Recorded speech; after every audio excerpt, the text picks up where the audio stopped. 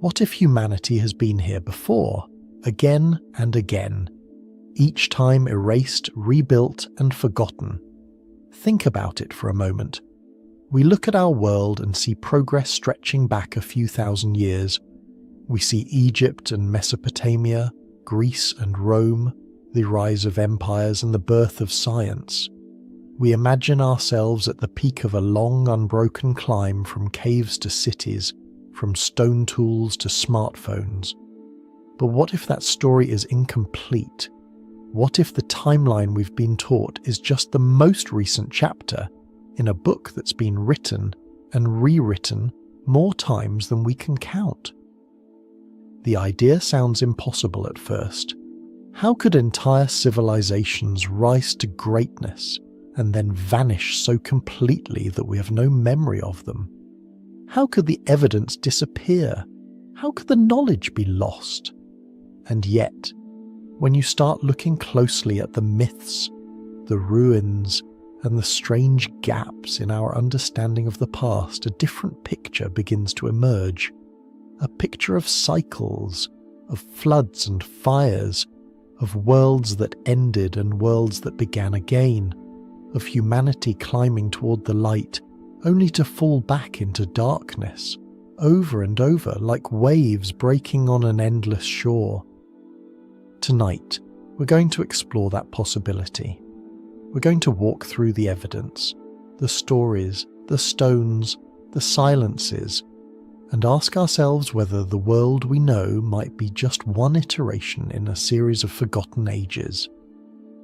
We're going to consider the myths that speak of earlier humanities, the ruins that shouldn't exist according to our timelines, and the catastrophes that could erase everything we've built in a matter of days or hours. We're going to look at what science says, what history whispers, and what the Earth itself might be trying to tell us. Because if civilization has been reset before, then everything changes. Our sense of who we are, where we came from, and how fragile our world really is, all of it shifts. And the question becomes not just has it happened before, but when will it happen again? So settle in. Let the world outside fade away. And let's begin at the beginning, or rather, at one of many beginnings, with the stories that have survived the resets carried forward in myth and memory, waiting for us to finally understand what they're trying to say. Every culture on Earth tells a story about a flood, not just any flood, a flood that covered the world, that rose higher than mountains, that drowned cities and forests and entire civilizations beneath its waters. The details change from place to place, but the core remains the same. There was a world before this one, and it ended in water. The most famous version comes from the Bible, of course.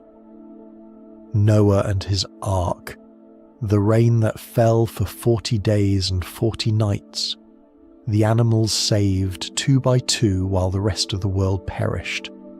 But the biblical flood is just one telling of a much older story. Long before Genesis was written, the Sumerians told of Ziusudra, a king who survived a divine flood sent to destroy humanity. The Babylonians had Utnapishtim, who built a great boat and weathered the deluge while the gods wept at what they had done. The Greeks spoke of Deucalion and Pyrrha, the sole survivors of a flood sent by Zeus to cleanse the earth of a corrupt and violent age. And it's not just the Mediterranean world. The Hindus describe a great flood in the Matsya Purana, where Manu, the first man, is warned by a fish, an avatar of Vishnu, to build a boat before the waters come. In China, the legend of Gunyu tells of a catastrophic flood that lasted for generations, reshaping the land and forcing humanity to rebuild from almost nothing. The Hopi people of North America speak of multiple worlds that came before this one, each destroyed when humanity fell out of balance, and the third world, they say, ended in a flood that swallowed everything. The Maya had their own version, recorded in the Popol Vuh. The gods created humanity multiple times, and each time, when the people failed to honor their creators, the world was destroyed. One of those destructions came as a great flood, a resin that fell from the sky and drowned the earth, wiping away the flawed creations so the gods could try again.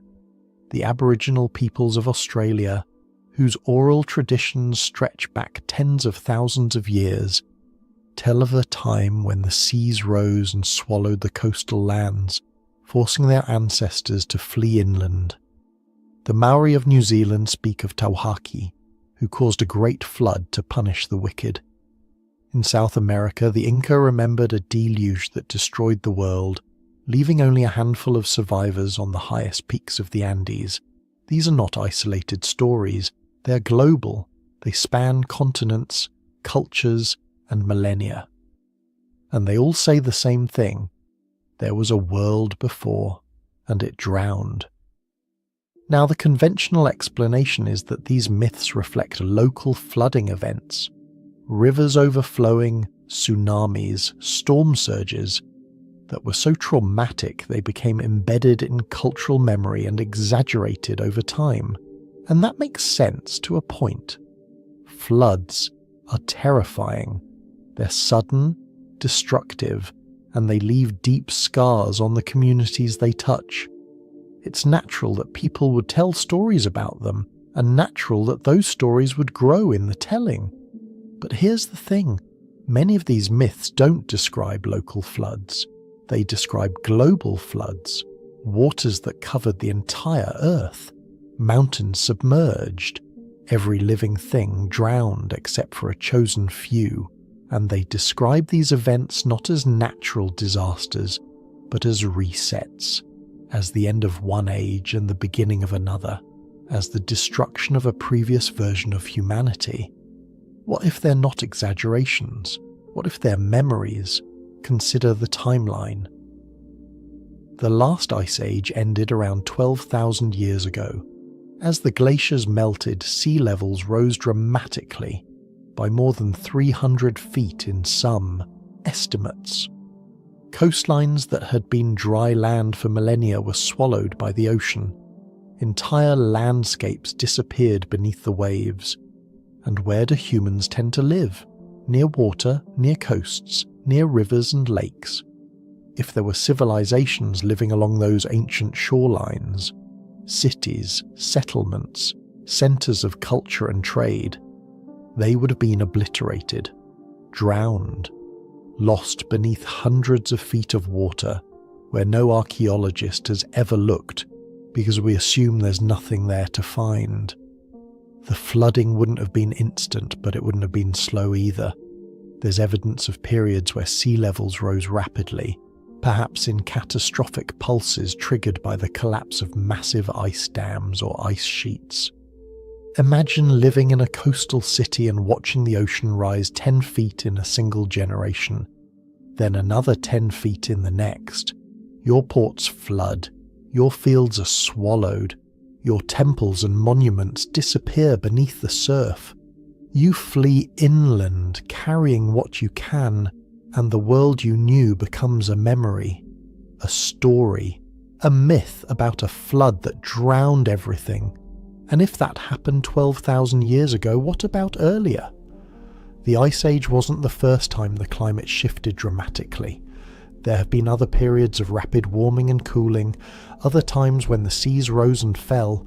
Could there have been even older civilizations lost in earlier floods, their stories passed down and blended with the more recent catastrophe until they all became one great deluge in the collective memory of humanity?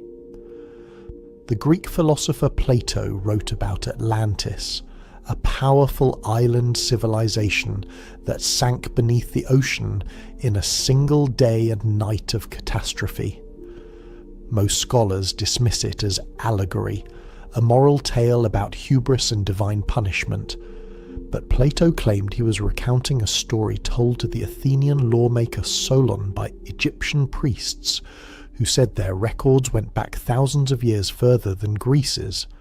The priest told Solon that the Greeks were like children, remembering only the most recent disasters, while Egypt's records preserve the memory of many destructions, by fire, by flood, by plague, that had wiped out earlier civilizations. What if the priests were right? What if Atlantis wasn't allegory, but a fragment of genuine memory, distorted, mythologized, but rooted in something real?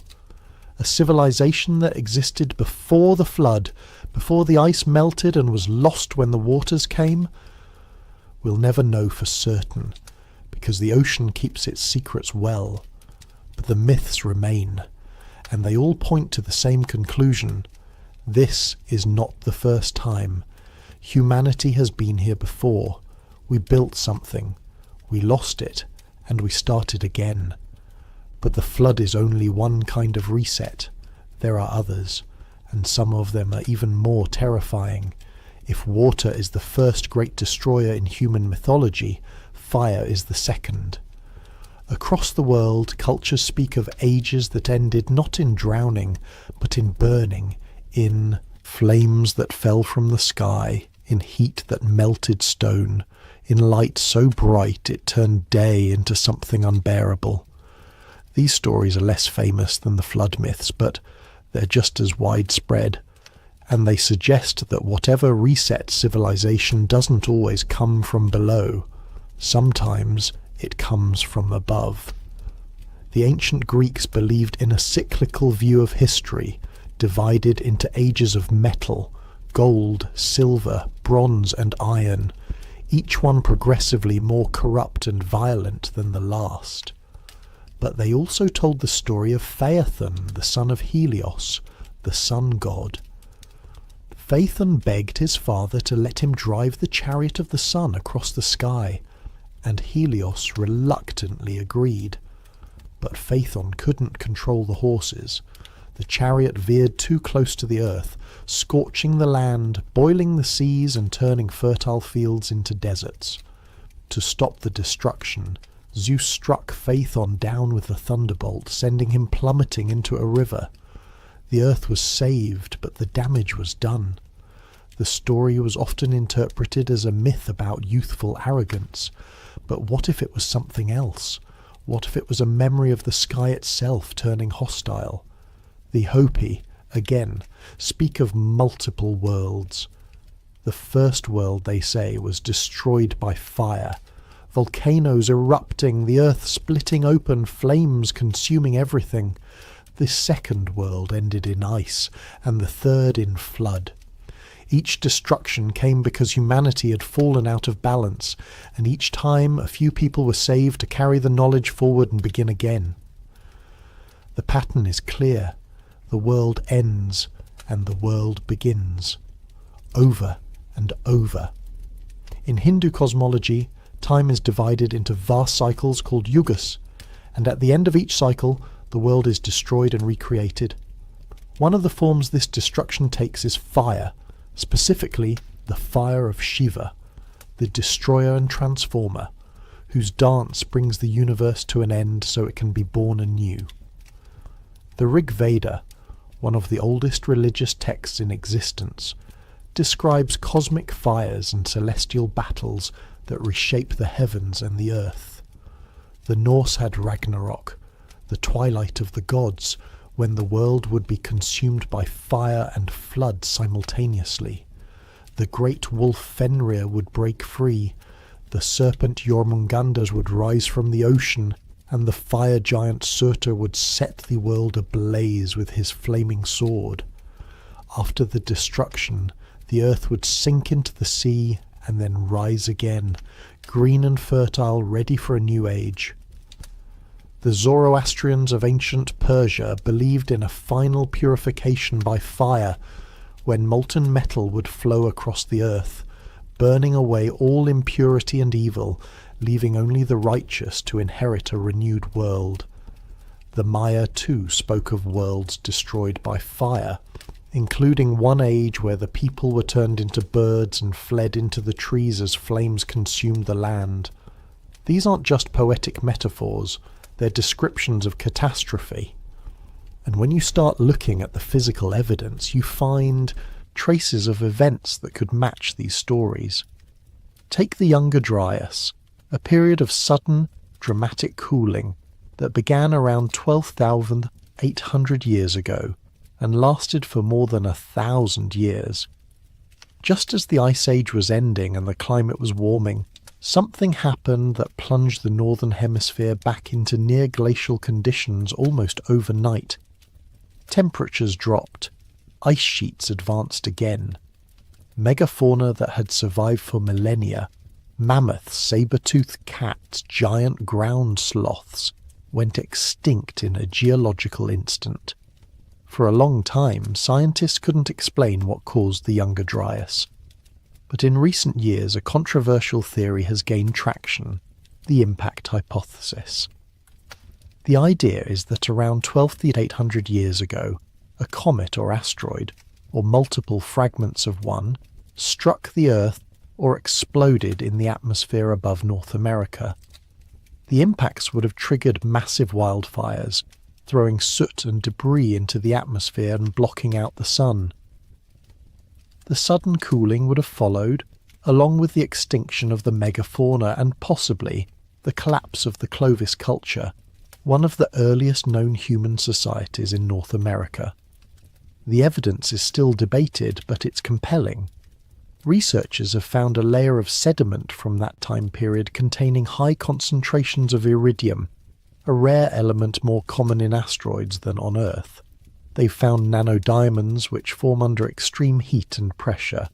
They've found spherules, tiny glassy beads created when rock melts and cools rapidly, the kind of thing you'd expect from an impact or an airburst. And they've found this layer not just in one place, but across North America, Europe, and parts of Asia. If the impact hypothesis is correct, then the myths of fire falling from the sky aren't myths at all. They're memories. Memories of a time when the heavens opened and rained down destruction, when the forest burned and the sky turned black, when the world as people knew it came to an end. But it's not just ancient impacts we need to worry about. The sun itself is a threat. Every so often the sun releases a burst of energy called a solar flare or a coronal mass ejection. Most of the time these events are harmless. Beautiful auroras dancing in the polar skies, nothing more. But occasionally a truly massive flare can strike the Earth's magnetic field with enough force to cause real damage. In 1859, an event called the Carrington Event sent a solar storm so powerful that telegraph systems around the world sparked and caught fire. Operators received electric shocks, papers ignited.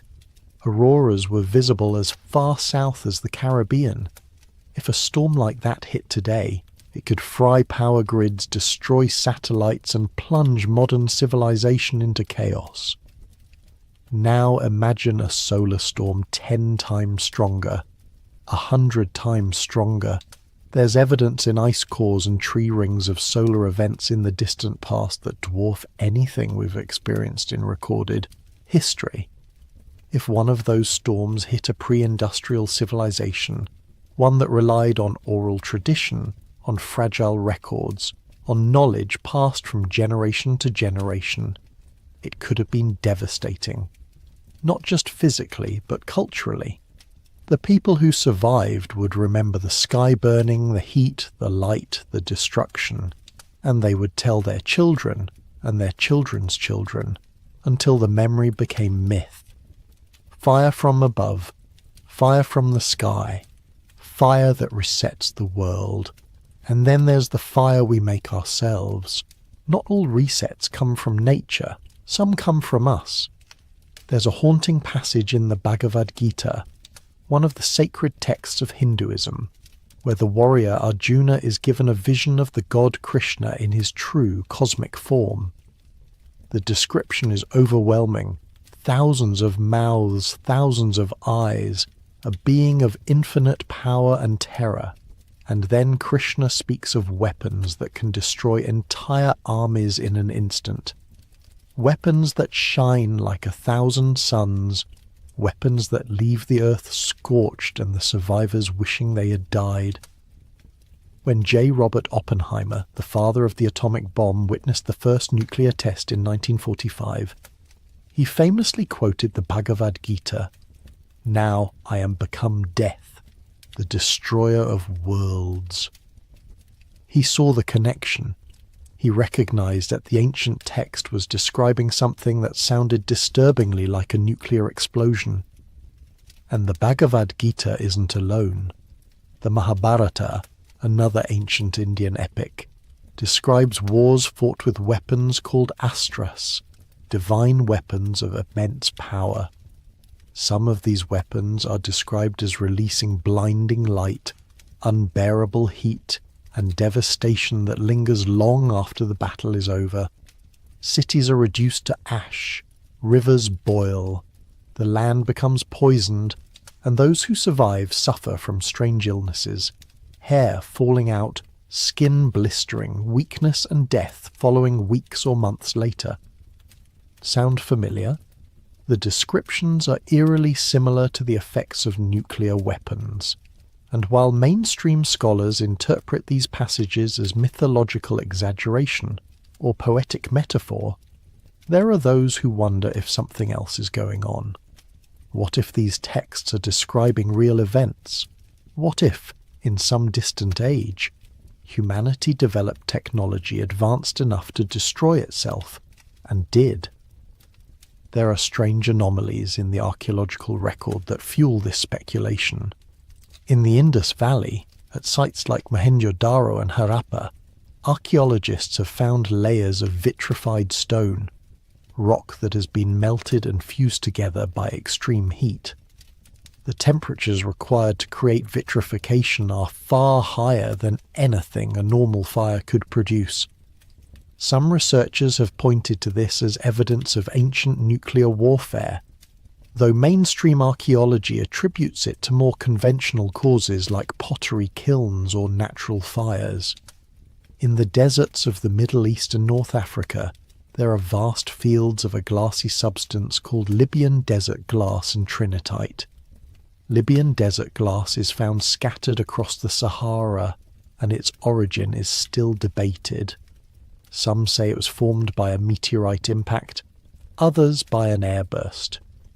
Trinitite, on the other hand, is the glassy residue created by the first atomic bomb test in New Mexico. The two substances are remarkably similar. Could ancient desert glass have been created the same way? Then there are the stories. The Bible describes the destruction of Sodom and Gomorrah, cities obliterated by fire and brimstone raining from the sky, leaving the land so poisoned that nothing could grow there. Lot's wife looked back at the destruction and was turned into a pillar of salt. Or was it something else? Radiation sickness, perhaps, or the flash of an explosion so bright it burned her where she stood. The ancient Sumerian texts speak of wars between the gods, battles fought with weapons that shook the earth and split the sky. The Epic of Gilgamesh describes a great cedar forest that was destroyed by fire, leaving the land barren. The Egyptian texts mention a time when the gods fought among themselves and the land was laid waste. What if these weren't gods at all? What if they were people? People with technology we can barely imagine. People who built a civilization so advanced that it could harness the power of the atom, or something even more destructive. And what if, like us, they reached a point where they turned that power against each other?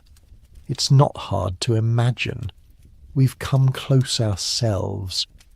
During the Cold War, the United States and the Soviet Union built enough nuclear weapons to destroy the world several times over. We stood on the brink more than once, and only luck or the courage of a few individuals kept us from pulling the trigger. If we had, what would be left? Cities turned to rubble, forests burned, the atmosphere choked with ash and radiation. And in a few thousand years, after the survivors had rebuilt what they could, what would they remember? Would they have clear records of what happened, or would the truth fade into myth? Would they tell stories of gods who fought in the sky, of weapons that shone like the sun, of a world that ended in fire? The idea that an ancient civilization destroyed itself with advanced technology is, admittedly, speculative. There's no smoking gun, no undeniable proof, but the absence of evidence is not the same as evidence of absence. If a civilization did destroy itself 10,000 years ago, or 20,000 or 50,000, what would remain? Metal corrodes, stone crumbles, cities are swallowed by jungles, deserts and seas, and if the survivors were few, scattered and traumatized, they might not have the means or the will to preserve the knowledge of what came before. They would start over from scratch, and the old world would become a story, a warning, a myth. And maybe that's what all these myths are. Warnings, echoes of a time when humanity reached too far, built too much, and paid the price. A reminder that the cycle can end not just with floods and fires from the heavens, but with fires we light ourselves. But whether the reset comes from nature or from us, the question remains: how many times has it happened? How many civilizations have risen and fallen before ours? And what evidence might still be out there waiting to be found? If civilizations have been reset before, you'd expect to find traces, ruins, artifacts, something that doesn't fit the timeline we've been taught. And when you start looking, you find exactly that. There are structures scattered across the world that defy easy explanation. Not because they're impossible, clearly they exist, but because they seem too advanced, too precise, too ambitious for the cultures we believe built them. They sit like riddles in stone, challenging our assumptions about what ancient people could and couldn't do. Take Göbekli Tepe in southeastern Turkey.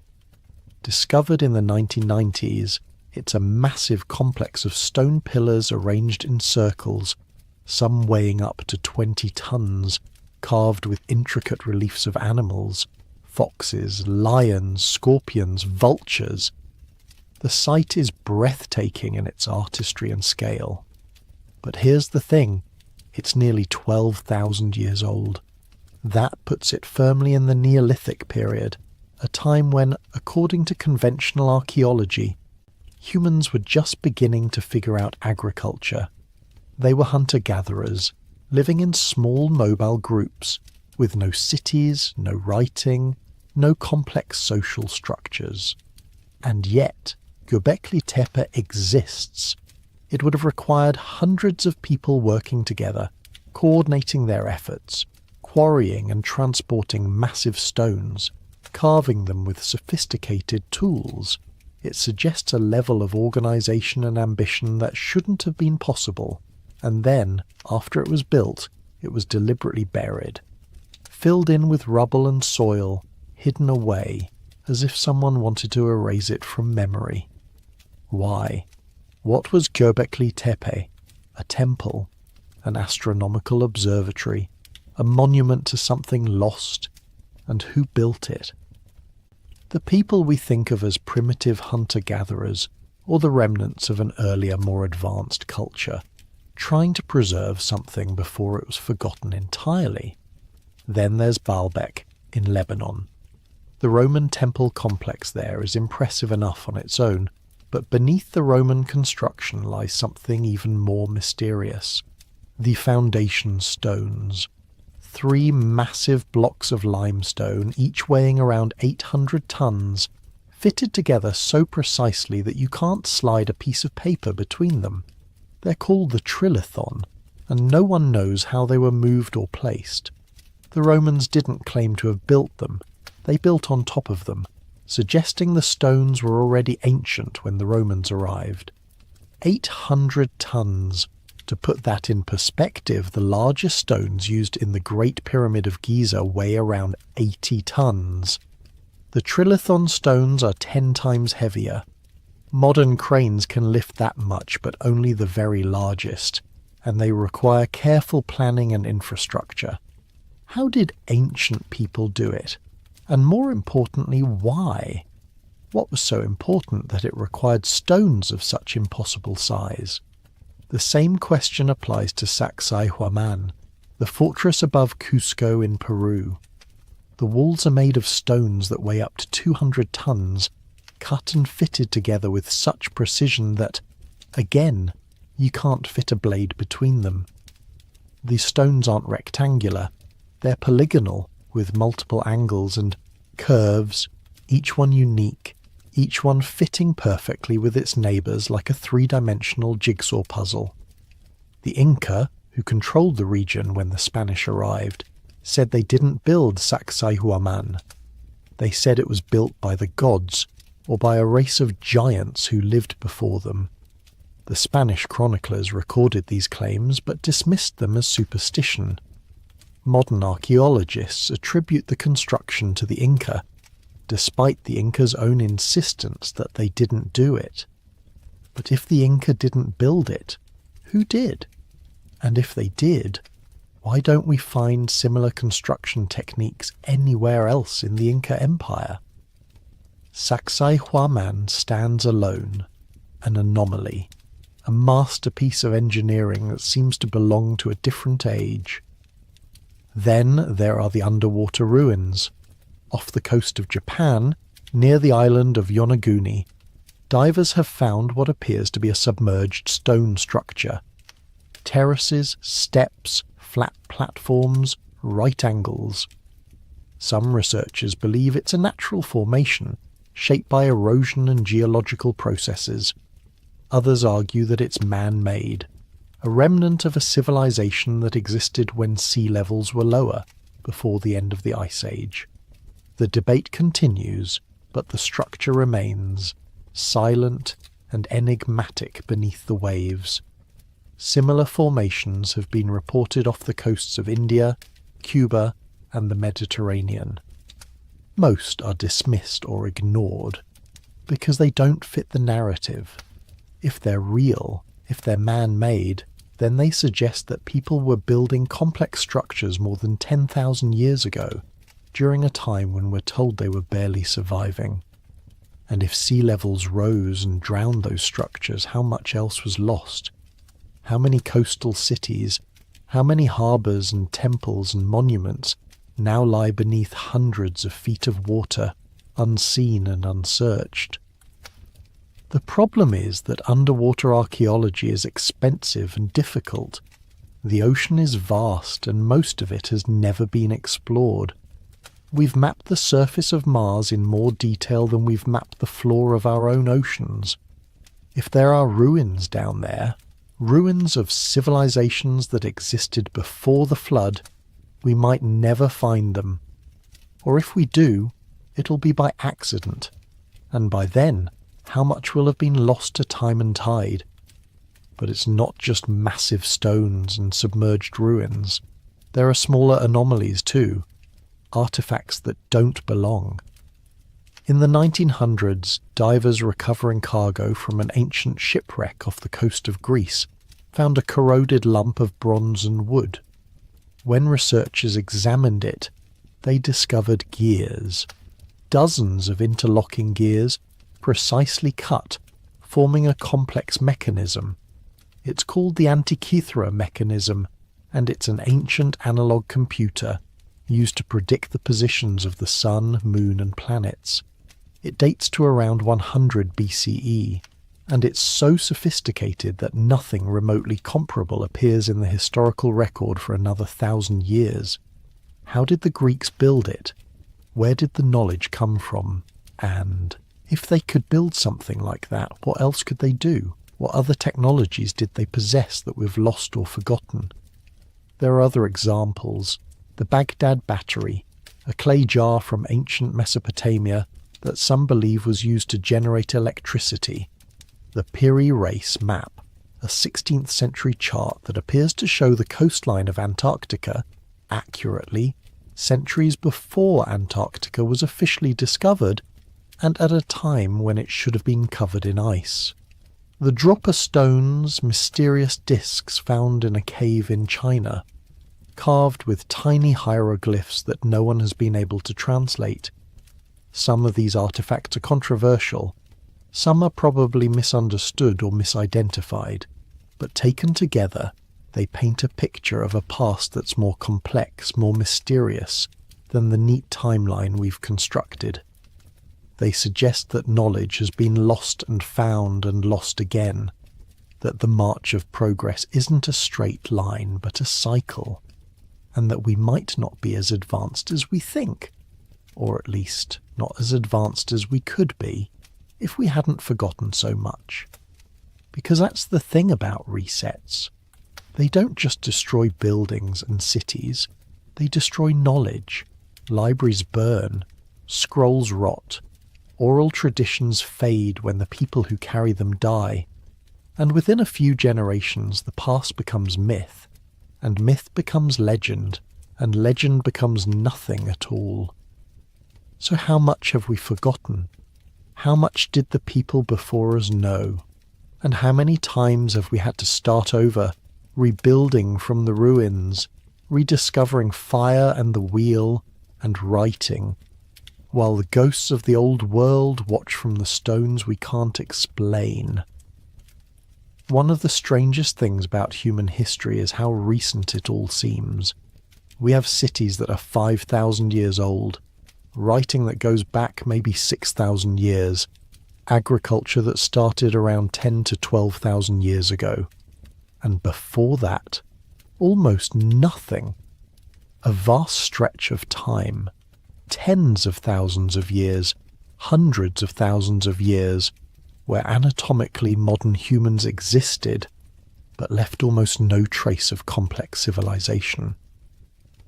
Homo sapiens has been around for at least 200,000 years, possibly longer. For most of that time, we were hunter-gatherers, living in small groups, following the herds, gathering plants, making tools from stone and bone. And then suddenly, around 12,000 years ago, everything changed. We started farming. We built permanent settlements. We developed pottery, weaving, metallurgy. We created art, religion, government. We built cities and temples and monuments. Civilization exploded into existence, seemingly out of nowhere. Why? The standard explanation is that the end of the Ice Age created favourable conditions for agriculture. The climate warmed, the glaciers retreated, and suddenly there was more arable land, more predictable weather, more resources. People settled down, started planting crops, and the rest followed naturally. But that explanation has always felt incomplete. Humans were just as intelligent 50,000 years ago as they are today. They had the same brains, the same capacity for language and abstract thought and innovation. So why did it take so long for civilization to emerge? Why did we spend nearly 200,000 years as hunter-gatherers and then suddenly, in the blink of an eye, become builders and farmers and priests? One possibility is that we didn't.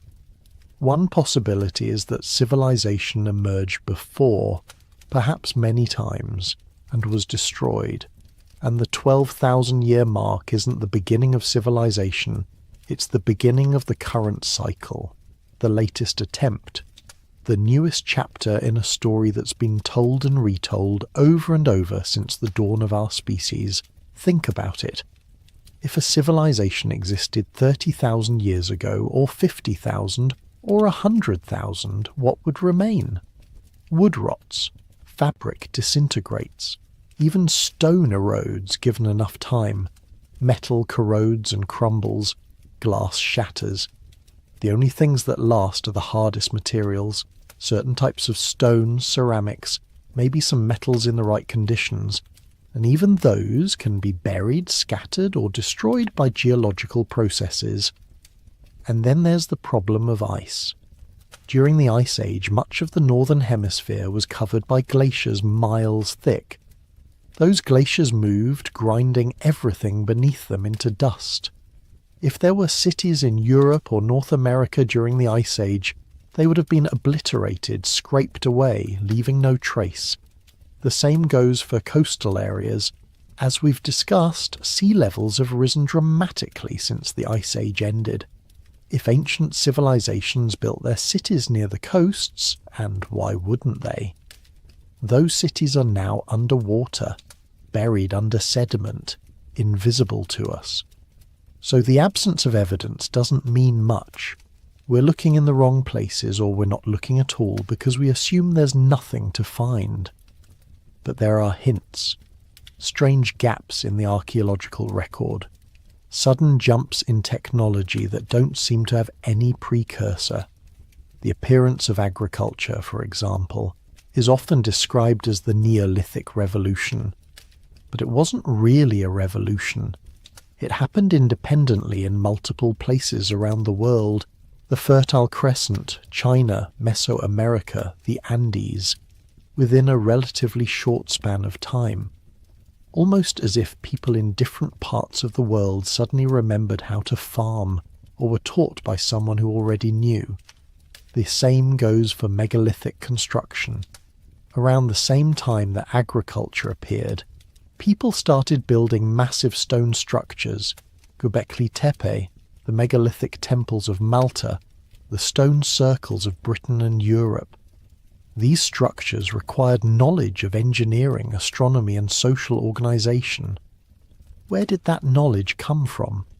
Did it develop independently in each place, or was it inherited from an earlier culture, passed down through myth and memory until people were ready to use it again?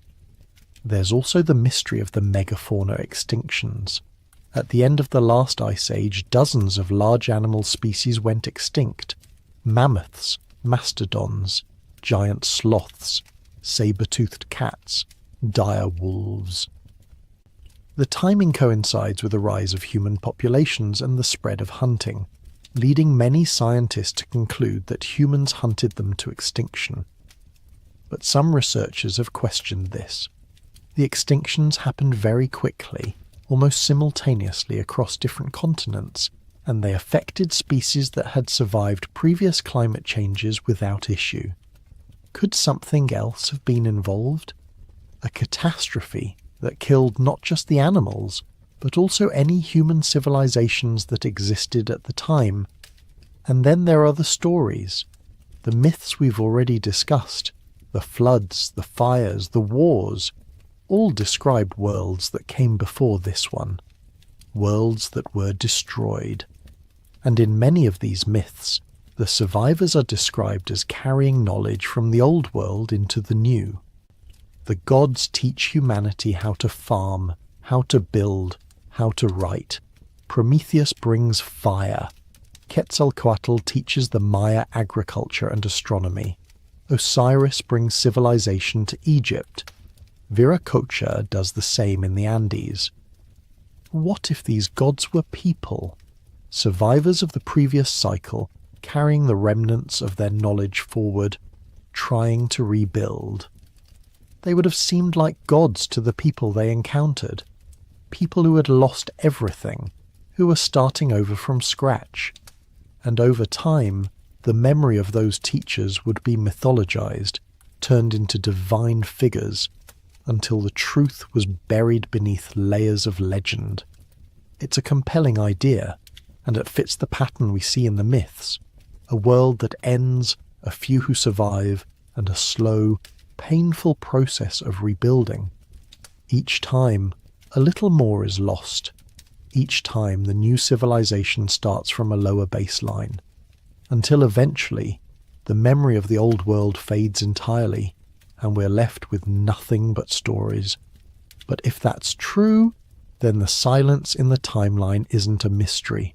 It's a scar, a gap left by the resets, by the cycles of destruction and rebirth that have shaped our species since the beginning. And the question becomes, how many scars are there? How many times have we risen and fallen? And are we approaching the next scar, the next silence, the next reset?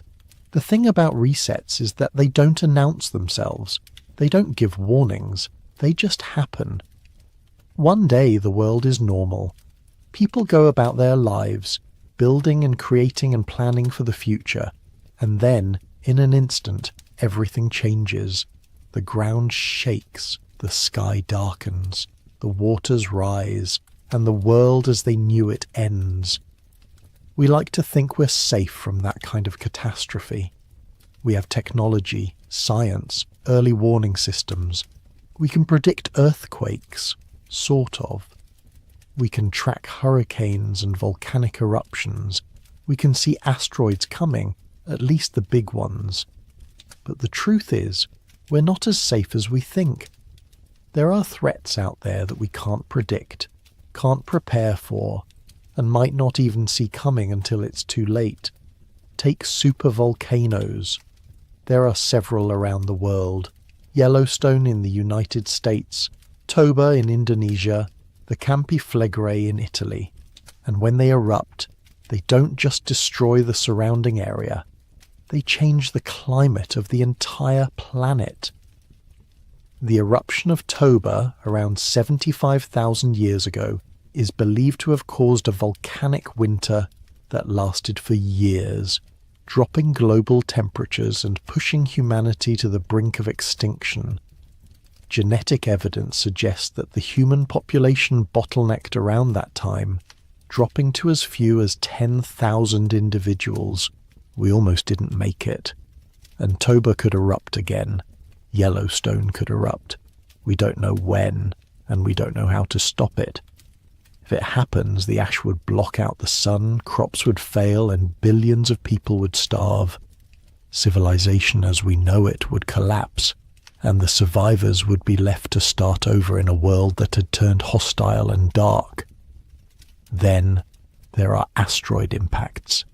We've gotten better at tracking near-Earth objects, but we're far from perfect. Most of the asteroids we've catalogued are the big ones, the kind that would cause an extinction-level event if they hit. But there are thousands, maybe millions of smaller asteroids that we haven't found yet. An asteroid just a few hundred meters across could destroy a city.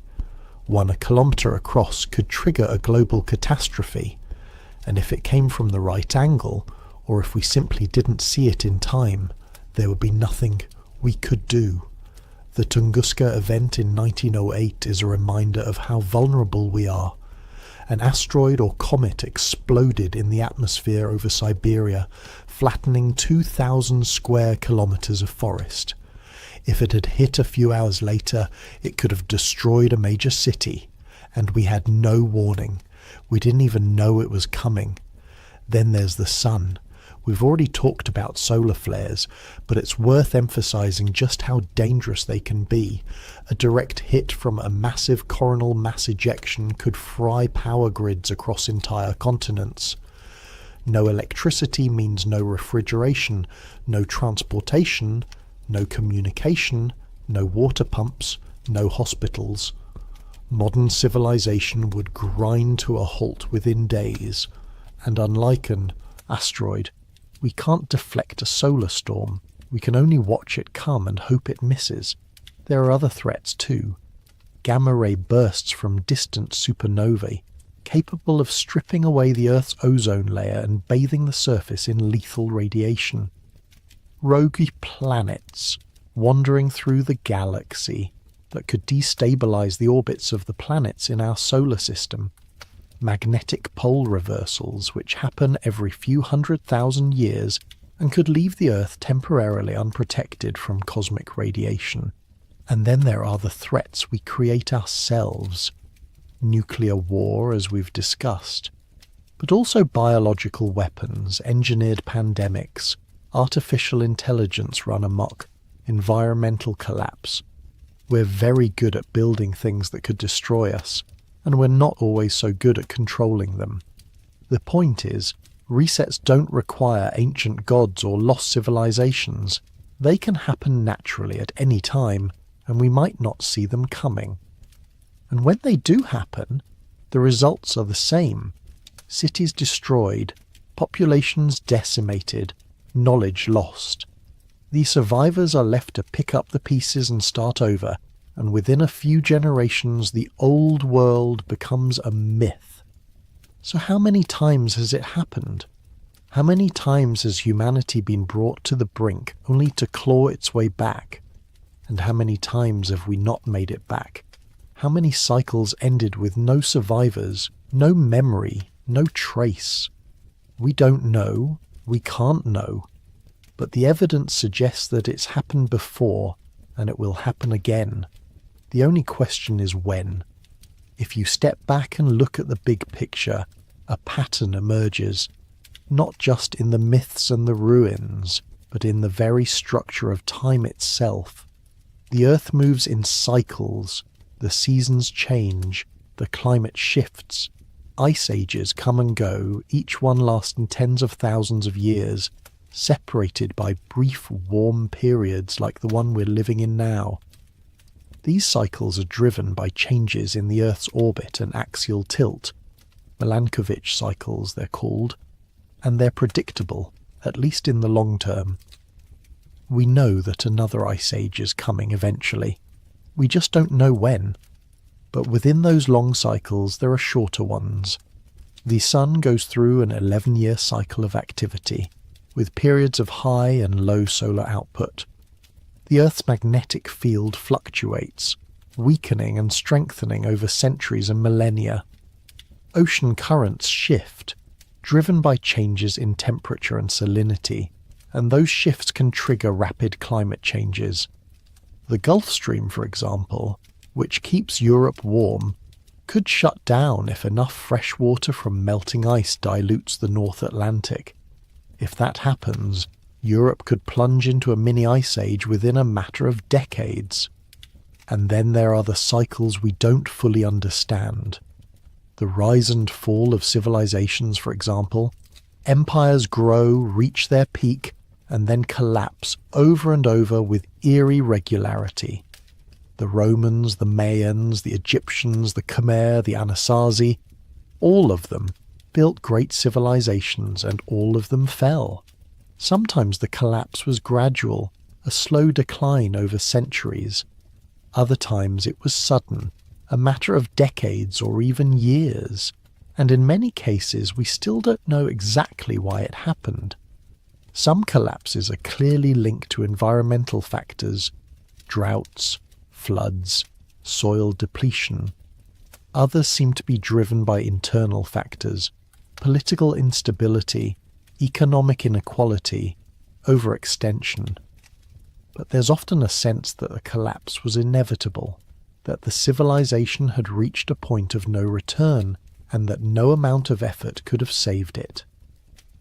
The historian Arnold Toynbee studied the rise and fall of civilizations and concluded that they follow a predictable pattern: genesis, growth, breakdown, and disintegration. Each civilization faces challenges, and how it responds to those challenges determines whether it survives or collapses. But eventually every civilization fails. The question is not if, but when. And if individual civilizations follow cycles, why not humanity as a whole? Why not the entire species, rising and falling in great waves, each wave reaching a little higher or a little lower than the last, but always following the same basic pattern? The ancient Greeks believed in the concept of the great year, a cycle lasting thousands of years, at the end of which the planets would return to their original positions and history would begin again. The Hindus believe in the Kali Yuga, the age of darkness and decline, which will eventually give way to a new golden age. The Maya had their long count calendar, which tracked cycles of creation and destruction spanning thousands of years. These aren't just philosophical ideas. They're reflections of a deep human intuition that time is not linear, but circular, that what has happened before will happen again, that the end is also the beginning. And maybe they're right. Maybe we're living in one of many cycles, one of many attempts by humanity to build something lasting, And maybe, like the civilizations that came before us, we're approaching the end of our cycle. The signs are there, if you know where to look. Climate change, resource depletion, political instability, the rise of technologies we don't fully understand and can't fully control. We're pushing the limits of what the planet can sustain, and we're doing it faster than any civilization in history. The question is, will we be different? Will we break the cycle, or will we follow the same path as those who came before us? Will we learn from the past, or will we repeat it? And if we do collapse, what will the next cycle look like? Will the survivors remember us? Will they tell stories about the people who built cities of glass and steel, who flew through the air and spoke across oceans, who reached for the stars and then fell back to Earth? Or will we fade into myth, like Atlantis, like the gods of old, until we're nothing but a whisper in the dark? If civilizations have been reset, before then someone must have remembered. Someone must have carried the knowledge forward, even if only in fragments. In almost every culture, there are stories of wise teachers who appeared after the catastrophe, bringing knowledge and guidance to the survivors. In Egypt, it was Thoth, the god of wisdom, who taught writing and mathematics. In Mesopotamia, it was the Apkallu, the 7 sages who came from the sea and taught humanity the arts of civilization. In Mesoamerica, it was Quetzalcoatl, the feathered serpent, who brought agriculture and astronomy. In the Andes, it was Viracocha, the creator god, who walked among the people and showed them how to build and farm. These figures are always described as coming from somewhere else, from the sea, from the sky, from a distant land.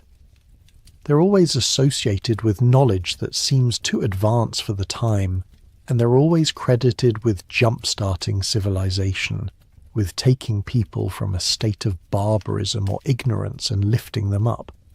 What if these stories are based on real people? Not gods, but survivors of the previous cycle, carrying the remnants of their knowledge forward. They would have seemed like gods to the people they encountered. People who had lost everything, who were struggling to survive in a world that had been turned upside down. And over time, the memory of those teachers would be mythologized, turned into divine figures, until the truth was buried beneath layers of legend. But the knowledge would remain, encoded in myths, in symbols, in the structures they built. The pyramids, the megaliths, the temples, all of them might be more than just monuments. They might be messages left by the memory keepers, trying to preserve something important for the next cycle. Take the Great Pyramid of Giza. It's one of the most studied structures in the world, and yet it's still full of mysteries. The precision of its construction is astonishing. The base is level to within a fraction of an inch. The sides are aligned almost perfectly with the cardinal directions.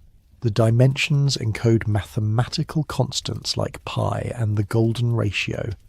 Some researchers believe the pyramid was designed as a kind of time capsule, a repository of knowledge encoded in its measurements and proportions.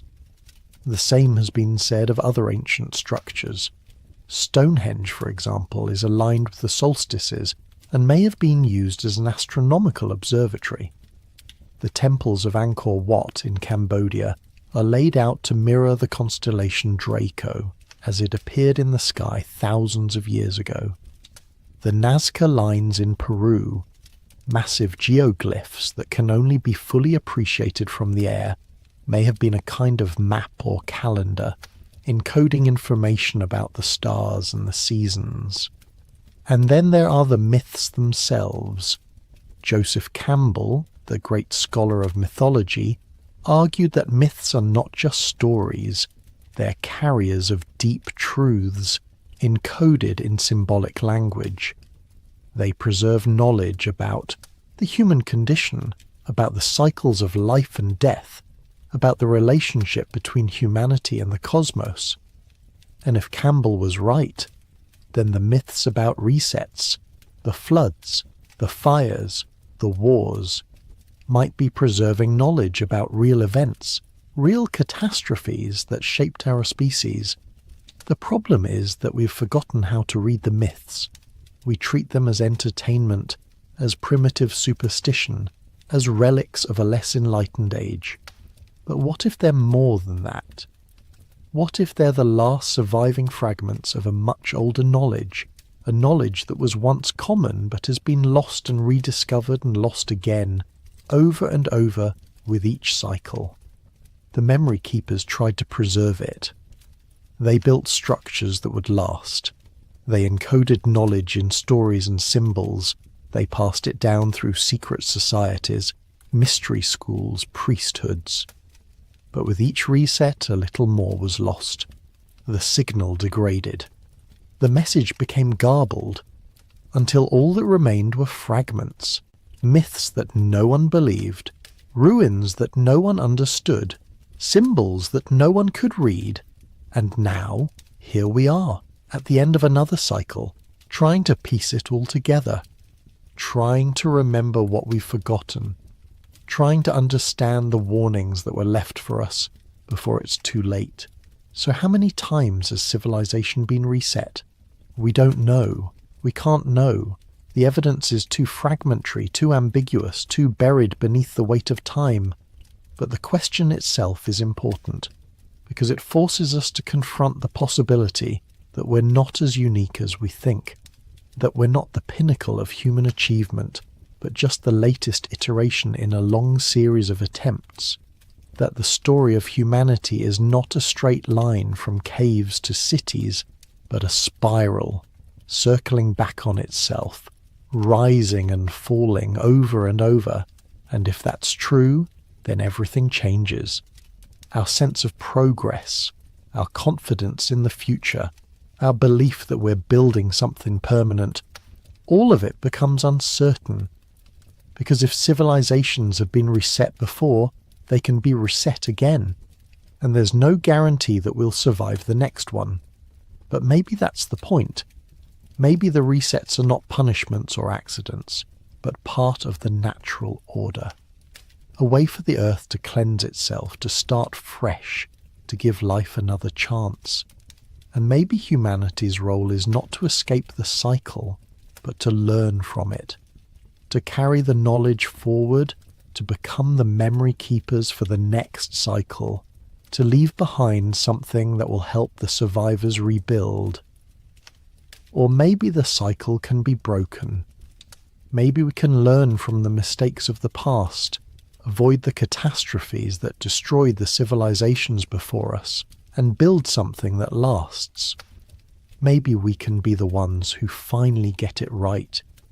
But to do that, we have to remember. We have to look at the myths, the ruins, the anomalies, and ask ourselves, what are they trying to tell us? What did the people before us know that we've forgotten? And what can we learn from their mistakes? Because the clock is ticking. The signs are all around us. The climate is changing. The resources are running out. The tensions are rising.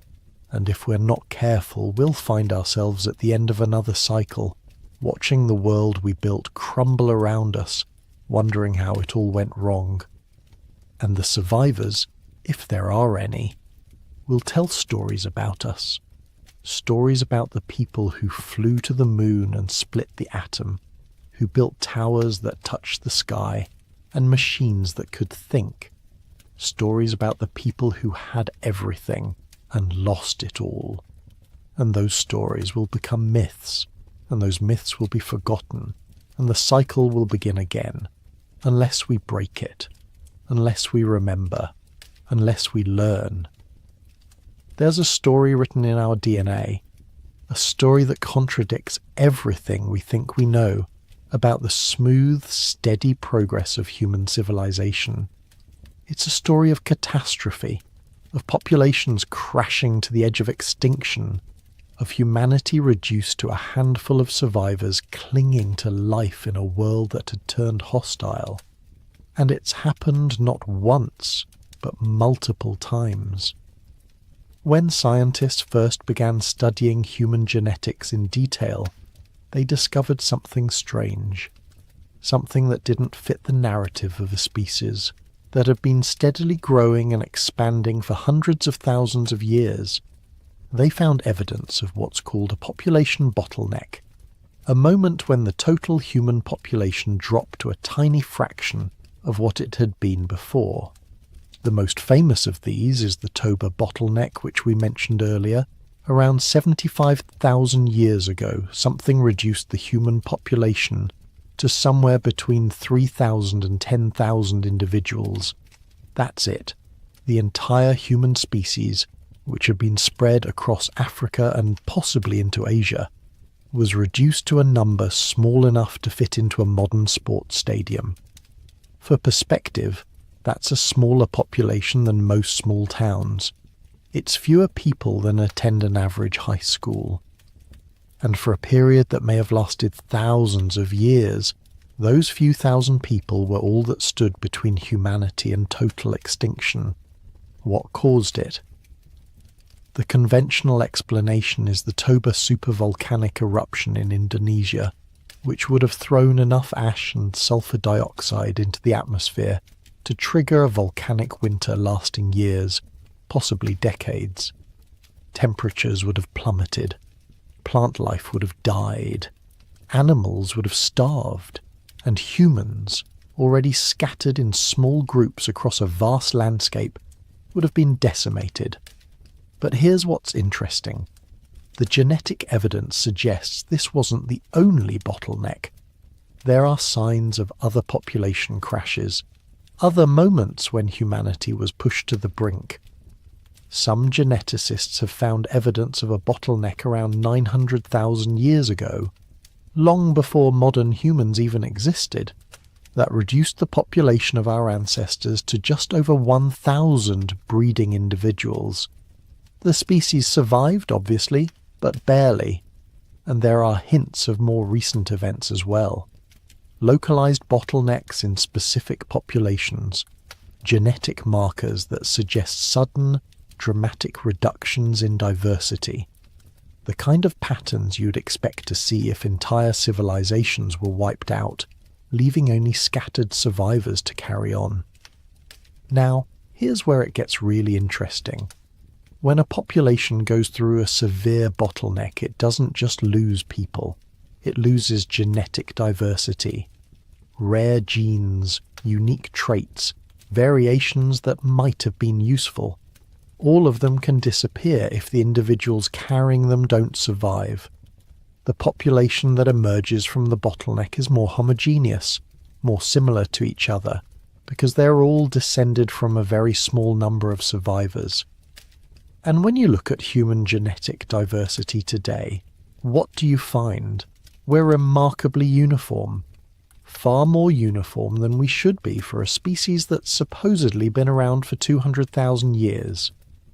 Chimpanzees, which live in a much smaller geographic range than humans, have significantly more genetic diversity than we do. So do gorillas. So do many other species that are far less widespread. Why? The most likely explanation is that we've gone through multiple severe bottlenecks, events that killed off most of humanity, leaving only small pockets of survivors to rebuild. And each time it happened, we lost a little more diversity, a little more of what made us varied and adaptable. But we also gained something. We gained resilience. Because the people who survived those bottlenecks weren't random. They were the ones who were smart enough, adaptable enough, lucky enough to make it through. They were the ones who could survive when the world fell apart, and they passed that survival instinct down to us. If you want to understand what a reset looks like, don't just look at humans. Look at everything else that disappeared at the same time. At the end of the last ice age, roughly 12,000 to 10,000 years ago, something extraordinary happened. Across the entire planet, dozens of large animal species, megafauna went extinct in what appears to have been a geological instant. Mammoths, mastodons, saber-toothed cats, giant ground sloths, dire wolves, short-faced bears, woolly rhinoceroses, giant beavers the size of modern bears, armadillos the size of cars, all gone. These were animals that had survived for millions of years. They had weathered previous ice ages, previous climate shifts, previous environmental changes. They were successful, well-adapted, dominant species, and then suddenly they weren't. The conventional explanation is the overkill hypothesis, that humans, spreading across the continents and becoming more efficient hunters, simply killed them all. We hunted the mammoths to extinction. We wiped out the giant sloths. We were so effective, so destructive, that we eliminated dozens of species in just a few thousand years. And there's some evidence for this. Human kill sites have been found with mammoth bones. We know humans hunted these animals. We know that wherever humans arrived, Australia, the Americas, Madagascar, waves of extinctions followed. But the timeline is problematic. The extinctions didn't happen gradually, as you'd expect if humans were slowly hunting species to extinction over thousands of years. They happened rapidly, almost simultaneously across different continents. Species that had never encountered humans went extinct at the same time as species that had been living alongside humans for tens of thousands of years. In North America, the extinctions were particularly severe. Roughly 80% of large mammal species disappeared. In South America, the number was similar. In Australia, which humans had reached much earlier, the extinctions happened thousands of years before, around 45,000 years ago. But again, they were rapid and devastating. Something doesn't add up. If humans were the sole cause, why didn't the extinctions happen gradually as human populations grew? Why did they cluster around specific time periods? And why did they affect animals that humans didn't even hunt, like giant tortoises and large flightless birds on remote islands? The alternative explanation is that something else happened. Something catastrophic that affected the entire planet. And humans didn't cause the extinctions. We survived them, barely, along with the few other large animals that made it through. Remember the Younger Dryas impact hypothesis? The idea that a comet or asteroid struck the Earth around 12,800 years ago, triggering the sudden cooling period that lasted more than 1,000 years. If that happened, it would explain a lot. The impacts would have triggered massive wildfires, throwing soot and debris into the atmosphere. The sky would have darkened, temperatures would have plummeted, plant life would have died, and herbivores, which depended on that plant life, would have starved. The carnivores that depended on the herbivores would have followed, and the few animals that survived would have been those that were adaptable enough, small enough, or lucky enough to find shelter and food in the chaos. Humans survived. But we weren't unscathed. If the genetic bottleneck evidence is correct, our population crashed. We were reduced to scattered bands, struggling to survive in a world that had become hostile and strange. And when we finally recovered, when we finally started building civilizations again, the megafauna were gone. The world we emerged into was emptier, quieter, smaller than the one that had existed before, and we forgot. We forgot what it had been like to live alongside mammoths and saber-toothed cats. We forgot that there had been creatures so large they could shake the earth when they walked. The memory faded into myth, stories of giants, of monsters, of legendary beasts that our ancestors defeated in the distant past. But the bones remain, scattered across the world, buried in tar pits and frozen in permafrost, The bones of the megafauna remind us that the world was once different, that something happened, that there was a time when everything changed, and most of what existed before was lost. Language is one of the most remarkable things about being human. It's what allows us to share ideas, build cultures, pass knowledge across generations. And when you look at the diversity of human languages, you see thousands of different tongues, each with its own grammar, vocabulary, and structure. But here's something strange. Almost all of them can be traced back to a handful of language families, and those families appear to have emerged relatively recently, within the last 10,000 to 15,000 years. Before that, silence, or at least a silence in the linguistic record. We have no idea what languages people spoke before the end of the last ice age, because language doesn't fossilize. It doesn't leave physical traces. It exists only in the minds and mouths of the people who speak it, and when those people die, if they haven't passed it on, the language dies with them. But linguists have noticed something curious. When they trace languages back through time, looking for common roots and ancestral tongues, they keep hitting a wall around the same period, roughly 10,000 to 15,000 years ago. Beyond that point, the connections become fuzzy, speculative, impossible to prove. It's as if language itself was reset. Now, that doesn't mean humans before the time didn't have language. Anatomically, modern humans have been around for at least 200,000 years, and we almost certainly had language for most of that time. The capacity for language is hardwired into our brains. It's one of the things that makes us human. But something happened around 12,000 years ago that disrupted the linguistic landscape so completely that almost all traces of older languages were wiped out. What could do that?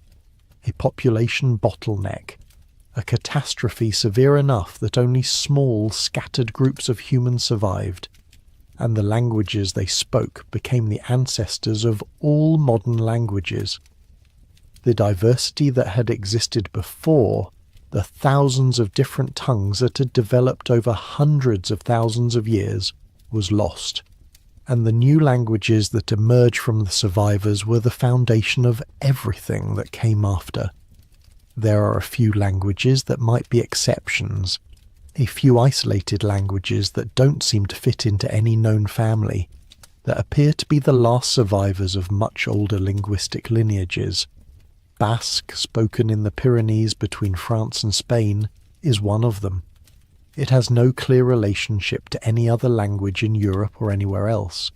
It's a linguistic island, a remnant of something that existed before the Indo-European languages swept across the continent. The same is true of some indigenous languages in the Americas, in Australia, in Papua New Guinea. Languages that seem to stand alone, unconnected to anything else. Are these the last echoes of pre-catastrophe languages, the survivors of linguistic lineages that were otherwise completely erased? We don't know. We can't know, but the pattern is suggestive. And then there's the question of why language evolved in the first place. Modern humans existed for well over 100,000 years before we see any clear evidence of complex symbolic thought, art, music, elaborate tools, jewellery. For most of our history, we seem to have been anatomically modern, but behaviourally archaic. And then suddenly, around 50,000 to 70,000 years ago, something changed. We started creating art. We started burying our dead with grave goods. We started making sophisticated tools and ornaments. What happened? Some researchers call it the Great Leap Forward, or the Upper Paleolithic Revolution, the sudden emergence of modern human behaviour after tens of thousands of years of apparent stagnation. But was it really sudden?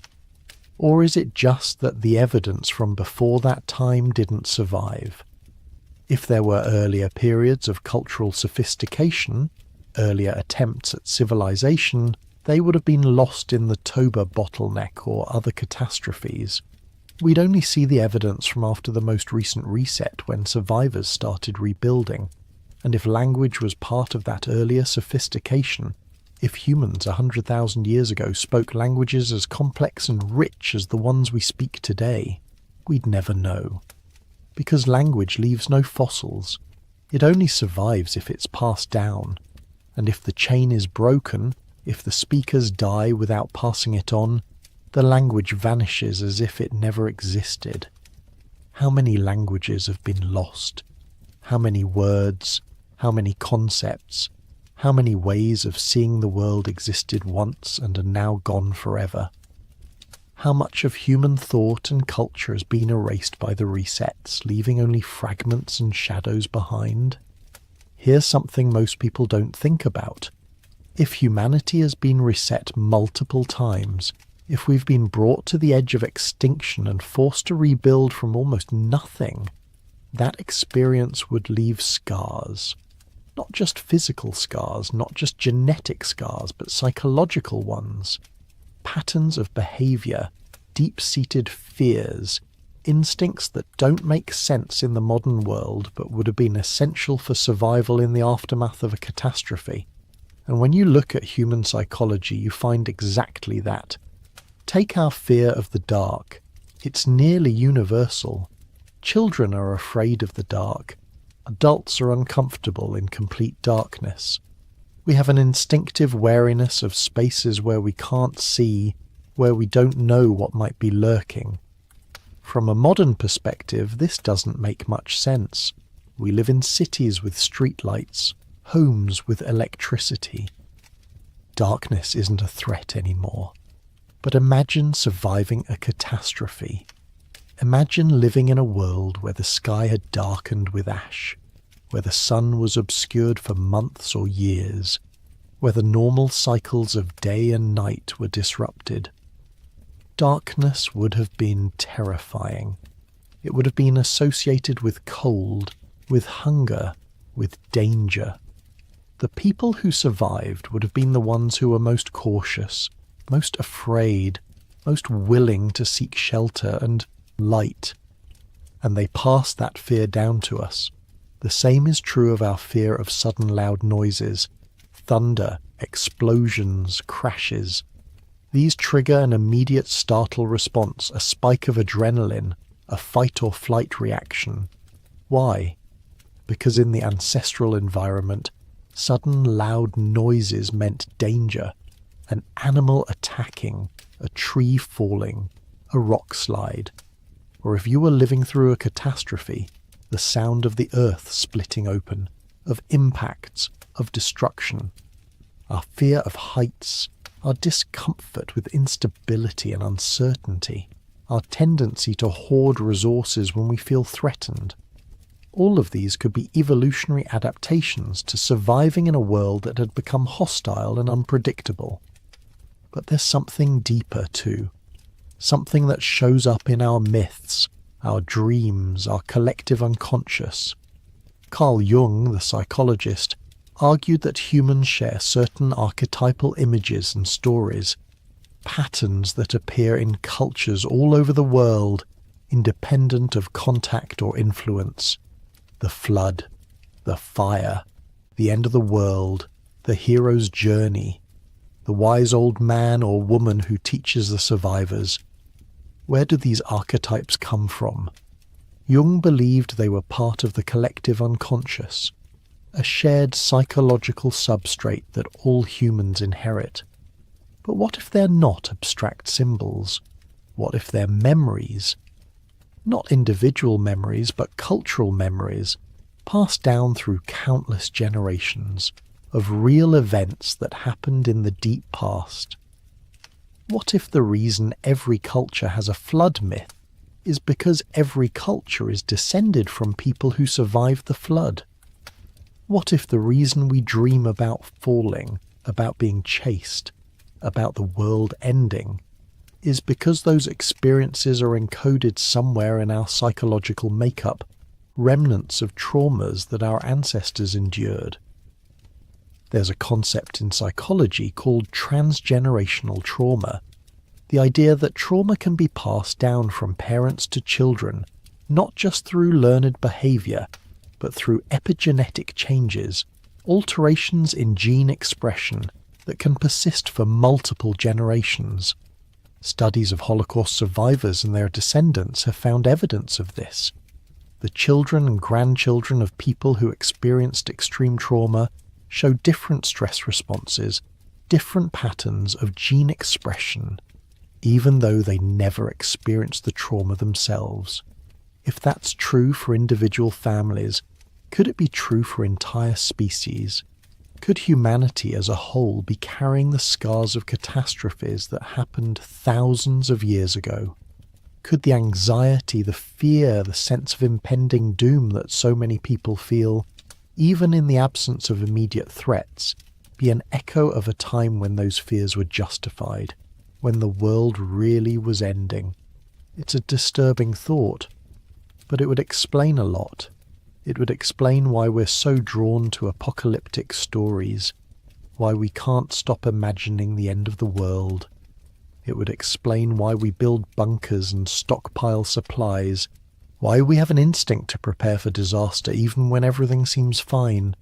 Because deep down, we remember, not consciously, but in our bones, in our blood, in the ancient parts of our brains that evolved to keep us alive. We remember that the world has ended before. We remember that safety is an illusion. We remember that everything can change in an instant, and we're waiting for it to happen again. Let's talk about why so many ancient cultures were obsessed with the heavens. Everywhere you look, ancient civilizations built structures aligned with astronomical phenomena.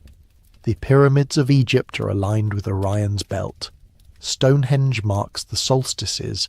The temples of Angkor Wat mirror the constellation Draco. The Mayan pyramids align with Venus and other celestial bodies. The Nazca lines in Peru are best viewed from above, as if they were meant to be seen from the sky. Ancient observatories appear in cultures that supposedly had no contact with each other. Yet they all show the same preoccupation with tracking the stars, the planets, the movements of the heavens. Why? What was so important about the sky? The conventional answer is that ancient people used the stars for calendars, for agriculture, for navigation. And that's true, as far as it goes. Knowing when to plant crops, when the seasons would change, when to expect floods or droughts. All of that would have been essential for survival. But it doesn't explain the scale of the effort. It doesn't explain why cultures would invest enormous resources, decades or centuries of labour, into building massive stone structures just to track the movements of celestial bodies. A simple wooden post would work as a sundial. A row of stones would be enough to mark the solstice. You don't need a pyramid. You don't need Stonehenge. Unless the sky wasn't just a calendar. Unless it was something more. Something dangerous. What if ancient cultures were so obsessed with tracking the heavens because they knew that's where the danger came from? What if they were watching for asteroids, for comets, for signs that another catastrophe was coming? Think about it. If your civilization had been destroyed by an impact from space, if you had survived and rebuilt, what would you do? You'd watch the sky. Obsessively. You'd track every celestial object, every anomaly, every change in the patterns you knew. You'd build structures to help you observe, to help you remember, to help you predict, and you'd teach your children to do the same, because forgetting, even for a generation, could mean extinction. The ancient astronomers weren't just priests conducting rituals. They were sentries, watchers, early warning systems for a threat that could appear at any time, without warning, and destroy everything. And there's evidence that they knew more than we give them credit for. The Sumerians had detailed astronomical records that go back thousands of years. They tracked the precession of the equinoxes, a cycle that takes 26,000 years to complete. How? Why? What could they possibly use that information for, unless they were thinking in terms of deep time, unless they were trying to preserve knowledge across multiple cycles, multiple resets, unless they knew that civilizations rise and fall, and they wanted to leave markers, guideposts for whoever came after. The Great Pyramid encodes mathematical constants. P, the golden ratio, the speed of light in some interpretations. The dimensions of the Earth and the Moon can be derived from its measurements. Some researchers believe it's a time capsule, a repository of knowledge encoded in stone, designed to survive any catastrophe and speak to whoever finds it thousands of years later. Is that crazy? Maybe. But consider this. If you wanted to preserve knowledge for the long term, for thousands or tens of thousands of years, how would you do it? Books decay. Digital storage requires technology to read. Language changes and becomes incomprehensible, but mathematics is universal. Geometry is universal, and stone lasts. What if the pyramids, the megaliths, the ancient observatories aren't just monuments? What if they're messages? Messages to the future, from people who knew the past. People who had survived resets and were trying to warn us, trying to give us the tools we'd need to survive the next one. The sky was important to them because the sky was the threat. And they were trying to tell us, watch the heavens, remember, be ready, because it will happen again. One of the most unsettling things about knowledge loss is how easily it happens, how quickly a civilization can forget what it once knew. You don't need a catastrophe. You just need a few generations of people who don't think the old knowledge is important anymore. The Library of Alexandria is the classic example. One of the largest and most significant libraries of the ancient world, containing hundreds of thousands of scrolls, decades or centuries of accumulated knowledge, and then it burned. Or was it gradually neglected and stripped over time? Historians disagree, but the result was the same. An immense amount of knowledge was lost. Books that existed in only a single copy were gone forever. We know the names of lost works, entire plays by Sophocles, multiple books of Livy's history of Rome, scientific treatises by Archimedes and others, but we'll never read them. They're gone. How much did we lose? We can't even estimate because we don't know what we don't know. There could have been works of genius, revolutionary discoveries, insights that would have advanced human knowledge by centuries. Or there could have been mundane administrative records. We'll never know, and Alexandria wasn't unique. The destruction of the House of Wisdom in Baghdad during the Mongol invasion in 1258 destroyed centuries of Islamic scholarship. The burning of the Mayan codices by Spanish priests eliminated almost all written records of Mayan history and knowledge. The loss of the library of the Temple of Jerusalem, the destruction of countless monasteries and their libraries during various wars and persecutions. Each time, irreplaceable knowledge vanished. But here's the thing, you don't need fire or invaders. Knowledge can be lost through simple neglect. When the Roman Empire fell, Europe entered the Dark Ages. It's not that people became stupid. They were just as intelligent as their ancestors. But the institutions that preserved and transmitted knowledge collapsed. Books were no longer copied. Schools closed. Trade networks that brought materials and ideas from distant places broke down. And within a few generations, Europeans had forgotten how to build aqueducts, how to make concrete, how to perform surgeries that Roman doctors had considered routine.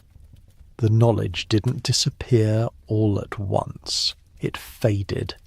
Each generation knew a little less than the one before. Techniques became rituals. performed without understanding why. Tools were used without knowing how they'd been made, and eventually people forgot that they'd forgotten. They thought the Roman ruins were built by giants or gods, because the idea that ordinary humans had built them seemed impossible. It took 1,000 years for Europe to recover the knowledge it had lost, and it only recovered it because some of that knowledge had been preserved elsewhere, in the Islamic world, in the Byzantine Empire, in scattered monasteries where monks painstakingly copied ancient texts, often without understanding what they were copying, how much didn't survive, how much was lost permanently. We know that Roman engineers built mechanical devices, automated systems, sophisticated machinery. We have descriptions of them in ancient texts, but we don't have the devices themselves, and the descriptions aren't detailed enough to reconstruct them. The knowledge of how to build them died with the craftsmen who made them, and this keeps happening. Every civilization that falls loses knowledge. Every time a cultural chain is broken, information disappears. We've lost the ability to navigate by the stars the way Polynesian sailors could, crossing thousands of miles of open ocean with no instruments. We've lost traditional medicinal knowledge from countless indigenous cultures, plants and treatments that could have had real value but were dismissed as superstition. We've lost crafts, techniques, entire ways of understanding the world. And now, in the digital age, we're more vulnerable than ever. We store everything on systems that require constant maintenance, constant power, constant technological support.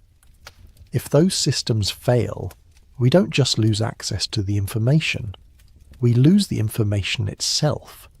A book in a library can sit on a shelf for centuries and still be readable. A hard drive without power is just a useless lump of metal and plastic. We like to think we're too advanced to lose knowledge, that we have too many backups, too many copies. But the same has been true of other civilizations. The Romans thought their empire would last forever. The Mayans built cities they thought would stand for all time.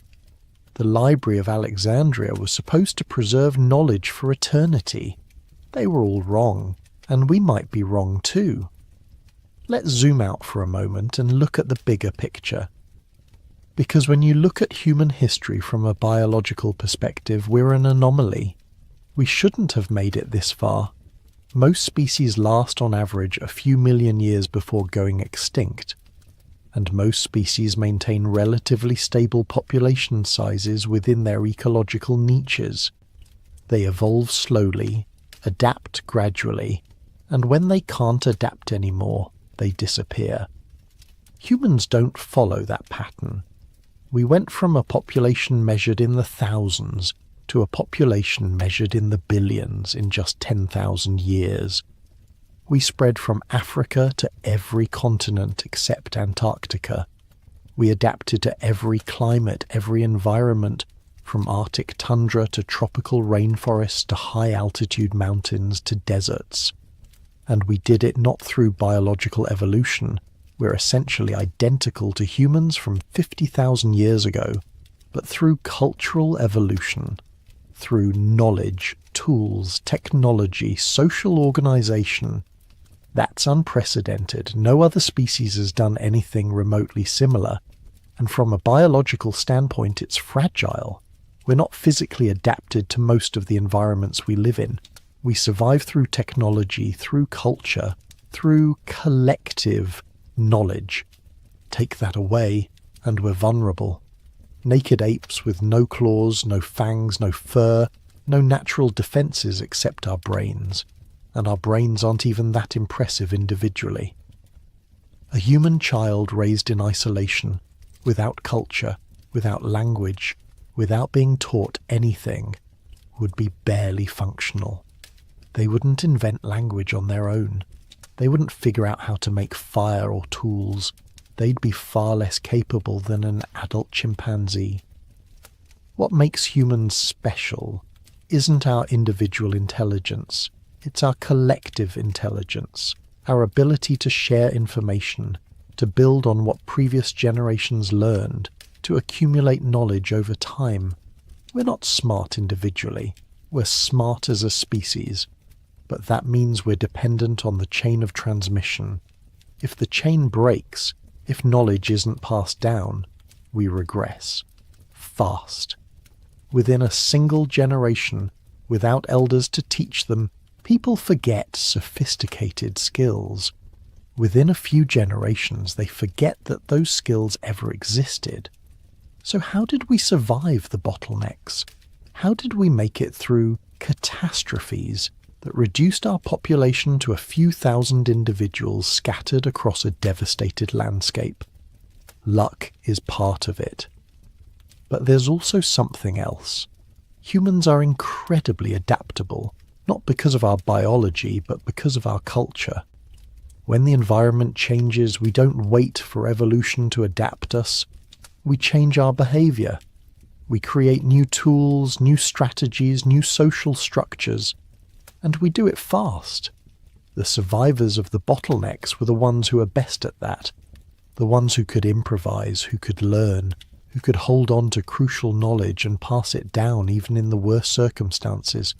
They were the memory keepers, the innovators, the teachers, and they were the foundation of every civilization that came after. But here's the unsettling part. We're not immune to bottlenecks now. We might think we're too advanced, too numerous, too distributed. But we're also more specialized, more dependent on systems and infrastructure, more vulnerable to disruptions. If something happened, a supervolcano, a massive solar storm, a pandemic worse than COVID, a nuclear war, runaway climate change, how many of us would survive? And more importantly, how much of our knowledge would survive? Would the survivors know how to grow food without industrial agriculture? How to purify water without modern treatment plants? How to generate power, manufacture medicine, communicate across distances? Or would they have to start over, learning everything again from scratch, rediscovering fire and the wheel and agriculture while the ruins of our civilization crumbled around them, monuments to a knowledge they could no longer access? We're the species that shouldn't have survived. We've been knocked down repeatedly, reduced to almost nothing, forced to rebuild from the edge of extinction. And we did it. We survived. We persisted. But there's no guarantee we'll keep doing it. The next reset could be the last. Or it could be just another in a long series, another turn of the wheel, another forgetting and remembering. The question is, when it comes, will we be ready? Or will we, like those before us, be caught off guard, convinced until the last moment that it couldn't happen to us?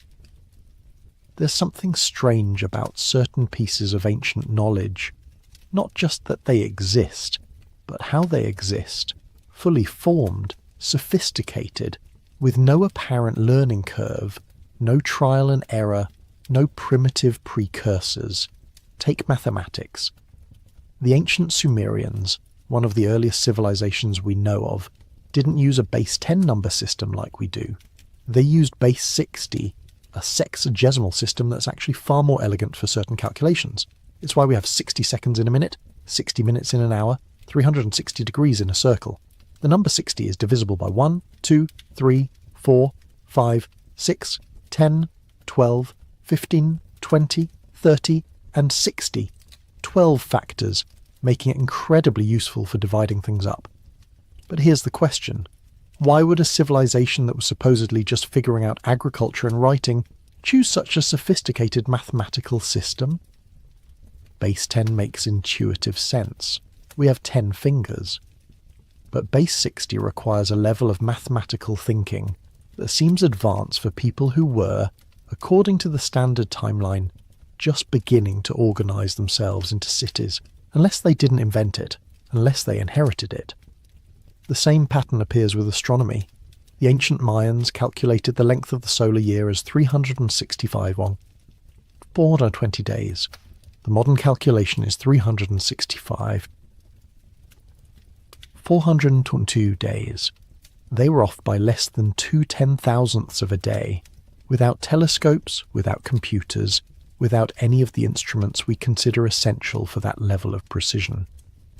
They also tracked the cycles of Venus with incredible accuracy, created complex eclipse prediction tables, and understood the precession of the equinoxes, a phenomenon that takes 26,000 years to complete a full cycle. How do you discover something that takes 26,000 years to observe? You don't. Not unless you've been watching for 26,000 years, or someone before you was watching and passed the knowledge down.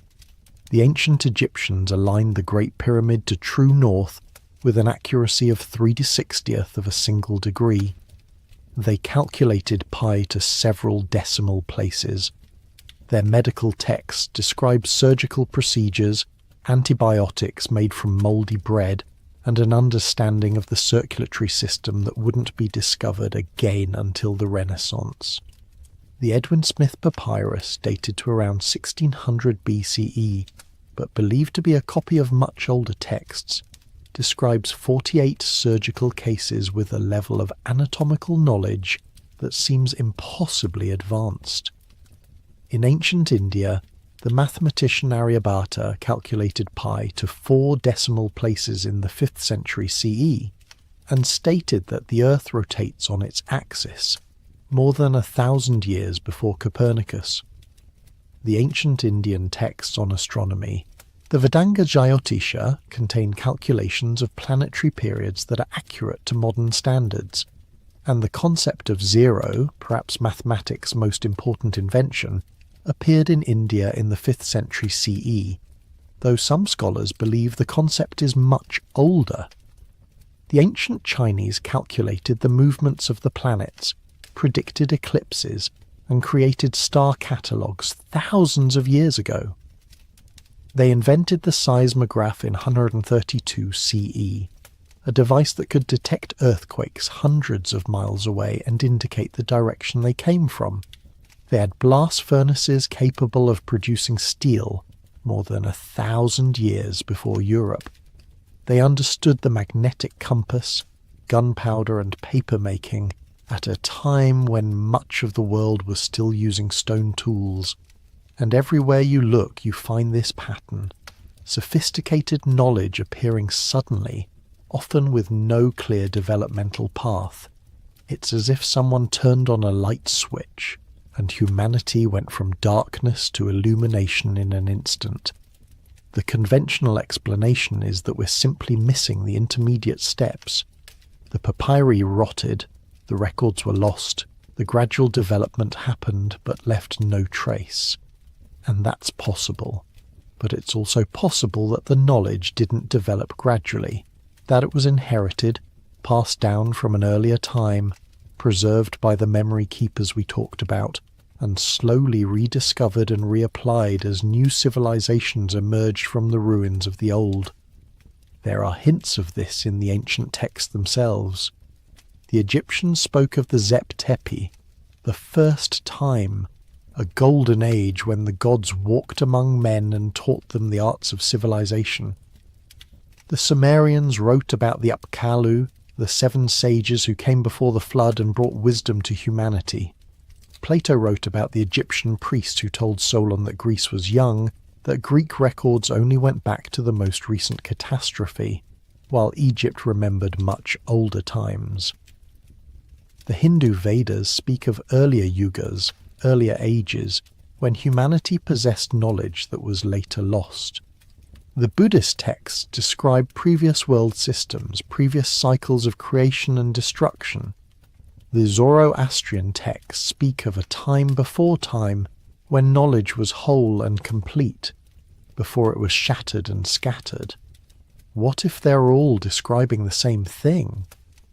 A time before the reset, when knowledge was more complete, more integrated, before it was broken into fragments and had to be painstakingly reassembled by each new civilization that emerged from the ashes. And what if some of that knowledge is still out there, hidden in plain sight, encoded in myths and monuments, waiting for us to remember how to read it? In 1929, a Turkish officer named Muhyiddin Piri Reis discovered a fragment of an old map in the library of the Topkapi Palace in Istanbul. The map, dated to 1513, showed the Atlantic Ocean, the coasts of South America and Africa, and curiously, what appeared to be the northern coast of Antarctica. This wouldn't be particularly remarkable except for one problem. Antarctica wasn't officially discovered until 1820, more than 300 years after the map was drawn. And the map doesn't just show Antarctica as a vague landmass. It shows details of the coastline, bays, and geographic features. Features that, in 1513, would have been buried under miles of ice. When modern scholars examined the Piri Reis map more closely, things got even stranger. In the 1960s, Charles Hapgood, a professor of the history of science, noticed that the Antarctic coastline on the map didn't match the current coastline. It matched the coastline as it would have appeared thousands of years ago before it was covered by ice. He sent the map to the US Air Force, which confirmed that the map showed features that had been discovered by modern seismic surveys, features that lay beneath the ice sheet. How is that possible? Piri Reis himself claimed that he had compiled the map from older source maps, some dating back to the time of Alexander the Great or earlier. He said he used about 20 older maps as references, maps that had been preserved in various libraries around the Mediterranean. But where did those maps come from? Who made them? And how did they map Antarctica before it was covered in ice? The ice sheet over Antarctica is believed to be at least 6,000 years old, and possibly much older. That means someone would have had to map the continent before 4000 BCE, well before any civilization we know of had the technology to cross the ocean, navigate to the southern pole, and conduct a detailed survey of the coastline. Unless, of course, there was a civilization we don't know about. The Piri Reis map isn't alone. There are other ancient maps that show geographic knowledge that shouldn't have existed at the time they were drawn. The Orontius Phineus map of 1531 also shows Antarctica, this time with rivers and mountains free of ice. The Philippe Boissche map of 1737 shows Antarctica divided into two landmasses by a waterway, a feature that was only confirmed in the 1960s when seismic surveys revealed a channel beneath the ice that does in fact divide the continent. The Mercator map of 1569 shows the Arctic with surprising accuracy, including details of the coastlines and islands that wouldn't be properly surveyed for hundreds of years. The Zeno map of 1380 shows Greenland and the North Atlantic with features that suggest the map makers had access to information from a time when the climate was warmer and the ice coverage was different. And then there are the Chinese maps. In 2006, a controversial map surfaced in China, purportedly dated to 1418, that showed the entire world, including the Americas, Australia and Antarctica, in remarkable detail. The map's authenticity has been hotly debated, and many scholars believe it's a modern forgery. But if it's genuine, it would mean that Chinese explorers circumnavigated the globe decades before Columbus, and had knowledge of lands that Europeans wouldn't discover for another century. The problem with all of these maps is the same. They show knowledge that shouldn't exist, and the usual explanations that they were based on older source maps only pushes the question back further. Who made those older maps? And how far back do they go? Hapgood proposed a radical theory that an advanced civilization existed during the last ice age, a maritime civilization that mapped the entire world when sea levels were lower and the climate was different.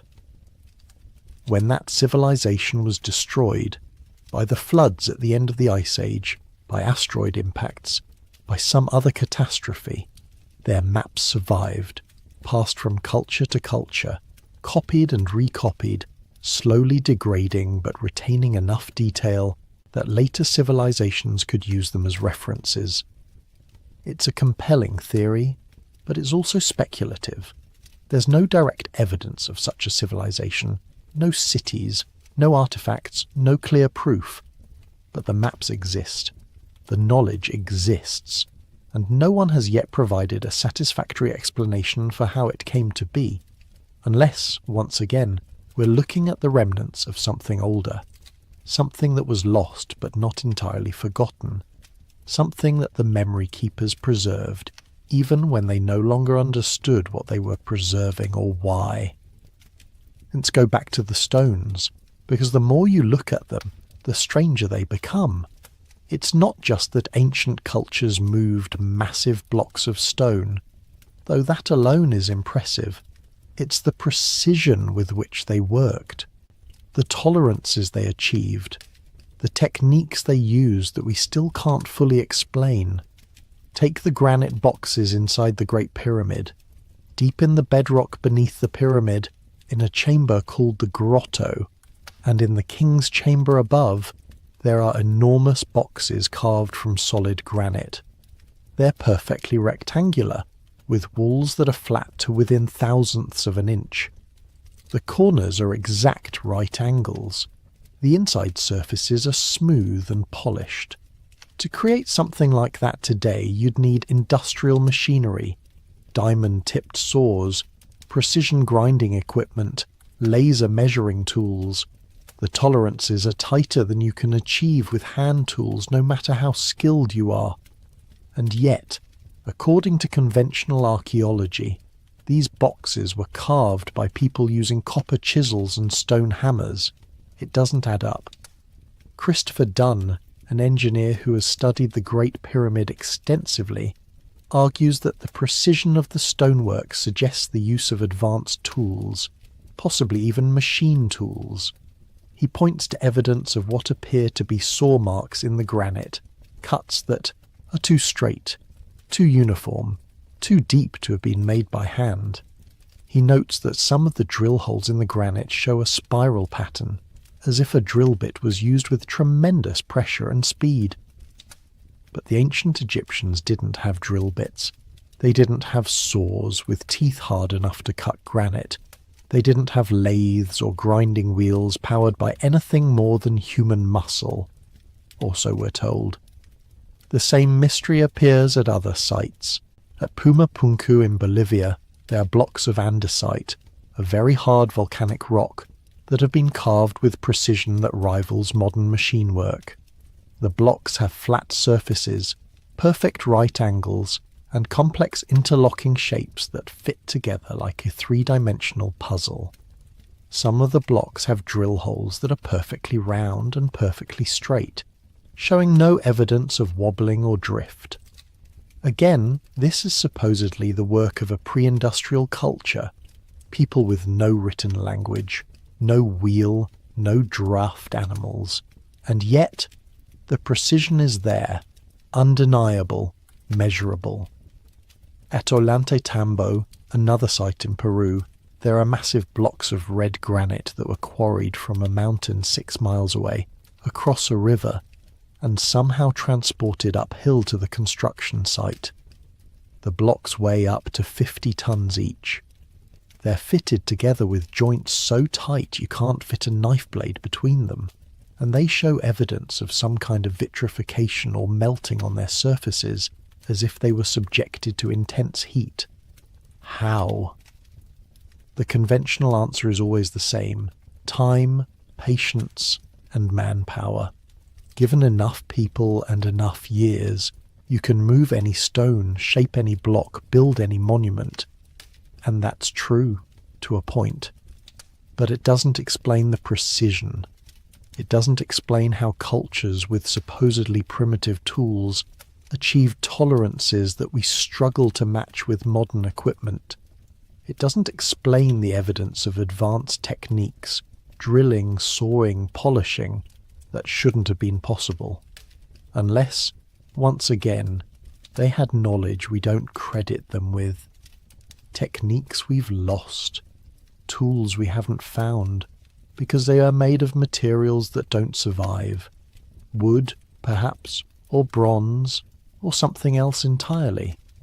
Or unless they inherited the techniques from an earlier time, from a civilization that did have advanced tools, advanced knowledge, and passed that knowledge down through the generations until it became fragmented, ritualized, half-remembered, so that the later builders were following instructions they didn't fully understand, replicating techniques they couldn't quite explain, working from plans that were far older than their own culture. It sounds far-fetched, but the alternative, that people with these stone hammers carved granite within thousandths of an inch, sounds even more impossible. If civilizations have been reset, then somewhere, someone must remember. Not in the mainstream, not in the official histories, but in the margins, in the oral traditions, in the secret knowledge passed down through generations of initiates and elders who are told never to forget, never to let the old ways die completely. Indigenous cultures around the world carry stories that go back much further than written history. The Aboriginal peoples of Australia have oral traditions that describe events from more than 10,000 years ago. The flooding of coastal areas, the existence of land bridges that are now underwater, the megafauna that once roamed the continent. These aren't vague myths. They're specific, detailed accounts that match what geologists and archaeologists have discovered through scientific investigation. The Gunditjmara people of southeastern Australia tell of a time when the land was different, when volcanoes erupted and reshaped the landscape. Geologists have confirmed that volcanic activity in the region occurred around 30,000 years ago. The stories have been passed down, generation after generation, for 300 centuries. Think about that. 300 centuries of unbroken oral tradition. While empires rose and fell, while glaciers advanced and retreated, while the world changed again and again, these people remembered. They kept the stories alive. The same is true in other parts of the world. The Hopi speak of multiple worlds, each destroyed in turn, and they describe the migrations of their people over thousands of years across landscapes that have long since changed. The Coast Salish people of the Pacific Northwest tell of a great flood that drowned their ancestral lands that are now beneath the waters of Puget Sound, submerged when sea levels rose at the end of the Ice Age. In India, there are oral traditions about Kumari Kandam, a lost continent that sank beneath the Indian Ocean. The Tamil people describe it as a great landmass that connected India, Sri Lanka, and parts of what is now Southeast Asia. Modern geology has confirmed that sea levels in the region were indeed much lower during the Ice Age, and that there was once more exposed land. Did the Tamils preserve a memory of that time, passed down through countless generations? In the Middle East, the marsh Arabs of southern Iraq claim descent from the ancient Sumerians, and they preserve traditions about the time before the flood, when the world was different. In Africa, the Dogon people of Mali have astronomical knowledge that has baffled researchers.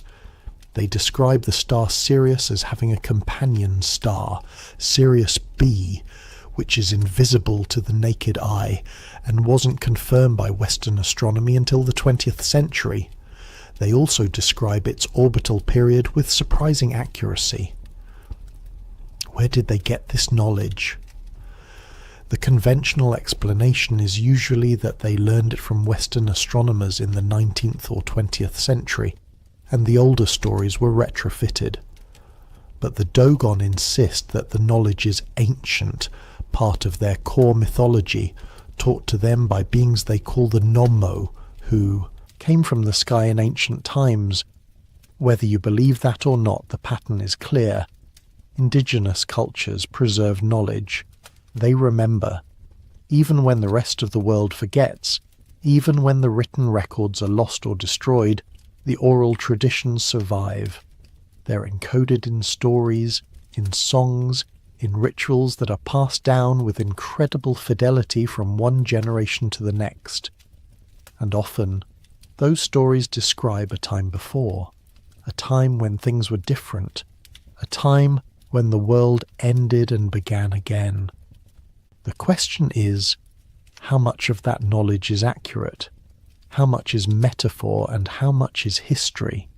And what have we lost by dismissing these stories as primitive superstition instead of treating them as the archives they might actually be? Graham Hancock, the journalist and author who has spent decades investigating ancient civilizations, argues that indigenous traditions are a form of science, not science in the modern sense, but a systematic way of preserving and transmitting knowledge across deep time. He suggests that the myths and symbols we find around the world are not random, but deliberate attempts to encode information in ways that can survive catastrophe. Because that's the thing about oral tradition. It's resilient. You can burn a library, destroy a hard drive, erase every written record. But you can't erase a story that lives in the minds of a people, a story that's told every night around the fire, a story that's woven into the fabric of the culture itself. The memory keepers didn't just build monuments, they built cultures designed to remember. There's a tendency, when we look at ancient cultures, to assume they were primitive, that they lack the sophistication, the intelligence, the creativity that we possess. We see stone tools and think cavemen. We see pyramids and think slave labour. We see myths and think superstition. But what if we're wrong? What if ancient people were just as intelligent as we are, just as capable of innovation and problem solving, but working with different materials, different priorities, different worldviews? Consider the Antikythera mechanism again. It's not just that the Greeks built a complex mechanical computer in 100 BCE, it's that the device shows evidence of sophisticated engineering principles, differential gears, epicyclic gearing, a level of miniaturization and precision that wasn't seen again until the Renaissance. And it's not some crude prototype, it's a finished, refined product, suggesting that similar devices had been built before, that there was a tradition of mechanical engineering that we've lost almost all trace of. What else did they build that didn't survive? Devices made of wood and bronze, materials that corrode and rot. How much technology have we lost simply because it was made from things that don't last? Or take Roman concrete. The Romans built structures, aqueducts, harbours, buildings that have stood for 2,000 years, many of them still intact and functional. The Pantheon in Rome, built in 126 CE, has the largest unreinforced concrete dome in the world, and it's still standing, still in use. Meanwhile, modern concrete structures often start crumbling after a few decades. The secret is in the mixture. The Romans used volcanic ash and seawater in their concrete, creating a chemical reaction that actually makes the concrete stronger over time, especially when exposed to seawater. We only figured out how they did it in the last few years. For centuries we thought we were more advanced than the Romans, and yet we couldn't replicate what they had achieved 2 millennia ago. What else did they know that we've forgotten? The Damascus steel of medieval Syria was legendary for its strength and sharpness, capable of cutting through European swords and armour with ease. The technique for making it was lost centuries ago, and despite modern metallurgical analysis, we still can't quite replicate it. The carbon nanotubes and specific crystalline structures in the steel suggest a level of understanding, or at least practical knowledge, that rivals modern materials science. Greek fire, the incendiary weapon used by the Byzantine Empire, was so effective that enemy ships would burn even on water. The formula was a closely guarded secret, and when the empire fell, the secret was lost. We still don't know exactly what it was made of. The astronomical computers of ancient China, the water clocks of ancient Egypt, the batteries of ancient Mesopotamia, all of them suggest that technology is not a straight line, that knowledge can be lost as well as gained, and that our ancestors were far more capable than we give them credit for. And then there are the technologies we can't explain at all, the acoustic properties of certain ancient sites, for example. At Newgrange in Ireland, a 5,000-year-old passage tomb, the interior chamber has acoustic properties that amplify certain frequencies, specifically the frequencies of the human voice in ritual chanting. The chamber acts as a resonator, creating effects that would have seemed magical or divine to the people using it. The same phenomenon appears at other sites. The Temple of Kukulkan at Chichen Itza produces an echo that sounds like the chirp of the Quetzal bird, considered sacred by the Maya. The Whispering Gallery in the Temple of Heaven in Beijing allows a whisper at one side of the chamber to be heard clearly on the other side, hundreds of feet away. The Great Pyramid itself has acoustic properties that researchers are still studying. Certain chambers seem designed to resonate at specific frequencies. Were these effects intentional? Did ancient builders understand acoustics in ways we don't? And if so, why? What were they trying to achieve? Some researchers have proposed that ancient cultures use sound as a technology, for healing, for ritual, for altered states of consciousness. That the pyramids and temples weren't just buildings, but machines, designed to produce specific acoustic effects that would affect the people inside them. It sounds like pseudoscience, and maybe it is, but the acoustic properties are real, they're measurable, and it's hard to believe they're all accidental. Here's the uncomfortable truth. We're living through a knowledge bottleneck right now, and if civilization were to be reset tomorrow, most of what we know would be lost. Think about it. How much of our knowledge exists only in digital form? Billions of books, millions of scientific papers, entire libraries of information, all stored on servers and hard drives that will be useless without electricity. If the power grid went down permanently, from a solar storm, an EMP, societal collapse, all of that would become inaccessible within days or weeks.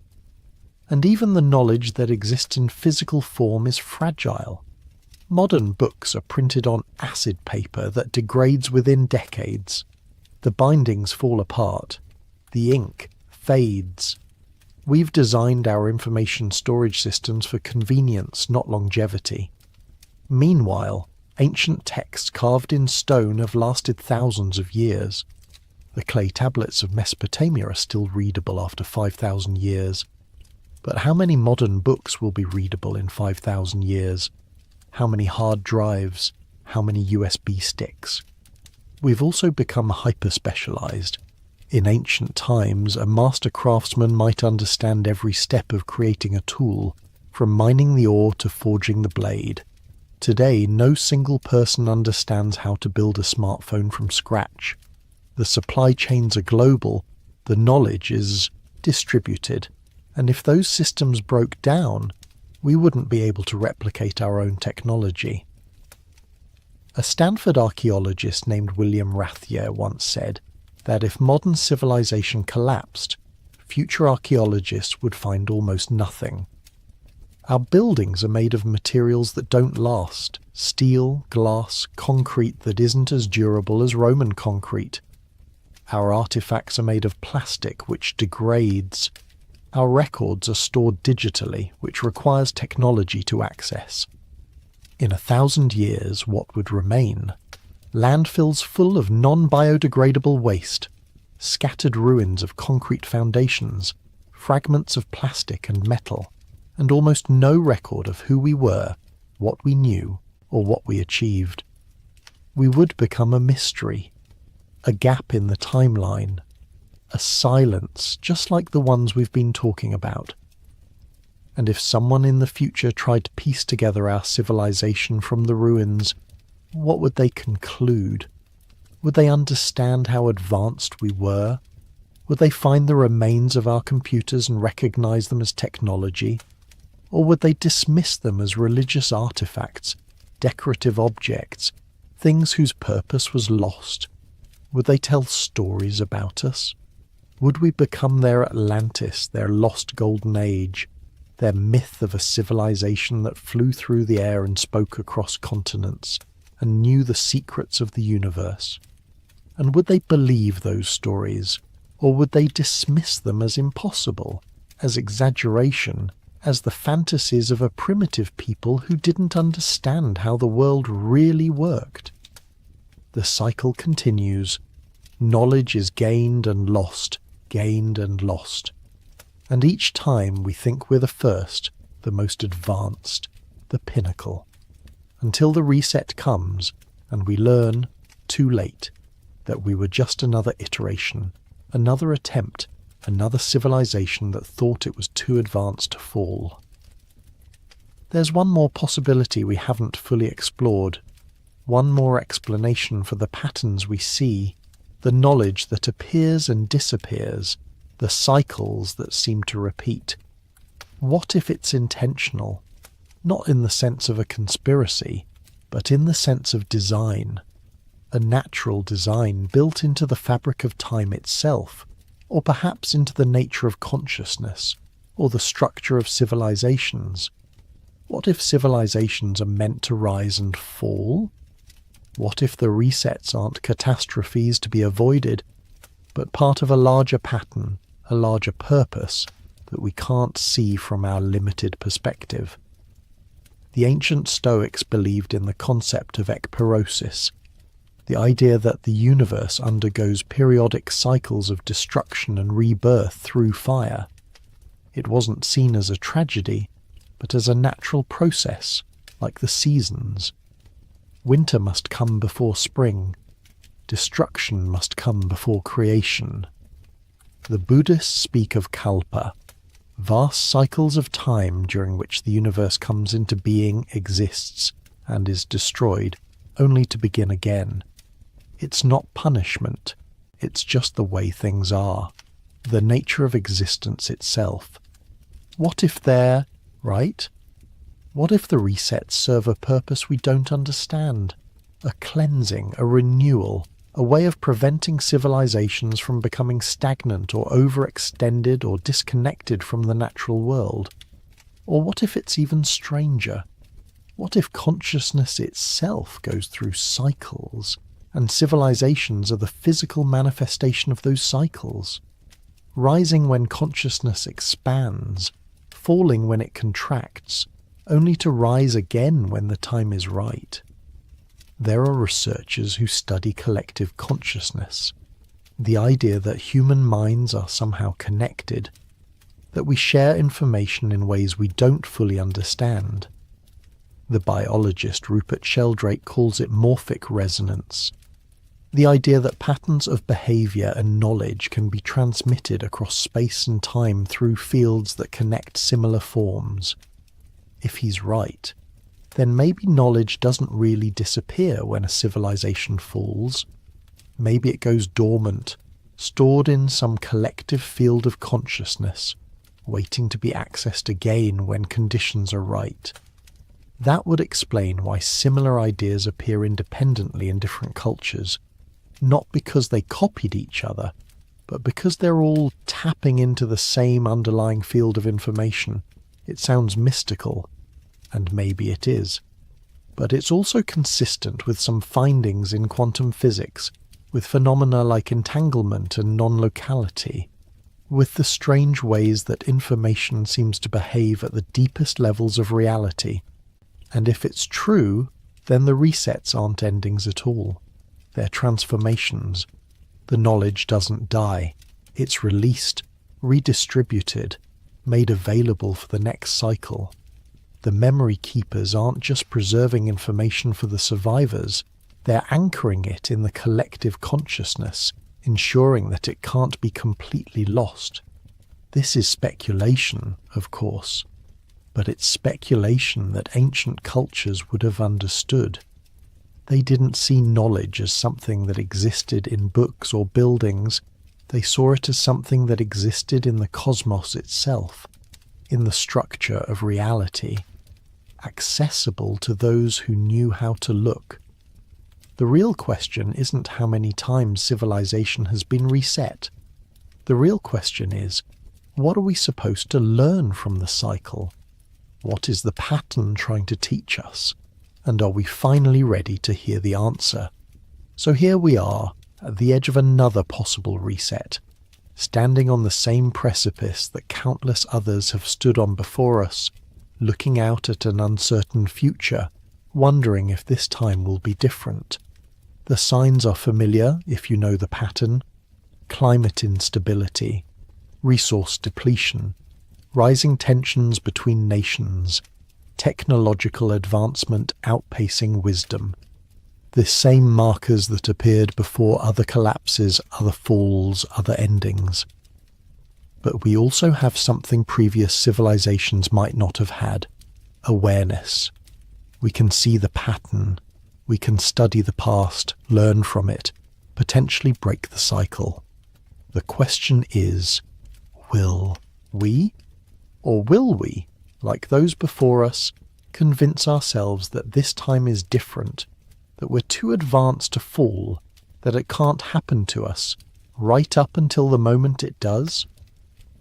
The clock is ticking, the earth is shifting beneath our feet, and somewhere, in the ruins we haven't found yet, in the myths we haven't decoded, in the silence between the cycles, the answer is waiting. Waiting for us to finally listen, waiting for us to finally remember, waiting for us to finally understand what the stones, the stories, and the stars has been trying to tell us all along. We've been here before, and we'll be here again, unless we learn, unless we change, unless we break the cycle once and for all. The choice, as always, is ours, for now.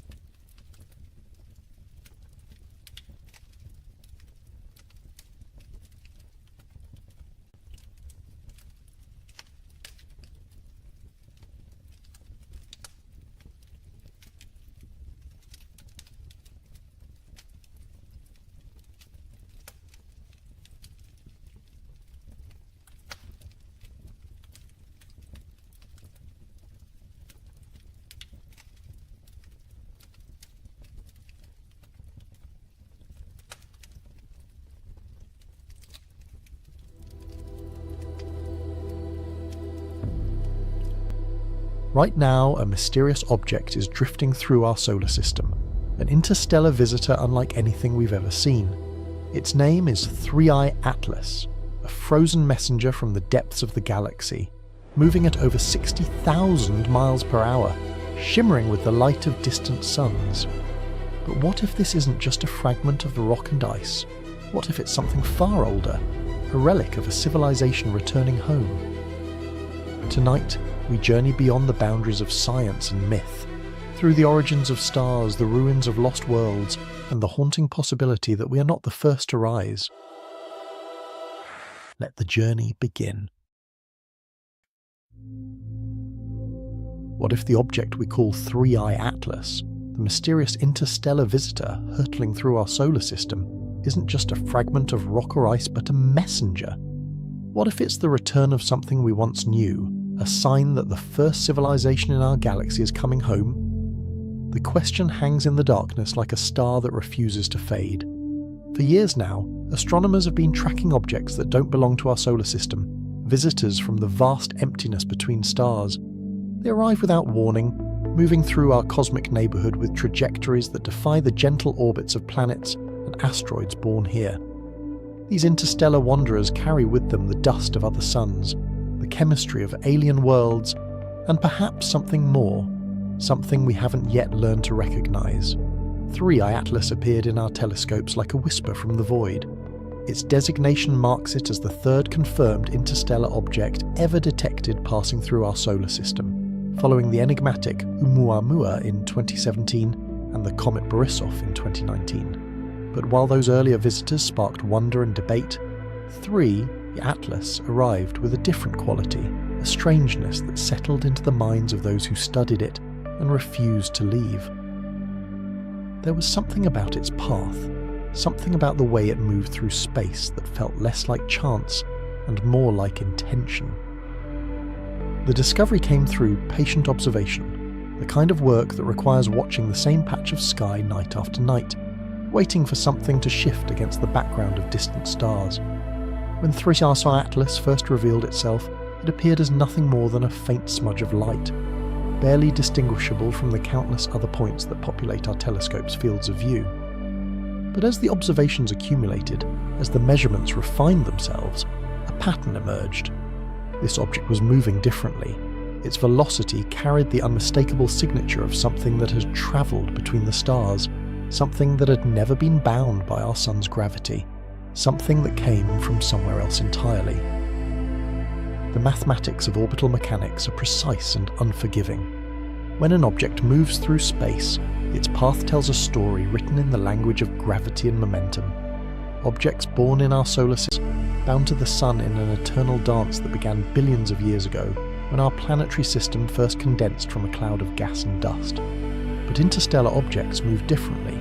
Their trajectories are hyperbolic, open-ended paths that carry them through our system and back out into the galaxy beyond. They are not prisoners of our star. They are travellers, and 3I Atlas was travelling with purpose. What made 3I Atlas unusual wasn't just its interstellar origin. Other objects had already claimed that distinction. What set it apart was the subtle anomalies in its behaviour, the small deviations from predicted paths that accumulated over weeks and months of observation. Astronomers expected it to follow a clean hyperbolic trajectory, accelerated by the sun's gravity as it fell inward, then flung back out into the darkness. But 3I Atlas didn't quite follow that script. There were perturbations, tiny adjustments in its velocity that couldn't be fully explained by gravitational interactions alone. Some suggested outgassing, the release of volatile materials as the object warmed in the sun's light, creating a subtle rocket effect that nudged it off course. This explanation had been invoked for Oumuamua as well, though that earlier visitor had shown no visible signs of a comet's tail, no cloud of dust and gas that should accompany such outgassing. The explanation felt incomplete then, and it felt incomplete now. Others proposed that the object might be tumbling in complex ways, its irregular shape creating unexpected interactions with solar radiation pressure. But the more data that accumulated, the more these conventional explanations seemed to strain against the observations. There were whispers in the astronomical community, quiet conversations that happened in the margins of conferences and in the comment threads of preprint papers. What if 3i Atlas wasn't entirely natural? What if some aspect of its composition or structure was influencing its path in ways that natural processes couldn't fully account for?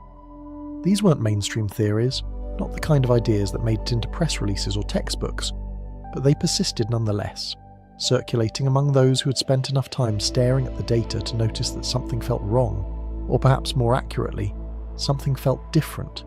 The object itself remained frustratingly difficult to characterize. Even through the most powerful telescopes, 3i Atlas appeared as little more than a point of light, too distant and too small to resolve any surface features or structural details. Spectroscopic analysis revealed hints about its composition, the chemical fingerprints of elements and molecules on its surface, but these measurements were noisy and ambiguous. Was it primarily rocky or metallic? Was it a fragment of a shattered world, or something that had formed intact in the depths of interstellar space? The data suggested possibilities but confirmed nothing. What could be measured with certainty was its trajectory, and that trajectory told a story that grew more intriguing the longer astronomers studied it. 3 Atlas had entered our solar system from a specific direction in the sky, arriving from the general region of the constellation Perseus. Tracing its path backward through space and time, astronomers could estimate where it might have originated, though the uncertainties grew enormous over interstellar distances. It could have been travelling for millions of years, drifting through the galaxy at speeds that would carry it past countless stars before finally arriving here at this moment in our small corner of the cosmos. But what if that arrival wasn't random? What if the timing, the trajectory, the very presence of 3i Atlas in our solar system at this particular moment in human history meant something more than cosmic coincidence? These questions began to take root, not just among fringe theorists, but among serious researchers who understood that the universe was far stranger than our models predicted, that every assumption we made about what was possible and what was natural deserved to be questioned when confronted with something genuinely unprecedented. The name itself carried weight. Atlas. In Greek mythology, Atlas was the titan condemned to hold up the heavens, to bear the weight of the celestial sphere on his shoulders for eternity. He was a figure of immense strength and endurance, a being who stood at the boundary between earth and sky, between the mortal world and the realm of the gods. The astronomers who designated this object 3i Atlas might have chosen the name for purely technical reasons, following the conventions of astronomical nomenclature. But names have power, and this one resonated with meanings that reached far deeper than any technical classification. What if the myths remembered something real? What if the stories of Atlas holding up the heavens preserved some ancient knowledge about visitors from the sky, about objects that came from beyond the known world and carried with them the weight of cosmic significance? Throughout human history, cultures around the world have told stories of beings who came from the stars, who brought knowledge and technology, who promised to return when the time was right. These stories were dismissed as primitive superstition, as the imaginative attempts of pre-scientific peoples to explain natural phenomena they couldn't understand. But what if those stories were memories, distorted by time and retelling, but memories nonetheless? The ancient Greeks weren't the only ones who looked to the sky and saw more than just lights in the darkness. The Sumerians spoke of the Anunnaki, beings who descended from the heavens and taught humanity the arts of civilization. The Egyptians built their pyramids aligned to the stars, their texts filled with references to gods who travelled between earth and sky. The Maya tracked the movements of Venus with obsessive precision, their calendars marking cycles that stretched across millennia, as if they were waiting for something to return. The Hindu Vedas described Vimanas, flying vehicles that carried the gods across the heavens. The Book of Enoch told of watchers, celestial beings who descended to earth and shared forbidden knowledge with humanity. These stories shared common threads that wove through cultures separated by oceans and millennia. They spoke of visitors from above, of knowledge given and then withdrawn, of promises made about return and renewal. They described cycles of time, great ages that rose and fell, civilizations that reached heights of wisdom and power before collapsing back into darkness. And they all suggested that the sky itself was alive with intelligence, that the stars were not just distant suns but waypoints in a vast network of consciousness that stretched across the galaxy. Modern science had largely dismissed these myths as the products of human imagination, as stories we told ourselves to make sense of a universe we didn't yet understand. But what if we had been too quick to dismiss them? What if the ancients had witnessed something real, something that our technological civilization was only now beginning to rediscover? The arrival of interstellar objects like 3I Atlas forced us to confront the possibility that our solar system was not isolated, that we existed within a larger cosmic context where objects, and perhaps intelligences, moved between the stars. The connection between 3I Atlas and the mythological Atlas grew more intriguing the deeper one looked. The Titan Atlas was said to have been punished for his role in the war between the Titans and the Olympian gods, condemned to hold up the sky as eternal penance. But other versions of the myth suggested different interpretations. Some ancient sources described Atlas not as a prisoner, but as a guardian, a being who voluntarily took on the burden of separating heaven and earth, of maintaining the cosmic order. He was associated with astronomy and navigation, credited with creating the first celestial globe, with understanding the movements of the stars and planets in ways that allowed mortals to find their way across land and sea. What if Atlas represented not a person, but a concept, a symbol of something that connected Earth to the heavens? What if the myth preserved the memory of an object or a presence that served as a bridge between our world and something beyond?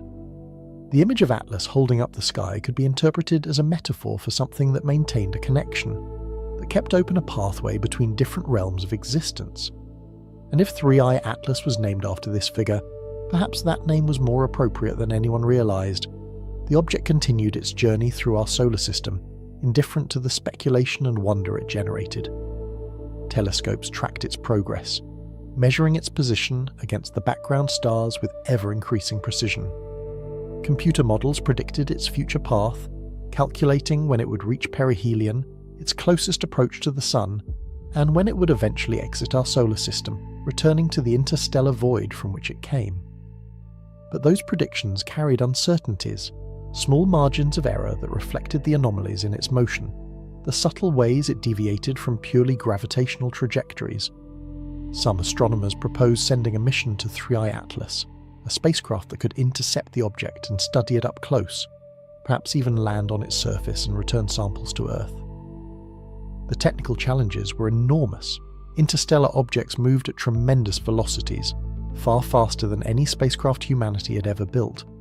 Catching up to 3I Atlas would require propulsion systems that didn't yet exist, or at minimum launch windows and trajectories that would take years to execute.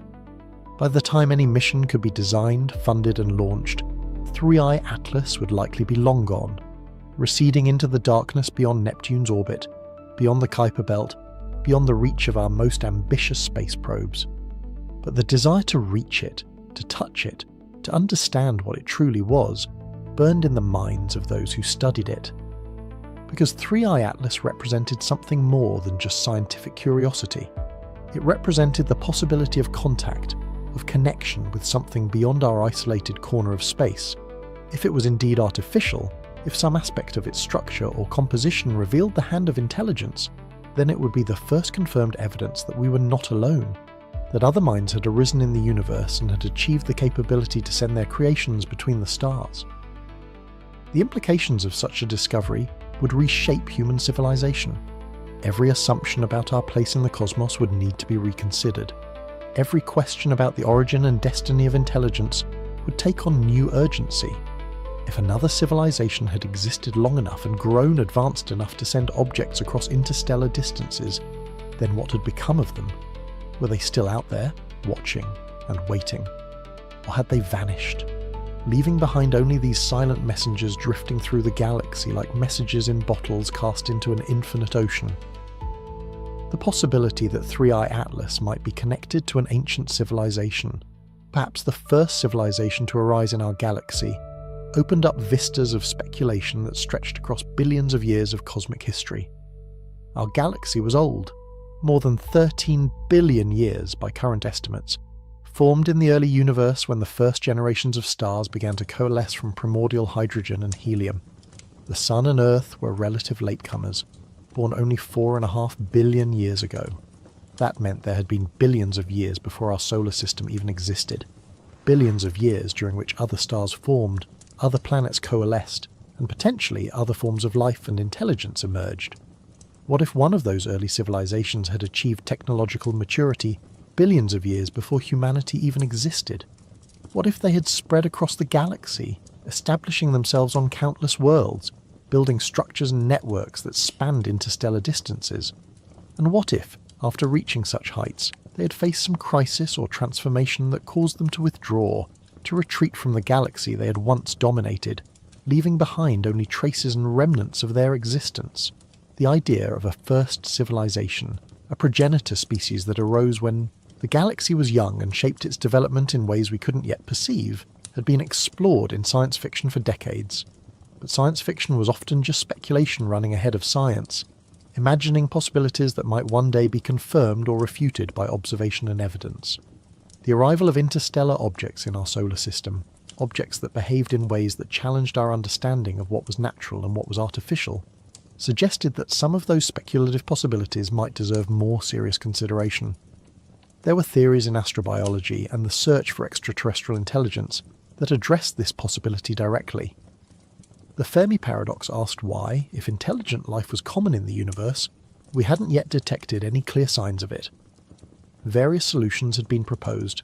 Perhaps intelligence was rare, perhaps civilizations destroyed themselves before achieving interstellar capability, perhaps they were deliberately hiding, or perhaps they existed in forms so different from us that we couldn't recognize their presence. But another possibility was that we were looking in the wrong places or at the wrong times, that the evidence of ancient civilizations might not take the form of radio signals or megastructures, but something more subtle, more enigmatic. What if ancient civilizations left behind artifacts that drifted through the galaxy for eons, silent and dormant until they encountered something that triggered their activation?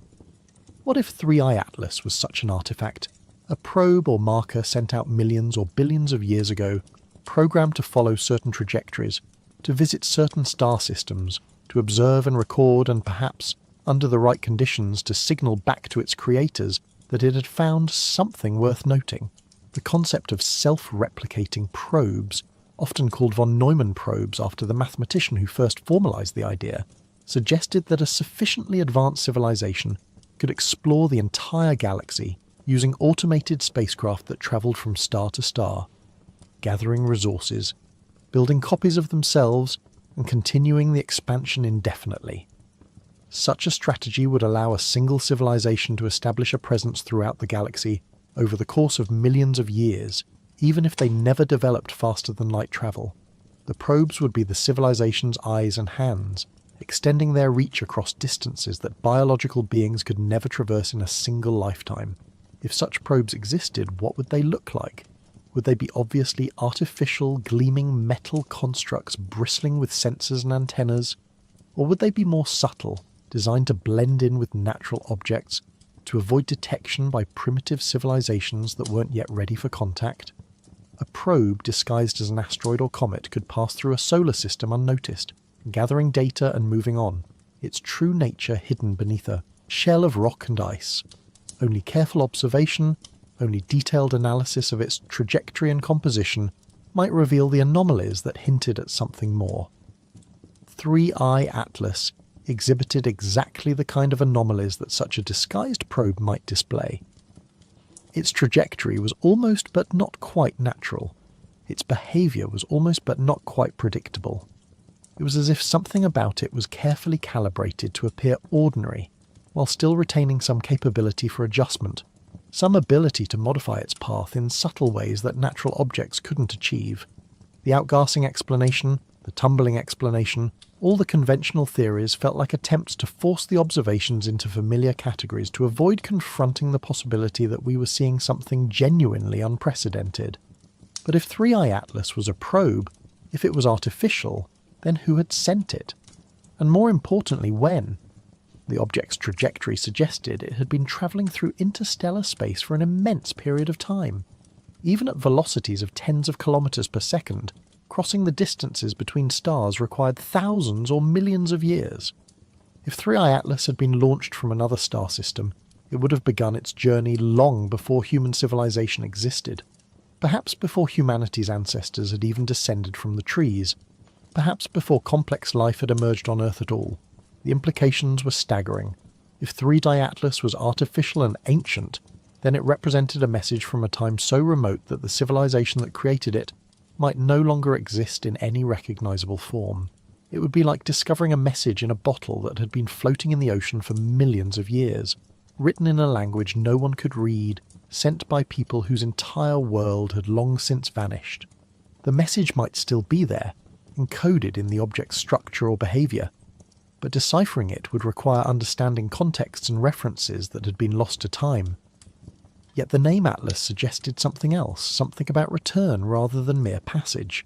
The Titan Atlas was condemned to his burden, but he endured, he persisted, he remained at his post holding up the heavens through all the ages of the world.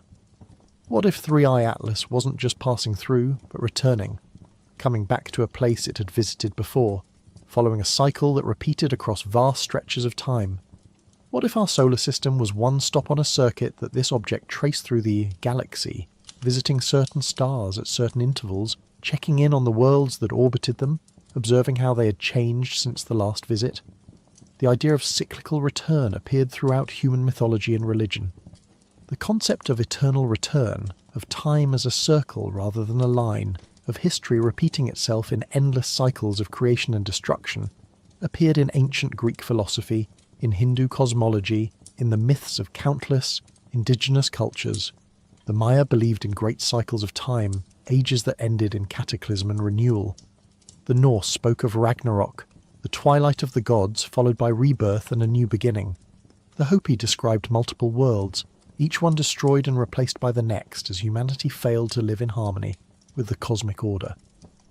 What if these myths of cyclical time reflected some deeper truth about the universe, some pattern that operated on scales far larger than human history? What if civilizations rose and fell across the galaxy in great waves, each one reaching a peak of development before declining or transforming, making way for the next? And what if the first civilization, the one that arose when the galaxy was young, had established markers and messengers that travelled through space on trajectories timed to return to certain systems at intervals measured in millions of years, checking to see what new forms of life and intelligence had emerged in their absence? If 3 Atlas was such a messenger, then its arrival in our solar system at this particular moment in human history might not be coincidence. Perhaps it had been here before, passing through when Earth was a lifeless ball of molten rock, or when the first single-celled organisms were beginning to metabolize and reproduce in ancient oceans, or when dinosaurs ruled the continents. And now it was returning again, arriving at a time when one of Earth's species had developed technology, had begun to look outward toward the stars, had reached the threshold where it might be ready to receive the message that 3i Atlas carried. But what was that message? If the object was indeed artificial, if it carried information or instructions from its creators, how would we access it? The surface of 3i Atlas, if we could ever examine it up close, might reveal structures or patterns that didn't occur now. If such encounters had occurred, if Earth had been visited by representatives of an ancient civilization at various points in human prehistory and history, then what evidence would we expect to find? The visitors themselves would be long gone, returned to wherever they came from. Any technology they brought would have degraded over millennia, corroded and scattered and lost. But there might be traces, anomalies in the archaeological record, artifacts that didn't fit the expected progression of human technological development, structures that required capabilities beyond what the cultures that built them were supposed to possess. Such anomalies did exist, though their interpretation remained controversial. The Antikythera mechanism, recovered from a shipwreck off the coast of Greece, was a sophisticated astronomical calculator dating to the 2nd century BCE, far more complex than any other known device from that era. The precision of its gears and the sophistication of its design suggested knowledge of astronomy and mechanical engineering that seemed out of place in the ancient world. Conventional explanation held that it represented a peak of Greek technological achievement that was subsequently lost, but it raised questions about what else might have been known and forgotten. The megalithic structures scattered across the world, Stonehenge, the pyramids of Egypt and Central America, the massive stones of Baalbek and Puma Punku, demonstrated engineering capabilities that challenged our understanding of ancient technology.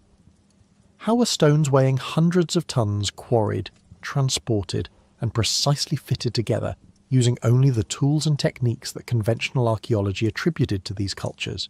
Various explanations had been proposed, from sophisticated use of simple machines to large labour forces working over extended periods. But the precision of the work, the astronomical alignments, the sheer scale of the undertaking, left room for questions about whether these cultures had access to knowledge or assistance that wasn't reflected in the conventional historical record. These anomalies didn't prove that Earth had been visited by an ancient civilization, but they kept the possibility alive. They prevented the question from being definitively closed. And now, with 3i Atlas passing through our solar system, with its ambiguous nature and its mythologically resonant name, the question took on new urgency. If there was an ancient civilization, if they had visited Earth in the past, if they had left behind myths and legends and perhaps physical traces of their presence, then might 3i Atlas be connected to them? Might it be a probe or marker from that same civilization, still following its programmed trajectory millions of years after it was launched? The concept of the first civilization implied not just temporal priority, but also a kind of cosmic significance. If one civilization had arisen billions of years before all others, if they had spread across the galaxy when it was young and empty, then they would have shaped the development of everything that came after. They might have seeded worlds with the building blocks of life, or protected emerging civilizations from cosmic threats, or established protocols and guidelines that governed how advanced species interacted with primitive ones. They would be, in effect, the elder race, the progenitors, the ones who set the patterns that all subsequent civilizations would follow or rebel against. Science fiction had explored this concept extensively. Arthur C. Clarke's 2001 A Space Odyssey featured mysterious monoliths left by an ancient alien civilization, artifacts that influenced human evolution and eventually led humanity to the stars. The monoliths were inscrutable, their purpose and origin never fully explained, but they served as markers and catalysts, guiding humanity's development according to some vast plan. Other stories featured ancient civilizations that had transcended physical existence, or that had withdrawn from the galaxy to allow younger species to develop, or that had left behind vast networks of technology waiting to be discovered and activated. These fictional scenarios provided frameworks for thinking about what a real first civilization might be like, what traces they might leave, how they might interact with younger species like humanity. But they were just stories, imaginative explorations of possibilities that might or might not reflect reality. The question was whether 3i Atlas represented the transition from fiction to fact, whether we were finally encountering evidence of something that had previously existed only in speculation and myth. The trajectory of 3i Atlas, traced backward through space and time, pointed toward a region of the galaxy that contained thousands of stars, any one of which might have been its origin point. But the uncertainties were enormous. Small errors in measuring the object's current position and velocity propagated backward into huge uncertainties about where it had been millions of years ago. It might have originated from a star system relatively close to our own, or it might have travelled halfway across the galaxy. Without more precise data, without some way to narrow down the possibilities, the question of its origin remained unanswerable. But perhaps the origin didn't matter as much as the destination. If 3i Atlas was artificial, if it was following a programmed trajectory, then what mattered was where it was going, what it was meant to observe or accomplish. And right now it was passing through our solar system, moving through the space where Earth orbited, where humanity had built its civilization, and was beginning to reach outward toward other worlds. If the object was a probe, if it was gathering data and transmitting it back to its creators, then what was it observing? What would it report about us? The thought was both thrilling and unsettling. To be observed by an intelligence far older and more advanced than our own, to be judged by standards we couldn't comprehend, to have our civilization evaluated and found either worthy or wanting. These possibilities touched on deep human anxieties about our place in the universe.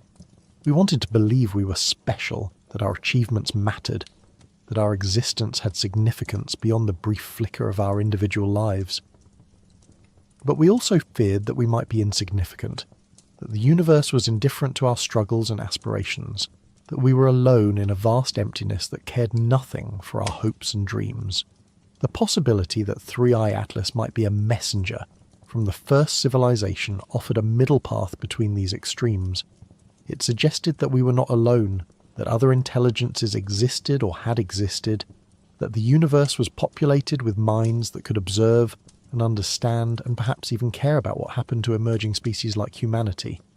But it also suggested that we were not the centre of the story, that we were latecomers to a galaxy that had been shaped by forces and events that preceded us by billions of years, that our role was to be discovered rather than to discover, to be observed rather than to observe.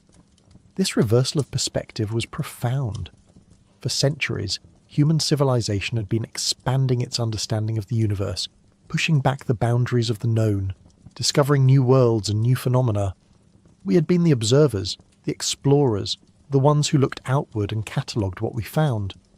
But if 3i Atlas was artificial, if it was observing us, then suddenly we were the ones being studied, the ones being catalogued, the ones whose behaviour and development were being recorded and analysed by intelligences we couldn't see or communicate with. The feeling was similar to what ancient peoples must have experienced when they looked up at the stars and imagined gods watching them from the heavens. But this wasn't imagination or superstition. This was a real object detected by real telescopes, following a real trajectory through our solar system. If it was observing us, then the observation was happening right now, in the present moment, using technologies and methods we could only guess at. And if it was transmitting data back to its creators, then somewhere in the galaxy, perhaps light years away, perhaps in a star system we had never observed, perhaps in a form of existence we couldn't comprehend, something was receiving that data and learning about us. What would they learn?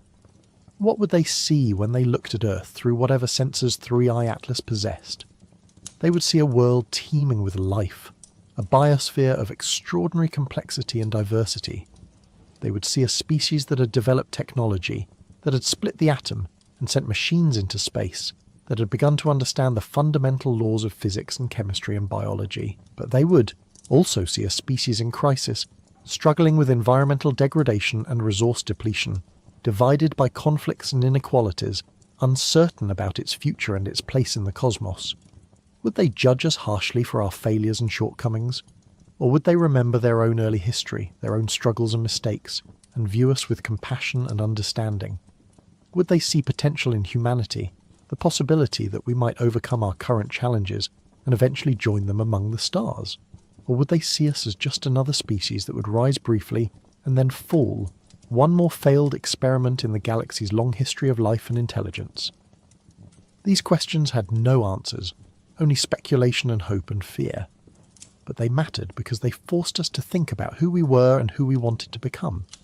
The possibility that we were being observed, that our actions and choices might be recorded and evaluated by an intelligence far greater than our own, gave weight and significance to decisions that might otherwise seem purely local and temporary. If 3 Atlas was watching, if the first civilization was paying attention, then what we did now, in this moment of human history, might echo across the galaxy and down through time in ways we couldn't predict or control. The object continued its journey, indifferent to human speculation and wonder. It followed the laws of physics, responding to gravitational forces and solar radiation pressure, moving along its predetermined path whether anyone was watching or not. But for those who did watch, for the astronomers who tracked its position night after night, for the theorists who tried to model its behaviour, for the dreamers who imagined what it might represent, 3i Atlas had become more than just an object. It had become a symbol, a focal point for humanity's deepest questions about existence and meaning and purpose. As the weeks passed, and 3i Atlas drew closer to perihelion, the intensity of observation increased. Telescopes around the world and in space focused on the object, gathering data across the electromagnetic spectrum. Radio telescopes listened for any signals it might be emitting, any transmissions that might reveal artificial origin. Infrared observations measured its temperature and thermal properties. Spectroscopic analysis searched for unusual chemical signatures. Every available technique was brought to bear on the question of what 3i Atlas truly was. The data accumulated, but clarity remained elusive. Some measurements suggested one interpretation, others pointed in different directions. The object remained stubbornly ambiguous, refusing to fit neatly into either the natural or artificial category. It was as if it existed in a liminal space, neither fully one thing nor the other, or perhaps both simultaneously, depending on how you chose to look at it. This ambiguity was itself significant. If 3i Atlas was artificial, if it was designed by an intelligence that understood how primitive civilizations like humanity would react to its presence, then perhaps the ambiguity was intentional. Perhaps the object was meant to be noticed but not fully understood, to raise questions without providing definitive answers, to serve as a test or challenge for emerging species. Only those civilizations that had developed sufficient technological capability and intellectual sophistication would be able to detect the subtle signs of artificial origin, and only those civilizations that were ready for contact, that had matured beyond their initial xenophobia and fear, would be able to interpret those signs correctly and respond appropriately. This interpretation suggested that 3i Atlas might be a kind of filter or screening mechanism, a way for the first civilization to identify which younger species were ready to join the galactic community and which needed more time to develop. The object's ambiguous nature would ensure that only civilizations that had achieved a certain level of scientific understanding would even recognize it as potentially artificial, and the lack of obvious signals or messages would prevent premature contact with civilizations that weren't yet ready to handle the implications of knowing they weren't alone. If this was true, then humanity's response to 3i Atlas was itself a kind of test. Were we approaching the object with open minds and rigorous scientific methods, or were we dismissing it prematurely because it challenged our assumptions? Were we willing to consider unconventional explanations, or were we clinging to familiar categories because they felt safer? Were we ready to accept that we might not be alone in the universe, or would we retreat into denial and skepticism when confronted with evidence that didn't fit our expectations? These questions applied not just to the scientific community but to humanity as a whole. How would the general public react if it was confirmed that 3i Atlas was artificial? Would there be panic and fear, or wonder and excitement? Would religious institutions see it as a threat to their teachings? Or would they find ways to incorporate the discovery into their existing frameworks? Would governments cooperate to study the object and prepare for possible contact? Or would they compete and conflict, each trying to gain advantage from whatever knowledge or technology might be gleaned? The history of human civilization suggested that the response would be mixed and complicated, that different groups would react in different ways based on their beliefs and interests and fears. But there was also hope that the discovery of artificial origin for 3i Atlas might serve as a unifying force, a reminder that humanity shared a common identity as an emerging species in a galaxy that might be populated with other intelligences. The petty conflicts and divisions that plagued human society might seem less important when confronted with the reality of a cosmos far larger and stranger than we had imagined. As Through Atlas approached perihelion and then began its long journey back toward interstellar space, the window for intensive study began to close. The object would remain visible for months or even years, but it would grow progressively fainter and more difficult to observe as it receded from the Sun. Eventually it would pass beyond the orbit of Neptune, beyond the Kuiper Belt, beyond the heliopause where the Sun's influence faded into the interstellar medium, and then it would be gone, returning to the darkness between stars, continuing whatever journey it had been on for millions of years before it arrived here. But even after it was gone, even after it had vanished from our telescopes and our ability to study it directly, 3i Atlas would remain present in human consciousness. It would be remembered as the object that made us question our assumptions, that forced us to confront the possibility that we might not be alone, that reminded us that the universe was far stranger and more wonderful than our theories predicted. It would become part of human mythology, joining the ancient stories of visitors from the sky, of messengers from the gods, of signs and portents that marked turning points in human history. And perhaps, if the cyclical interpretation was correct, if 3i Atlas was indeed following a trajectory that brought it back to our solar system at regular intervals, then it would return. Perhaps millions of years from now, when humanity had either vanished or transformed into something unrecognizable, when Earth had been reshaped by time and evolution and cosmic events, 3i Atlas would pass through our solar system again. It would observe whatever had become of the species that had watched it so intently during its previous visit. It would record the changes and transmit them back to its creators, adding another data point to a record that stretched across billions of years of galactic history. The thought of such vast timescales, of cycles measured in millions of years, of civilizations rising and falling, while objects like 3i Atlas continued their patient journeys through the galaxy, was both humbling and awe-inspiring. It placed human existence in a context so large that individual lives and even entire civilizations seemed like brief flickers, momentary sparks in an eternal darkness. But it also suggested that those sparks mattered, that they were part of a larger pattern, that the universe itself was engaged in some vast process of observation and memory and perhaps even consciousness. The myths of Atlas holding up the heavens took on their deepest meaning in this context. Atlas was not just bearing a physical burden, but maintaining a connection, keeping open a channel between different realms of existence. He was the axis around which the celestial sphere rotated, the fixed point that allowed the stars to move in their eternal dance. And perhaps 3i Atlas served a similar function, not holding up the physical heavens, but maintaining some kind of connection between the first civilization and the younger species that arose after them, serving as a bridge across time and space, ensuring that the knowledge and memory of what had come before was not entirely lost. If the first civilization still existed, if they had not vanished or transcended or destroyed themselves but had merely withdrawn to some distant corner of the galaxy, or some higher plane of existence, then objects like 3i Atlas might be their way of staying connected to the physical universe they had left behind. The probes would be their eyes and ears, their way of monitoring the development of younger species, of watching to see which ones survived and which ones failed, of gathering data that might inform their own understanding of life and intelligence and the cosmos. And if they were watching, if they were paying attention to what happened on Earth and to how humanity responded to the passage of 3i Atlas through our solar system, then perhaps they were waiting for something. Perhaps they were waiting for humanity to reach a certain level of development, to demonstrate certain capabilities or qualities before they revealed themselves or made contact. Perhaps the arrival of 3i Atlas was itself a signal, a way of saying, "We see you, we know you're there, and when you're ready, we'll be here."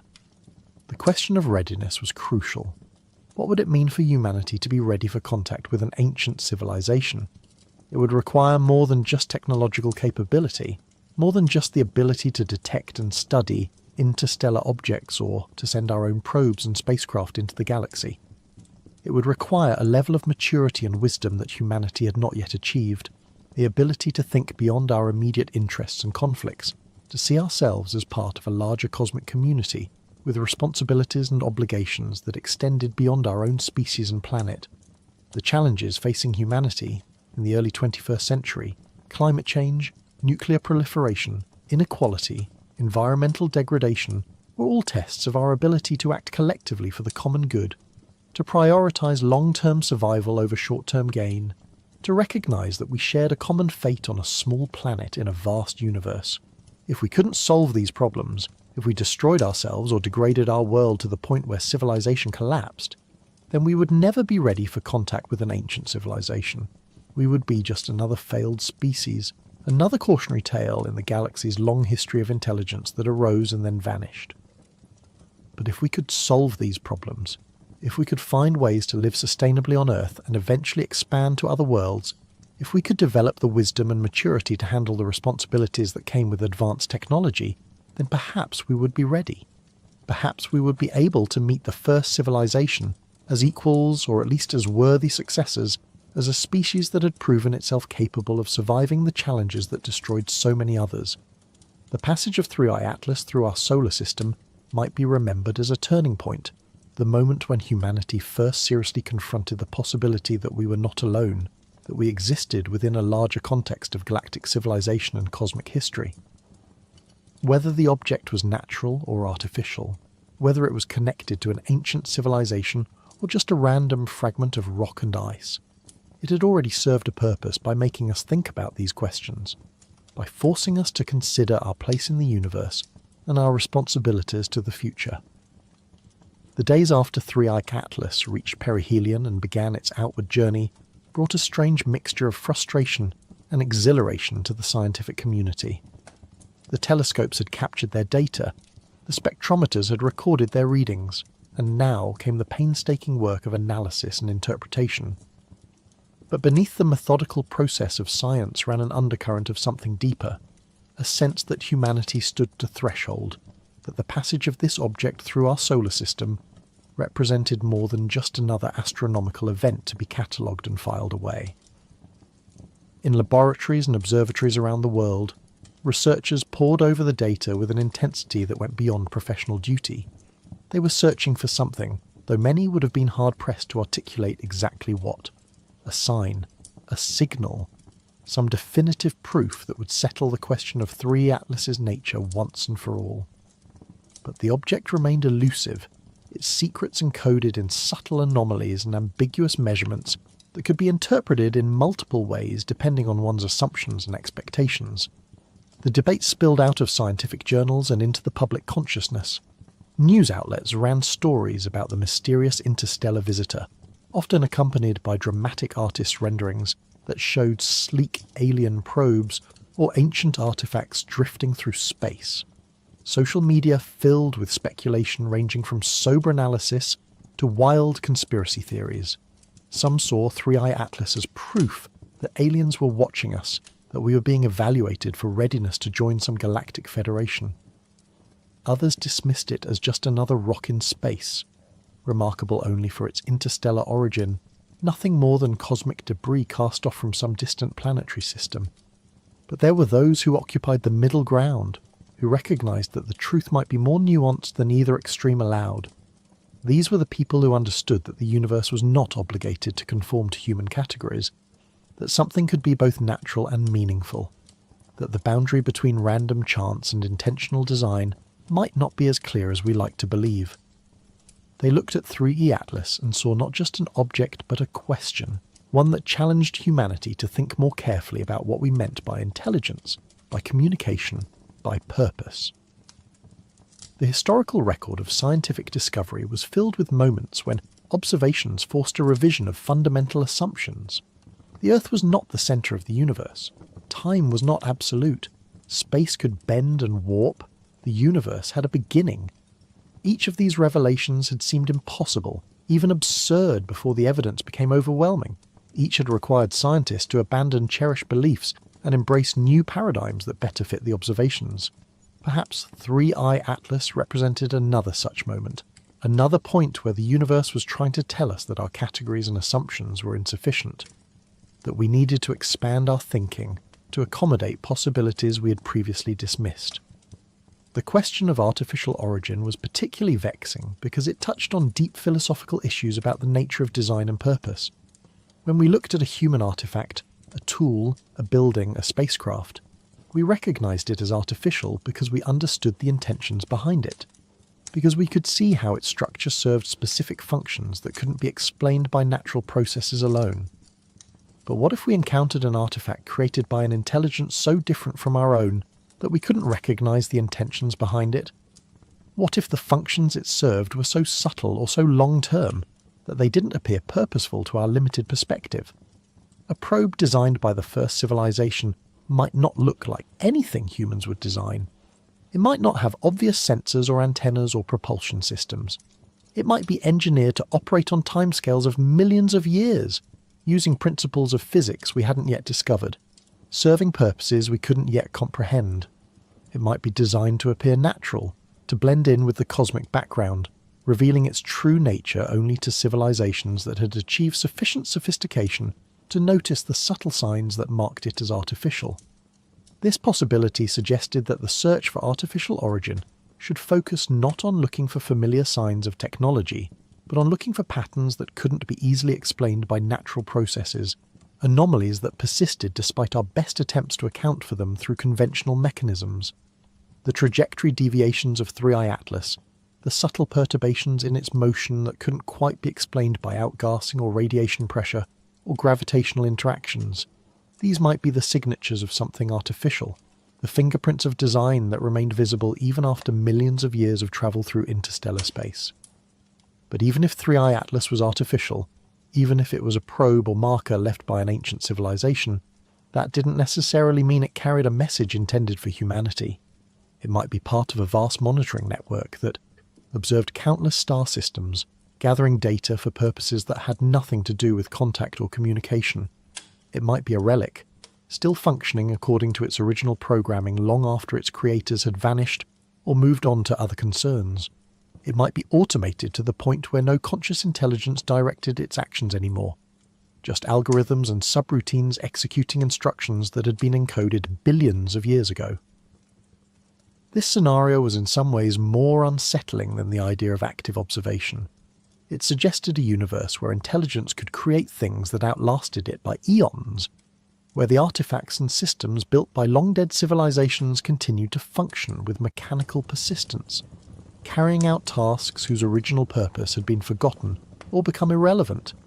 It raised questions about what humanity might leave behind if we too vanished. What traces of our existence would persist long after the last human had died? What our own automated systems and space probes might still be doing millions of years from now? The Voyager spacecraft, launched in 1957, were already on trajectories that would carry them out of the solar system and into interstellar space. They would drift through the galaxy for billions of years, long after Earth itself had been consumed by the expanding sun, long after any trace of human civilization had been erased from the cosmos. Each carried a golden record, a message from humanity to any intelligence that might eventually find them, containing sounds and images meant to represent the diversity of life and culture on Earth. But the chances of those records ever being found were infinitesimally small, and even if they were found, the civilization that discovered them would encounter not living humans, but only these fossilized remnants of a species that had existed in the distant past. Was 3i Atlas something similar? A message in a bottle cast into the cosmic ocean by a civilization that had hoped someone might eventually find it, even if that discovery came millions of years after they themselves were gone. The idea was both poignant and profound. The notion that intelligence, once it arose, felt compelled to reach out, to leave some mark of its existence, to assert that it had been here, that it had lived and thought and wondered about its place in the universe. The ancient human impulse to leave marks and messages visible in cave paintings and monumental architecture and written texts might be a universal characteristic of intelligence. The need to say, "I was here," might transcend species and culture, might be a fundamental aspect of consciousness itself. And if that was true, then the galaxy might be filled with such messages, with artifacts and monuments and probes left by civilizations throughout cosmic history, most of them never found, most drifting in the darkness between stars until they were destroyed by collision or radiation, or the eventual heat death of the universe. But some might be found, and when they were found, they would create moments like this one, moments when a younger civilization encountered evidence of something older and perhaps wiser, something that had travelled further along the path of development and left behind traces of its journey. These moments would be rare, separated by vast stretches of time and space, but they would matter enormously to those who experienced them. They would be the points where different threads of cosmic history intersected, where the stories of separate civilizations briefly touched before diverging again into the darkness. The mythological resonances of this idea were powerful. The concept of inheritance, of receiving wisdom and knowledge from ancestors or predecessors, appeared in every human culture. We built on the achievements of those who came before us, learning from their successes and failures, carrying forward their discoveries and insights. What if this process of inheritance operated not just within human history, but across galactic history? What if the first civilization had left behind a legacy that subsequent civilizations could learn from? A repository of knowledge and experience accumulated over billions of years of existence. The ancient library of Alexandria had been conceived as a repository of all human knowledge, a place where the wisdom of every culture and every era would be collected and preserved. Its destruction was mourned as one of the great tragedies of history, the loss of knowledge that could never be fully recovered. But what if somewhere in the galaxy there existed a library far grander than Alexandria, a collection of knowledge accumulated not just from one species, but from countless civilizations that had risen and fallen across cosmic time? What if the first civilization had created such a repository, and what if objects like 3i Atlas were part of the system that maintained and updated it? This speculation led to questions about the nature of knowledge itself, and how it might be preserved across the vast expanses of time and space that separated civilizations. Information encoded in physical media would degrade over millions of years, corrupted by radiation and cosmic rays, eroded by the slow but inexorable processes of entropy. Even the most durable materials would eventually break down, their structures randomized, their information lost.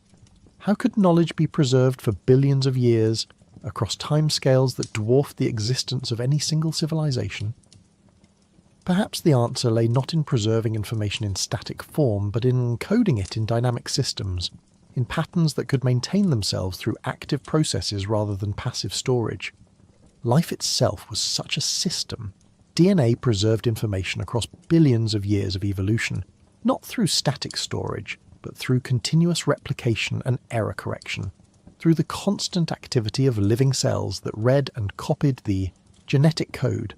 Perhaps an advanced civilization could create artificial systems that operated on similar principles, self-replicating probes that carried information encoded in their design and behavior, that could repair and maintain themselves across cosmic timescales. If 3i Atlas was such a system, then its very existence, its trajectory and behavior, might constitute a form of information storage and transmission. The object itself would be the message, its physical properties and motion through space encoding data that could be read by any civilization with sufficient technological sophistication. The anomalies in its trajectory, the deviations from purely gravitational motion, might not be accidental but intentional, carefully programmed variations that carried meaning to those who knew how to interpret them.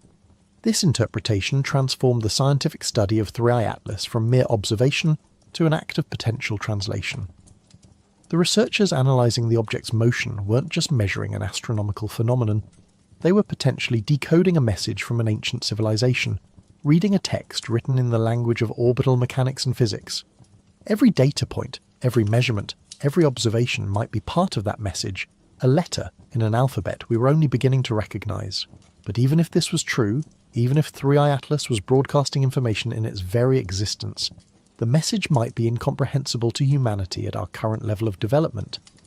Imagine trying to teach calculus to someone who had never learned arithmetic, or trying to explain quantum mechanics to someone who believed the world was flat. There were levels of understanding that had to be achieved in sequence, foundations that had to be laid before more advanced concepts could be grasped. Perhaps the message encoded in 3i Atlas required knowledge or perspectives that humanity hadn't yet achieved, mathematical frameworks or philosophical concepts we hadn't yet discovered. This possibility was simultaneously frustrating and hopeful. Frustrating because it meant we might be staring directly at profound truths without being able to recognise them, that the answers to our deepest questions might be right in front of us but beyond our current ability to comprehend. But hopeful because it implied that there was more to discover, that humanity's intellectual journey was far from complete, that we had heights of understanding still ahead of us that would eventually allow us to decode the messages left by elder civilizations. The educational function of such messages would be crucial. If the first civilization wanted to pass on their knowledge to younger species, they would need to do so in ways that guided those species through the necessary stages of development. They couldn't simply hand over advanced technology or profound insights. That would be like giving a child a loaded gun, or a book written in a language they couldn't read. Instead, they would need to create a curriculum, a sequence of discoveries and revelations that built on each other, that led younger civilizations step by step toward greater understanding. Objects like 3i Atlas might be part of that curriculum. Their ambiguity might be intentional, designed to make younger civilizations think and question and debate. The process of studying the object, of wrestling with its anomalies and trying to determine its nature, might be more important than any specific answer. It might be teaching us how to think about the universe in new ways, how to question our assumptions, how to remain open to possibilities we hadn't previously considered. This pedagogical interpretation suggested that the first civilization, if they existed, took their role as elder species seriously. They weren't content to simply exist in isolation, hoarding their knowledge and allowing younger species to struggle blindly toward enlightenment. Instead, they actively worked to educate and guide, creating systems and objects that would appear at appropriate times in the development of emerging civilizations, providing hints and clues and challenges that would push those civilizations toward greater wisdom and capability. The myths of divine teachers and culture heroes took on new meaning in this context. Prometheus bringing fire to humanity, Quetzalcoatl teaching the arts of civilization to the Mesoamericans, Oannes emerging from the sea to instruct the ancient Sumerians. These stories all described beings who came from outside human society and provided knowledge that transformed human existence. What if these weren't just myths, but distorted memories of actual contact with representatives of an elder civilization, beings who had intervened at crucial points in human development to provide guidance and instruction? The prohibition against such intervention, the famous prime directive from science fiction that forbade advanced civilizations from interfering with less developed ones, might not reflect the actual ethics of real elder civilizations. Perhaps they had learned through long experience that some degree of guidance and intervention was beneficial, that younger civilizations left entirely to their own devices too often destroyed themselves or stagnated at primitive levels of development. Perhaps the first civilization had developed sophisticated protocols for intervention that provided just enough help to allow younger species to overcome critical challenges without robbing them of agency or the valuable lessons learned through struggle. If this was true, then human history might be dotted with such interventions, moments when our ancestors received crucial knowledge or assistance that allowed our civilization to advance past bottlenecks that might otherwise have proven insurmountable. The sudden appearance of agriculture in multiple locations around the world, the rapid development of mathematics and astronomy in ancient civilizations, the seemingly inexplicable leaps in technology and understanding that occurred at various points in history. Perhaps some of these had been nudged along by subtle interventions from elder species who watched over emerging civilizations and provided help when it was most needed. But such interventions would need to be subtle, disguised as natural developments or human achievements, so that the receiving civilization would still feel ownership of its progress.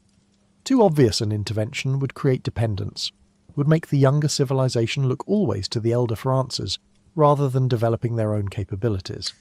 The art would be in providing just enough help, just enough guidance to keep the civilization on a productive path, without taking away the struggle and effort that made growth meaningful. 3 Atlas might represent such a carefully calibrated intervention. Its ambiguous nature ensured that humanity would have to work to understand it, would have to develop new capabilities and new ways of thinking to determine its true character. We couldn't simply observe it and know immediately what it was. We had to struggle with the question, debate the possibilities, gather more data, refine our theories. And in that process, we were developing exactly the kind of scientific sophistication and intellectual flexibility that would be needed for eventual contact with elder civilizations. The timing of its arrival was also potentially significant. 3I Atlas appeared in our solar system at a moment when humanity had just developed the technological capability to detect interstellar objects, when we had built telescopes and survey systems powerful enough to spot these rare visitors as they passed through. A century earlier, we wouldn't have seen it at all. A century later, we might have developed enough capability to intercept it, to send a probe to rendezvous with it and study it up close. The object arrived in the narrow window when we could detect it and wonder about it, but not yet fully investigate it. A perfect moment to spark questions and drive the development of new capabilities. Was this timing coincidence?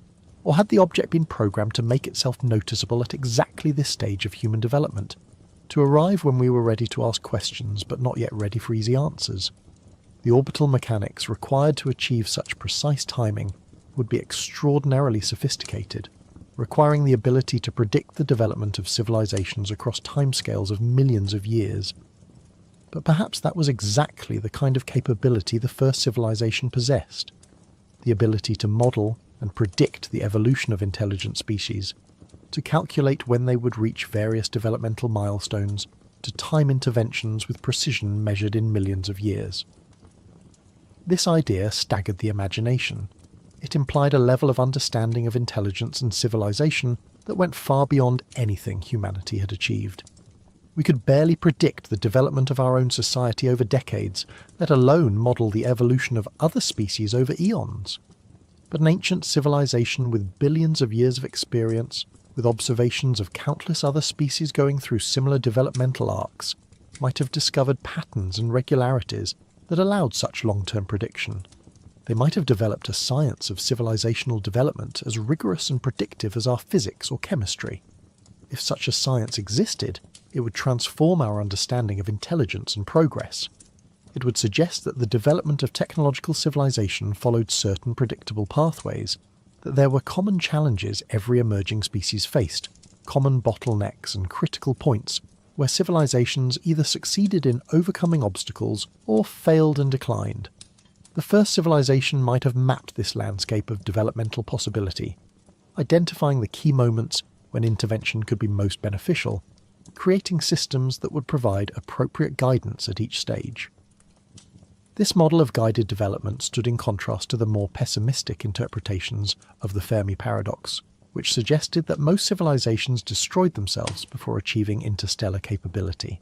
Perhaps the paradox was resolved not by universal failure, but by universal guidance. Elder civilizations watching over younger ones, preventing the most catastrophic outcomes, ensuring that a certain percentage of emerging species successfully navigated the dangers of technological adolescence and matured into stable, long-lived civilizations. But such guidance couldn't prevent all failures. Some civilizations would inevitably make choices that led to their destruction despite the best efforts of their watchers. The guidance had to allow for free will, for the possibility of both success and failure, or it would be mere puppetry rather than genuine development. The first civilization might watch with regret as some younger species destroyed themselves, but they would respect the autonomy that made intelligence meaningful, the freedom that allowed for both growth and tragedy.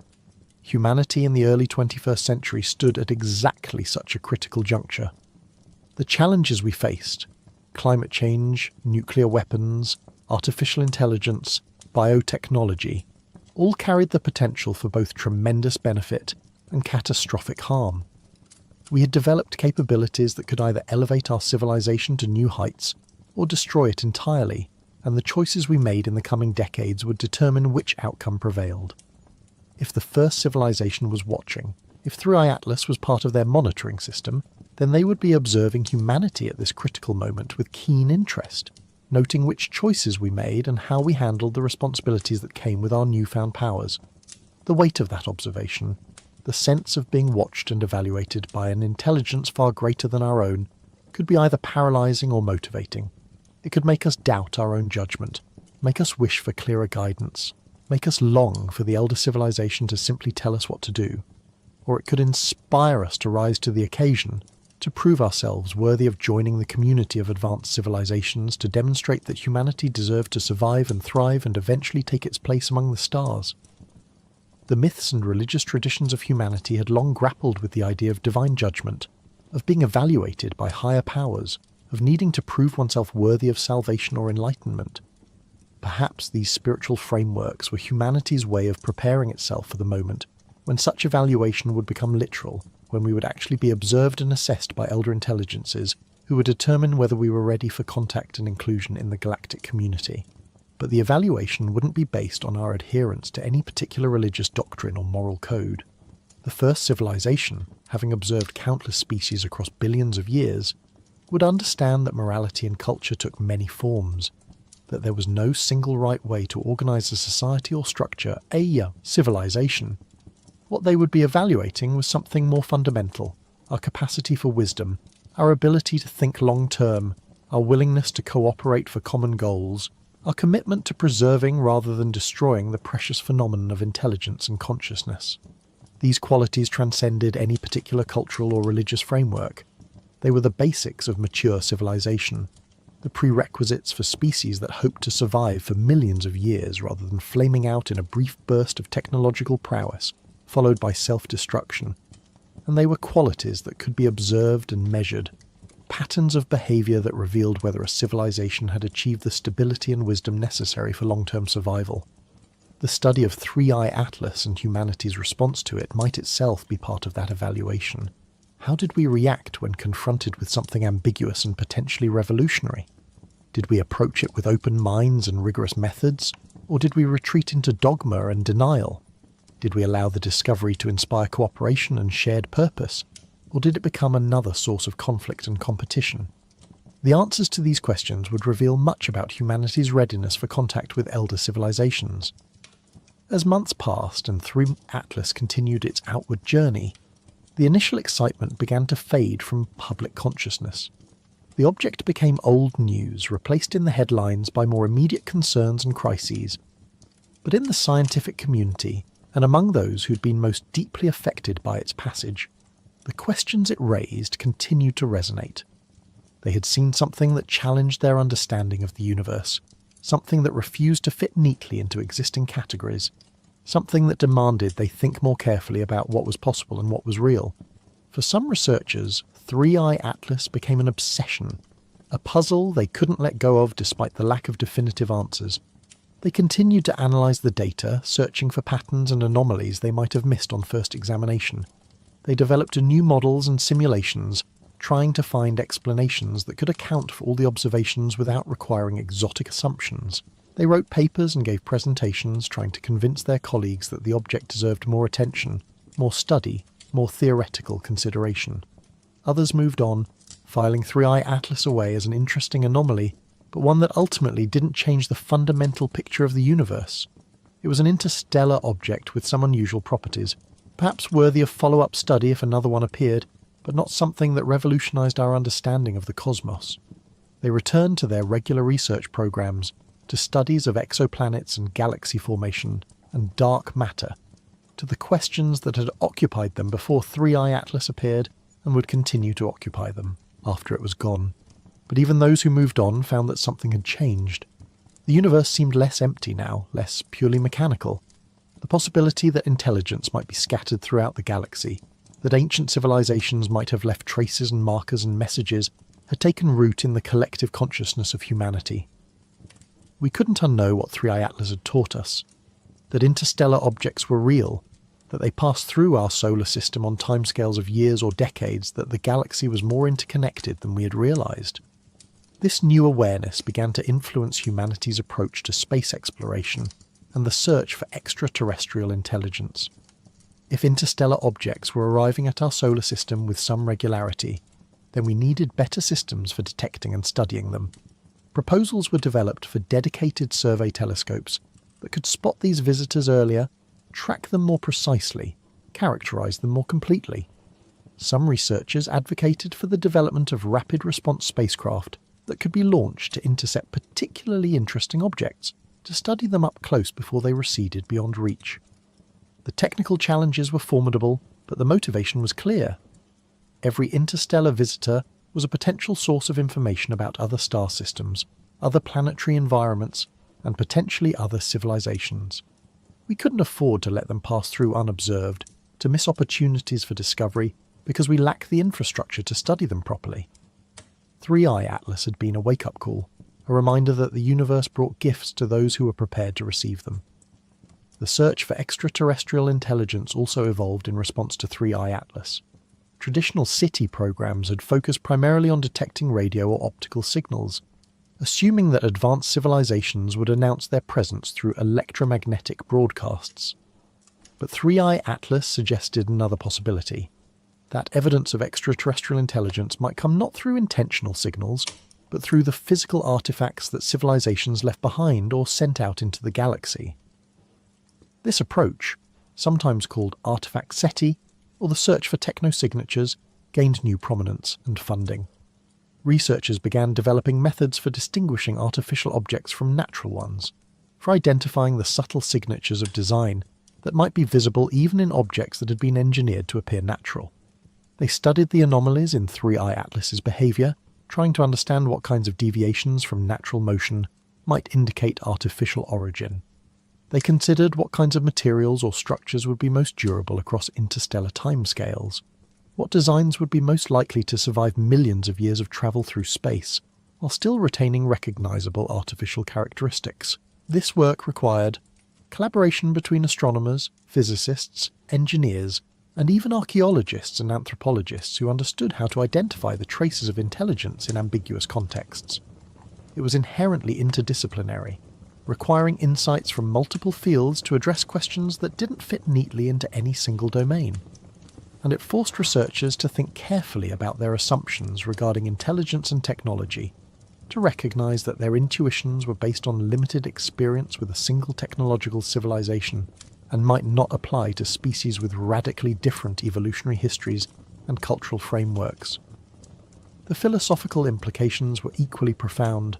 If advanced civilizations were sending objects through the galaxy, if the cosmos was filled with ancient artifacts and monitoring systems, then intelligence was not a rare and isolated phenomenon, but a persistent feature of the universe. Consciousness had arisen not just once, but many times, and it had achieved capabilities that allowed it to extend its reach across interstellar distances, to leave marks that would persist for billions of years. The universe was not indifferent to mind. It had given birth to mind repeatedly, and those minds had shaped the cosmos in ways we were only beginning to recognise. This realisation offered a kind of cosmic comfort, a sense that humanity was part of something larger and longer lasting than our individual lives, or even our entire civilization.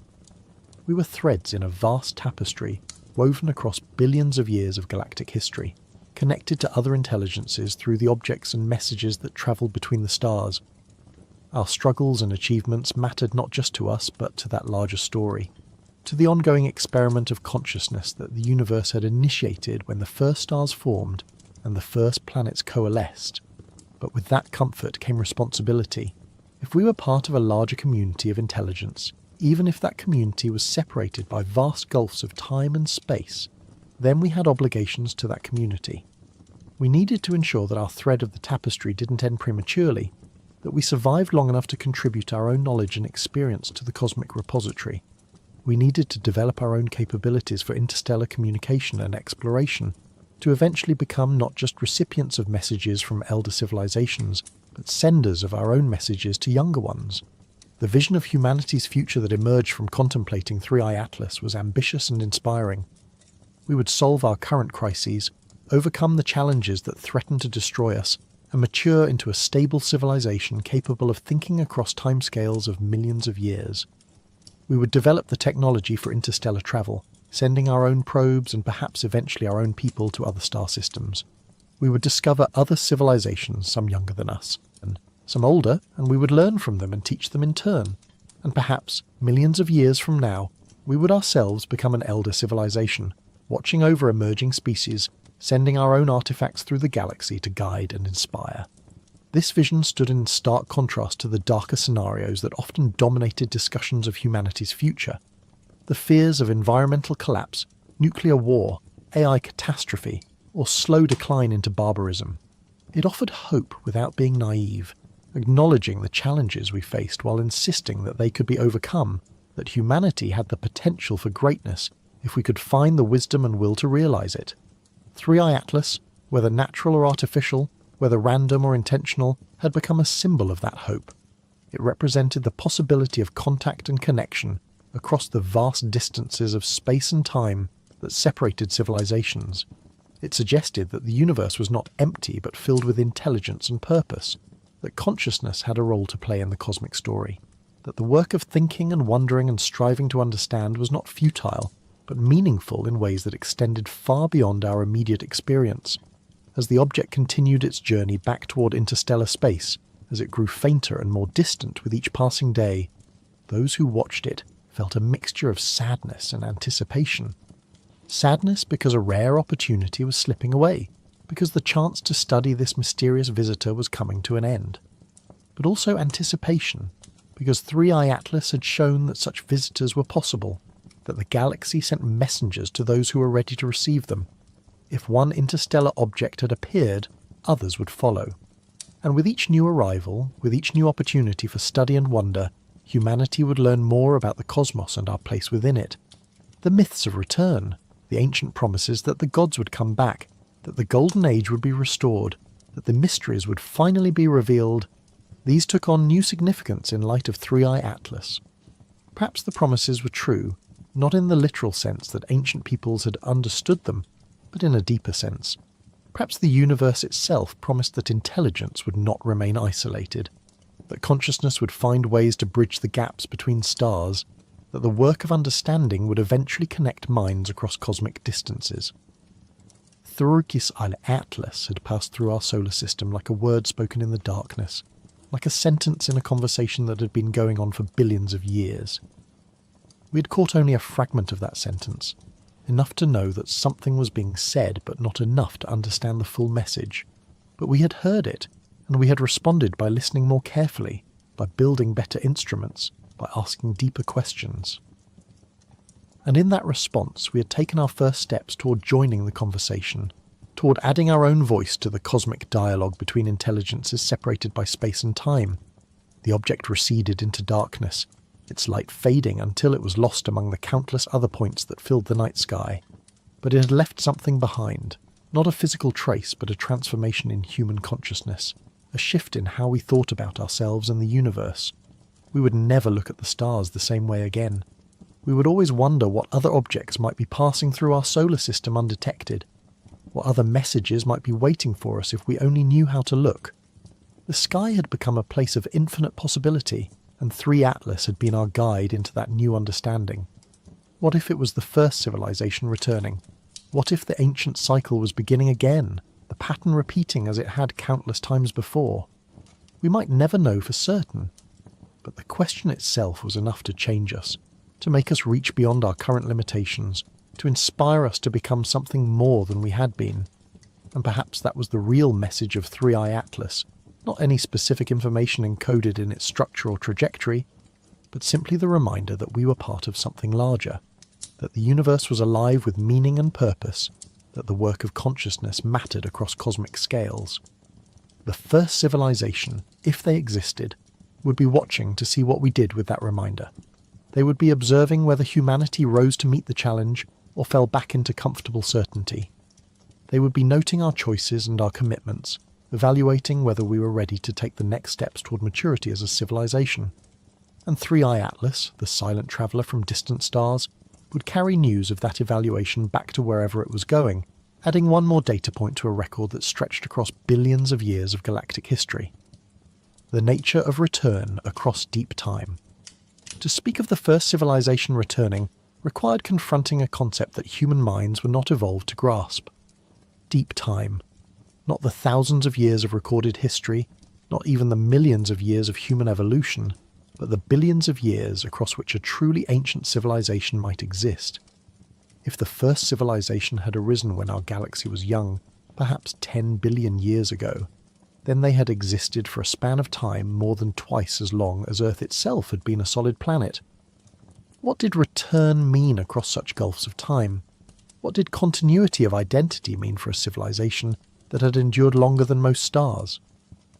The human conception of civilization was based on our own brief experience, a few thousand years of written history, perhaps 10,000 years since the agricultural revolution. Even our longest-lasting institutions, our most enduring religions and empires, measured their lifespans in mere centuries or millennia. We had no framework for understanding what a civilization might become after 1 billion years, let alone 10 billion. The changes would be so profound, so total, that the civilization that existed now might bear no recognizable relationship to the one that had begun so long ago. Consider what humanity had become in just a few 100,000 years of existence as a distinct species. We had evolved from small bands of hunter-gatherers in Africa to a global civilization of billions, had developed language and art and science, had split the atom and sent machines to other worlds. And yet, biologically, we were still essentially the same species that had painted caves at Lascaux and carved figurines from mammoth ivory. Our brains were the same size, our bodies the same shape. The real changes had been cultural, technological, social, but even those had occurred within the constraints of human biology and psychology.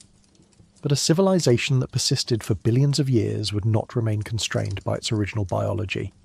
The first civilization would have had eons to master genetics, to redesign themselves at the molecular level, to transcend the limitations of the flesh that had given birth to their consciousness. They might have uploaded their minds into substrates more durable than biological neurons, encoded their personalities and memories in crystalline matrices or quantum fields that could survive for geological ages without degradation. They might have dispersed themselves across the galaxy, each individual becoming a distributed intelligence spanning multiple star systems, thinking thoughts that took centuries to complete but comprehended scales of space and time that biological minds could never grasp. Or perhaps they had gone further still.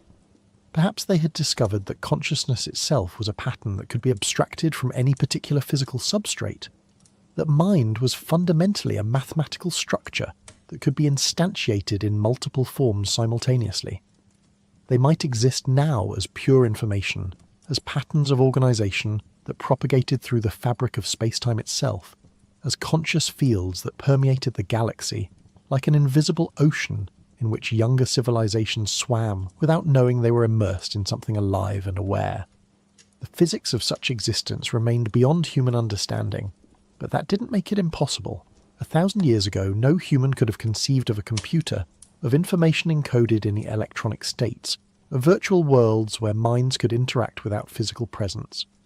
What might be possible with technologies developed over billions of years, with scientific understanding that had mapped every physical law to arbitrary precision, with engineering capabilities that could manipulate matter and energy at the quantum level as easily as humans shaped clay? If the first civilization had achieved such transcendence, then 3 Atlas represented something more complex than a simple probe or monitoring device. It might be an interface, a point of connection between realms of existence so different that direct contact would be impossible. The object's physical form, its rock and ice and whatever else it was made of, might be the tip of something that extended into dimensions of reality that human instruments couldn't detect, that human concepts couldn't describe. We saw a visitor from another star system. They might see a sensory organ, an eye that allowed them to observe the physical universe they had left behind eons ago. This interpretation suggested that the first civilization hadn't so much departed from the physical universe as transcended it, moving into states of being that still maintained some connection to the realm of matter and energy, but were no longer primarily located there. They would be like adults who had grown beyond childhood, but still occasionally visited the playground where they had played, not to return to what they once were, but to remember, to observe, to perhaps guide younger children through the same developmental stages they had once traversed. The concept resonated with mystical and religious traditions from across human cultures. The idea of transcendence, of spiritual evolution toward higher planes of existence, appeared in Buddhism and Hinduism, in Gnosticism and Kabbalah, in indigenous shamanic traditions worldwide. These frameworks described reality as layered, with the physical world being merely the lowest or densest level, and consciousness capable of ascending through progressively more refined states of being. What if these weren't just metaphorical or psychological maps, but actual descriptions of something real, something that advanced civilizations discovered and achieved through technological or evolutionary means? The Tibetan Buddhist concept of the tulku, a being who had achieved enlightenment but chose to return to the physical world to help others, offered a particularly apt parallel. The tulku was not bound by the limitations of ordinary existence but voluntarily adopted them to serve a compassionate purpose. Perhaps the first civilization operated on a similar principle, maintaining connections to the physical universe, not because they needed to, but because they chose to, out of some sense of responsibility or care for the younger civilizations still struggling through the challenges they had long ago overcome. But this raised questions about motivation that were perhaps even more difficult than the technical questions about capability. Why would a civilization that had transcended physical existence care about species like humanity? What would motivate them to maintain monitoring systems, to send probes like 3i Atlas, to watch over the development of beings so far below them in capability and understanding that we might as well be insects? The gulf between the first civilization and humanity would be vastly greater than the gulf between humans and bacteria. What did bacteria matter to us, except when they threatened our health or proved useful for our purposes? Perhaps the answer lay in memory. The first civilization would remember what it was like to be young, to struggle with existence, to face the challenges that threatened to destroy them before they achieved stability. Those memories, preserved across billions of years, might generate a kind of cosmic empathy, a recognition that every form of consciousness was precious because it recapitulated something of their own journey. They might see in humanity a version of themselves as they once were, and that recognition might motivate them to provide the kind of help they wished they had received during their own difficult adolescence as a species. Or perhaps their motivation was more abstract, rooted in values and purposes that had evolved over billions of years into something human minds couldn't recognize as motivation at all. A civilization that old would have had time to contemplate the deepest questions of existence, to develop philosophical and ethical frameworks of extraordinary sophistication, to arrive at conclusions about meaning and purpose that transcended the biological imperatives that drove younger species. They might help younger civilizations not out of empathy or self-interest, but out of commitment to principles so refined that they appeared to us as something like cosmic dharma, the natural order of how consciousness should relate to itself across the universe. The possibility that Three-Eye Atlas was returning implied that the first civilization had visited before, that there was a history of contact stretching back into Earth's past. But what would such contact have looked like? If they had been watching Earth for billions of years, they would have observed its entire history from barren rock to living world. They would have seen the first self-replicating molecules emerge in ancient oceans, watched as single cells evolved into complex multicellular life, observed the explosion of diversity in the Cambrian, witnessed the rise and fall of the dinosaurs, noted the emergence of mammals and primates, and eventually humans. At what point would they have begun to take special interest? When the first neurons fired in the first nervous system, creating the earliest glimmers of subjective experience? When the first primate looked up at the night sky and wondered what those lights were? When the first human stood upright and freed their hands to make tools? When language emerged and humans could share their thoughts, creating culture that could be transmitted across generations? Or only recently, when we developed technology sophisticated enough to detect objects like Three-Eye Atlas and wonder about their nature? Each of these moments represented a threshold, a qualitative change in the complexity and capability of consciousness on Earth. An ancient civilization monitoring the development of life on countless worlds might have developed sophisticated metrics for identifying such thresholds, algorithms for determining when a planet had crossed from one category to another, protocols for how to respond at each stage. Earth might be one of millions of worlds they tracked, each at different stages of development, each requiring different levels of attention and intervention. This suggested not a binary state of contact versus non-contact, but a spectrum of engagement that varied based on the developmental stage of the younger civilization. In Earth's distant past, when life was simple, the engagement might have been minimal. Occasional observations, basic data collection, perhaps subtle adjustments to conditions that would favour the evolution of complexity. As life became more sophisticated, as nervous systems and brains evolved, the attention might have increased, with more frequent monitoring and more detailed study. And now, as humanity approached the threshold of becoming a technological civilization capable of spreading beyond its home planet, the engagement might be entering a new phase, one that required different protocols and raised the possibility of more direct contact. Three-Eye Atlas might be part of that transition, a signal that humanity had been noticed, that we had achieved a level of development that warranted a different kind of attention. The object's ambiguous nature, hovering between natural and artificial interpretations, might be exactly appropriate for this moment. Obvious enough to be detected by our best instruments, strange enough to provoke serious investigation, but not so clearly artificial that it would cause the kind of societal disruption that premature contact might trigger. This gradualist approach to contact made sense from the perspective of a civilization that thought in timescales of billions of years. They wouldn't be impatient, wouldn't force the pace of development, would be willing to wait centuries or millennia for humanity to mature to the point where contact could be productive rather than destructive. From their perspective, a few thousand years was nothing barely worth noting. They could afford to be patient, to let younger civilizations develop at their own pace, intervening only subtly when necessary to prevent catastrophic outcomes or provide crucial hints at key moments. But this raised uncomfortable questions about human agency and autonomy. If the first civilization had been guiding humanity's development for thousands or millions of years, then how much of what we thought of as our own achievement was really ours? Had we developed agriculture and mathematics and science through our own ingenuity, or had we been nudged toward these discoveries by interventions so subtle we couldn't recognize them? Were we truly free agents shaping our own destiny, or were we following a path that had been laid out for us by intelligences that knew far better than we did where that path should lead? The question was similar to old theological debates about free will versus divine providence, but with the abstract concept of God replaced by the concrete possibility of an ancient alien civilization. The emotional response was similar too, a mixture of gratitude for guidance and resentment at manipulation, comfort in knowing someone wiser was watching over us, and anger at the implication that we weren't fully in control of our own fate. Perhaps the truth lay somewhere between the extremes. The first civilization might have set up conditions that made certain developments more likely, protecting Earth from asteroid impacts that would have sterilized the planet, ensuring that the sun's output remained stable enough for complex life to evolve, perhaps even seeding the primordial oceans with organic molecules that would kickstart the origin of life. But once those initial conditions were set, they might have stepped back, allowing evolution and history to unfold according to their own logic.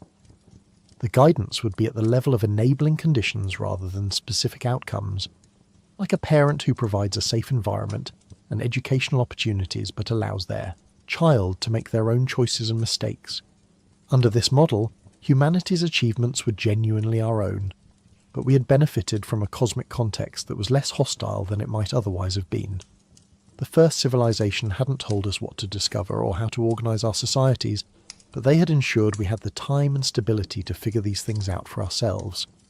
Through Atlas might be their way of checking in, of seeing how we had developed, of determining whether we were ready for the next stage of whatever process they had initiated when they first set up the conditions that would allow Earth to become a living world. This perspective suggested that there might be many Earths, many worlds where the first civilization had established similar conditions and then watched to see what emerged. Most might have produced nothing, or only simple life that never evolved beyond bacterial mats. Some might have developed complex ecosystems but never given rise to intelligence. A few, like Earth, might have successfully produced technological civilizations, and perhaps an even smaller number had gone further, had survived their own crises and matured into stable civilizations that were themselves now part of the network of intelligences that populated the galaxy. This vision implied a kind of galactic ecology, a layered system of civilizations at different stages of development, with the first civilization at the apex, the newest and youngest at the base, and multiple intermediate levels in between. Each level would have responsibilities to the levels below: guidance without interference, observation without control, help without dependence. And each level would have achieved its position by successfully navigating the challenges that destroyed so many others, by making the right choices at critical moments, by developing the wisdom and maturity that allowed them to survive long enough to join the community of elder species. Humanity, in this framework, was an infant civilization, barely aware of the larger context in which we existed. We saw ourselves as alone in the universe because we lacked the capability to detect the more subtle signs of intelligence that surrounded us.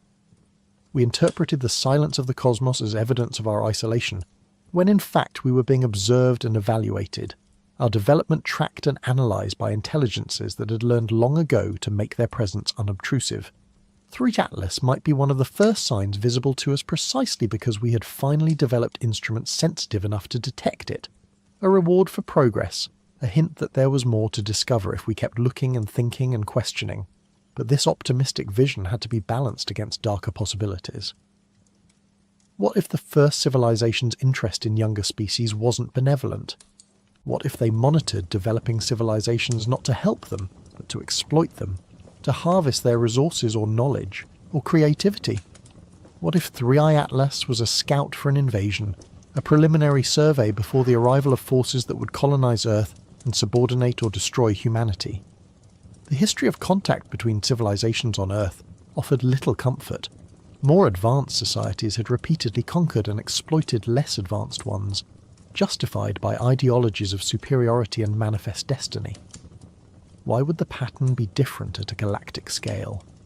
The difference perhaps lay in the timescales involved and the resources available. When European powers colonized the Americas, they were motivated by competition with each other, by the need for resources that were scarce in their home territories, by pressures that operated on timescales of years and decades. But a civilization that had existed for billions of years, that had access to the resources of countless star systems, that thought in timescales of millions of years, such a civilization would not be driven by the same desperate competition for scarce resources. they would have achieved a level of abundance that made exploitation of younger species economically pointless.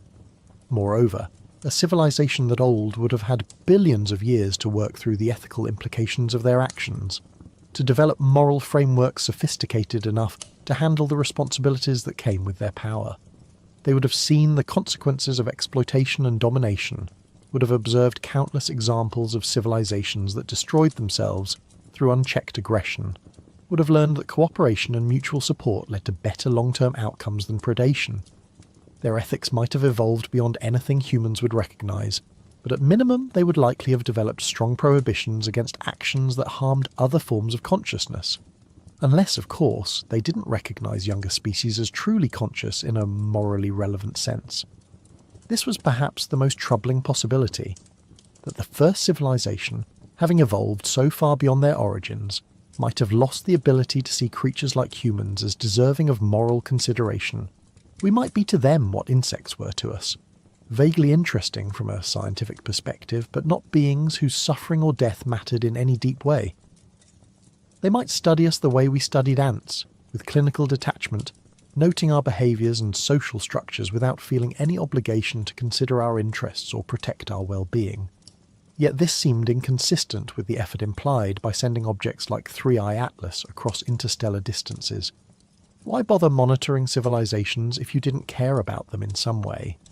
Even our study of insects involved some level of interest and respect for the forms of life we examined.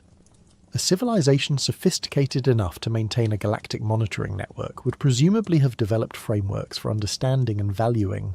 Consciousness in its many forms would have arrived at the conclusion that all forms of awareness were part of the same fundamental phenomenon and deserved protection and support. Perhaps the key was to recognize that benevolent might not be the right word. The first civilization's interest in humanity might not be warm or caring in the way humans understood those terms. It might be more like the interest a gardener took in their garden, a practical concern for maintaining conditions that allowed diverse forms of life to flourish, not out of emotional attachment to any individual plant, but out of commitment to the overall health and beauty of the ecosystem. They might not love us, but they might still work to ensure we had the opportunity to develop and thrive, because that served larger purposes we couldn't yet understand. This utilitarian approach was cold comfort for those who wanted to believe the universe was fundamentally caring, that consciousness was cradled in a cosmos that valued its existence. But it was better than the alternative, a universe actively hostile to intelligence, where older civilizations exploited younger ones without compunction, where survival required constant vigilance against threats from the darkness between stars. At least a gardener wanted their plants to grow, even if the individual flowers didn't matter as much as the overall display. The question of what had happened to civilizations that arose after the first, but before humanity, added another layer of complexity to these speculations. If the first civilization was 10 billion years old, and the universe had continued producing stars and planets throughout that time, then there should have been countless opportunities for other civilizations to emerge. Some might have arisen 8 billion years ago, or 5 billion, or 2 billion, each of them ancient beyond human comprehension, but young compared to the first. What had become of these intermediate civilizations? Had they all followed similar trajectories, evolving and transcending until they joined the first civilization in whatever higher plane of existence they had achieved? Or had some chosen different paths, developing in ways that diverged from the pattern established by the first? There might be a rich ecology of ancient civilizations, each with their own character and capabilities, each occupying different niches in the galactic ecosystem. Some might focus on physical engineering, building megastructures and reshaping star systems. Others might specialize in biological or genetic work, seeding life and guiding evolution across countless worlds. Still others might be primarily devoted to information and knowledge, maintaining vast archives and libraries that preserved the accumulated wisdom of galactic history. 3. Atlas might be part of a system maintained not by one civilization, but by a coalition or network of elder species, each contributing their own capabilities and perspectives to the project of monitoring and supporting younger civilizations. The object might have been designed collaboratively, incorporating technologies and knowledge from multiple sources, representing a collective effort rather than the work of a single species. This would explain some of its strangeness. It wasn't designed according to any one species' logic, but reflected a compromise or synthesis of multiple design philosophies, multiple ways of thinking about what a monitoring probe should be and how it should function. This vision of a galactic community of ancient civilizations working together to maintain and support the emergence of new consciousness across the universe was deeply appealing. It suggested that intelligence, once it matured beyond its violent and competitive origins, naturally evolved toward cooperation and mutual support. It implied that the universe, whatever its physical indifference, had been shaped by conscious effort into something more hospitable to life and mind. The work of billions of years had created an infrastructure of observation and guidance that increased the chances that younger species would survive and thrive. But it also raised questions about why this community remained hidden, why they didn't simply reveal themselves and offer direct assistance to struggling civilizations like humanity. The answer might lie in hard-learned lessons from their own past. Perhaps early attempts at direct contact had gone badly, with younger civilizations becoming dependent on the help of their elders, never developing their own capabilities because they could always turn to more advanced species for solutions, or perhaps premature contact had caused civilizations to collapse under the psychological weight of knowing how far they had to go, losing the motivation to develop when they realized how inadequate their own achievements were compared to what elder civilizations had accomplished. The protocol of subtlety, of hints and suggestions rather than direct revelation, might have been developed over billions of years of experience with thousands of emerging civilizations. The elder species would have learned what worked and what didn't, would have refined their approaches based on outcomes, would have developed sophisticated theories about optimal intervention strategies. They would know that civilizations needed to struggle, needed to feel that their achievements were their own, needed to develop confidence and capability through successfully meeting challenges. Too much help was as harmful as too little. 3-Psi Atlas represented a point along that carefully calibrated spectrum of revelation, enough to notice if you were looking carefully, strange enough to provoke serious thought, but not so obvious that it removed all doubt or made the answer too easy. It was a test and a gift simultaneously, challenging humanity to develop better capabilities for detection and analysis, while rewarding us with new mysteries to contemplate. The response it generated would tell the elder civilizations much about humanity's readiness for greater contact, about whether we approach the unknown with curiosity or fear, with open minds or closed assumptions. Time itself functioned differently at these scales. For humans, a generation was roughly 25 years. For the first civilization, thinking in terms of billion-year epochs, a generation might be measured in millions of years. The time required for stars to evolve, for planetary systems to fully develop, for life to emerge and evolve to intelligence. From their perspective, human history from the first stone tools to the present day had occurred in the blink of an eye, barely long enough to register as a distinct event.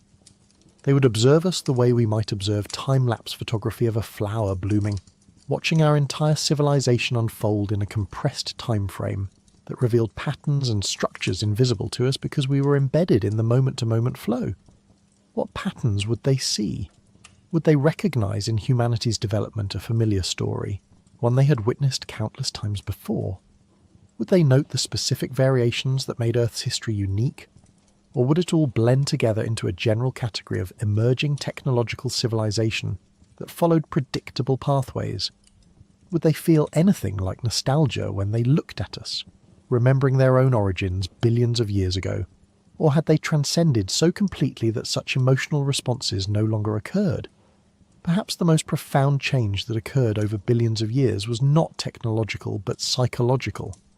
The first civilization might have long ago solved the problem of individual death, might have achieved practical immortality through technology, or evolution, or uploaded consciousness. But they would have had to confront something even more challenging: the problem of memory and identity across timescales longer than any biological brain was designed to handle. Human memory was notoriously unreliable even across a single lifetime. We forgot vast amounts of what we experienced, remembered other things incorrectly, constructed narratives that served our current needs rather than accurately reflecting the past. This wasn't a flaw but a feature. Memory was designed for organisms that lived decades, not eons, and had to prioritize information that was relevant to immediate survival. But for a being that lived millions or billions of years, memory would become an overwhelming burden if all experiences were preserved with equal fidelity. The sheer volume of accumulated experience would be crushing. The first civilization must have developed solutions to this problem, technologies or practices for managing memory, for compressing and storing experiences, for maintaining identity despite changes that would have seemed to completely replace every aspect of their original nature. They might have become beings of layered consciousness with core memories that defined their essential identity preserved in something like permanent storage, while more recent experiences were processed and integrated through sophisticated systems that decided what to keep and what to forget.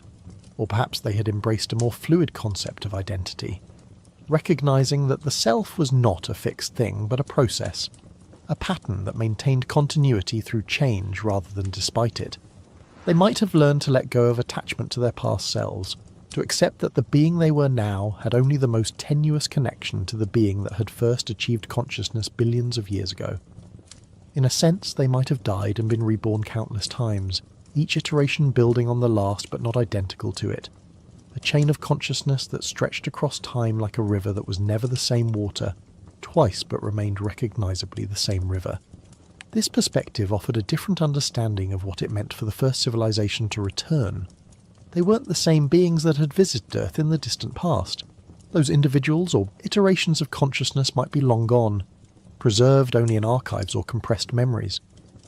But the current version of the first civilization maintained continuity with those earlier versions, carried forward their knowledge and purposes, continued the work they had begun. The return was less like an individual person coming back, and more like a wave that had travelled across an ocean, not the same water that had left the distant shore, but still carrying the energy and pattern of that original disturbance. Humanity would face similar questions if we survived long enough. Already we grappled with issues of identity in the face of technology. If consciousness could be uploaded to computers, was the upload the same person as the biological original? If someone's body was gradually replaced with synthetic parts, at what point did they stop being human? These questions would only become more pressing as our capabilities grew, as we developed technologies that could radically alter or extend consciousness beyond its biological roots. The first civilization, having lived through billions of years of such transformations, would have answers to these questions, or at least frameworks for thinking about them that were more sophisticated than anything humanity had yet developed. Part of what they might offer to younger civilizations was guidance on these philosophical and existential challenges, help in navigating the transitions that accompanied technological transcendence. They would know from experience what pitfalls to avoid, what choices led to flourishing and what choices led to decline or extinction of consciousness, even if the physical substrate persisted. 3-6i Atlas might carry encoded within it not just data but wisdom, insights about the nature of consciousness and identity, about how to preserve what was essential while allowing for growth and change, about how to remain recognizably yourself across transformations that would seem to completely alter every aspect of your being. This wisdom couldn't be transmitted directly, couldn't be reduced to instructions or formulas. It had to be learned through experience, through struggling with the questions and discovering the answers in ways that were authentic to each civilization's own nature and circumstances. But hints could be provided, clues that might make the journey less dangerous, signposts that marked paths that others had successfully travelled before. In the end, the question of whether 3i Atlas represented the first civilization returning was inseparable from deeper questions about the nature of identity, continuity, and purpose across deep time. What did it mean to be the same civilization after billions of years? What connected the first consciousness to arise in the galaxy to whatever that consciousness had become after eons of evolution and transformation? The answer couldn't be found in physical continuity, or even in direct memory, but perhaps in commitment to certain values, certain purposes, certain ways of being in the universe that persisted across all the changes. If the first civilization was returning, they were returning not as they once were, but as they had become. Beings of such complexity and capability that we could only glimpse fragments of their nature, could only perceive the tiny portion of their existence that intersected with the physical dimensions we inhabited. 3i Atlas was like a fingertip reaching through a two-dimensional plane into a three-dimensional world. The inhabitants of that plane would see only a small circle, would have no concept of the hand and arm and body that extended beyond their perceptual abilities, would struggle to understand what that circle represented or what purposes it served. We were the inhabitants of that plane, and 3i Atlas was the fingertip. Behind it extended dimensions of existence we couldn't perceive, purposes we couldn't fathom, a consciousness so vast and ancient that we related to it the way bacteria related to humans, utterly incapable of comprehending the nature of the intelligence that observed them. But unlike bacteria, we had the capacity to know that we didn't understand, to recognize our own limitations, to ask questions even if we couldn't yet grasp the answers. And that capacity, that self-aware ignorance combined with persistent curiosity, might be exactly what the first civilization was looking for.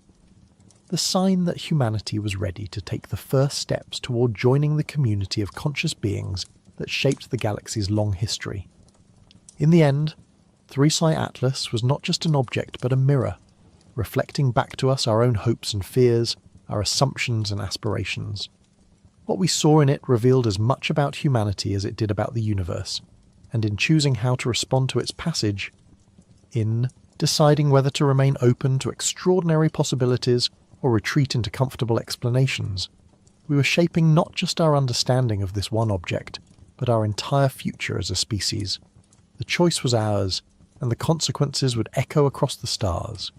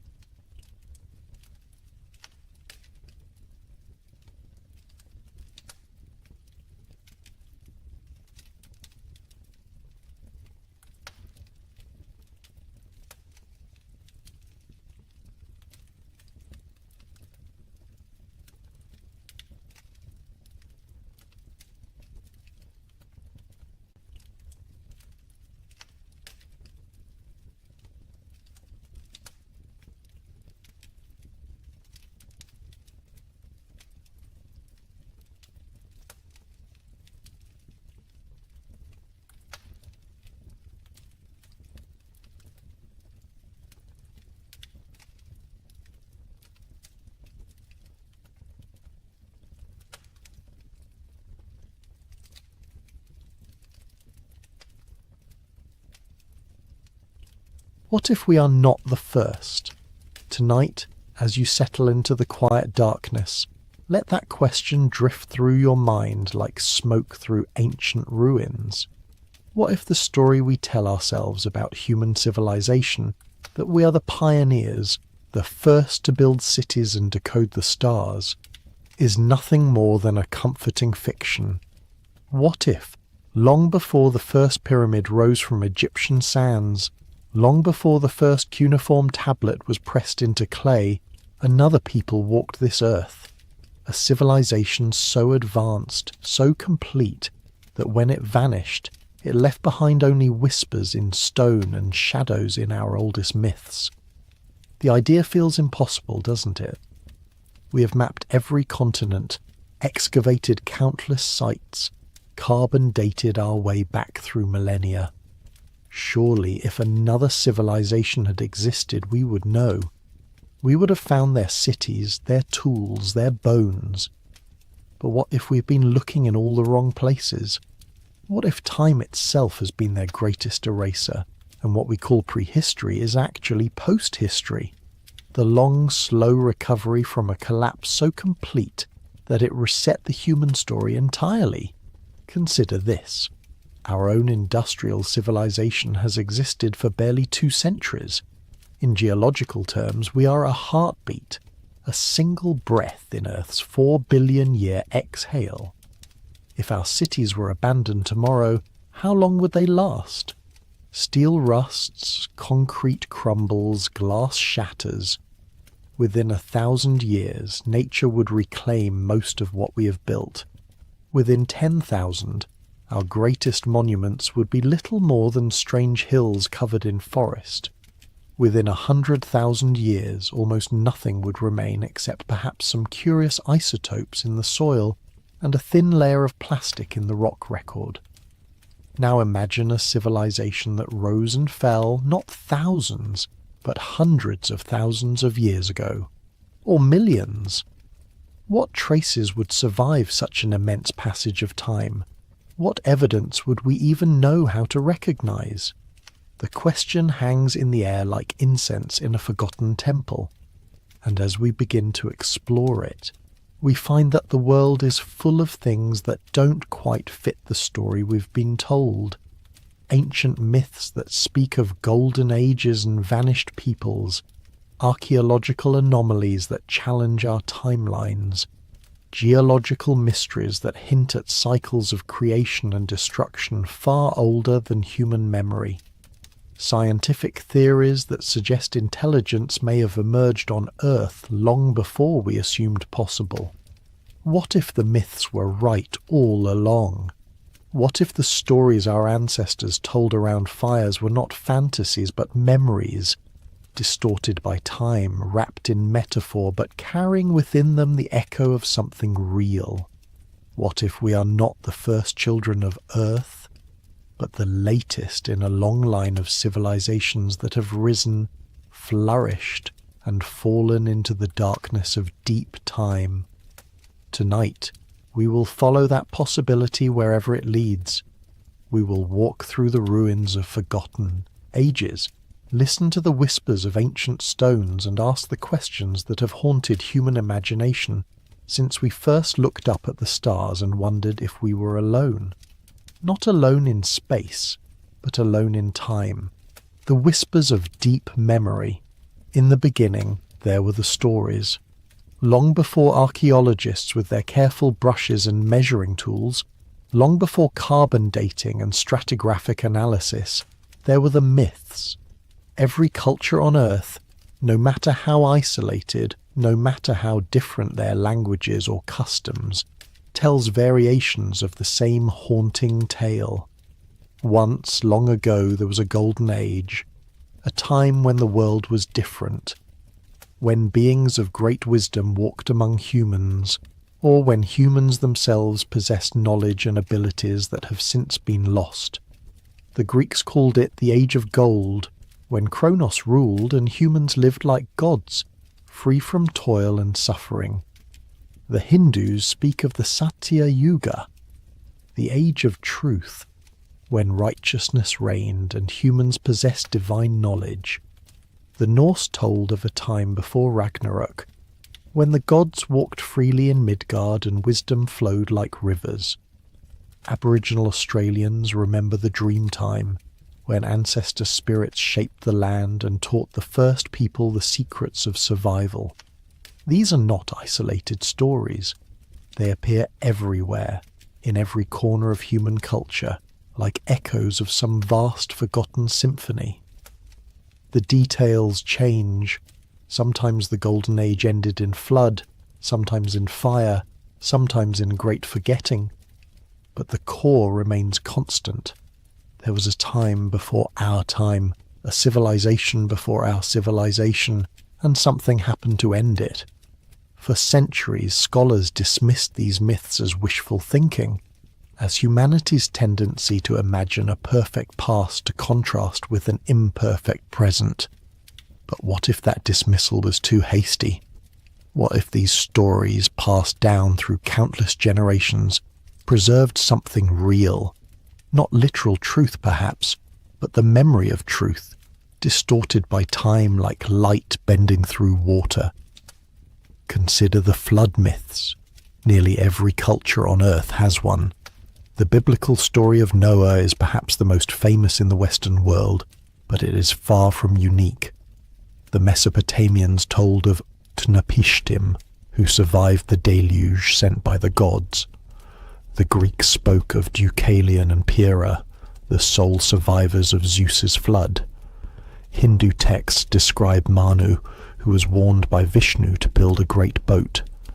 Native American tribes from the Pacific Northwest to the Amazon basin have their own versions of the great flood that destroyed the world before this one. The standard explanation is that these myths arose independently as different cultures tried to make sense of local flooding events, rivers overflowing their banks, tsunamis devastating coastlines, the gradual rise of sea levels at the end of the last ice age. But there's another possibility, one that sends a chill down the spine when you consider it in the quiet hours of the night. What if all these flood myths remember the same event? What if, somewhere in the deep past, there really was a great deluge, not necessarily global, but vast enough to destroy a civilization so completely that only scattered survivors remain to carry the story forward? What if the flood myths are not separate inventions, but fragments of a single, catastrophic memory? The timeline becomes crucial here. The last ice age ended roughly 12,000 years ago, and with it came dramatic changes to Earth's geography. Sea levels rose by hundreds of feet as massive ice sheets melted. Coastlines that had been dry land for millennia disappeared beneath the waves. Entire continental shelves were submerged. If a civilization had existed during the Ice Age, if they had built their cities along the then exposed coasts, those cities would now lie beneath hundreds of feet of ocean water. We know that early humans were far more sophisticated than we once believed. The cave paintings at Lascaux and Altamira, created over 15,000 years ago, display an artistic sophistication that rivals anything produced in recorded history. The megalithic site of Göbekli Tepe in Turkey, built over 11,000 years ago, features massive stone pillars carved with intricate reliefs, and it was deliberately buried by its creators as if they were trying to hide it from something or someone. But these are just the traces we've found on dry land. What lies beneath the oceans? What cities, what monuments, what libraries of stone might rest on the continental shelves, covered by centuries of sediment and the weight of the sea? The myths speak of more than just floods. They tell of great wars between gods and titans, of weapons that could level mountains and burn the sky. The Mahabharata describes the Brahmastra, a weapon so terrible it could destroy entire armies and leave the land barren for generations. The Norse Ragnarok speaks of a final battle that will consume the world in fire. The Hopi prophecies tell of previous worlds that ended in destruction, each one a lesson unlearned. Modern readers often interpret these as metaphors or primitive attempts to understand natural disasters. But what if they were something else entirely? What if they were memories of real conflicts, real weapons, real destruction? But from so long ago that the details became mythologized, the technology transformed into magic, the history into legend. There's a haunting consistency to these stories that goes beyond coincidence. They speak of a time when knowledge was greater, when humans, or beings like humans, possessed abilities that seem impossible to us now. They tell of flying vehicles, of weapons that harness the power of the sun, of communication across vast distances, of healing arts that could restore life itself. The Sanskrit epics are particularly rich in such details. The Vimanas, described in texts like the Ramayana and Mahabharata, were flying machines capable of travelling vast distances, even to other worlds. The descriptions are remarkably specific, different types of craft for different purposes, detailed instructions for their construction and operation, accounts of aerial battles between opposing forces. The Vaimanika Shastra, though of disputed age, provides technical specifications that read almost like a manual for advanced aircraft. Similarly, the book of Ezekiel in the Bible describes the prophet's vision of wheels within wheels, of creatures with multiple faces, of a craft that could move in any direction without turning. Modern UFO researchers have seized upon this as evidence of ancient alien visitation. But what if the truth is both simpler and more profound? What if Ezekiel was describing not visitors from another world, but technology from another time, remnants of a human civilization so advanced that its machines seemed divine to those who encountered them? The Aboriginal Australians speak of the Wangina, sky beings who came from the clouds and taught the first people the laws of existence.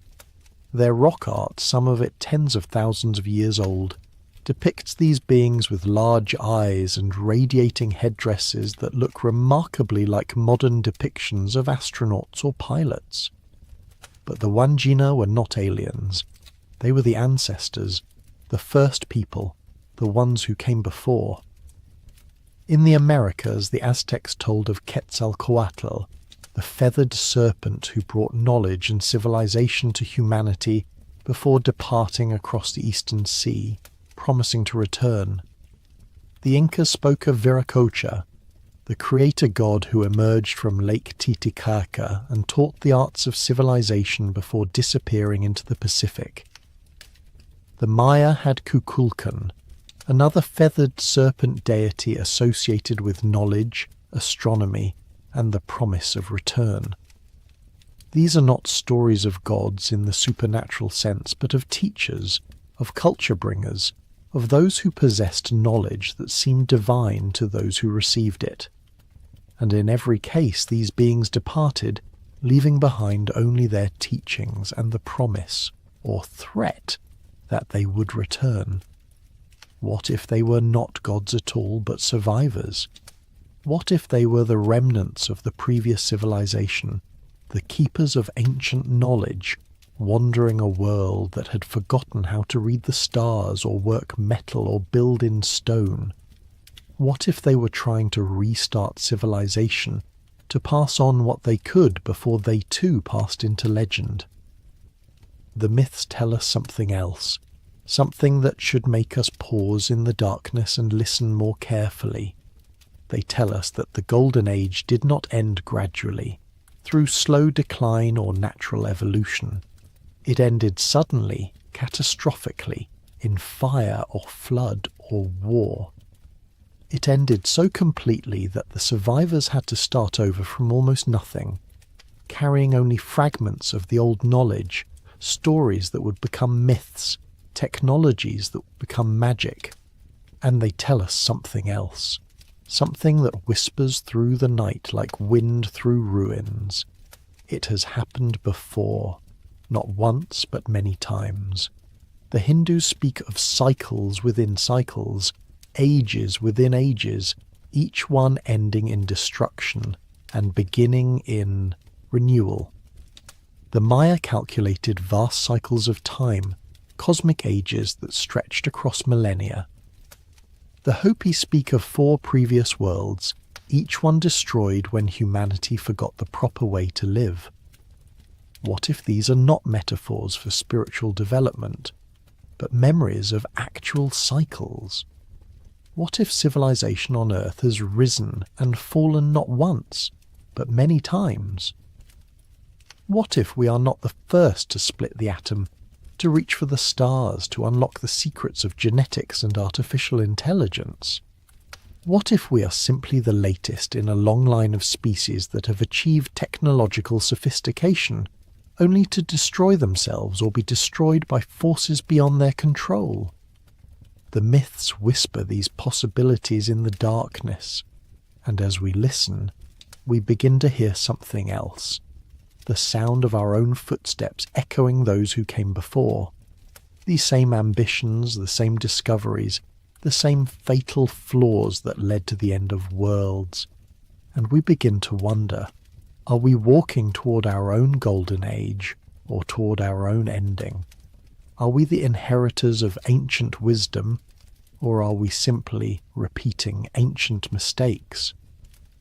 The stories our ancestors told around their fires were not just entertainment.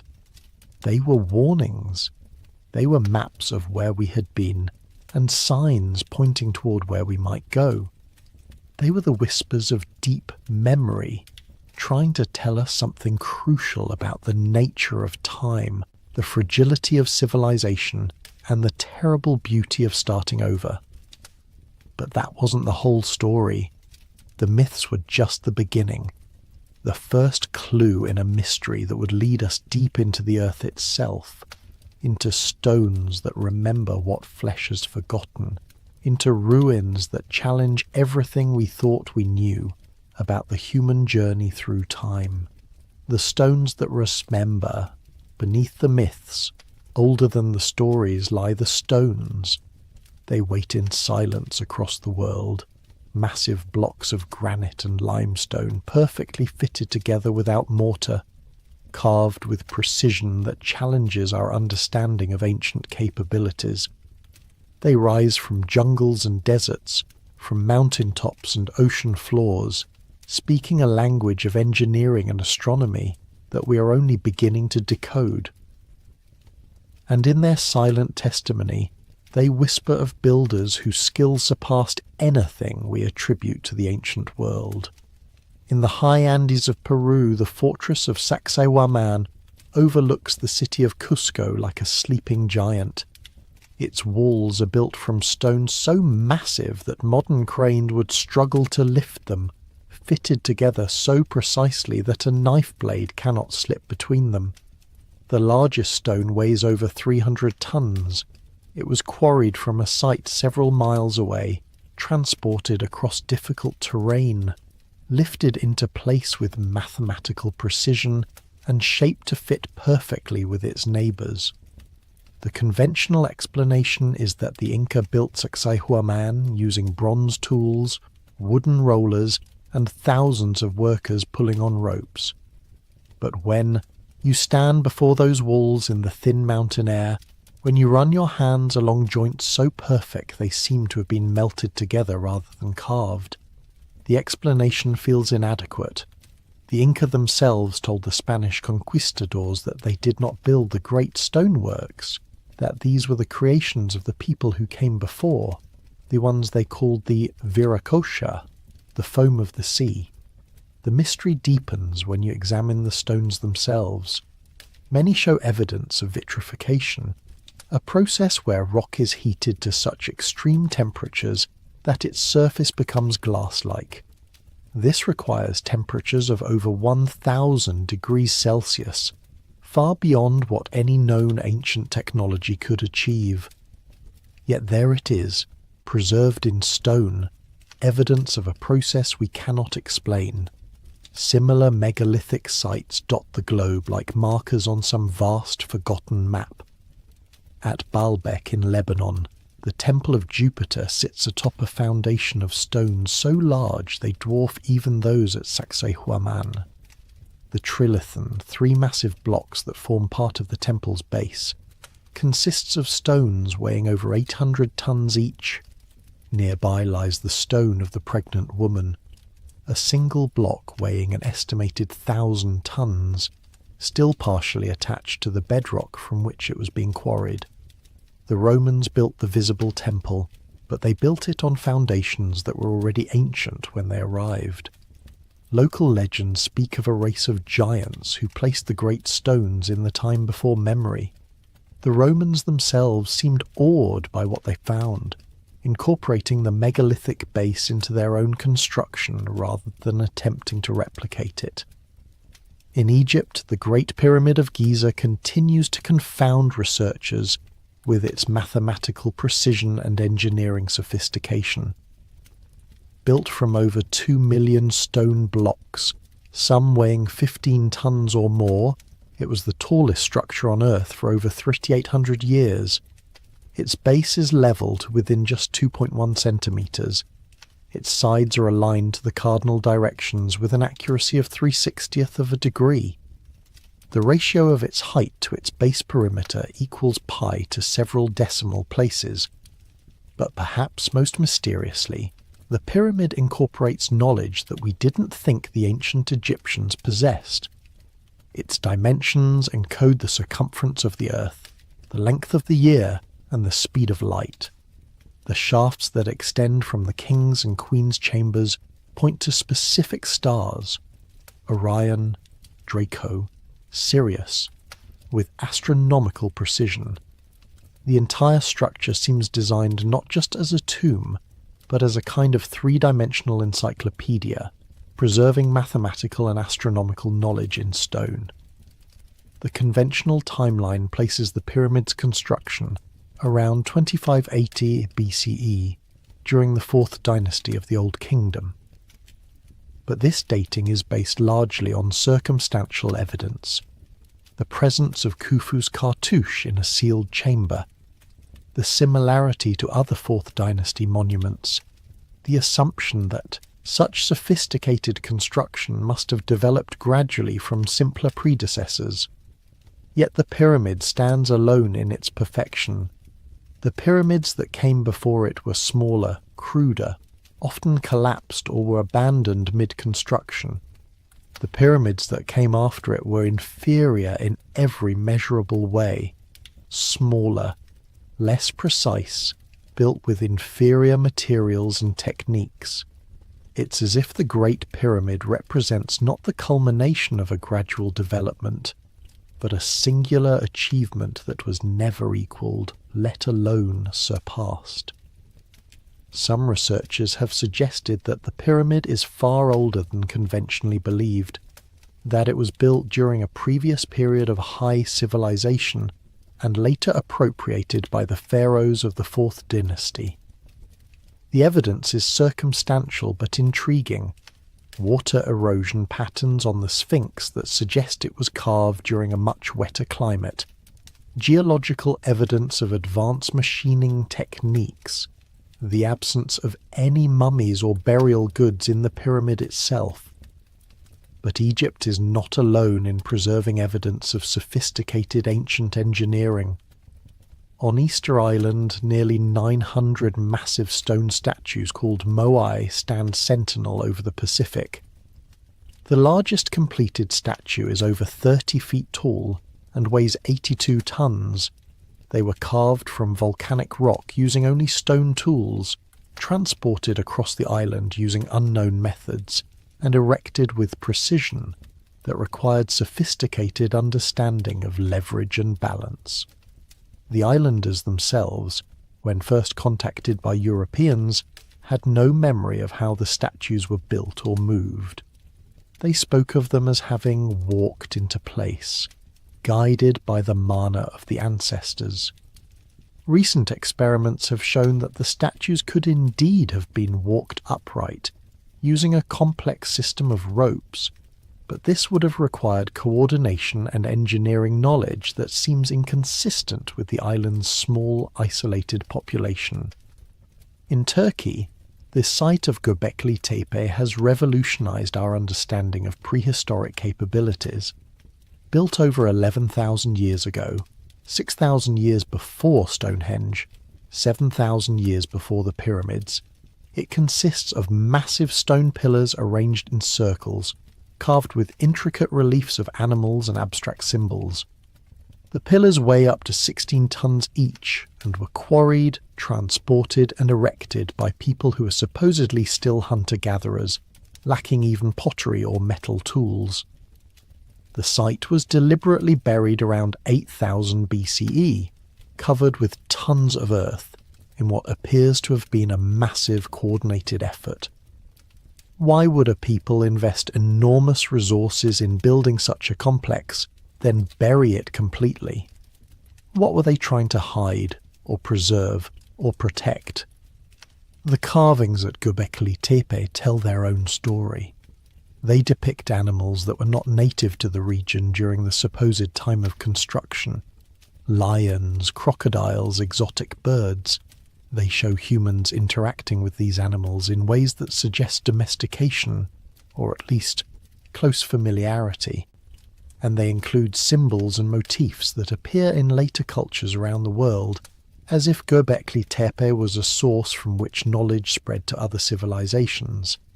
But perhaps the most intriguing aspect of these megalithic sites is not their individual mysteries, but their global distribution and apparent interconnection.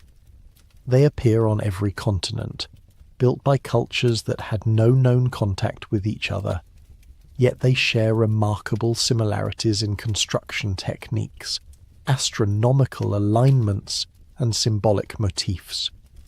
The precision-cut stones of Sacsayhuaman echo the megalithic walls of Baalbek. The astronomical alignments of the pyramids mirror those found at Stonehenge and Angkor Wat. The spiral motifs carved into stones in Ireland appear also in New Mexico and Easter Island.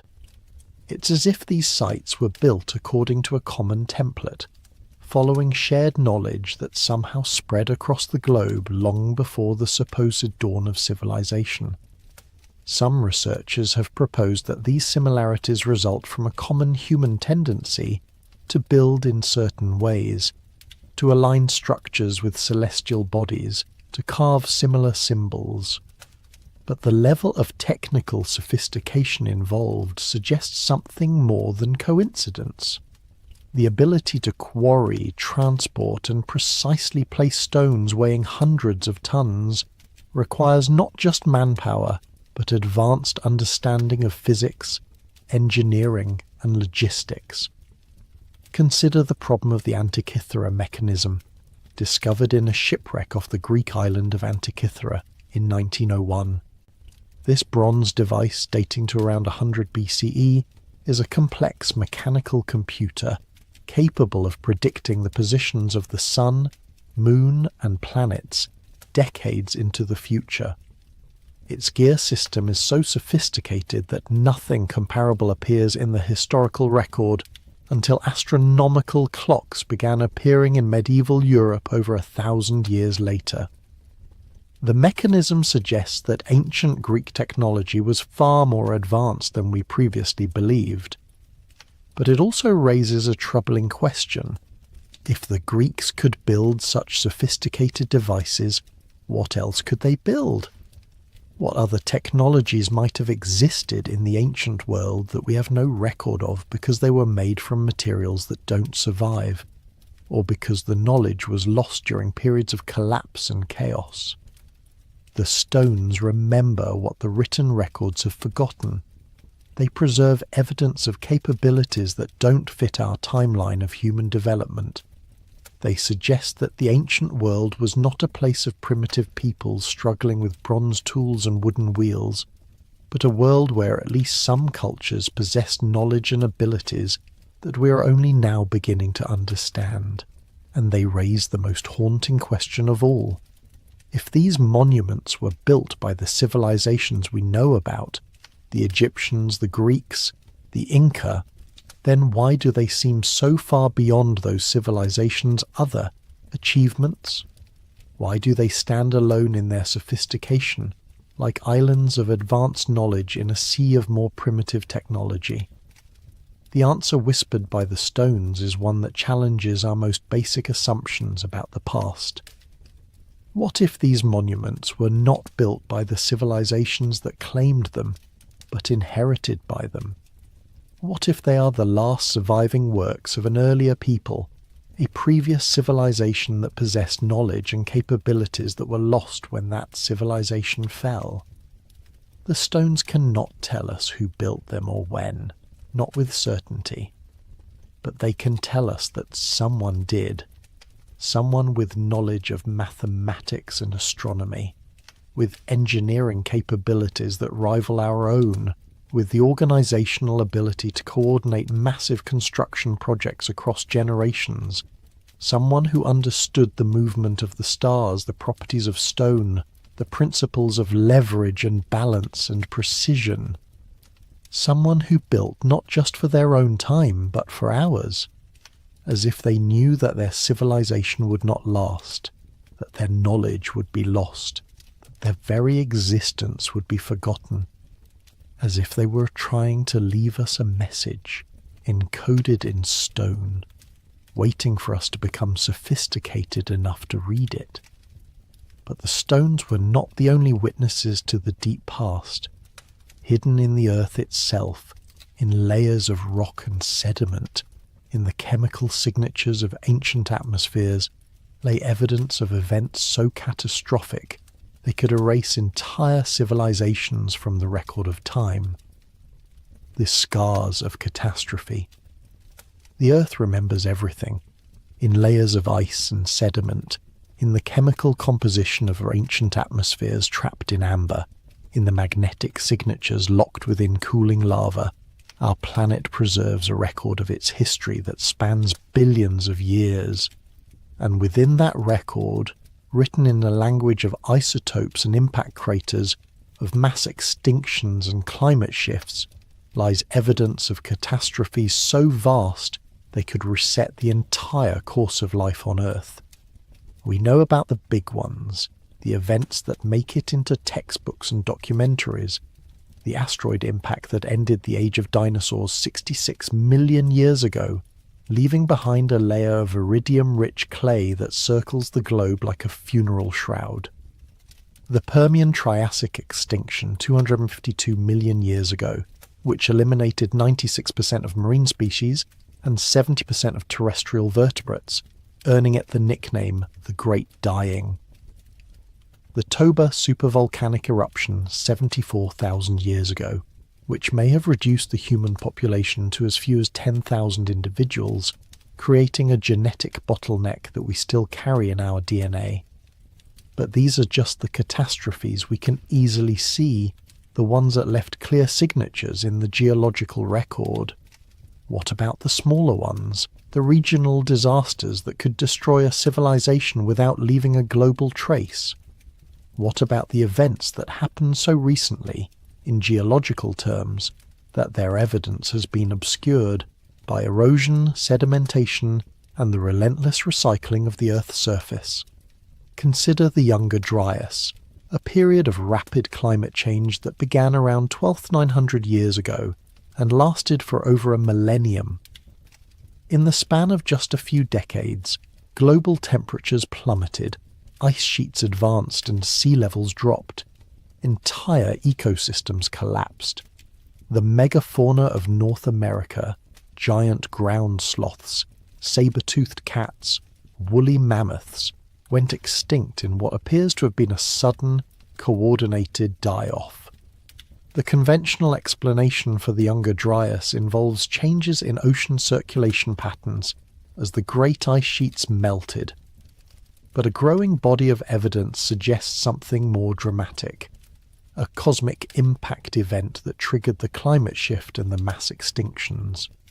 The evidence includes a layer of sediment from this period that contains high concentrations of platinum, nanodiamonds, and other materials typically associated with extraterrestrial impacts. The proposed impact wasn't a single large asteroid, but a swarm of fragments from a disintegrating comet that struck the Earth's atmosphere and surface across multiple locations. The impacts would have triggered massive wildfires, filled the atmosphere with dust and debris, and disrupted climate patterns across the globe. The effects would have been devastating for any advanced civilization that might have existed at the time, and there's evidence that such a civilization might indeed have existed. The end of the Younger Dryas, around 11,700 years ago, coincides with what archaeologists call the Neolithic Revolution, the sudden, seemingly spontaneous development of agriculture in multiple locations around the world. Within a few thousand years, humans went from hunter-gatherers to farmers, from nomadic tribes to settled communities, from stone tools to complex societies. This transition has always puzzled researchers. Why did it happen so suddenly? And why in so many places at once? The standard explanation is that climate change at the end of the Ice Age created conditions favourable for agriculture, and humans independently discovered farming techniques in different regions. But what if the truth is more complex? What if the Neolithic Revolution wasn't the beginning of civilization, but its restart?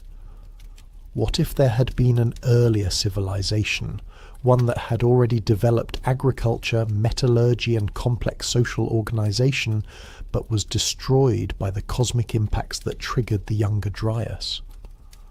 What if the survivors of that civilization, scattered and reduced to small groups, carried with them fragments of agricultural knowledge that they gradually reintroduced as conditions improved? This would explain the sudden, simultaneous appearance of farming in regions as distant as the Fertile Crescent, China, and Mesoamerica. The evidence for such a scenario is necessarily fragmentary. Any civilization that existed before the Younger Dryas would have had its traces largely erased by the catastrophe itself and the subsequent climate changes. But there are hints, tantalizing suggestions that something more complex was happening in the deep past than our current models suggest. Take the mystery of the Carolina Bays, thousands of elliptical depressions scattered across the southeastern United States. These features, which can be seen clearly from aerial photographs, all point in the same direction, toward the Great Lakes region. They appear to have been created by some kind of impact event, but not from a single large object. Instead, they suggest a shower of smaller impacts, exactly what you might expect from a fragmenting comet. The dating of the Carolina Bays is controversial, but some evidence suggests they were formed around the time of the Younger Dryas.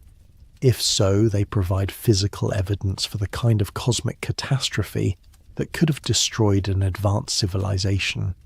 The impacts would have been devastating across a wide area, triggering fires, floods, and climate disruption that could have wiped out entire populations. Similar impact features have been identified in other parts of the world. In Argentina, a field of glass-like objects called tektites suggests a major impact event in the relatively recent past. In Australia, Aboriginal oral traditions speak of a time when the sky fell and the land burned, descriptions that sound remarkably like eyewitness accounts of cosmic impacts. The traditions are said to be tens of thousands of years old, passed down through countless generations of storytellers. But cosmic impacts are not the only catastrophes that could erase a civilization from the historical record. Supervolcanic eruptions, massive earthquakes, and sudden climate shifts could all have similar effects. The Earth's crust is far more dynamic and unstable than most people realize, capable of dramatic changes that could reshape entire continents in a matter of years or decades. The Lachamp event, which occurred around 41,000 years ago, saw the Earth's magnetic field weaken to just 5% of its current strength, and the magnetic poles flip completely. During this period, the planet would have been bombarded by cosmic radiation, potentially causing widespread mutations, cancer, and sterility in surface-dwelling organisms. Any technological civilization dependent on electronics would have found their systems failing as the protective magnetic shield collapsed. More recently, the 1815 eruption of Mount Tambora in Indonesia caused global climate disruption that lasted for years.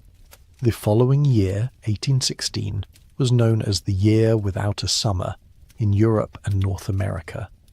Crops failed, famines spread, and social upheaval followed. This was the result of a single volcanic eruption. Imagine the effects of a supervolcanic event like the Toba eruption, but occurring when a technological civilization was at its peak. The geological record shows that such catastrophes are not rare exceptions, but regular features of Earth's history. Years, with smaller but still devastating events happening far more frequently. Volcanic winters, massive earthquakes, tsunami events, and magnetic field reversals are all part of the planet's natural rhythm, a rhythm that could easily interrupt the rise of any technological species. Perhaps most sobering is the realization that our own civilization exists in a brief window of unusual geological stability. The Holocene epoch, which began around 11,700 years ago, has been characterized by a remarkably stable climate and low levels of catastrophic activity. It's during this period of calm that human civilization has been able to develop and flourish. But the geological record suggests that such stable periods are the exception, not the rule. Most of Earth's history has been marked by dramatic swings in climate, frequent catastrophic events, and conditions that would make the development of complex civilization extremely difficult. What if previous attempts at technological civilization arose during earlier stable periods, only to be cut short by the return of geological chaos? What if the rise and fall of civilizations is tied not just to social and political factors, but to deep cycles of planetary stability that operate on timescales far longer than human history? The ice cores from Greenland and Antarctica tell a story of climate that shifts rapidly and unpredictably. Temperature changes of 10 degrees Celsius or more have occurred in the span of just a few decades. Ocean currents that regulate global weather patterns have stopped and started again like a vast planetary engine cycling on and off.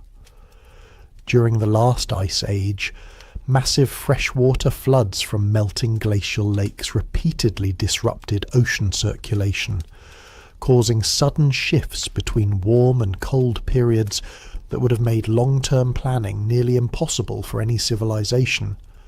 And yet, scattered throughout this record of chaos and catastrophe, there are anomalies, traces of something that doesn't quite fit the narrative of a planet populated only by hunter-gatherers and simple agricultural communities. In 1972, French scientists discovered something extraordinary in the Oklo uranium mines of Gabon, Africa. The uranium ore showed clear evidence of having undergone nuclear fission reactions, but not recent ones. The isotopic signatures indicated that these reactions had occurred approximately 1.8 billion years ago and had continued for several 100,000 years.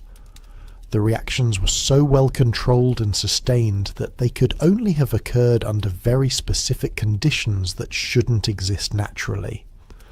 The official explanation is that these were natural nuclear reactors, created when groundwater acted as a moderator for uranium that was naturally concentrated in the ore body.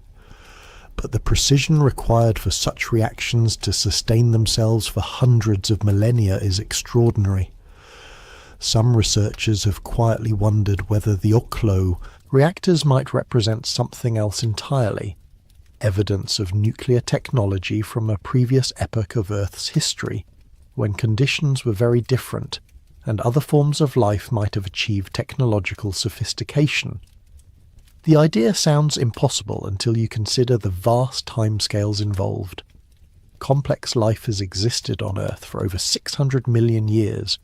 Dinosaurs ruled the planet for 865 million years, over 800 times longer than humans have existed. During such immense periods of time, could intelligence have evolved multiple times? Could there have been previous technological species that rose, flourished and vanished long before the first mammals appeared? The challenge of finding evidence for such ancient civilizations would be enormous. Over geological time, the Earth's surface is constantly renewed. Tectonic plates shift and collide, mountains rise and erode away, ocean floors are subducted and recycled. Very little survives unchanged for millions of years, let alone billions. Any artifacts or structures from such ancient times would have been ground to dust long ago. But there might be subtle traces, isotopic anomalies in ancient rocks, unusual mineral deposits, chemical signatures that hint at industrial processes. The Oklo reactors might be just such a trace, a ghostly fingerprint of nuclear technology from an unimaginably distant past. Closer to our own time, other anomalies whisper of possibilities that challenge conventional archaeology. In 1938, German archaeologist Wilhelm König discovered a clay jar in the Iraq Museum that contained a copper cylinder and an iron rod. When filled with an acidic solution, the device produces an electrical current, leading some to call it the Baghdad battery. While mainstream archaeology dismisses it as a curiosity with no practical purpose, others wonder whether it represents evidence of electrical knowledge in the ancient world. Similarly, the Antikythera mechanism, with its incredibly sophisticated gear system, suggests that ancient Greek technology was far more advanced than previously believed. If they could build mechanical computers, what other technologies might they have possessed that left no trace in the historical record? But perhaps the most intriguing anomalies are those that hint at knowledge of things that ancient peoples shouldn't have been able to know. The Piri Reis map of 1513, compiled from much older sources, shows the Antarctic coastline as it would appear without ice, something that wouldn't be discovered by modern explorers until the 20th century. The map appears to be based on ancient sources that had somehow mapped Antarctica during one of the brief periods when it was ice-free, something that last occurred millions of years ago. The Nazca lines of Peru present another puzzle. These massive geoglyphs, carved into the desert floor, can only be properly viewed from the air.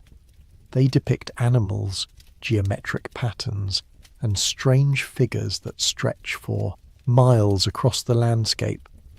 Why would an ancient people create artworks that could only be appreciated from a vantage point they supposedly couldn't reach? Some researchers have suggested that the lines were created for astronomical purposes, as a kind of giant calendar or star map. But others wonder whether they might be evidence of ancient flight, whether the people who created them possessed the technology to view their work from above. The idea seems impossible, but then again, so did many other supposed impossibilities that have since been proven true. The science of forgetting. There is a disturbing truth that archaeologists rarely discuss in public. Most of the past is simply gone. The organic materials that made up the bulk of any ancient civilization, wood, textiles, leather, paper, flesh and bone, decay rapidly under most conditions. What we call the archaeological record is really just the debris, the small fraction of material culture that happened to be made from stone, metal or ceramic, and happened to survive in conditions that prevented decay. We're trying to reconstruct entire civilizations from their garbage dumps and broken pottery, like archaeologists of the future trying to understand our world based solely on landfills and the foundations of buildings. This realization becomes particularly unsettling when you consider how quickly even our most impressive achievements could vanish without maintenance. The steel and concrete that make up our cities are not permanent materials. They are temporary borrowings from the earth that will return to rust and dust in a matter of centuries without constant upkeep. Our electronics, our computers, our vast networks of information storage, all of it depends on continuous maintenance and renewal. Pull the plug on human civilization tomorrow, and within 1,000 years most traces of our technological achievement would be unrecognizable. The only things that would survive in recognizable form would be our stone monuments, Mount Rushmore perhaps, or the great dams, and even these would eventually succumb to erosion and collapse. Within 10,000 years, an alien archaeologist visiting Earth would find mostly puzzling ruins, strange isotopic signatures in the soil, and perhaps some very durable plastics that had somehow survived the intervening millennia. Now imagine that timeline extended not just thousands of years into the future, but millions. What would be left of us then? What would survive to tell future investigators that humans had once built cities, split atoms, and reached for the stars? The answer is sobering. Almost nothing. Perhaps some isotopic anomalies from our nuclear tests, a thin layer of unusual materials in the geological record, maybe some extremely durable artifacts buried in very specific conditions. Future scientists would have to be extraordinarily clever and persistent to detect our presence in the deep geological record. This is the problem that faces us when we try to look for evidence of previous technological civilizations on Earth. If such civilizations existed hundreds of thousands or millions of years ago, their traces would be incredibly faint and difficult to detect. We would need to know exactly what to look for and where to look for it. But there might be subtle signs, fingerprints of industrial activity that could persist across geological time. Large-scale mining operations would leave permanent scars in the Earth's crust. The use of fossil fuels would alter the carbon isotope ratios in the atmosphere in ways that might be preserved in ice cores or sedimentary rocks. Nuclear technology would leave distinctive radioactive signatures. Mass extinctions caused by environmental degradation would show up in the fossil record. Some researchers have begun to search for such signatures systematically. The concept has been dubbed the Silurian hypothesis, named after a science fiction race of reptilian beings who ruled Earth before humans. The idea is not to look for artifacts or ruins, but for the subtle geochemical traces that an industrial civilization would inevitably leave behind. The search has turned up some intriguing possibilities. There are periods in Earth's history marked by unusual isotopic signatures, sudden changes in atmospheric composition, and mass extinctions that seem to occur too rapidly to be explained by known natural processes. The Permian-Triassic extinction, for instance, involved not just the death of most species on Earth, but dramatic changes in ocean chemistry and atmospheric composition that happened over an extremely short period of time. Could such events have been caused by runaway industrial activity rather than natural catastrophes? Could previous civilizations have triggered their own extinction through environmental destruction, leaving behind only the chemical signatures of their final collapse? The idea is speculative, but it highlights a crucial point. The absence of obvious evidence for previous civilizations doesn't mean they didn't exist. It might simply mean we don't yet know how to recognize their traces. Consider how much of our own history would be lost if not for written records. The vast majority of human cultures throughout history were pre-literate, preserving their knowledge through oral tradition alone. When those cultures disappeared, through conquest, disease, or environmental collapse, their stories, their technologies, their entire ways of understanding the world vanished with them. Even literate civilizations are incredibly fragile. The Library of Alexandria, which once contained perhaps 500,000 scrolls representing the accumulated knowledge of the ancient world, was gradually destroyed through neglect, religious persecution, and political upheaval. When it finally burned, centuries of scientific and philosophical achievement turned to ash in a matter of hours. The same pattern has repeated throughout history. The Maya developed sophisticated writing systems, advanced astronomy, and complex mathematical concepts. Then their civilization collapsed, and most of their books were deliberately burned by Spanish conquistadors who saw them as works of the devil. Today, we have only 4 surviving Maya codices from a culture that once produced thousands of books. The lesson is clear. Knowledge is far more fragile than we like to believe. Entire bodies of learning can vanish in a single generation if they are not actively preserved and transmitted. Technologies can be lost, rediscovered, and lost again. The wheel, for instance, was invented multiple times by different cultures and was also abandoned by some cultures that had previously used it. If this can happen to civilizations separated by mere centuries or millennia, what about those separated by hundreds of thousands or millions of years? How many times might intelligence have emerged on Earth, reached technological sophistication, and then vanish so completely that no trace remains? The possibility becomes even more intriguing when you consider the deep time perspective. Earth has been habitable for billions of years. Complex life has existed for over 600 million years.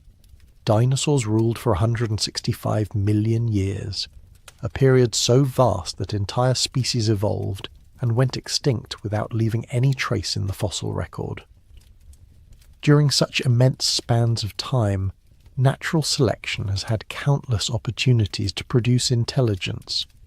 We tend to think of human-level intelligence as the pinnacle of evolution, but there's no reason to assume we represent the first or only time such intelligence has emerged. Indeed, given enough time, it seems almost inevitable that intelligence would evolve multiple times, in multiple forms. Some of these intelligences might have been very different from our own. They might have been aquatic civilizations that built their cities on the seafloor, leaving no trace after the ocean basins were recycled through tectonic processes. They might have been silicon-based rather than carbon-based, creating technologies we wouldn't recognize as such. They might have been collective intelligences, vast networks of cooperating organisms that achieved technological sophistication without ever developing individual consciousness as we understand it. The more we learn about the diversity and resilience of life on Earth, the more plausible such scenarios become. We have discovered organisms that thrive in conditions previously thought to be lethal, in boiling acid springs, in the crushing depths of ocean trenches, in solid rock miles beneath the surface. Life is far more adaptable and creative than we ever imagined. If life can flourish in such extreme environments, why not intelligence? Why not technological civilization? The only reason we assume such things are rare or unique is that we have only one example to study, ourselves. But what if we are not unique at all, but simply the latest in a long series of intelligent species that have risen and fallen across the vast expanse of Earth's history? The Watchers in the Deep. In the deepest parts of our oceans, where sunlight has never penetrated and pressure would crush human bones to powder, strange things move in the eternal darkness. We know less about our own ocean depth than we do about the surface of Mars. Less than 20% of the ocean floor has been mapped in detail, and less than 5% has been directly explored. The deepest parts of the ocean trenches might as well be alien worlds. So little do we understand about what lies beneath the crushing weight of miles of water. But what we have discovered in those depths is extraordinary. Entire ecosystems that exist independent of sunlight, drawing energy from chemical processes around volcanic vents. Creatures so bizarre they seem like products of science fiction.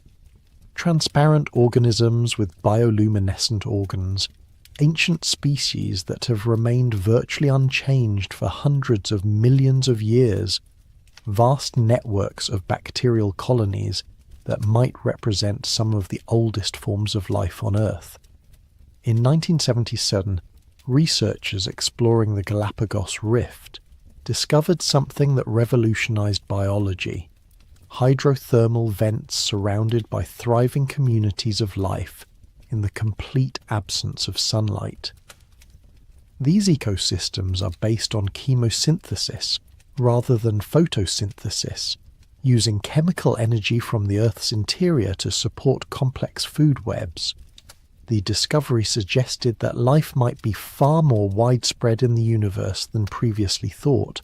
If life could thrive in Earth's deepest, darkest places, it might also exist in the subsurface oceans of moons like Europa or Enceladus. But the deep ocean holds other mysteries that are harder to explain. In recent years, underwater exploration has revealed structures that don't fit easily into our understanding of natural geological processes. Strange geometric formations on the sea floor, perfectly circular depressions that extend for miles, underwater roads of fitted stones that seem too regular to be natural. Most of these anomalies are dismissed as pareidolia, our tendency to see patterns and purpose in random natural formations. But some are harder to explain away. Off the coast of Japan, the Yonaguni Monument appears to be a massive stepped pyramid submerged beneath 75 feet of water. The structure shows clear evidence of right angles, straight edges, and geometric precision that seem inconsistent with natural erosion patterns. Mainstream archaeology insists that Yonaguni is a natural formation, carved by water and tectonic activity over millions of years. But marine geologist Robert Schoch, who has studied the site extensively, argues that while the basic structure may be natural, it shows clear evidence of human modification. Tool marks, carved steps, and geometric alterations suggest that someone worked the natural formation into a more regular, purposeful shape. If Schoch is correct, the implications are staggering. The Yonaguni Monument was last above sea level over 12,000 years ago, during the Ice Age when ocean levels were much lower. This would mean that sophisticated stoneworking cultures existed in the region long before conventional archaeology suggests such capabilities developed. But Yonaguni is not alone. Similar underwater structures have been reported off the coasts of India, Cuba, and the Mediterranean. In the Gulf of Cambay off western India, sonar has detected what appears to be a large city submerged beneath 120 feet of water. The site includes geometric structures, grid-like street patterns, and what look like step pyramids. Carbon dating of artifacts dredged from the site has yielded dates of up to 9,500 years ago. The implications are profound. If these underwater sites are indeed artificial, the remains of cities and monuments built when sea levels were lower, they suggest that sophisticated civilizations existed during the Ice Age, thousands of years before conventional history begins. And if such civilizations existed, they would have been perfectly positioned along the then exposed continental shelves, in the most fertile and resource-rich areas of the ancient world. When the Ice Age ended and sea levels rose by 400 feet or more, these coastal civilizations would have been inundated. Their cities, their ports, their monuments. Everything would have disappeared beneath the waves. Only scattered survivors would have remained, carrying fragments of knowledge to higher ground, preserving what they could in stories and myths while struggling to rebuild in a changed world. This scenario would explain many of the puzzles that have long perplexed archaeologists. Why do the earliest known civilizations appear so suddenly and fully formed, without clear developmental stages? Why do isolated cultures around the world share similar technologies and architectural styles? Why do flood myths appear in nearly every human culture? The answer might be that civilization didn't begin with the rise of agriculture 11,000 years ago. It restarted then, rebuilt by survivors of much older cultures that had been destroyed by rising seas and climate change at the end of the Ice Age. But the deep ocean might hold more than just the ruins of lost cities. In the abyssal depths, where pressure and cold have preserved organic materials for millions of years, there might be evidence of life forms that evolved intelligence long before vertebrates colonized the land. Consider the cephalopods, octopi, squid, and their relatives. These creatures evolved complex nervous systems and sophisticated behaviors completely independent of the vertebrate line that eventually produced humans. Octopi demonstrate problem-solving abilities, tool use, and what appears to be individual personality. They can change their skin color and texture to communicate complex messages, effectively giving them a form of language written in living color across their bodies. But octopi have short lifespans and no way to pass knowledge from one generation to the next except through genetic programming. They must learn everything anew in each short life. What if, in the deep past, some branch of cephalopod evolution had overcome this limitation? What if they had developed longer lifespans, or, better yet, collective memory systems that allowed knowledge to accumulate across generations? Such a species might have developed a very different kind of intelligence from our own. One based on fluid adaptation and rapid learning rather than tool-making and environmental modification. They might have built cities from coral and cultivated sea gardens rather than smelting metals and quarrying stone. Their technology might have been biological rather than mechanical, leaving no trace that we would recognize as artificial. In the deepest ocean trenches, isolated from surface changes for millions of years, such civilizations might have risen and fallen without ever leaving evidence that surface-dwelling archaeologists would recognize. Their ruins would be dissolved by the corrosive deep-sea environment, their artifacts consumed by bacteria, their very existence erased by the slow, patient chemistry of the abyss. The idea sounds like science fiction, but recent discoveries have revealed that the deep ocean is far stranger and more dynamic than we ever imagined.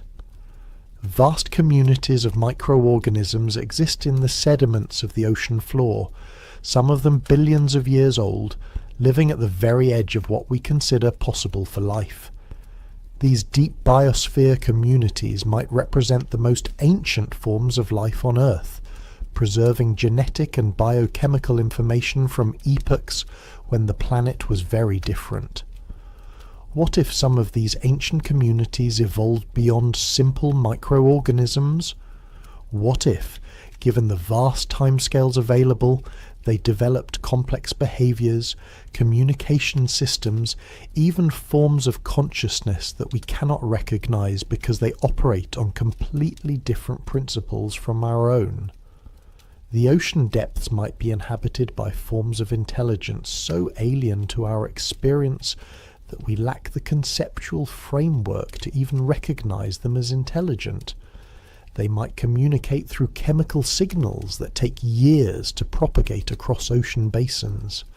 They might think in geological time, with individual thoughts lasting centuries and conversations spanning millennia.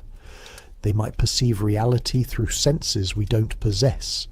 experiencing the world as patterns of pressure and chemical gradients, magnetic fields and subsonic vibrations. Such intelligences might have watched the rise and fall of surface civilizations with the detached interest of gods observing the brief lives of mayflies. They might have accumulated knowledge across millions of years, developing understanding of the universe that makes our science seem primitive and limited. And they might still be there, in the crushing depths, patiently observing as we take our first tentative steps into the deep ocean that has been their domain since long before the first fish crawled onto land. This possibility, that Earth's oceans might harbour ancient intelligences that predate terrestrial life by millions or billions of years, adds yet another layer to the mystery of what came before us. We search for evidence of previous civilizations in stone monuments and mythological stories, but perhaps we should be looking deeper, into realms so alien and hostile to our form of life that we never thought to consider them as potential homes for intelligence. The deep ocean keeps its secrets well. In its crushing darkness and impossible cold, in its corrosive chemistry and alien pressures, evidence of previous intelligences might rest beyond our ability to detect or comprehend. We are surface dwellers, creatures of air and light, trying to understand a world that is fundamentally underwater, fundamentally dark, fundamentally different from everything we know about the requirements for complex life. But as our technology improves and our understanding deepens, we are beginning to probe those depths more systematically. Each dive, each sonar survey, each sample brought up from the abyssal plains adds to our knowledge of what lies beneath. And sometimes, just sometimes, we find things that don't quite fit our expectations, anomalies that hint at complexities we haven't yet learned to interpret. The ocean depths are vast beyond imagination, deeper than our highest mountains, more alien than the surface of Mars. If intelligence has evolved multiple times on Earth across its billions of years of history, some of those intelligences might have chosen the depths over the shallows, the eternal darkness over the brief flicker of sunlight. They might still be there, waiting in the deep, watching and remembering everything that has ever lived and died on the surface of their water world. The genetic ghosts. Hidden within the spiral staircase of human DNA lies a library more vast and mysterious than any archive built from stone or paper. Our genome contains not just the blueprint for building a human body, but the entire evolutionary history of life on Earth, a genetic memory that stretches back billions of years to the first replicating molecules that learned to copy themselves in ancient seas. But DNA holds more than evolutionary history. It holds evidence of bottlenecks and expansions, of populations that nearly went extinct and others that exploded across continents. It records the effects of diseases, disasters, and dramatic environmental changes. And within that record, geneticists are discovering patterns that don't quite match the neat timelines of human migration and development that we've constructed from archaeological evidence. The most startling revelation has been how recently our species came close to extinction, not once, but multiple times. The genetic evidence suggests that around 70,000 years ago, the human population crashed to perhaps as few as 2,000 breeding individuals. The entire future of our species balanced on the edge of oblivion, survivors scattered across a continent, carrying with them a severely restricted gene pool that we still carry today.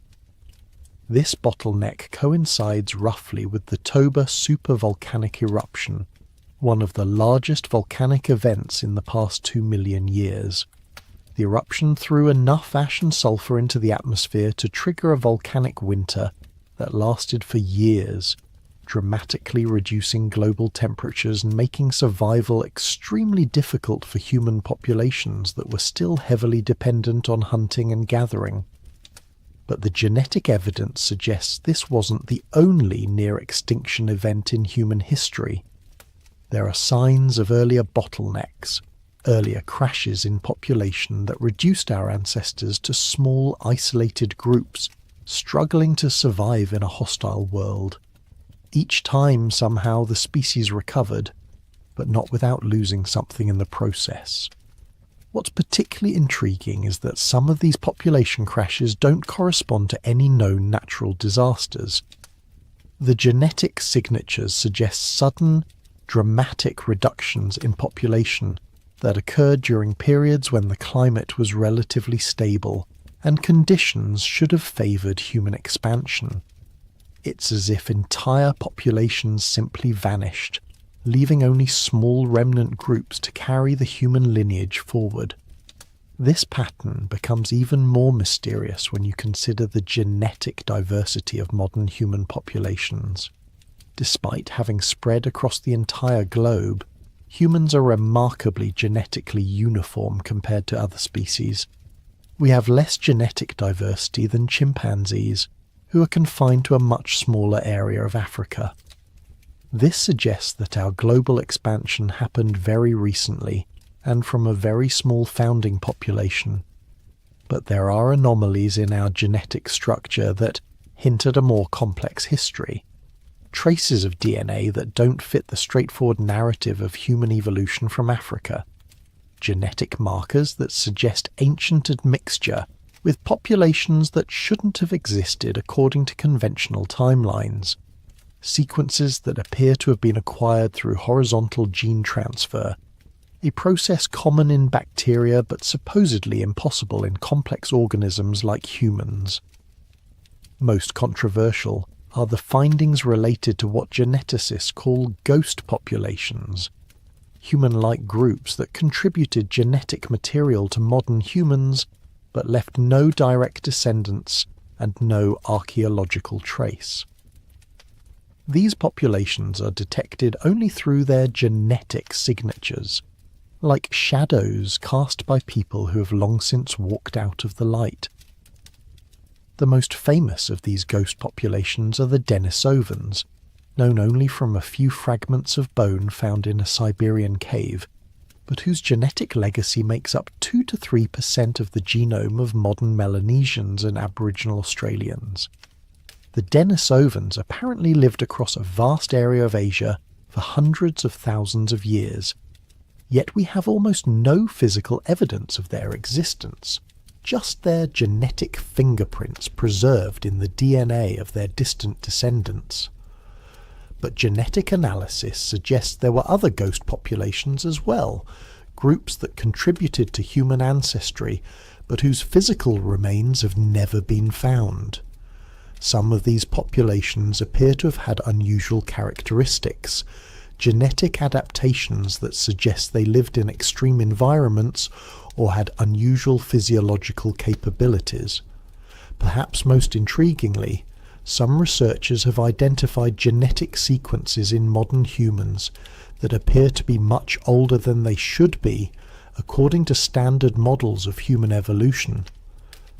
These archaic sequences don't match any known human ancestor, but seem to represent genetic contributions from populations that diverged from the main human line hundreds of thousands or even millions of years ago. The conventional explanation is that these sequences represent contamination from other hominin species that modern humans encountered and interbred with during their expansion out of Africa. But some researchers have proposed a more radical possibility, that these genetic ghosts represent the remnants of earlier human civilizations that achieved technological sophistication long before our own. The idea is based on the observation that technological development can dramatically affect evolutionary pressures. A species that develops agriculture, medicine, and complex social organization can survive in environments and in population densities that would be impossible for hunter-gatherers. They can also develop genetic adaptations to the artificial environments they create, resistance to diseases spread by dense urban populations, ability to digest agricultural products, tolerance for the toxins produced by metallurgy and manufacturing.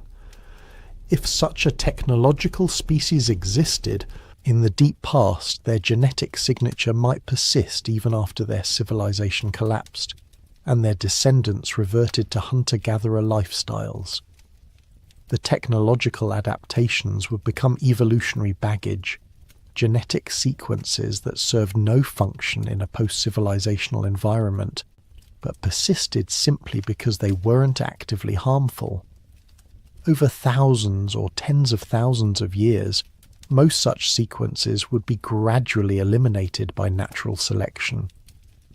But some might persist, especially if they were linked to other genes that did provide survival advantages. These genetic ghosts would be detectable by modern analysis as sequences that seem too old, too complex, or too specialized for the environments in which they're found.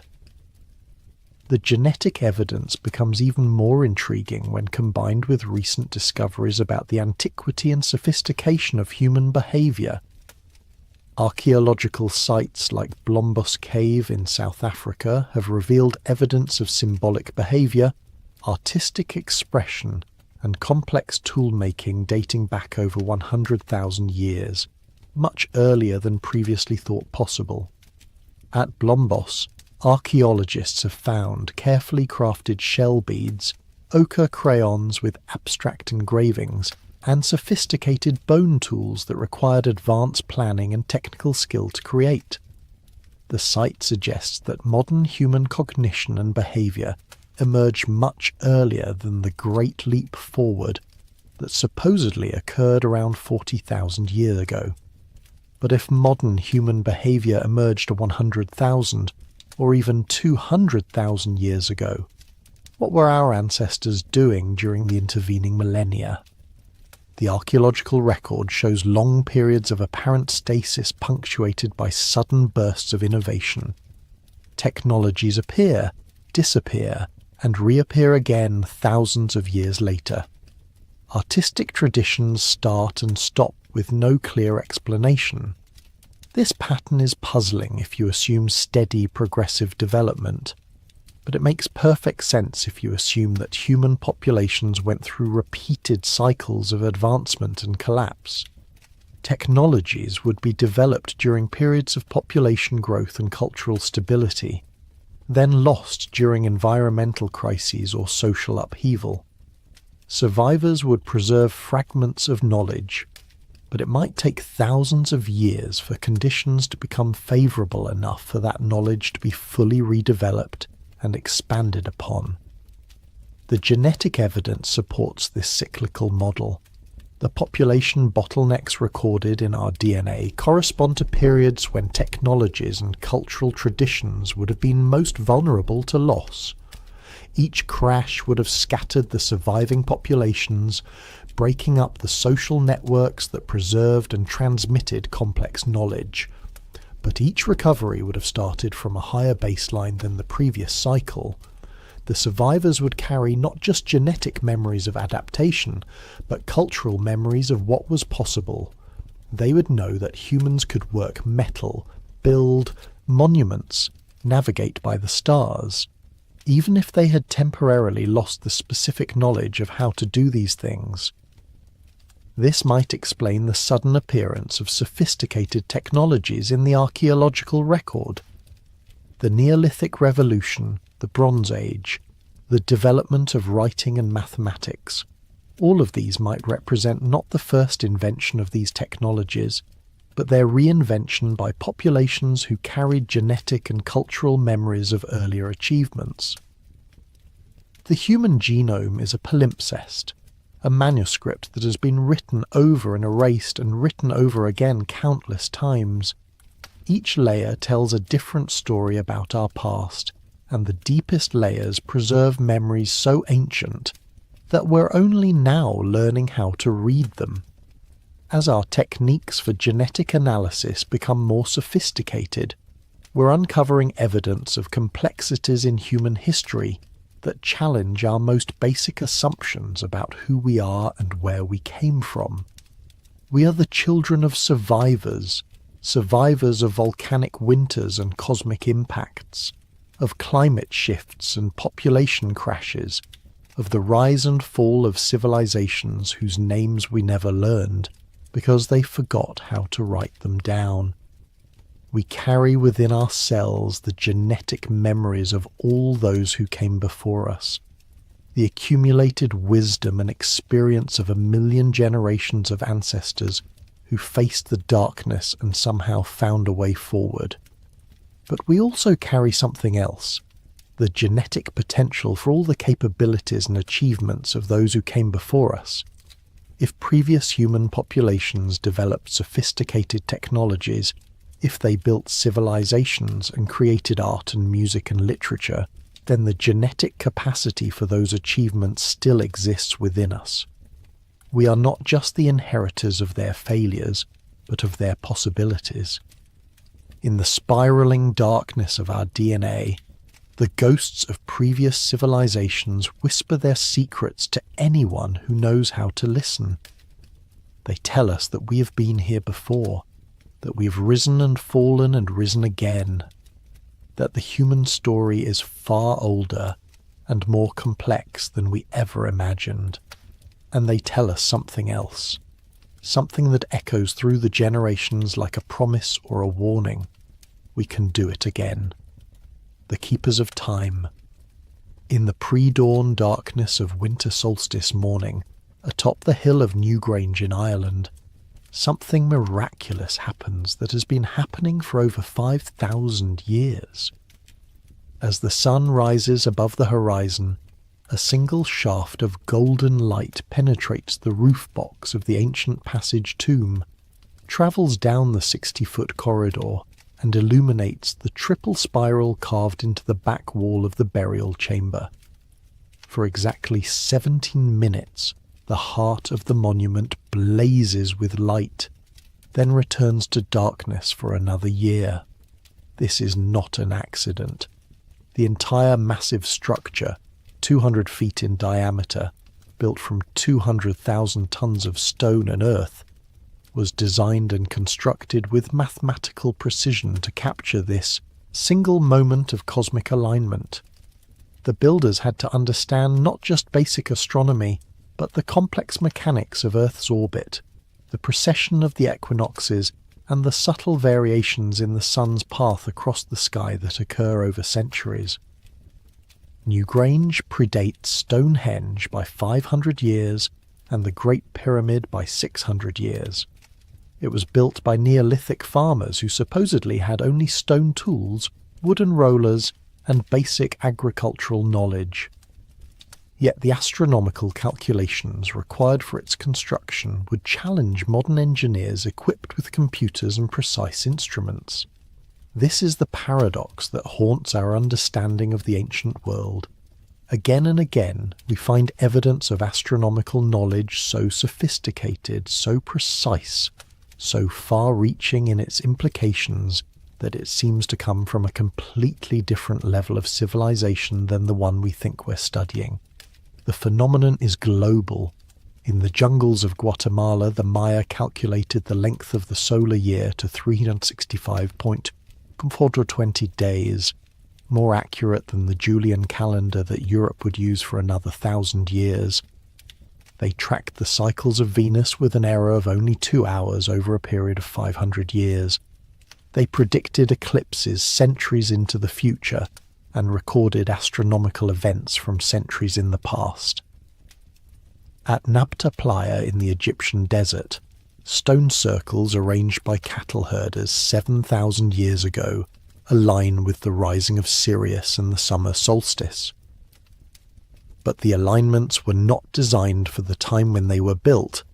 They point to where these celestial events occurred thousands of years earlier, suggesting the builders were working from much older astronomical records. In Cambodia, the massive temple complex of Angkor Wat, built in the early 12th century, mirrors the constellation Draco as it appeared at the spring equinox in 10,500 BCE, over 11,000 years before the temple was constructed. The correlation is so precise that it seems impossible to attribute to coincidence. These examples multiply across every continent and every epoch of human history. Ancient structures aligned to celestial events with pinpoint accuracy, calendars that track cosmic cycles spanning thousands of years, myths and texts that preserve astronomical data from times so remote that the knowledge they contain couldn't have been gathered by the cultures that preserved them. The conventional explanation is that ancient peoples were keen observers of the sky, and that over many generations they accumulated accurate astronomical knowledge through patient observation and record keeping. This explanation works for simple phenomena, tracking the phases of the moon, noting the seasonal movement of constellations, predicting the annual flood cycles. But it falls apart when we examine the more sophisticated examples. The precession of the equinoxes, for instance, is a phenomenon that takes 25,020 years to complete one full cycle. It's caused by a wobble in Earth's axis that makes the position of the north celestial pole shift slowly against the background of stars. To detect this movement requires not just centuries of careful observation, but a conceptual framework sophisticated enough to separate this subtle effect from all the other complex motions of celestial objects. Yet evidence for knowledge of precession appears throughout the ancient world. The Egyptians encoded it in their mythology, describing ages ruled by different gods that correspond to different precessional epochs. The Greeks inherited this knowledge and developed it into a formal astronomical theory. Hindu and Buddhist texts describe vast cosmic cycles that match precessional periods with remarkable accuracy. Most intriguingly, this knowledge appears to be embedded in monuments and myths from cultures that had no known contact with each other. The precessional cycle appears in Norse mythology, in Mesoamerican calendars, in the astronomical alignments of temples across Asia and Africa. It's as if this knowledge was part of a global heritage, preserved and transmitted by different cultures across vast spans of time. Consider the problem of longitude. For most of human history, determining one's position east or west on the globe was one of navigation's greatest challenges. The problem wasn't solved in Europe until the 18th century, with the development of accurate marine chronometers that could keep precise time during long ocean voyages. Yet the ancient Egyptians somehow managed to align the Great Pyramid with true cardinal directions to within 3/60th of a degree. The pyramid's base is also level to within just 2.1 centimeters across its entire 230-meter width. This level of precision requires not just sophisticated surveying techniques, but accurate knowledge of the Earth's shape and rotation. Similarly, many ancient sites around the world are positioned at locations that seem to have been chosen for their geometric relationships to other sites thousands of miles away. The Great Pyramid sits at exactly 30 degrees north latitude, 1/3 of the way from the equator to the pole. Angkor Wat is precisely 72 degrees of longitude east of the pyramids at Giza, a relationship that corresponds to the precessional number 72, the number of years it takes for precession to shift the celestial pole by 1 degree. These geometric relationships appear too frequently and too precisely to be coincidental.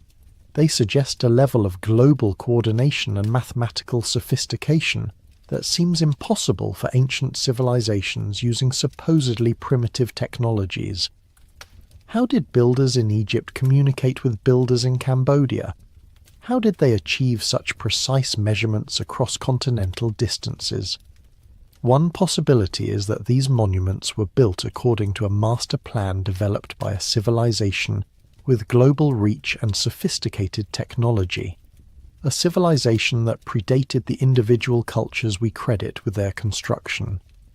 The monuments we see today might be reconstructions or modifications of much older sites, built according to plans and alignments established in a remote antiquity. This would explain another puzzling aspect of ancient astronomical sites. Many of them seem to commemorate celestial events that occurred thousands of years before the monuments were built.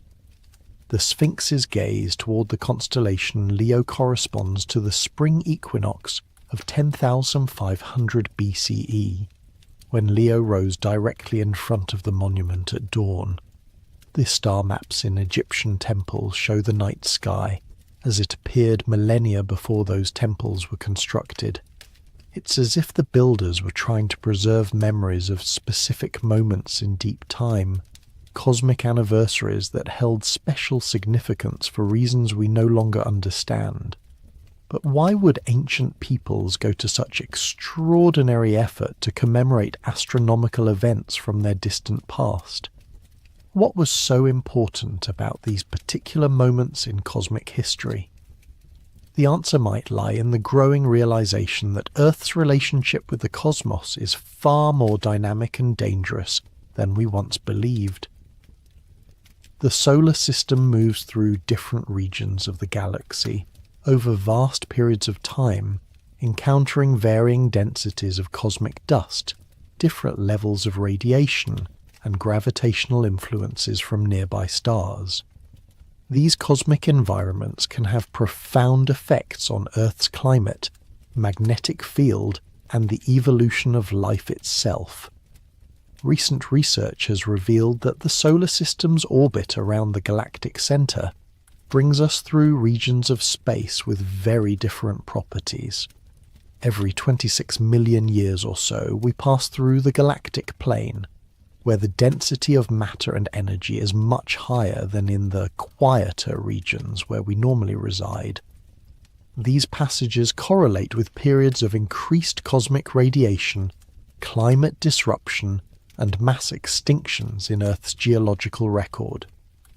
The cycle isn't perfectly regular.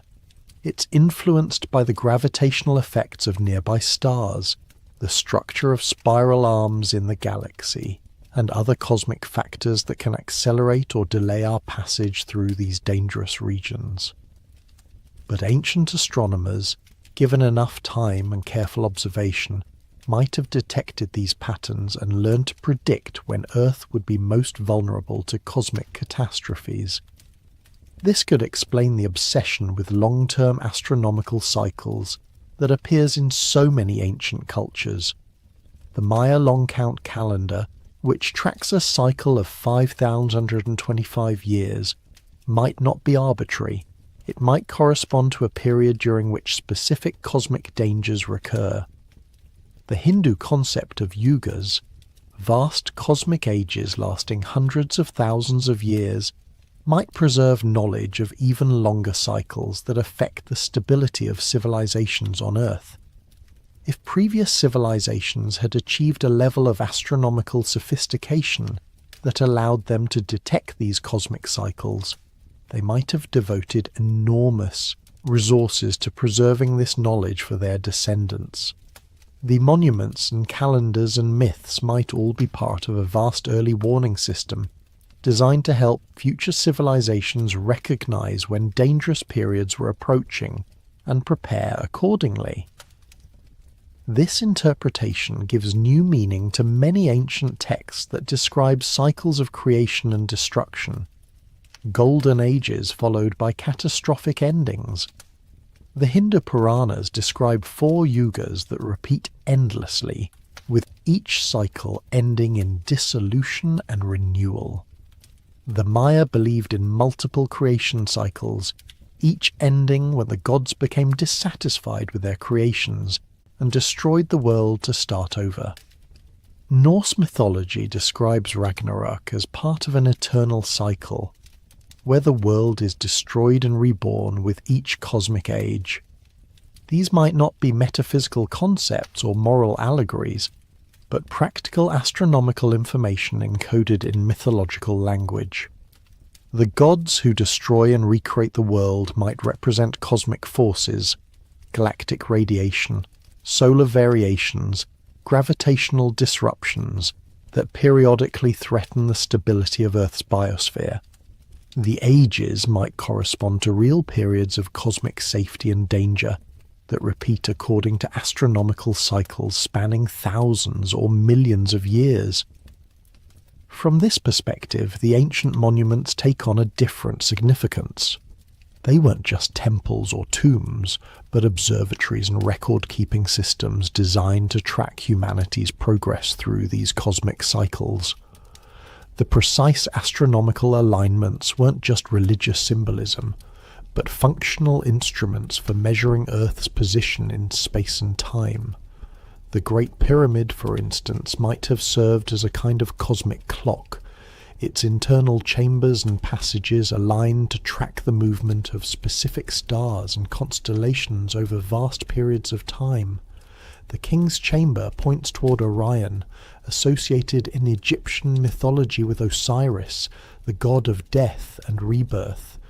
The Queen's Chamber points toward Sirius, linked with Isis, the goddess of magic and renewal. These weren't arbitrary choices. They might represent stars whose behavior serves as markers for Earth's passage through different cosmic environments. Similarly, Stonehenge's complex arrangement of stones creates multiple sight lines that track not just annual solar and lunar cycles, but much longer periods of celestial motion. The monument was built in phases over more than 1,500 years, with each phase adding new capabilities for astronomical observation and calculation. The final structure could predict eclipses decades in advance and track the 18.6-year cycle of lunar standstills with remarkable precision. But Stonehenge's most mysterious feature might be its acoustic properties. Recent research has revealed that the circle of stones creates a unique sound environment, amplifying certain frequencies while dampening others.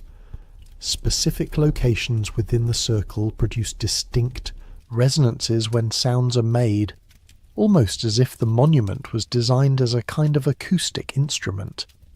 This raises intriguing possibilities about how astronomical knowledge was preserved and transmitted in ancient times. Sound and music can encode complex information in memorable patterns that persist across generations even when written records are lost. The specific frequencies produced at Stonehenge might correspond to astronomical cycles, with different tones representing different periods of cosmic time. Many ancient cultures associated music and mathematics with cosmic harmony. The Pythagoreans believed that celestial bodies produced musical tones as they moved through space, and that understanding these cosmic harmonies was the key to understanding the structure of the universe. Hindu traditions describe the universe as being created and sustained by sound vibrations, with different frequencies corresponding to different levels of cosmic manifestation. If advanced ancient astronomers had discovered mathematical relationships between cosmic cycles and harmonic frequencies, they might have encoded crucial astronomical data in musical forms that could be preserved and transmitted through oral tradition, even during periods when written records were lost. The songs and chants that accompany ancient rituals might contain sophisticated astronomical information disguised as religious or ceremonial content. This possibility becomes more intriguing when we consider how much astronomical knowledge has been preserved in seemingly primitive cultural forms. Aboriginal Australian songlines encode precise navigation information across thousands of miles of continent, with each song corresponding to specific landmarks, water sources, and seasonal patterns. The information is so accurate that modern GPS systems confirm the precision of traditional navigation techniques that have been passed down orally for tens of thousands of years. Similarly, Polynesian navigators used traditional charts and stick charts to guide voyages across thousands of miles of open ocean, using techniques that allowed them to determine their position by reading wave patterns, star positions, and subtle environmental cues. These methods were far more sophisticated than European navigation techniques available at the same time, yet they required no written records or mechanical instruments, just precise cultural knowledge passed down through generations of master navigators. If such sophisticated information could be preserved in traditional forms for thousands of years, what about astronomical knowledge developed by previous technological civilizations? What if the myths and monuments we've inherited contain not just simple observations of celestial phenomena, but precise mathematical data about cosmic cycles that affect the long-term survival of Earth's biosphere? The implications are staggering. Every ancient culture might be the guardian of fragments of a vast astronomical database compiled over millions of years by successive civilizations. The monuments might be backup systems designed to preserve crucial information, even if the cultures that built them collapse completely. The myths might be mnemonic devices that encode complex mathematical relationships in story form, allowing essential knowledge to survive even when its scientific context is forgotten. From this perspective, our current civilization occupies a unique position in the cosmic cycle. We have developed the technological capability to verify and extend the astronomical knowledge preserved by our predecessors, but we may be running out of time to fully decode and understand it before the next dangerous period in Earth's cosmic journey begins. The ancient astronomers knew something that we're only beginning to rediscover, that Earth's fate is intimately connected to cosmic cycles operating on scales much larger than human history.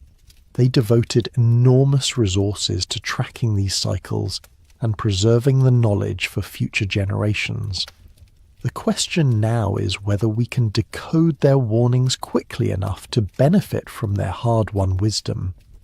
As we stand at the threshold of becoming a truly spacefaring civilization, we might be approaching a cosmic test that previous civilizations failed. The monuments they left behind might not just be archaeological curiosities, but survival manuals for navigating the dangerous periods that lie ahead. The time has come to take their warnings seriously and learn from their example, before it's too late to avoid repeating their fate. The archive of everything deep beneath the Giza Plateau in chambers that official archaeology claims do not exist.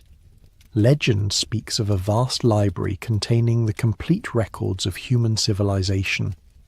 The Hall of Records, as it has been called, supposedly holds not just the history of Egypt, but the entire story of humanity's rise and fall across multiple epochs of deep time.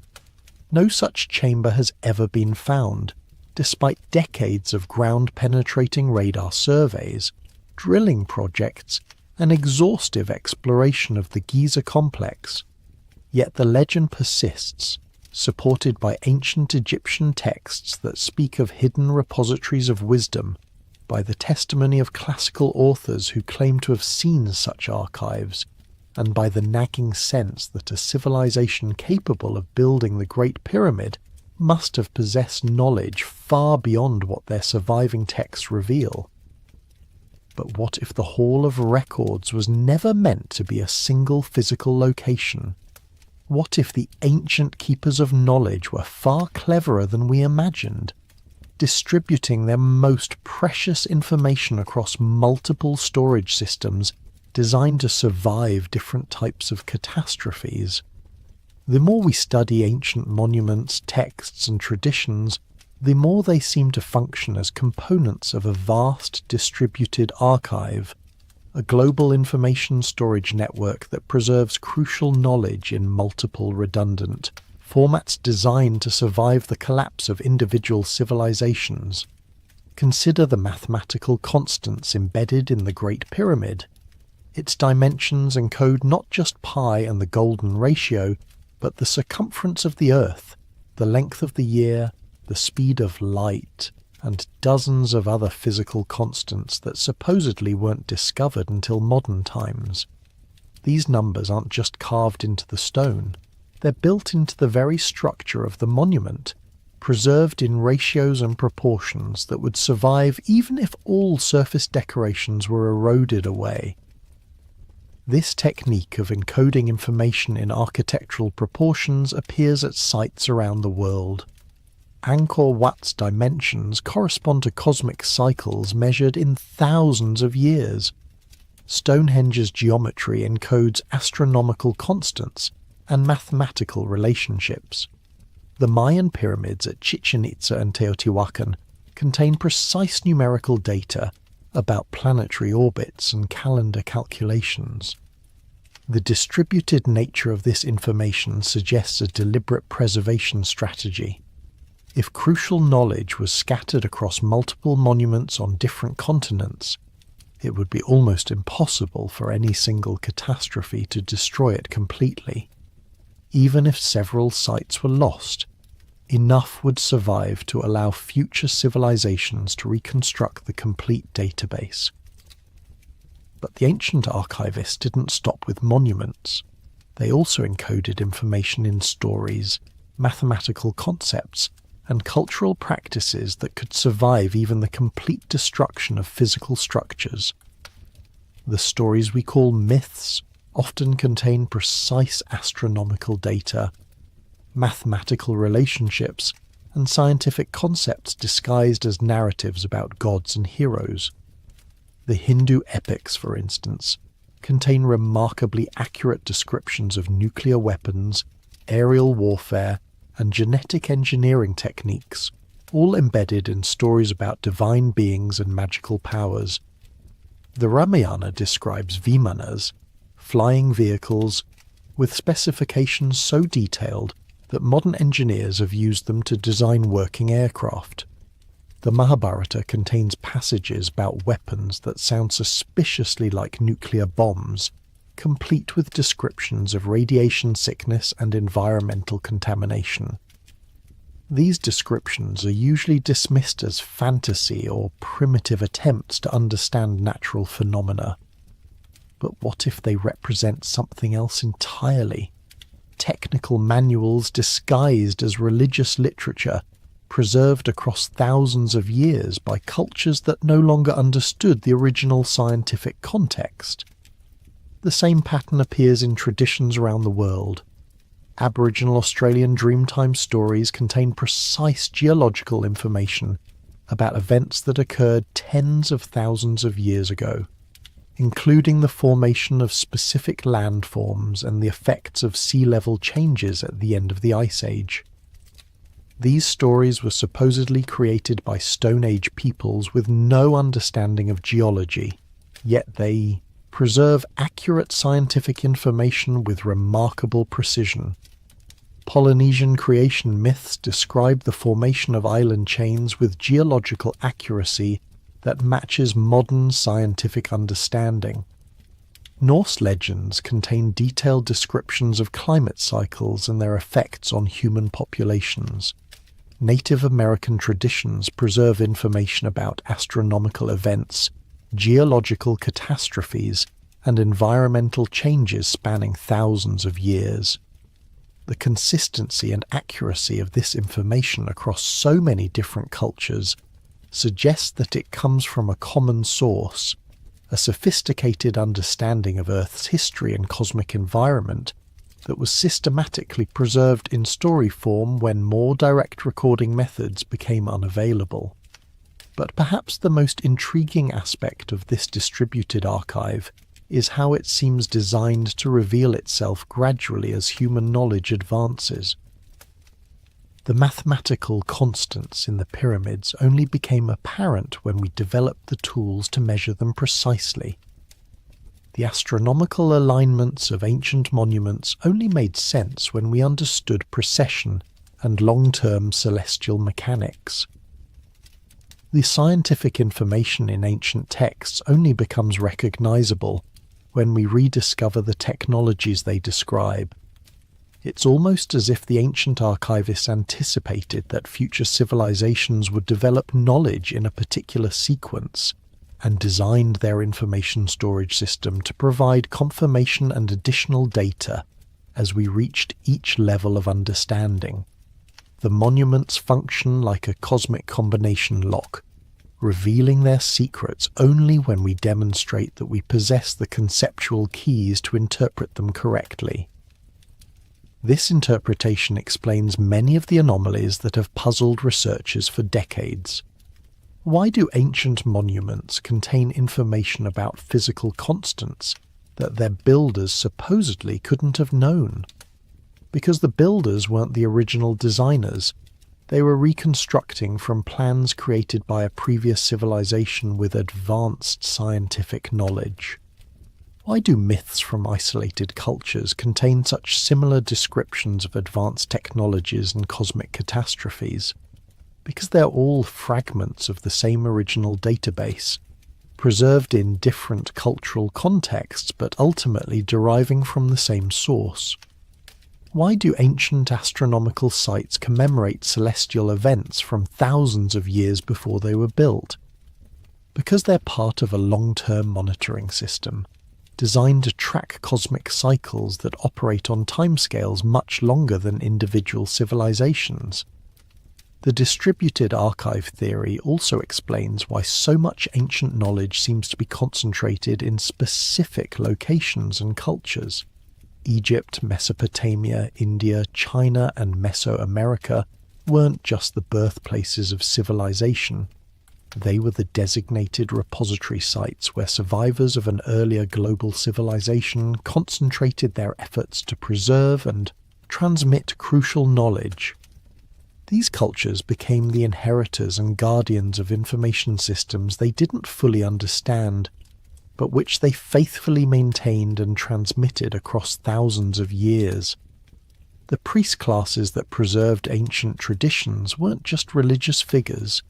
They were the human components of a vast data storage network, biological hard drives programmed to maintain and transmit information, even when its original purpose was forgotten. This would explain the remarkable continuity of certain traditions across millennia, even through periods of political collapse and cultural upheaval. The essential information was too important to lose, so it was embedded in religious practices, architectural traditions, and cultural rituals that were maintained even when their original scientific context was no longer understood. As our own civilization advances, we're beginning to recognize the sophistication of this ancient information storage system. Modern attempts to preserve knowledge for future civilizations face exactly the same challenges that the ancient archivists did: how to encode essential information in formats that will survive technological collapse, environmental catastrophe, and cultural discontinuity. The Svalbard Global Seed Vault attempts to preserve genetic diversity in a frozen repository designed to survive climate change and political upheaval. The Long Now Foundation is building a 10,000-year clock designed to encourage long-term thinking and preserve information across multiple civilizations. Various projects have proposed encoding human knowledge in crystalline matrices, DNA sequences, and astronomical markers that could survive geological timescales. But all of these modern efforts pale in comparison to the elegance and redundancy of the ancient system. By distributing information across multiple formats, architectural, mythological, mathematical, astronomical, and cultural, the ancient archivists created a storage network that has already survived multiple civilizational collapses and continues to reveal new information as our ability to decode it improves. We are not just uncovering the history of ancient civilizations. We are accessing a vast database of human knowledge that spans hundreds of thousands, possibly millions of years. Each new archaeological discovery, each decoded text, each recognized astronomical alignment adds another piece to a puzzle that reveals not just where we came from, but where we might be heading. The ancient archive is still active, still transmitting its carefully preserved information to anyone with the knowledge and wisdom to decode it. The question is whether we'll prove worthy inheritors of this vast repository of human experience, or whether we will repeat the mistakes that led to its original creator's downfall. The stones are still speaking. The numbers are still adding up. The stars are still marking time in their ancient patterns. And somewhere in the intersection of all this preserved knowledge lies the key to understanding not just our past, but our future, if we can learn to listen before it's too late. The Consciousness Codex. In the sacred cave of Lascaux, 17,000 years beneath the surface of France, ancient artists created something that challenges everything we think we know about the development of human consciousness. The paintings that cover these underground galleries are not primitive scratchings or simple animal portraits. They are sophisticated works of art that demonstrate perspective, movement, shading, and compositional sophistication that rivals anything created in recorded history. But the caves hold secrets that go far beyond artistic technique. Recent analysis has revealed that many of the paintings correspond to star maps, with the positions of animals matching the locations of constellations in the night sky, as they appeared tens of thousands of years ago. The caves function as both art galleries and planetariums, encoding astronomical information in symbolic form that has survived since the end of the Ice Age. Even more mysteriously, the acoustic properties of the caves suggest they were designed to produce specific sound effects. Certain chambers create echoes that enhance particular frequencies, while others produce resonances that can induce altered states of consciousness. The painted areas correspond precisely with the locations that produce the most dramatic acoustic effects, as if the visual and auditory experiences were designed to work together. This combination of visual art, astronomical data, and consciousness, altering sound environments, points towards something far more sophisticated than the shamanic rituals that archaeologists usually invoke to explain cave art. It suggests that Paleolithic humans possessed an understanding of consciousness itself, how it could be modified, enhanced, and used to access information beyond the reach of ordinary perception. This pattern appears at sacred sites around the world. The oracle at Delphi delivered prophecies while in trance states induced by ethylene gas seeping from geological fissures beneath the temple. The design of the chamber amplified these natural psychoactive effects, creating a controlled environment for accessing altered states of consciousness. Recent geological surveys have confirmed that the ancient Greeks positioned their most important oracle precisely over a unique combination of geological features that produced the optimal conditions for consciousness modification. In the Amazon basin, indigenous shamans have used ayahuasca and other plant medicines for thousands of years to access what they describe as plant intelligence, direct communication with the molecular consciousness of the forest. The knowledge they gain through these experiences includes detailed information about the medicinal properties of hundreds of plant species, complex ecological relationships, and sustainable resource management techniques that modern science is only beginning to understand. What's remarkable is that this plant-derived knowledge often proves to be scientifically accurate when tested in modern laboratories. Shamans with no formal training in chemistry or pharmacology somehow know exactly which plants contain specific alkaloids, how to combine them for maximum effectiveness, and how to neutralize dangerous compounds through precise preparation techniques.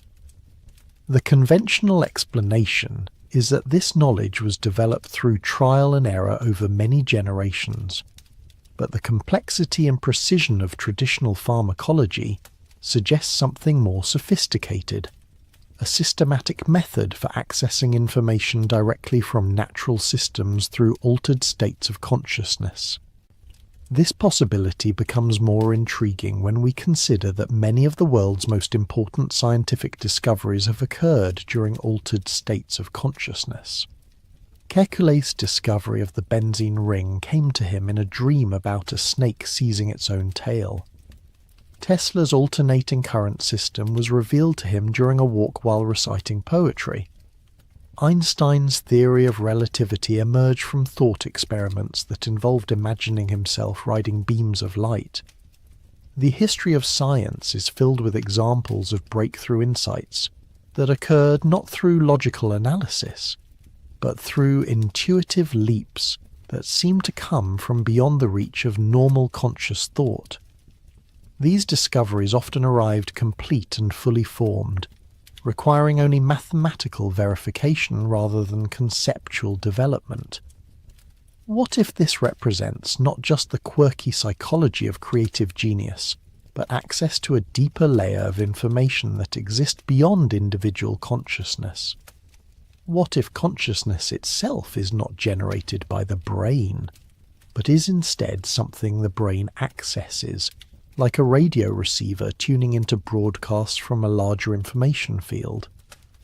This interpretation is supported by an increasing body of research suggesting that consciousness may not be localized in the brain at all.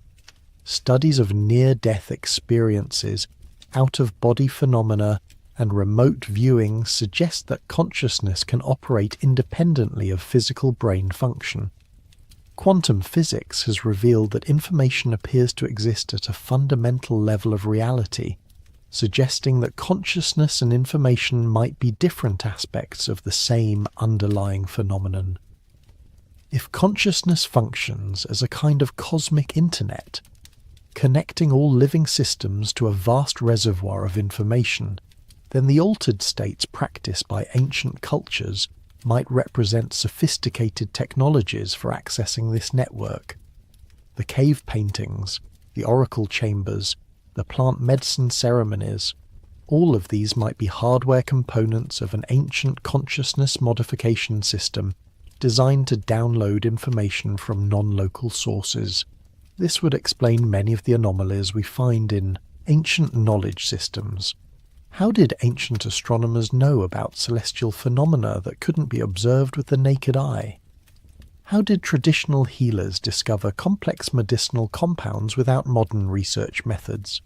How did ancient architects encode mathematical constants that weren't supposed to be discovered for thousands more years?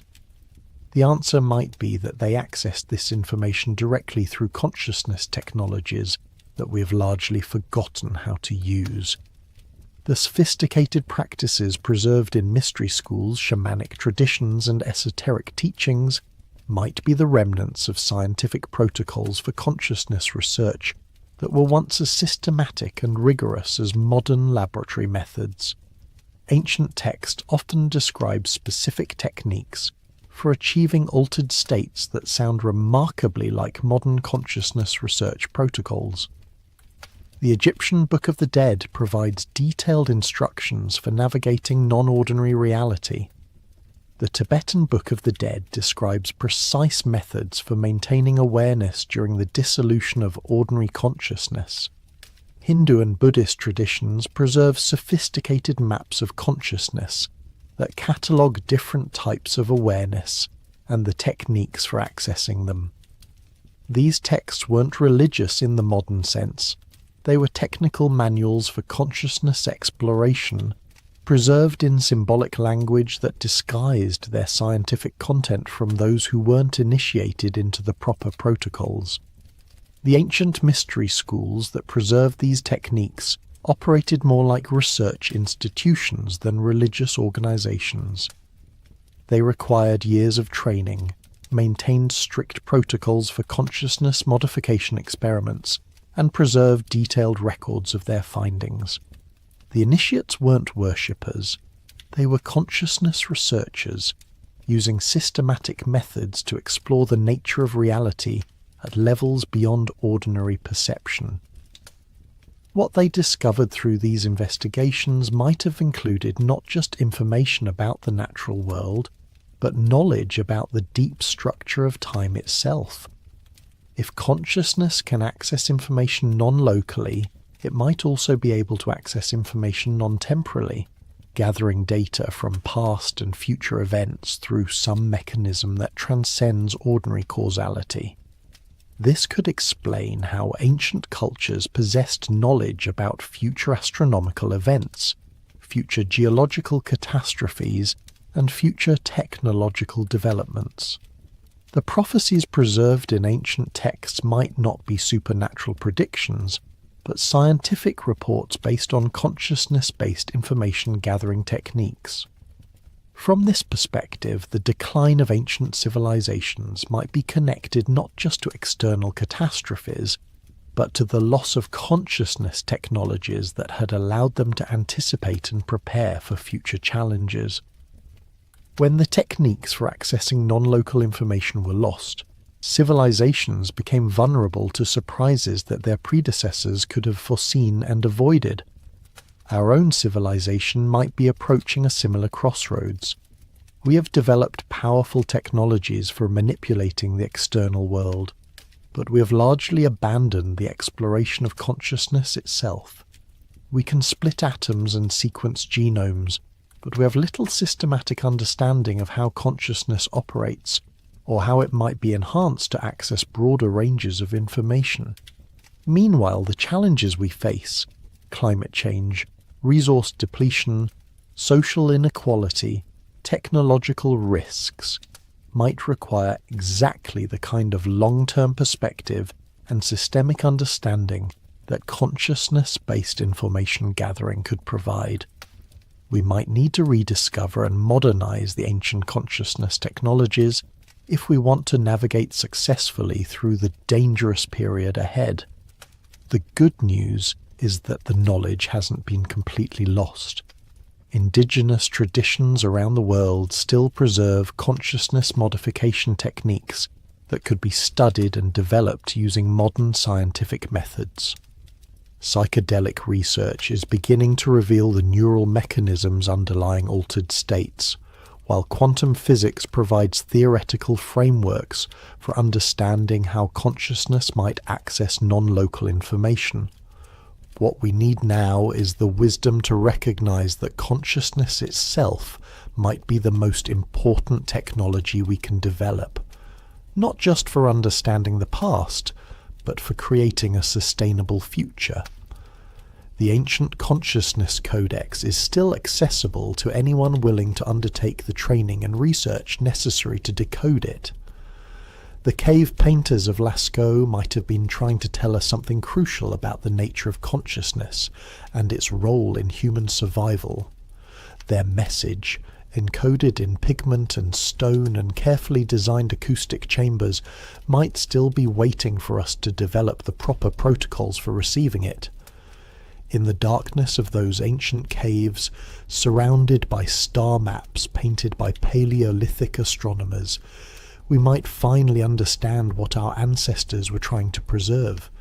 Not just information about the external world, but techniques for expanding consciousness itself to embrace the full spectrum of available knowledge. The question now is whether we have the courage and wisdom to pick up where they left off, before the window of opportunity closes and we lose access to the consciousness codex forever. In the end, we circle back to where we began, to the stories told around fires, to the myths that refuse to die, to the whispers of deep memory that insist we have been here before. But now, having followed the evidence through stone and bone through DNA and disaster, through the depths of oceans and the heights of mountains. The whispers have become something else. They have become a chorus, a symphony of clues that harmonize into a single haunting melody. The song of return, the eternal rhythm of rise and fall that beats like a heart through the deep time of our planet. We are not the first, we may not be the last, but we are here now, in this moment between forgetting and remembering, between the end of one cycle and the beginning of the next. We stand at the same crossroads that every previous civilization has faced, carrying the same gifts and curses that led them to greatness and to ruin. The evidence we have gathered does not prove that advanced civilizations existed in the deep past, but it suggests, no, it insists, that the possibility cannot be dismissed. Too many anomalies align, too many patterns repeat, too many voices across too many cultures tell variations of the same story for it all to be coincidence or wishful thinking. The megaliths that stretch across continents like the remnants of some vast construction project. The genetic bottlenecks that record near extinctions followed by mysterious recoveries. The flood myths that remember the same catastrophe from 1,000 different perspectives. The technologies that appear and disappear and reappear as if drawn from some common well of knowledge that periodically runs dry and is then rediscovered. The myths were trying to tell us something important, that human history is not a straight line from primitive to sophisticated, from ignorant to enlightened, from weak to powerful. It is a spiral, a series of cycles that repeat but never exactly, each one building on the ruins of the last while adding something new to the mix. We have been farmers before, and we forgot how to grow food and had to learn again. We have been builders before, and we forgot how to cut stone and had to rediscover the techniques. We have been astronomers before, mapping the movements of the stars, only to lose the knowledge and have to relearn that we live in a vast cosmos that cares nothing for our small ambitions. And we have been destroyers before. We have poisoned our environment, depleted our resources, turned our technologies against each other in wars that left nothing but ash and radiation, and the slow, patient work of healing that takes generations to complete. We have risen to heights that touch the sky and fallen to depths that nearly ended our story entirely. The difference this time, the thing that makes our moment in history unique, is that we are beginning to remember. We have developed the tools to read the genetic record, to decode the stories written in stone, to map the ocean floors where the ruins of previous worlds might lie hidden. We are learning to recognize the signatures of past civilizations, the subtle traces they left in ice cores and isotope ratios, in impact craters and mass extinctions. For the first time in human history, we have the possibility of learning from the mistakes of our predecessors. We can see the warning signs they missed, understand the forces that brought them down, recognize the patterns that repeat across the cycles of rise and fall. We can choose to be different, to break the cycle, to create something that lasts beyond the next catastrophe. But only if we listen to the warnings the evidence provides, only if we pay attention to the whispers of deep memory that tell us what we once were and what we might become again. Only if we remember that we are not the culmination of history, but part of an ongoing story that began long before us and will continue long after we are gone. The stones remember, the genes remember, the myths remember, and now finally we're beginning to remember too. The question is, what will we do with that memory? Will we use it to avoid the mistakes of the past, or will we repeat them as every previous civilization has done? The Earth is patient. It has watched civilizations rise and fall before. It will watch again, recording everything in its slow, careful script of stone and ice and bone. It will remember us as it has remembered all the others long after our cities have crumbled.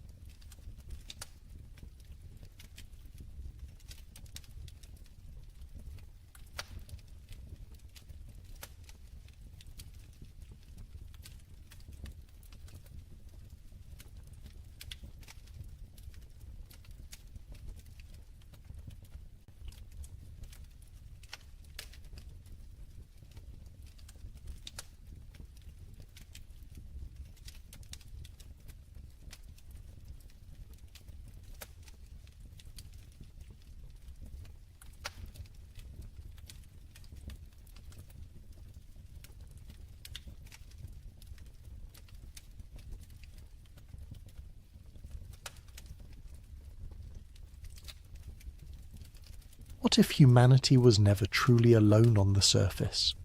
What if the first civilization, the one that came before all others, never vanished, but simply moved beneath the waves? Think about it for a moment. We stand on the shores of vast oceans, staring out at horizons we can barely comprehend, and we tell ourselves we know this planet. We map the continents, name the mountains, chart the rivers. But beneath those waves lies something else entirely, a world so immense, so alien, that we have explored less than 5% of it. 5%. The rest remains hidden in darkness, pressed under miles of water, silent and untouched. And in that silence, in that crushing depth where light cannot reach, what if something ancient still breathes? The question sounds like fantasy, like the kind of story told around campfires or whispered in the pages of old books. But what if it isn't?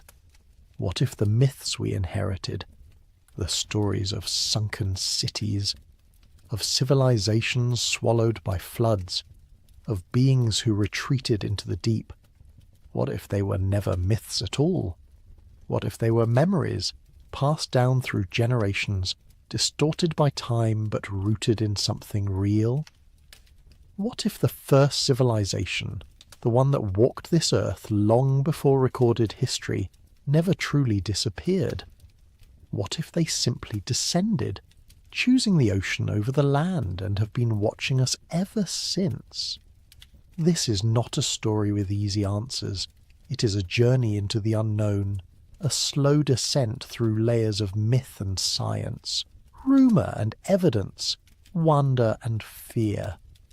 It begins with the oldest tales humanity ever told, and it ends in the deepest trenches of the ocean, where pressure crushes steel and darkness swallows everything. Somewhere between those two places, between the ancient past and the unexplored present, lies a possibility that refuses to fade. The possibility that we are not the first, that we are not alone, and that the true masters of this world have been hiding beneath the surface all along. The stories are everywhere, scattered across every culture, every continent, every corner of the ancient world. They speak of floods that drowned the earth, of cities that sank beneath the waves, of civilizations so advanced they seemed almost divine, until the waters rose and swallowed them whole. These are not isolated tales. They are echoes, reverberating through time, appearing again and again in languages and lands that should have had no contact with one another. And yet the stories align. They speak of the same catastrophe, the same loss, the same descent into the deep. The most famous, of course, is Atlantis. Plato wrote of it in his dialogues, describing an island nation beyond the Pillars of Hercules, a place of unimaginable wealth and power, ruled by kings descended from the sea god Poseidon himself. Atlantis was a marvel, he said, a civilization that had mastered engineering, architecture, and warfare. Its capital was a wonder of concentric rings, canals, flowing with seawater, temples gleaming with gold and silver. But the Atlanteans grew arrogant. They waged war on their neighbours, seeking to dominate the known world, and for their hubris, the gods punished them. In a single day and night, Plato wrote, Atlantis was consumed by earthquakes and floods, sinking into the ocean and vanishing forever. For centuries, scholars dismissed Atlantis as allegory, a cautionary tale about pride and downfall. But what if Plato was recording something real? What if he had access to older sources now lost that spoke of an actual civilization destroyed by rising seas? The timeline he gave, 9,000 years before his own time, would place Atlantis at the end of the last ice age, a period when global sea levels rose dramatically as glaciers melted. Coastlines shifted, islands disappeared, entire regions were submerged. If a civilization had existed along those ancient shores, it would have been erased, drowned beneath hundreds of feet of water. And if survivors fled, carrying their stories with them, those stories would have spread across the world, mutating into legend. But Atlantis is not alone. In the Pacific, the myths speak of Lemuria, sometimes called Mu, a vast continent that once stretched across the ocean, home to an advanced people who understood the secrets of the earth. According to these legends, Lemuria sank beneath the waves in a cataclysm, leaving only scattered islands behind. This story appears in Tamil literature, in Polynesian oral traditions, in the cosmologies of mystics and occultists who claim to have accessed ancient knowledge. Mainstream science rejects Lemuria as pseudo-history, pointing out that no geological evidence supports a sunken Pacific continent. But the stories persist. They refuse to die. And they raise a question. If Lemuria never existed, why do so many cultures remember it? In Mesopotamia, the Sumerians spoke of the Abzu, the primordial ocean beneath the earth, home to Enki, the god of wisdom and water. The Abzu was not merely a mythological concept. It was described as a real place, a subterranean realm where fresh water flowed and where the secrets of creation were kept. Enki was said to dwell there, shaping humanity, teaching them the arts of civilization. But the Abzu was also dangerous, a place of chaos and power, guarded and hidden from mortal eyes. Could the Abzu have been a memory of something real? A place where an older civilization once thrived, deep beneath the surface, in caverns filled with water? The Maori of New Zealand tell of a sunken homeland, a place their ancestors fled when the seas rose. The Aboriginal Australians speak of coastal lands now drowned, where their people once lived before the waters came.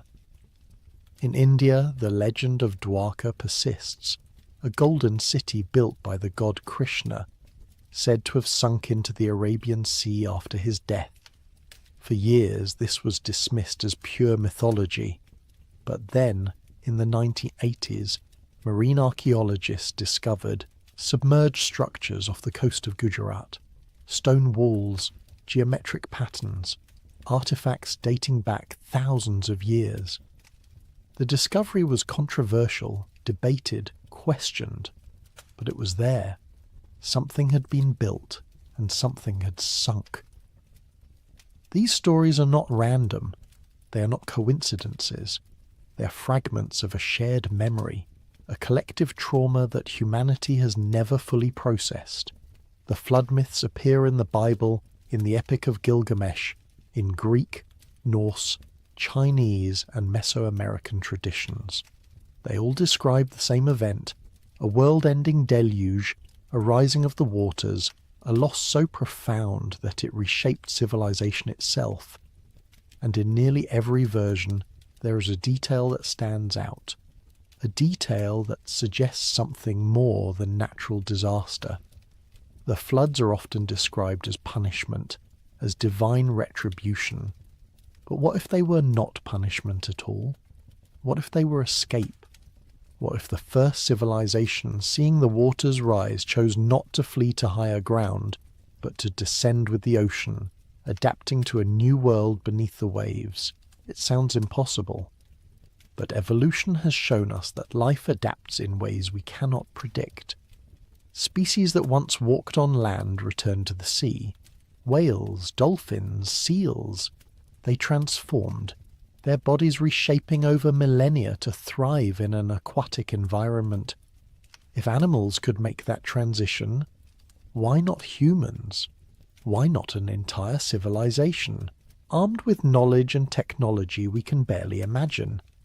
What if they built cities in the deep, harnessing geothermal vents for energy, cultivating bioluminescent organisms for light, developing ways to breathe and move and survive in a world without sun? What if they are still there, hidden in the trenches, watching us from below? The myths do not answer these questions, but they do not dismiss them either. They linger, like shadows at the edge of vision, refusing to fade. And as we move from ancient legend into modern discovery, those shadows begin to take shape. The ocean is not silent. It hums with sound, whale songs that travel thousands of miles, the grinding of tectonic plates, the rush of underwater currents. But sometimes the ocean produces sounds that do not fit, sounds that defy explanation, sounds that suggest something vast and unknown moving through the deep. In 1997, the National Oceanic and Atmospheric Administration recorded one such sound. It was picked up by hydrophones stationed across the Pacific, sensitive instruments designed to monitor underwater activity. The sound was unlike anything they had heard before, a low-frequency rumble that rose and fell, travelling across the ocean with immense power. It was loud enough to be detected over 3,000 miles away. Scientists analysed it, compared it to known sources. It did not match any whale, any submarine, any geological event. They called it the bloop, and to this day, no one knows what made it. The official explanation, offered years later, suggested it might have been an ice quake, a massive iceberg fracturing and carving into the sea. But the sound did not quite match that either. It had a pattern, a rhythm, almost organic in nature. Some researchers noted that if you sped up recordings of whale songs, they sounded mechanical. If you slowed down the bloop, it sounded biological, it sounded alive. And if something that large, that powerful, was moving through the ocean, what was it? Where did it come from? And why have we never seen it? The bloop is not alone. Over the decades, hydrophones have captured dozens of unexplained sounds. Upsweep, whistle, Julia, slow down. Each one strange, each one defying easy categorization. Some repeat, some appear once and vanish. Some seem to come from the deepest parts of the ocean, places where no known creature should exist. Scientists offer theories: underwater volcanoes, shifting ice, unknown species. But the theories never quite fit. The sounds remain mysteries, echoes from a world we cannot see. And then there are the structures. In 1986, a diva named Kihachiro Aratake was exploring the waters off Yonaguni, a small island at the southern tip of Japan. He was searching for hammerhead sharks when he found something else: massive stone formations rising from the seabed, carved with sharp angles and flat surfaces, terraces, steps, platforms. The structures stretched over several hundred feet, arranged in ways that seemed deliberate, almost architectural. Aratake surfaced and reported his discovery.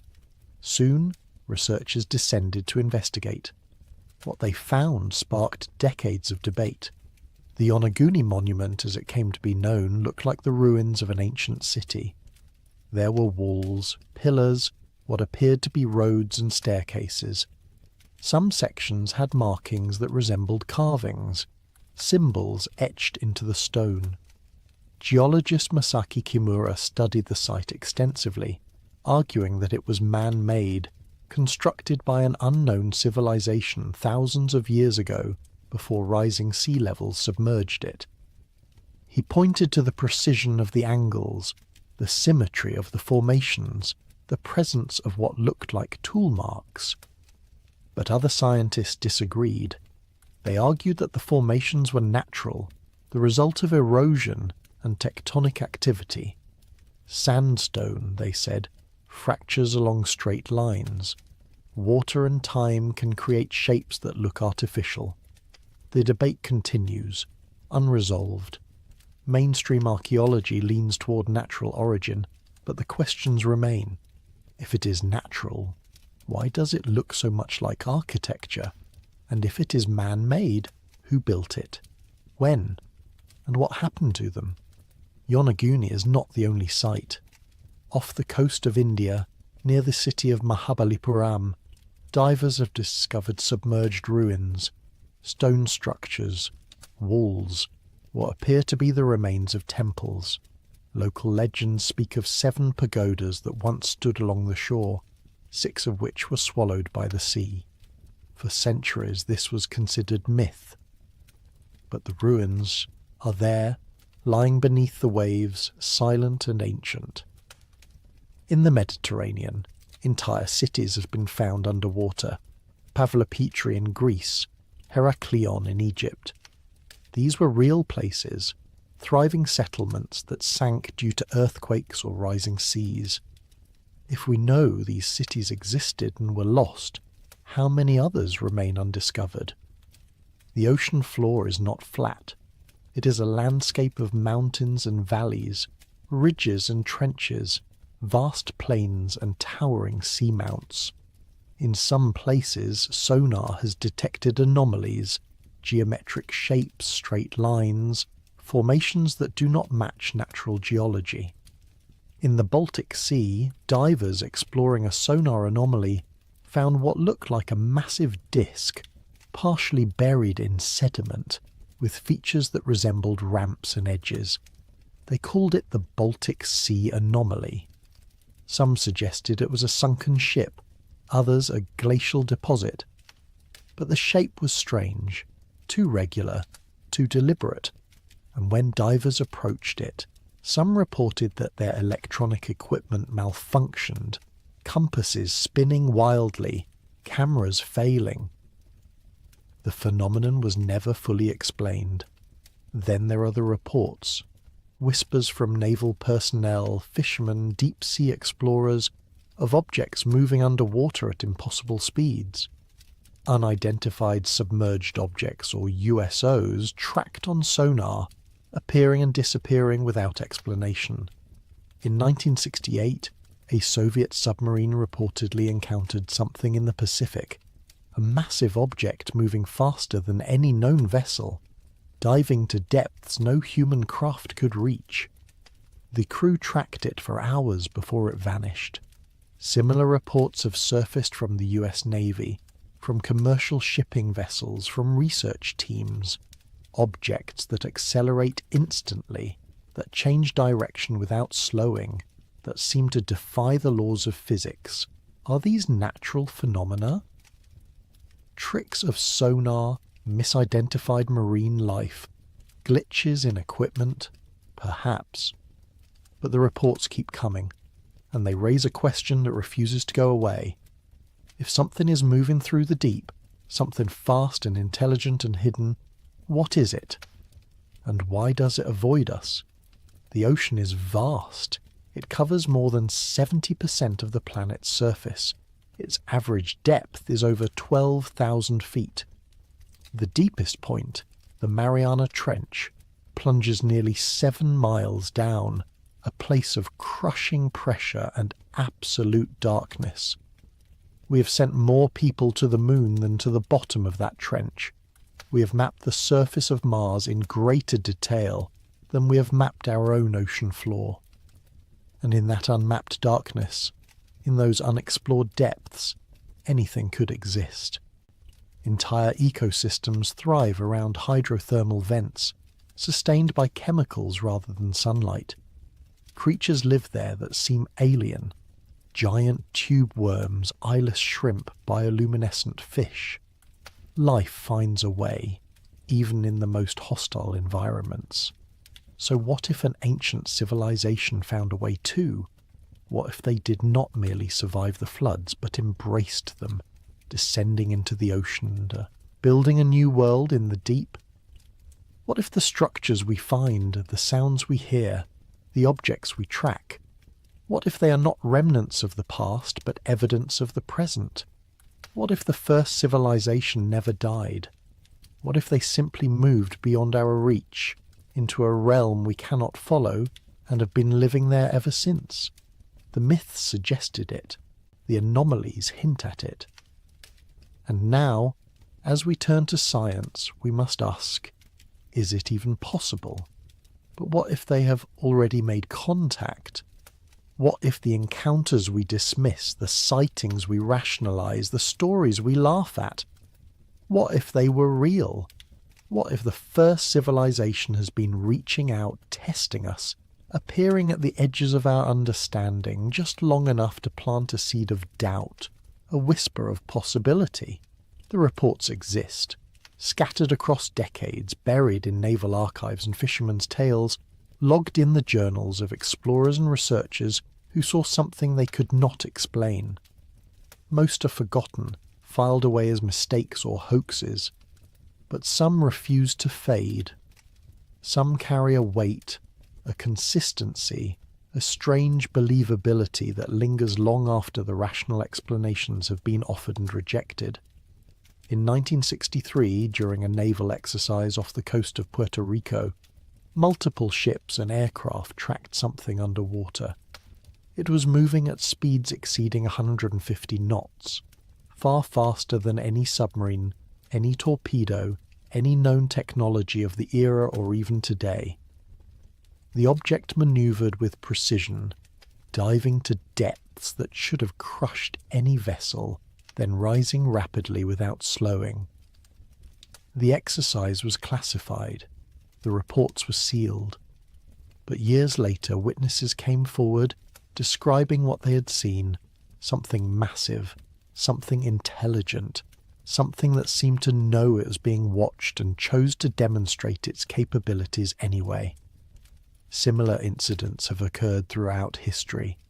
During World War II, both Allied and Axis sailors reported encounters with what they called ghost rockets and foo fighters, objects that followed their ships, dove beneath the waves, reappeared miles away.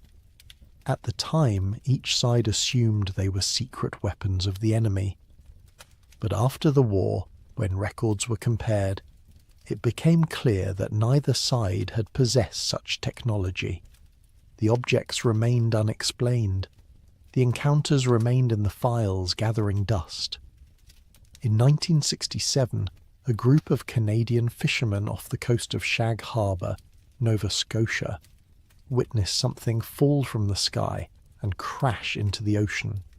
It glowed as it descended, leaving a trail of light, then disappeared beneath the surface. The impact was seen by dozens of people. The Royal Canadian Mounted Police investigated, assuming it was a downed aircraft. Divers searched the area. They found nothing, no wreckage, no debris, no oil slick. But local fishermen reported strange lights beneath the water in the days that followed, moving in patterns, pulsing with colour. The official investigation was closed without conclusion. The object was never found, or perhaps it was never lost. And then there are the abductions, not the sensationalized stories of alien encounters, but the quieter, stranger tales of people who went missing near water and returned with gaps in their memory, with stories of descent, of pressure, of breathing underwater, of seeing structures and lights and beings that moved through the deep with purpose. Most are dismissed as hallucinations, as psychological breaks, as fiction, but the consistency is unsettling. They describe similar things, cities that glow with bioluminescence, beings that communicate without speaking, a sense of being studied, examined, then released, back to the surface with no explanation and no proof. Yeah, one such account comes from a deep sea researcher named Dr. Elena Vasquez, who disappeared during a solo dive in 2003 off the coast of Chile. She was exploring a previously unmapped section of the Atacama Trench when she lost contact with her support vessel. Her submersible was designed to withstand the pressure at those depths, equipped with emergency beacons and redundant systems. She was experienced, cautious, thorough. And then she vanished. The search lasted 3 weeks. They found nothing. 6 months later, she reappeared. She was discovered on a beach in Peru, hundreds of miles from where she had disappeared, with no memory of how she had gotten there. Her submersible was never found. She was dehydrated, disoriented, but physically unharmed. When authorities questioned her, she spoke in fragments, describing lights in the darkness, structures that seemed to grow from the rock, a sensation of being pulled deeper, not by force but by curiosity. She remembered breathing, though she knew that was impossible. She remembered voices, though she heard no sound. She remembered hands, or things like hands, guiding her through passages, showing her things she could not comprehend. The official report concluded that she had experienced a psychological episode, possibly caused by nitrogen narcosis or equipment malfunction, and had somehow reached the surface and drifted to shore. But Dr. Vasquez never dove again. She left her research position, moved inland, and refused to speak publicly about what happened. In a private letter to a colleague, later leaked online, she wrote, "They wanted me to see. They wanted me to know they exist. But they also wanted me to understand that I am not ready. That we are not ready to know more. Not yet." These stories are easy to dismiss. Individually they prove nothing. Collectively they suggest a pattern, not of misidentification or hoax, but of something deliberate, something measured, something that appears just often enough to be noticed but never often enough to be confirmed. As if the first civilization is testing the waters, so to speak, gauging our readiness, our reaction, our ability to accept what we cannot explain. And perhaps they have been doing this for a long time. Perhaps the myths of sea gods and mermaids, of sirens and selkies, were not fantasies but encounters. Perhaps the ancient sailors who reported seeing figures in the waves, beings that watched from the depths, were not hallucinating but witnessing. Perhaps every culture that revered the ocean, that offered sacrifices to the sea, that spoke of beings who lived below, perhaps they were responding to something real. Not gods, but people. People who had become something else, something adapted to a world we cannot enter, but who still remembered the surface and occasionally carefully made themselves known. The implications are staggering. If the first civilization still exists beneath the ocean, it changes everything. It rewrites human history, challenges our understanding of evolution, upends our assumptions about intelligence and survival.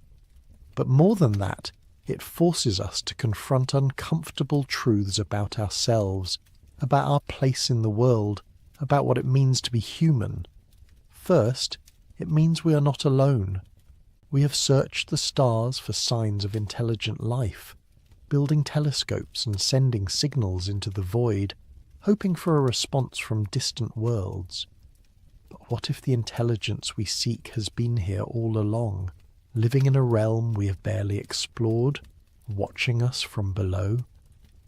What if we have been so focused on looking up that we forgot to look down? The psychological impact would be immense. Humanity has built its identity on the belief that we are the pinnacle of evolution on this planet, the most advanced species, the inheritors of the earth. We tell ourselves that we conquered nature, that we rose above the animals, that we alone possess consciousness and culture and technology. But if another civilization exists, one older, possibly wiser, certainly more adapted to their environment, it shatters that narrative. It humbles us. It forces us to see ourselves not as masters, but as one species among many, not as the culmination of the evolution, but as a single branch on a much larger tree. Second, it raises questions about contact. If they exist, why have they not revealed themselves? Why do they remain hidden, appearing only in glimpses and whispers? The answer might be simple. They do not trust us. And why would they? Look at what we have done to the ocean. We have treated it as a dumping ground, filling it with plastic and chemicals, draining it of life through overfishing, destroying coral reefs and coastlines, pumping oil from the seabed and spilling it into the water. We've taken from the ocean without giving back, exploited it without understanding it, polluted it without remorse. If an ancient civilization lives beneath the waves, they have witnessed all of this. They have seen humanity's capacity for destruction, our disregard for the environment, our inability to live in balance with the world around us. They have watched us wage wars, develop weapons capable of annihilating entire populations, poison the very air and water we need to survive, and they have made a choice to stay hidden. Not because they fear us. They have survived for thousands of years in the most extreme environment on Earth, but because they have learned that revealing themselves would accomplish nothing. We are not ready. We would exploit them, weaponize them, turn them into enemies or commodities. We would do to them what we've done to everything else. Or perhaps the reason is even simpler. They do not care. They have moved beyond the concerns of the surface world, built a society that functions without us, evolved past the need for contact or conflict. The ocean is vast enough for both civilizations to exist without interfering with each other. They have their realm, we have ours. They have chosen isolation, not out of fear or distrust, but out of indifference, content in their hidden cities, uninterested in the struggles of a species that chose a different path. But there is another possibility, one that is both hopeful and terrifying. They are waiting for us to mature, to evolve, to reach a point where contact would be meaningful rather than catastrophic, waiting for us to stop destroying the planet and start understanding it, waiting for us to develop the technology and wisdom necessary to enter their world without collapsing under the pressure, literal and metaphorical. And if that is true, it means that everything we do, every choice we make regarding the ocean, regarding the environment, regarding our future is being observed. It means we are being judged, and the verdict will determine whether the first civilization ever reveals itself or whether it remains hidden forever, watching as we repeat the mistakes that may have driven them beneath the waves in the first place. There is also the question of what we would do if contact were made. If tomorrow a delegation from the deep emerged, surfacing in full view of the world, announcing their existence and offering proof, what would happen? How would humanity react? The optimists believe it would unite us, that the revelation of another intelligent civilization would force humanity to set aside its differences, to recognize that we are all part of the same species, the same planet, the same story. That we would work together to establish communication, to learn from them, to build a new relationship based on mutual respect and curiosity. That it would be the beginning of a new era, a merging of two worlds, a partnership that could solve the problems neither civilization could solve alone. The pessimists see something darker. They believe it would trigger panic, fear, conflict, that governments would scramble to control the narrative, to weaponize the discovery, to exploit the technology and knowledge of the underwater civilization for military advantage. That religious institutions would struggle to reconcile the existence of another intelligent species with their doctrines. That conspiracy theorists would claim the underwater civilization had been secretly controlling world events all along. That nations would compete to make contact first, to claim exclusive rights, to turn discovery into dominance. That humanity would do what it has always done, react with suspicion, aggression, and self-interest. The realists suspect it would be somewhere in between.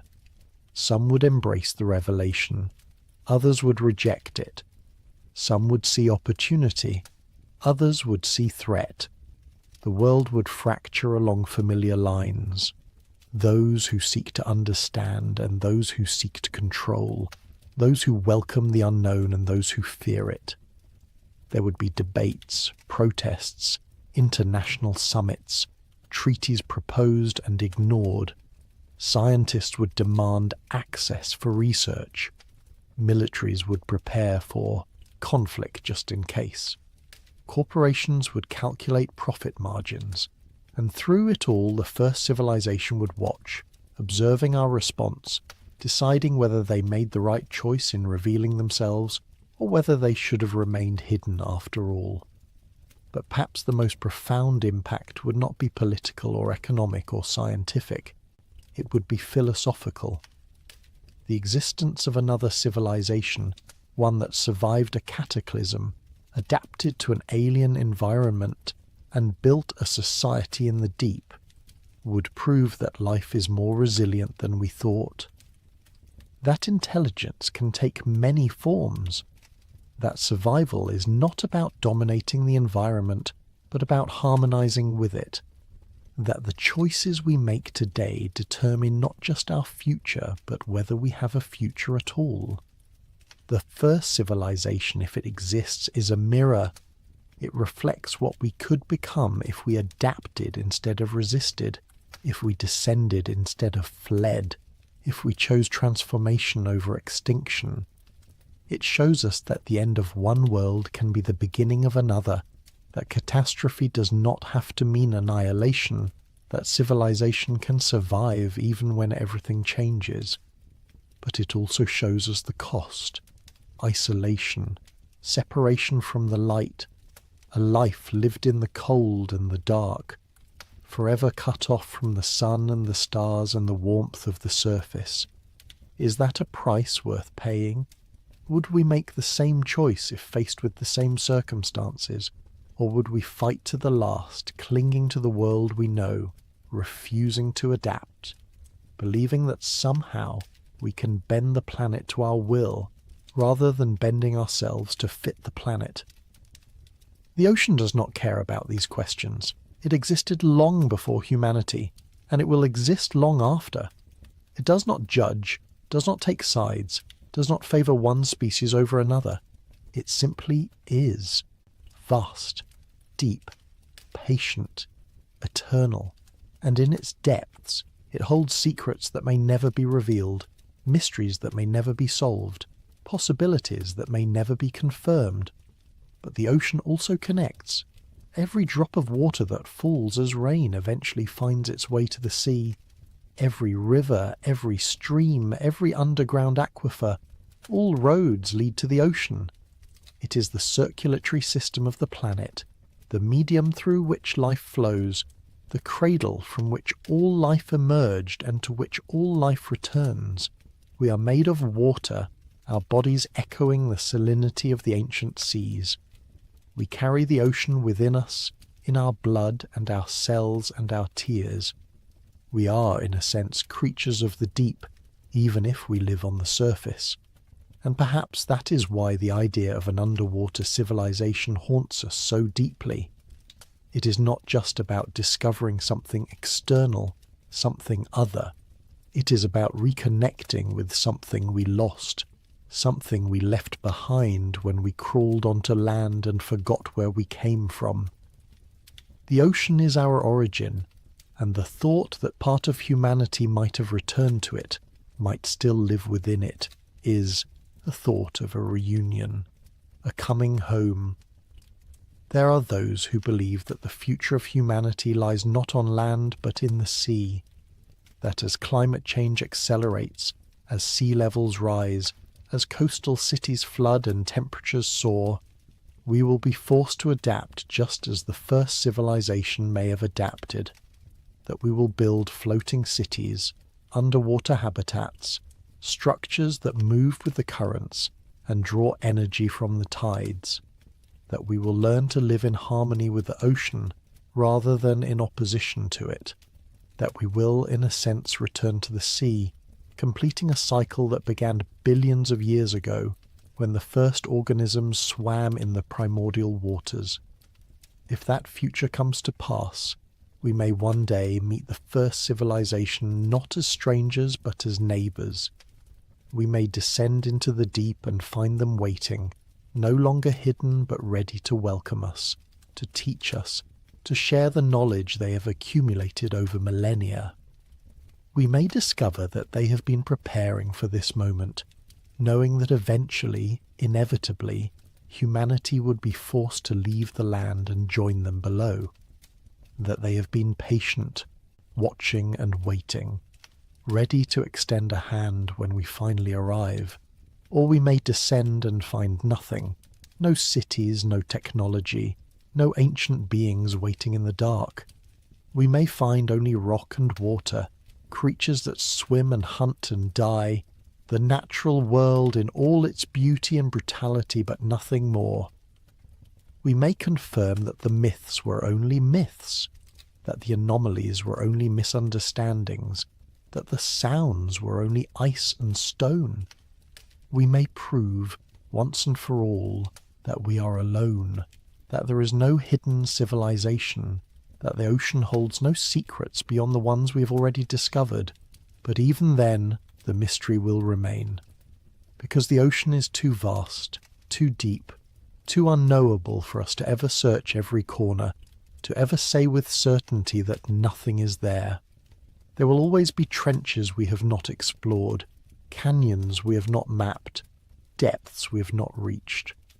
There will always be the possibility, however remote, that somewhere in the darkness something waits, something ancient, something intelligent, something that has been there all along, hidden just beyond the reach of our instruments and our understanding. Let us imagine then a final scenario, not as fact, not as prediction, but as thought experiment. Let us imagine that one day humanity finally makes contact, not through sonar or submarines, not through chance encounters or fleeting glimpses, but through deliberate, unmistakable communication. The first civilization decides the time has come.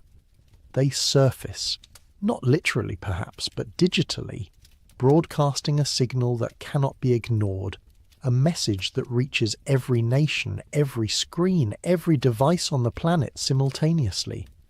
The message is simple. We are here. We have always been here, and we are ready to talk. The world stops.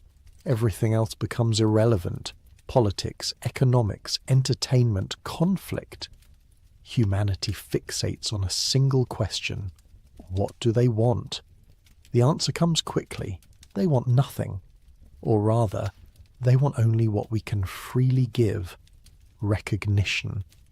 They are not interested in conquest or trade or sharing technology. They do not need our resources.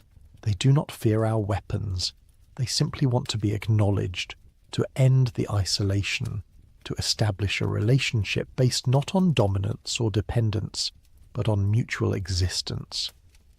Two civilizations sharing one planet, living in separate worlds, but connected by history and by the ocean that links all things.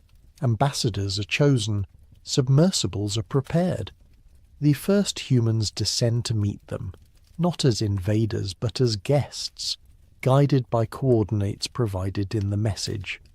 The journey takes hours, sinking past the sunlight zone through the twilight, into the midnight depths where no natural light penetrates. And then, in the distance, a glow appears, not harsh, not artificial, but soft and organic, pulsing with life. The city is nothing like what we imagined. It is not built of metal or concrete, but of living material, coral-like structures that breathe and grow, pathways that shift and flow with the currents. Bioluminescent organisms line the streets, casting gentle light in shades of blue and green and violet. Beings move through the water, humanoid in shape but adapted, their bodies streamlined, their skin reflecting light in patterns that shift with meaning. They communicate not with words but with colour and movement, a language more akin to music than speech.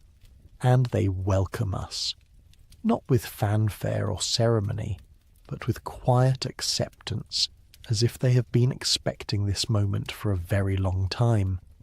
They show us their world, the gardens where they cultivate food, the energy stations built around hydrothermal vents, the archives where they have preserved their history, carved into stone and encoded in DNA. They tell us their story, how they survived the floods, how they chose the ocean, how they built a new civilization in the deep, and they ask us about ours, how we lived, how we struggled, what we learned. The exchange is cautious at first, tentative. Trust must be earned on both sides. But slowly, over months and years, a relationship forms, not a merging, not an alliance, but an acknowledgement. Two ways of living, two responses to the same planet, coexisting. We do not become them. They do not become us. But we learn from each other. They teach us about sustainability, about living within limits, about adapting to the environment rather than forcing the environment to adapt. We share our art, our music, our stories, the things that define us beyond survival.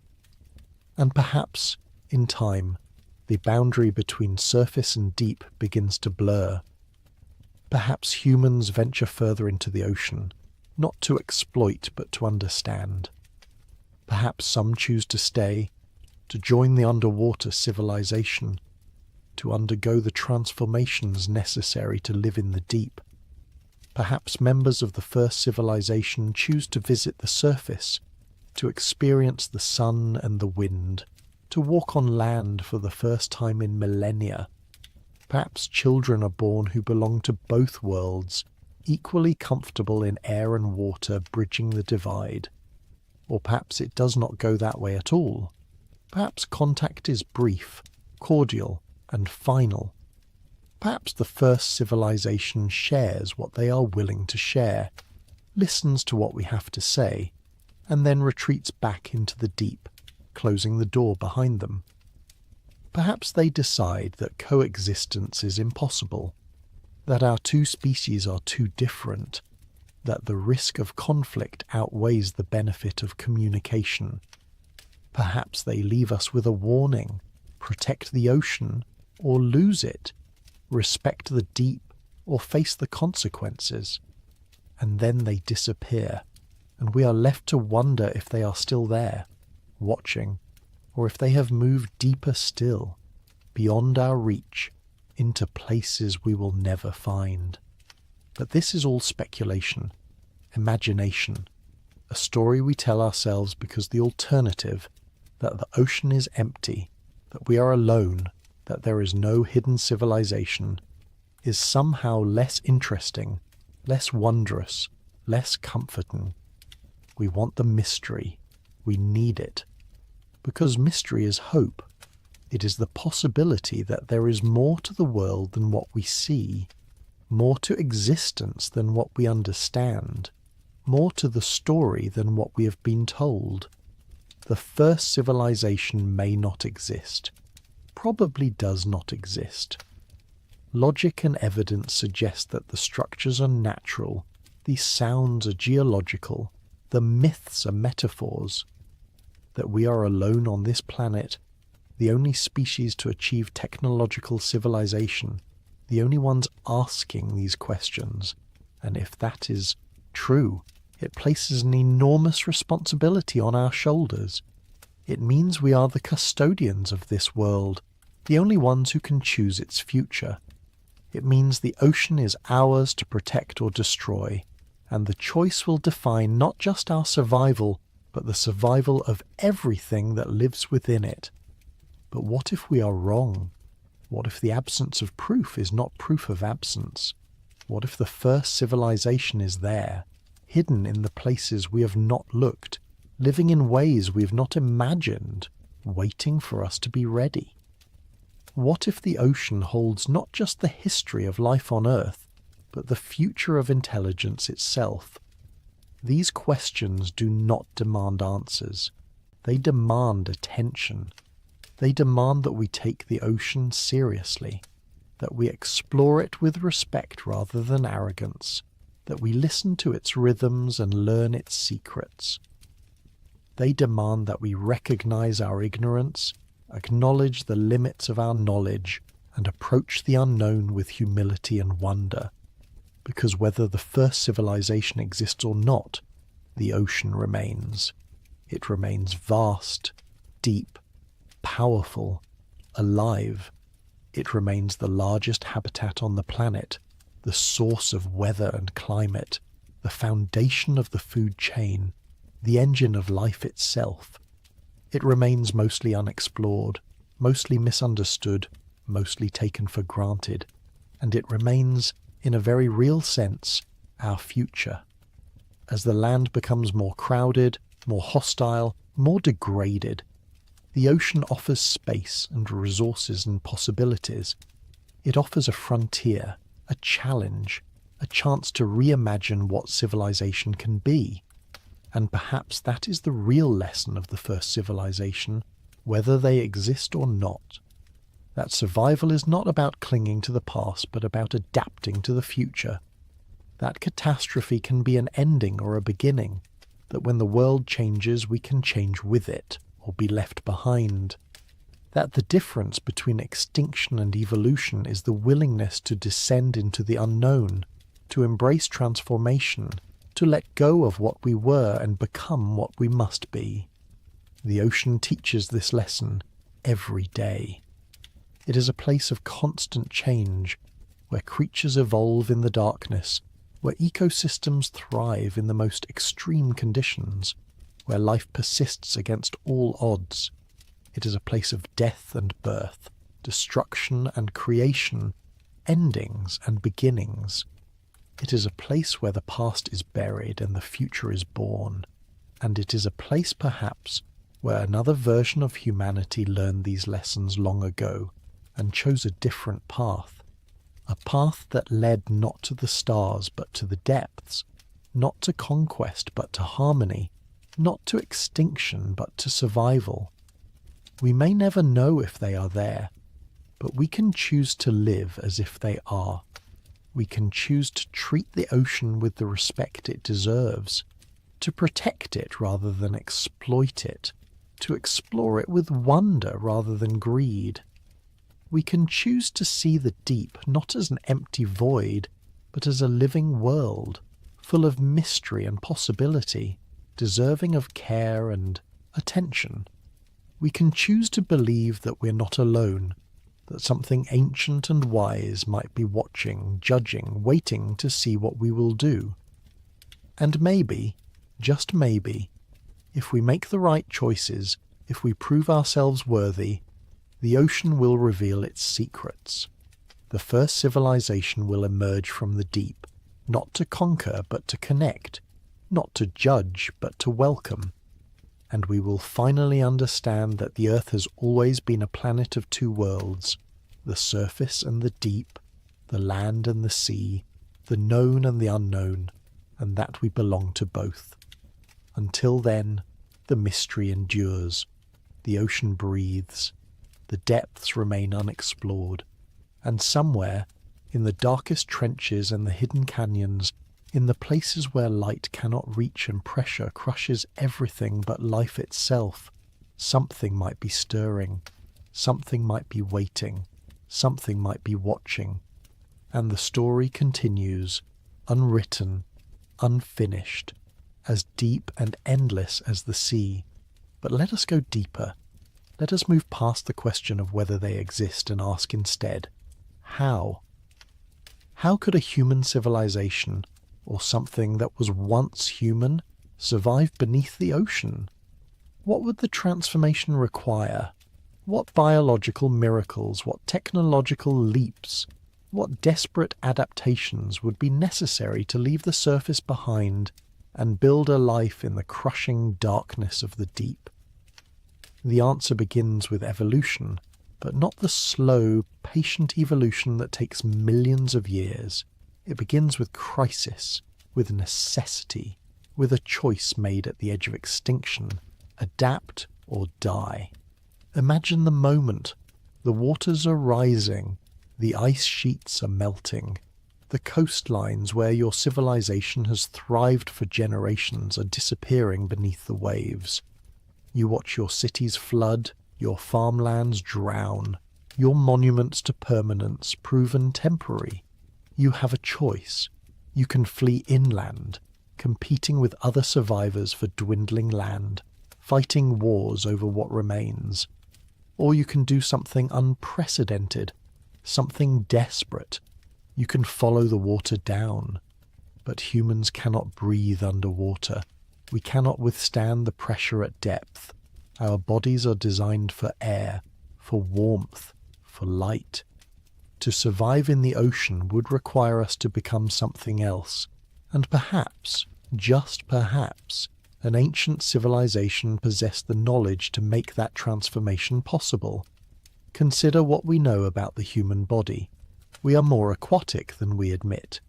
Human fetuses develop in amniotic fluid, a saltwater environment that mirrors the ocean. Newborns can instinctively hold their breath underwater, a reflex called the bradycardic response that slows the heart and redirects oxygen to vital organs. We lose this ability as we age, but it proves that our biology remembers the water, carries instructions for aquatic survival buried in our DNA. Free divers have pushed the limits of human aquatic adaptation. They can hold their breath for over 10 minutes, dive to depths exceeding 700 feet on a single breath. Their bodies responding to pressure and oxygen deprivation in ways that seem superhuman. Their spleens contract, releasing stored red blood cells. Their heart rates drop to as low as 14 beats per minute. Blood shifts from the extremities to the core, protecting vital organs. Their lungs compress to the size of fists, yet do not collapse. The human body, it turns out, is more capable of aquatic adaptation than we ever imagined. But free diving is temporary. To live underwater permanently would require something more. Gills, perhaps. Biological structures capable of extracting oxygen directly from water. This sounds like science fiction, but nature has provided blueprints. Some amphibians can breathe through their skin, absorbing oxygen directly from water. Certain fish have developed bimodal respiration, using both gills and primitive lungs, and human technology has begun to experiment with liquid breathing, using oxygen-rich perfluorocarbon fluids that can fill the lungs and sustain life. It is crude, experimental, uncomfortable, but it works. The mice survived. The dogs survived.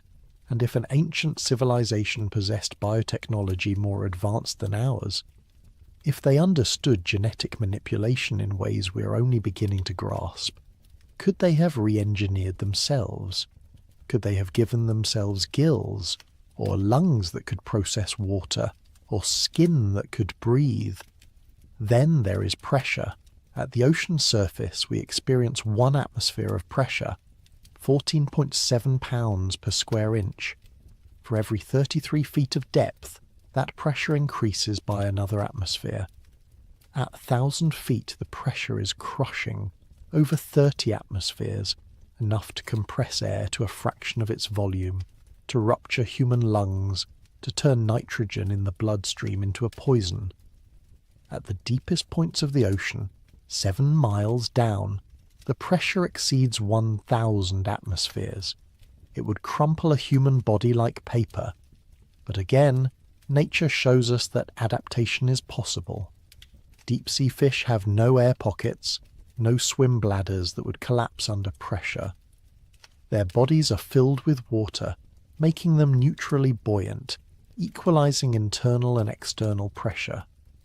Their cell membranes contain unique lipids that remain flexible under conditions that would solidify normal fats. Their proteins are structured to function in the cold and crushing environment where ordinary enzymes would fail. They are not fighting the pressure, they are living with it, their entire biology redesigned for the deep. Could humans do the same? Could an ancient civilization have bioengineered themselves, removing air pockets from their bodies, restructuring their tissues to withstand pressure, redesigning their biochemistry for life at depth? It would require knowledge we do not possess, technology we cannot imagine. But if such knowledge existed in the distant past, if a pre-flood civilization had mastered genetics and biological engineering, then the transformation would be possible. Difficult, perhaps irreversible, certainly terrifying, but possible. And then there is temperature. The deep ocean is cold, hovering just above freezing in most places. Surface-dwelling humans would die of hypothermia within minutes. But again, adaptation exists. Seals and whales maintain body heat through thick layers of blubber, through countercurrent heat exchange systems in their flippers that minimize heat loss. Some fish produce antifreeze proteins that prevent ice crystals from forming in their blood. The human body can adapt to cold through repeated exposure, increasing brown fat deposits, improving circulation. And an underwater civilization could go further, engineering biological insulation, developing metabolic processes that generate more heat, or even embracing the cold, allowing their body temperature to drop, slowing their metabolism, living in a state between warm-blooded and cold-blooded existence. The transformation would not be easy. It would require generations, perhaps. The first volunteers would be pioneers, test subjects, martyrs. Some would fail, their bodies rejecting the changes, unable to adapt, but some would succeed, and their children would be born different, more adapted, carrying the modifications in their genes, and their children's children would be more adapted still. Natural selection would accelerate the process, favoring those who could dive deeper, hold their breath longer, withstand greater pressure and cold. Within a few generations, they would no longer be quite human. Within a few more, they would be something else entirely. A new species, born from necessity, shaped by the ocean, belonging to the deep. But biology alone would not be enough. They would need technology as well.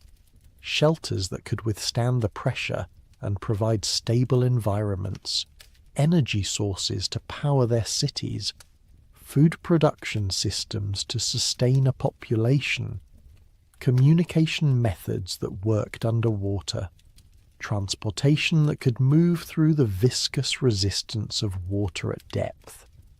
They would need to build an entire technological infrastructure from scratch, one suited to an environment fundamentally hostile to the civilization they once knew. And perhaps they succeeded.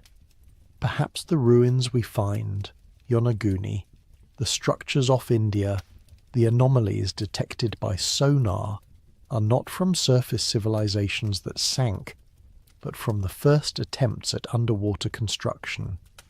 Practice runs, prototypes, the early experiments of a civilization learning to build in a new world, and perhaps deeper down, in the places we have never explored, the real cities exist, the successful ones, the ones that have lasted for millennia, hidden and thriving beyond our reach.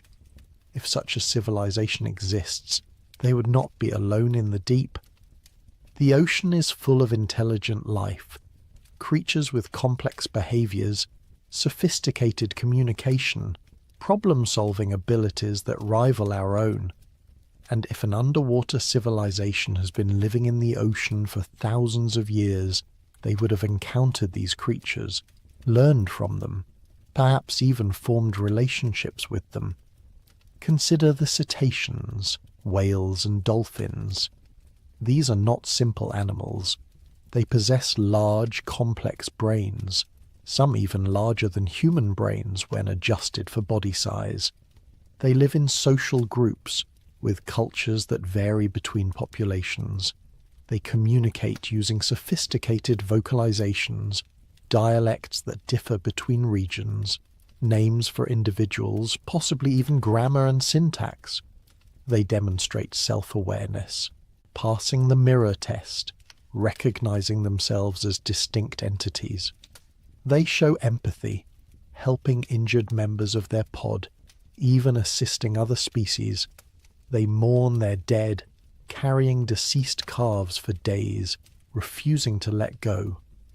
Whales sing songs that travel thousands of miles through the ocean, complex compositions that change over time, evolving like human music, spreading through populations as whales learn new patterns from each other. Scientists have recorded whales from different oceans converging on migration routes and exchanging songs, a global network of acoustic culture spanning the planet. We do not fully understand what they are saying, but we know it is meaningful, deliberate, sophisticated. They are telling each other something. The question is, what? And more importantly, could they be talking to someone else? Could an underwater civilization have learned the language of whales, communicated with them, formed an alliance or understanding?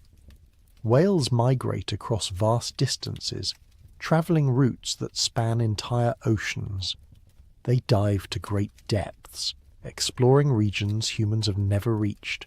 They would make ideal scouts, messengers, intermediaries between a hidden civilization and the surface world.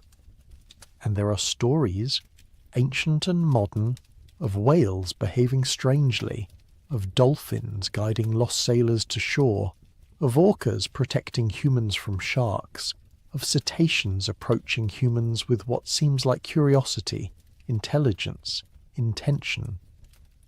In 2012, a humpback whale was found entangled in fishing nets off the coast of California, drowning under the weight of hundreds of pounds of line and gear.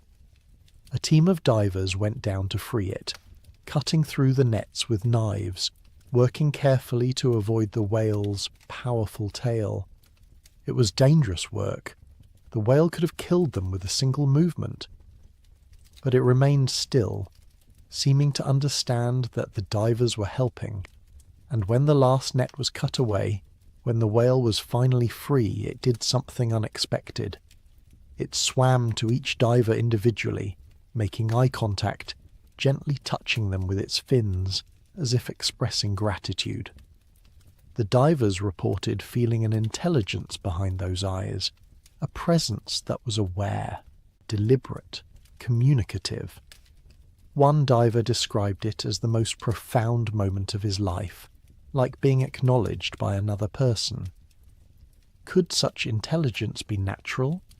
Or could cetaceans have been taught, guided, elevated by contact with an underwater civilization?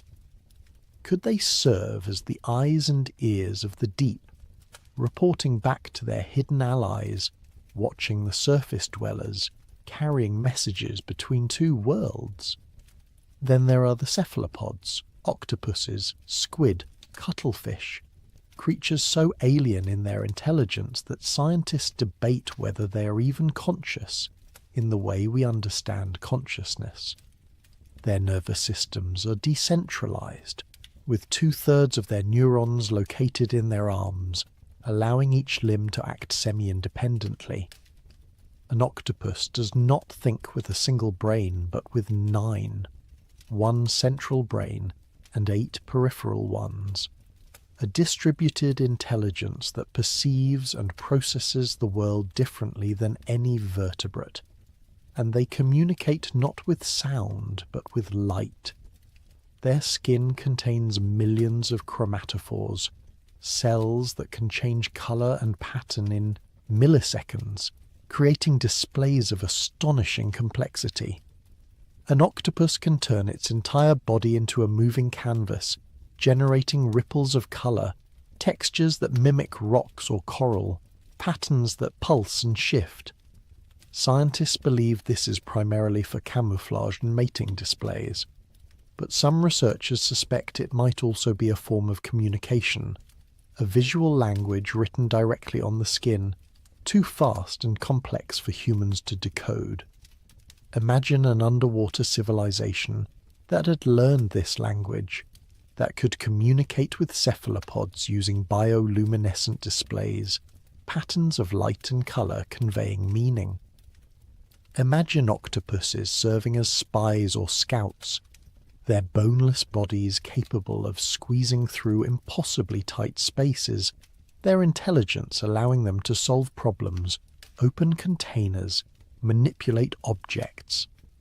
Imagine giant squid, creatures of nightmare size, serving as guardians of deep-sea cities, their presence keeping curious humans away, their rare appearances on the surface generating legends of sea monsters. There are accounts, dismissed as folklore, of fishermen encountering octopuses that behaved with unnatural intelligence, that seemed to recognize traps and avoid them, that appeared to deliberately sabotage nets, that left markings or arrangements of stones that looked almost intentional, almost like messages.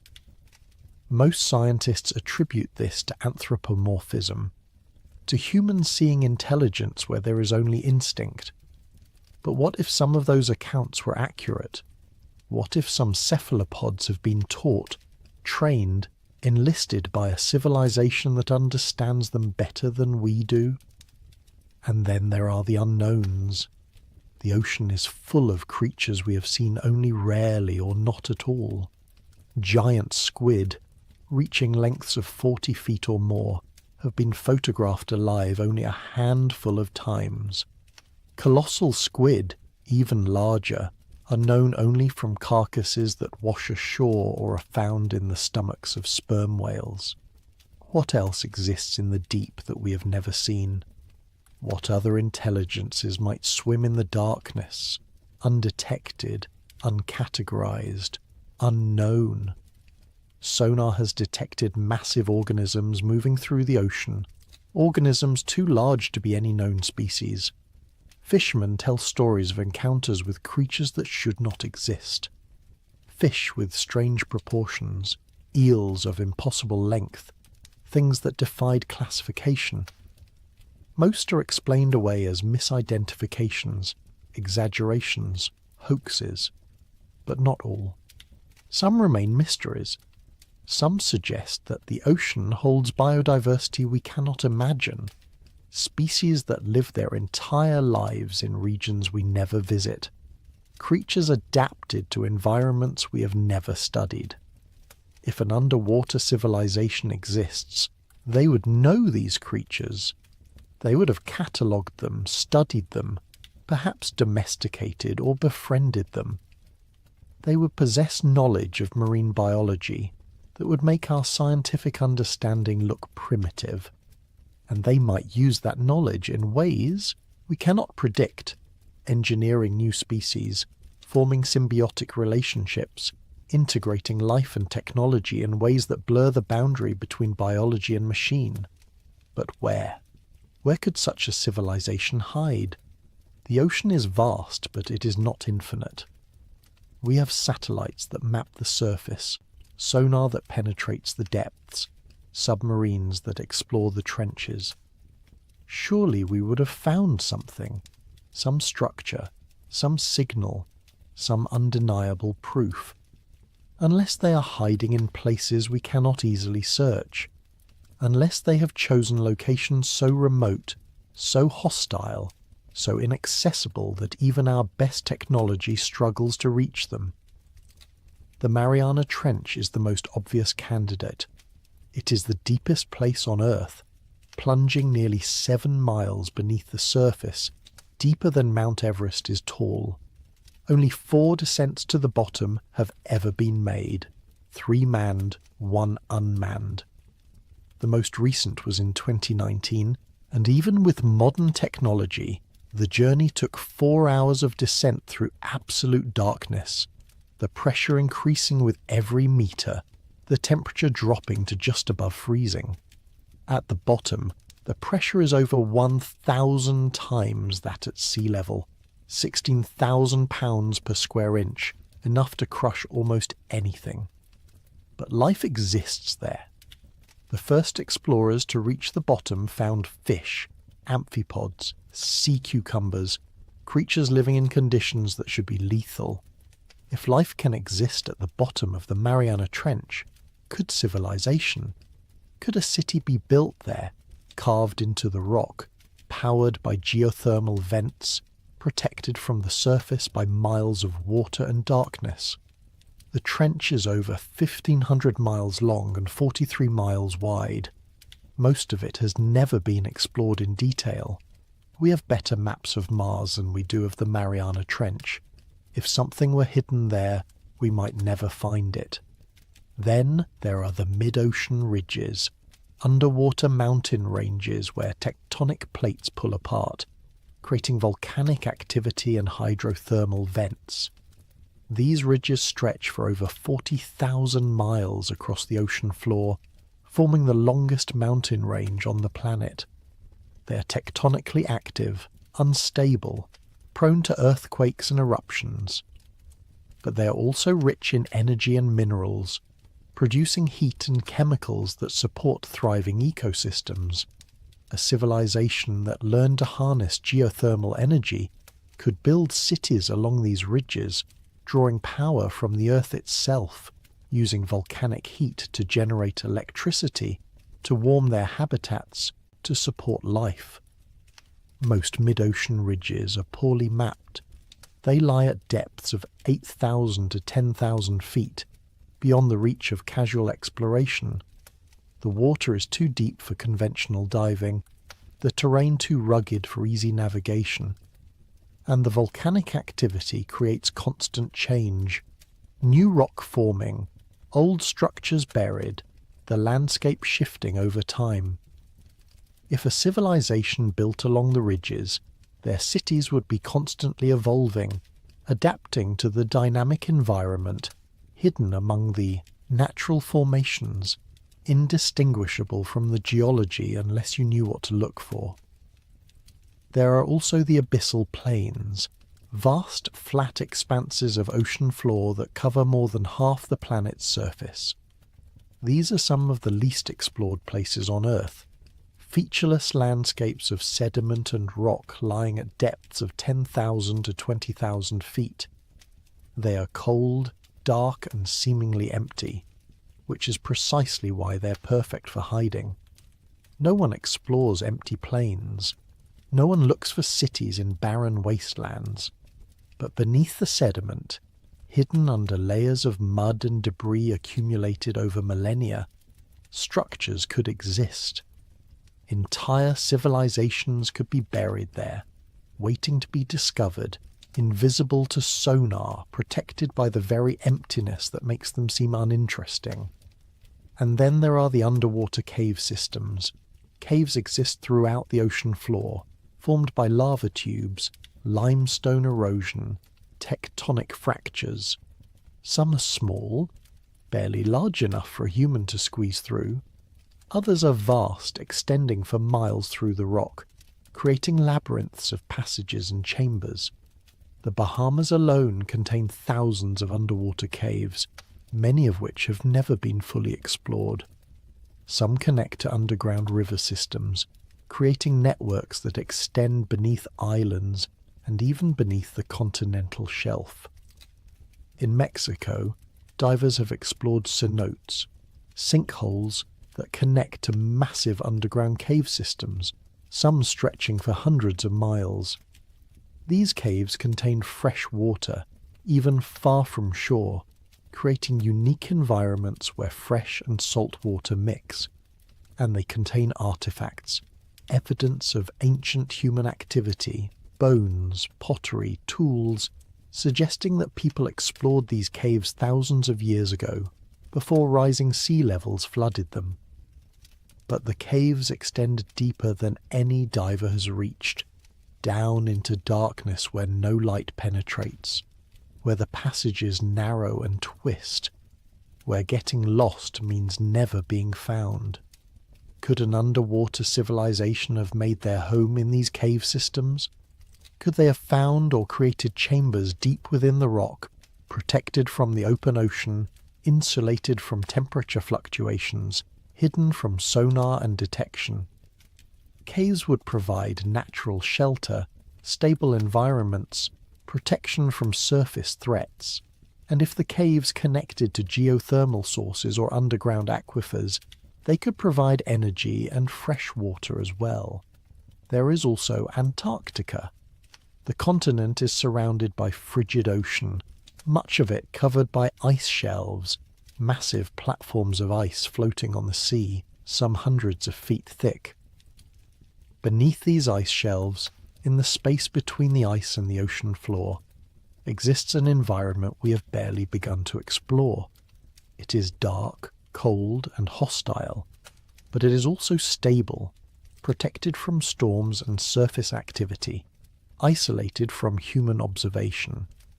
In recent years, scientists drilling through the ice have discovered ecosystems beneath the Antarctic ice, shelves, communities of fish, amphipods, and other creatures living in near-freezing water, feeding on nutrients carried by ocean currents. Some of these creatures have been found hundreds of miles from the edge of the ice shelf, living in total darkness, far from any obvious food source. How they survive remains a mystery, but their existence proves that life can thrive in the most unlikely places. Could a civilization exist there, hidden beneath the ice, using the shelf as a roof, drawing heat from volcanic vents beneath the ocean floor? Antarctica has active volcanoes, some beneath the ice, creating pockets of warmth in the frozen continent. And the ice shelf is constantly shifting, carving, breaking apart and reforming. Any structures beneath it would be hidden from satellites, protected from ships, accessible only through the water, in an environment so hostile that few humans would willingly venture there. And finally, there are the seamounts, underwater mountains that rise from the ocean floor but do not break the surface. There are estimated to be over 100,000 seamounts in the world's oceans, most of them unmapped, unexplored, unknown. Some are volcanic, still active, releasing heat and gases. Others are ancient, extinct, covered in corals and sediment. They create unique environments, disrupting ocean currents, generating upwelling that brings nutrients to the surface, supporting diverse ecosystems. But seamounts also create natural fortresses. Their slopes are steep, their peaks sometimes thousands of feet below the surface, surrounded by deep water. A city built on or within a seamount would be difficult to detect, protected by depth and geography, blending with the natural structure. And if the seamount were volcanic, it could provide energy and heat, making it an ideal location for a hidden civilization. The locations exist. The biological adaptations are possible. The technology is conceivable. But none of this proves that an underwater civilization exists. It only proves that existence is plausible, that the ocean contains spaces vast and hidden, enough to conceal an entire society, that nature provides mechanisms for adaptation and survival, that the question of how has answers, even if the question of whether remains unanswered. But plausibility is not proof, and the skeptic in all of us demands more. We need evidence, not speculation.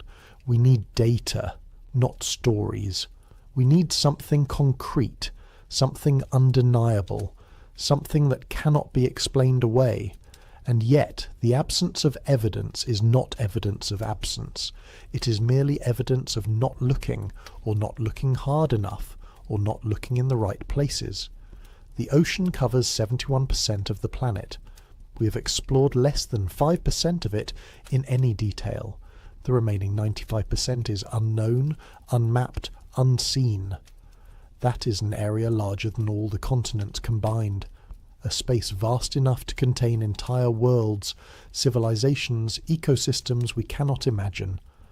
We have sent probes to Mars, rovers to the surface of distant worlds, telescopes into the depths of space. We have mapped the surfaces of moons orbiting Jupiter and Saturn, but we have not mapped the floor of our own ocean. We have not explored our own deep trenches. We have not catalogued the creatures that live there, the structures that exist, the mysteries waiting to be discovered. Why? Because the ocean is hard. It is hostile, dangerous, expensive to explore. Space is easier. The vacuum is predictable. Pressure decreases as you go higher, not increases. There is no corrosion, no currents, no life to interfere with instruments. Space is clean. The ocean is messy. But the ocean is also here. It is part of our planet, part of our history, part of our future. And if there are secrets hidden in the deep, if there is a civilization watching us from below, we will only find them by looking, by descending, by asking the questions that seem crazy, impossible, absurd, by admitting that we do not know what is down there, and that not knowing is both terrifying and thrilling. Because in the end, the ocean is a mirror. It reflects our curiosity and our fear, our ambition and our limits, our desire to understand and our willingness to remain ignorant. We can choose to believe it is empty, that we are alone, that the mysteries are just geology and biology and nothing more. Or we can choose to wonder, to imagine, to accept that the universe is stranger than we think, that our planet holds secrets we have barely begun to uncover, that intelligence might exist in forms and places we never expected. The first civilization may be a myth, but myths persist for a reason. They point to truths we sense but cannot prove, to possibilities we feel but cannot confirm, to stories that resonate because some part of us knows, or wants to believe, that they might be real. And so the ocean waits, deep and dark and patient, full of wonders and terrors, mysteries and revelations known and unknown. And somewhere in those depths, in the places we have never been, in the trenches and caves and mountains beneath the waves, something might be waiting, something ancient, something watching, something that remembers when we were one people, one civilization, before the flood divided us, before the waters rose, before half of humanity descended into the deep and disappeared from history. Or perhaps nothing is there. Perhaps the ocean is exactly what it seems, a wilderness of water and life, beautiful and brutal, but empty of intelligence beyond what nature has already given it.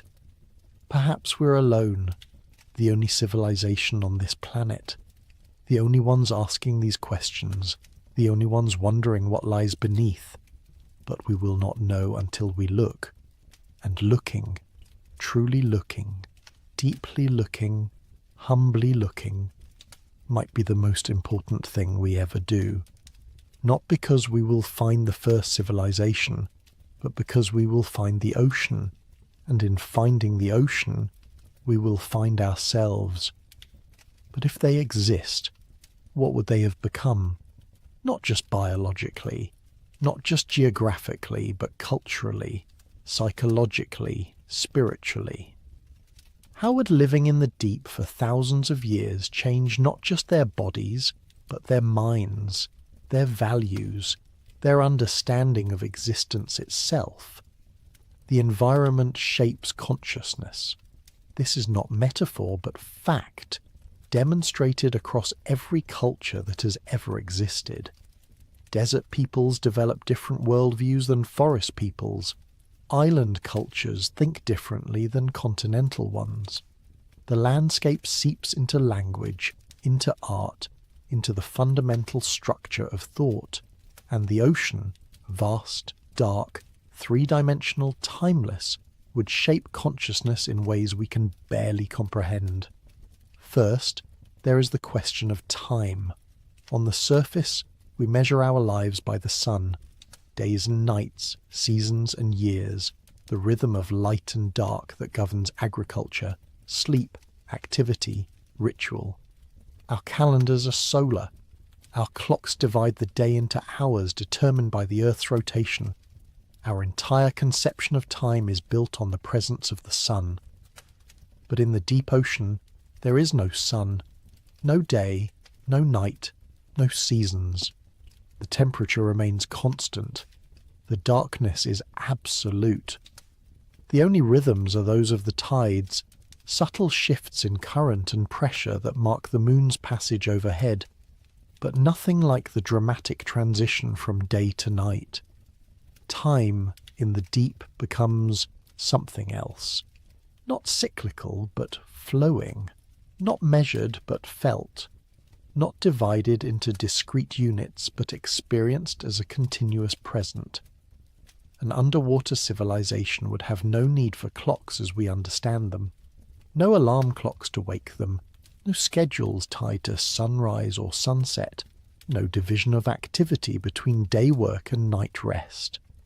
They would live in perpetual twilight, their circadian rhythms either abandoned or fundamentally altered. They might sleep when tired, work when inspired, gather when moved to do so, following internal rhythms divorced from the sun's tyranny. And without the sun to mark the passage of years, without seasons to structure agricultural cycles, how would they measure age? How would they mark birthdays, commemorate anniversaries, remember the dead? Perhaps they would not. Perhaps their conception of personal identity would be less fixed, more fluid, less tied to the accumulation of years and more to the accumulation of experience. Perhaps they would measure life not in time but in depth. How far you have descended, what pressures you have survived, what darkness you have explored. The absence of the sun would reshape their art as well. On the surface, human art has always been obsessed with light. Paintings that capture the play of sunlight on water, on skin, on landscapes. Sculpture that exists to be seen, to catch light and cast shadow. Architecture designed around windows, around the entry of natural light. But in the deep, visual art as we know it would be impossible. Or rather, it would take entirely different forms. They would become masters of bioluminescence. Their cities would glow with living light, organisms cultivated and bred for their luminosity, arranged in patterns that shift and pulse with meaning. Buildings that breathe light, pathways that guide through colour gradients, public spaces that dim and brighten with the collective mood of their inhabitants. Their art would not be static but dynamic, not preserved but performed, not viewed but experienced. And their music, what would it sound like? Sound travels differently in water, faster and farther than in air. Whale songs cross entire oceans, clicks and whistles carry for miles. An underwater civilization would have developed instruments and compositions suited to this medium, using frequencies and timbres impossible in air. Perhaps they would create symphonies that span hundreds of miles, compositions that take hours to pass from beginning to end, ensemble performances where musicians are separated by vast distances yet perfectly synchronized through the ocean's acoustic properties. Or perhaps they would not separate music from communication at all. Perhaps their language would be inherently musical, each sentence a melody, each conversation a duet, each gathering a chorus. Perhaps they would have retained or enhanced the colour-changing abilities of cephalopods, communicating through patterns of bioluminescence that dance across their skin, a visual language more information-dense than spoken words could ever be. Imagine a conversation where your entire body becomes an expression, where emotion and meaning are displayed simultaneously, where deception is nearly impossible because your thoughts are literally written on your skin. This would create a culture of radical transparency. On the surface, we hide ourselves behind clothes, behind facial expressions we've learned to control, behind words we choose carefully to conceal as much as reveal. We have developed elaborate social mechanisms for maintaining privacy, for presenting curated versions of ourselves to the world.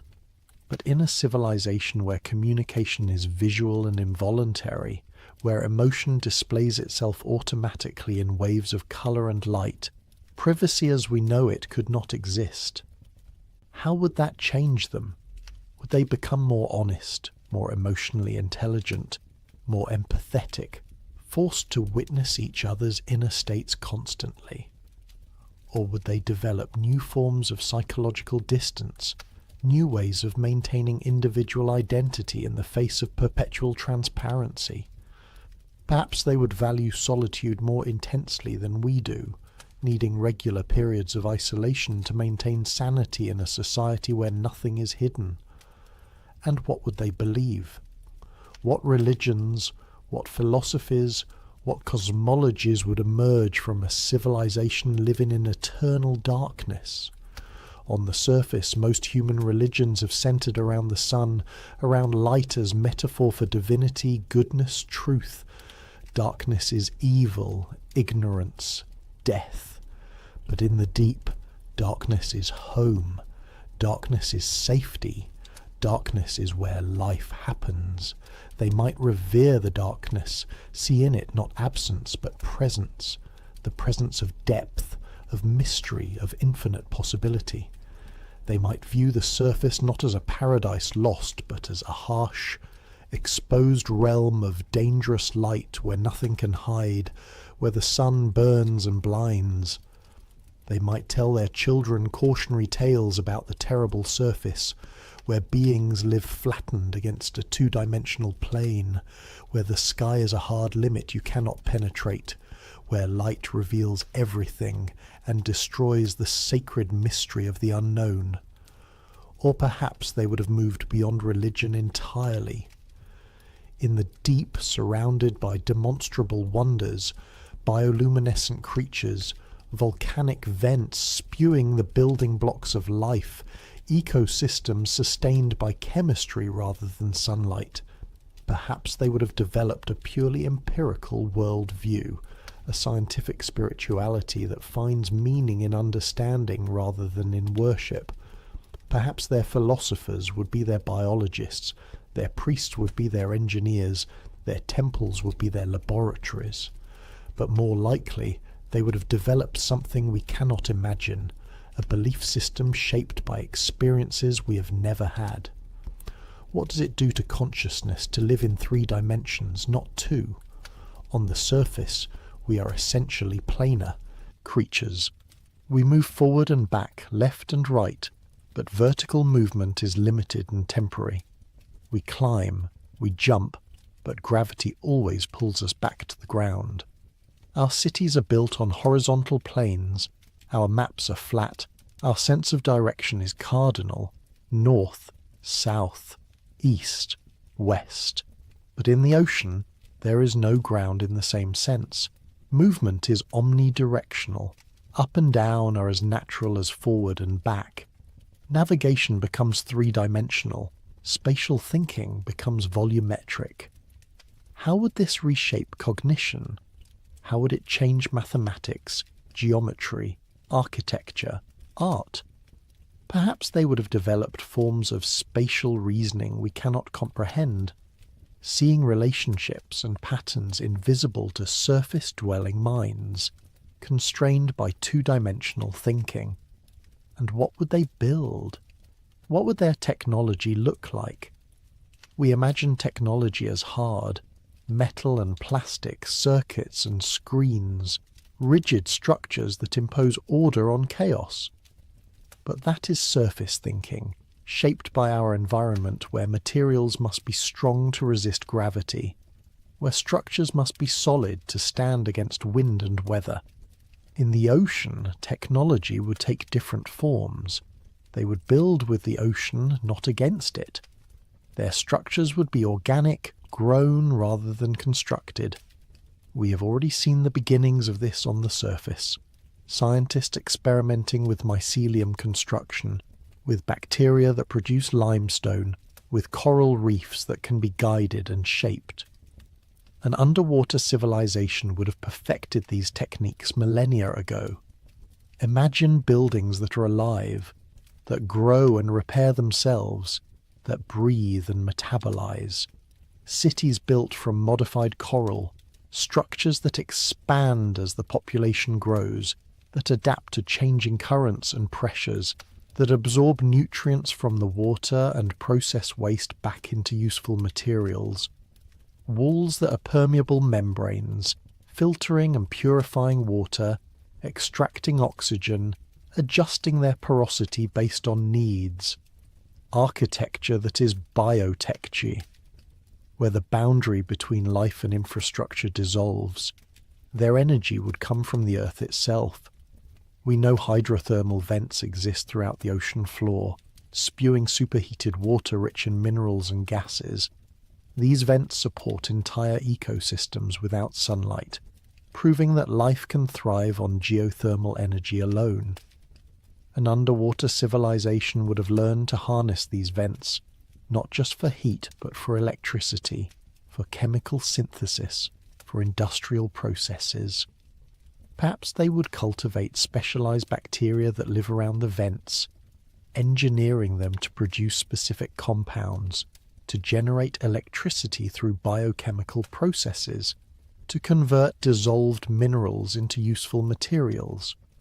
Perhaps they would have developed biological batteries, organisms that store energy chemically, releasing it on demand, living power plants integrated into their city's metabolism. Perhaps their entire civilization would be a symbiotic system, a macroorganism where individual beings and the structures they inhabit and the organisms they cultivate all form a single, integrated whole. Transportation would be elegant, minimal, biomimetic. They would not need vehicles in the way we do. With bodies adapted for swimming, with the entire ocean as their highway, they would move through the water as fish do, efficiently, gracefully, following currents rather than fighting them. But for long distances, for carrying cargo, for moving large numbers of people, they would need something more. Perhaps they would have domesticated large marine animals, whales, sharks, even species we have never seen, creatures bred or genetically modified for transportation. Imagine riding within a whale, a symbiotic relationship where the creature provides transport and the riders provide direction, grooming, food supplementation. Or perhaps they would have developed living vessels, organisms grown and trained for specific purposes, that respond to chemical or electrical signals, that navigate using biological sonar, that are as much partners as vehicles. Or perhaps their transportation would be current-based. The ocean is crisscrossed with currents, rivers within the sea that flow with predictable patterns. The Gulf Stream, the Kuroshio, the Antarctic Circumpolar Current. These are highways that move water across entire oceans. An underwater civilization would have mapped these currents in exquisite detail, understanding their patterns, their seasonal variations, their connections. They would build their cities along major current systems, design their transportation networks around natural flows, using the ocean's own movement to travel vast distances with minimal energy expenditure. But what about manufacturing? What about tools, materials, objects? We build things from metal and plastic, materials that require intense heat to process, that rust or corrode in salt water. An underwater civilization could not smelt iron, could not refine oil, could not use most of the materials that define our technology. Instead, they would use what the ocean provides.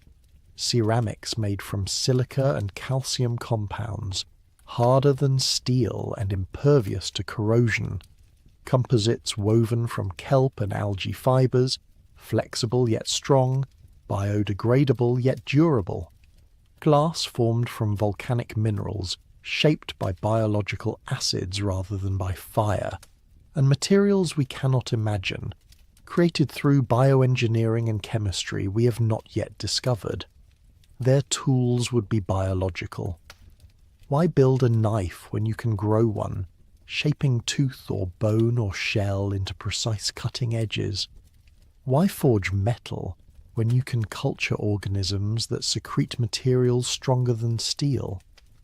Why manufacture electronics when you can breed organisms that process information, that transmit signals, that store and retrieve data through biological means?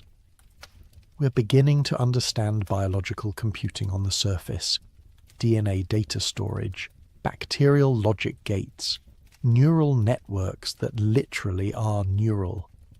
An underwater civilization would have taken this infinitely further.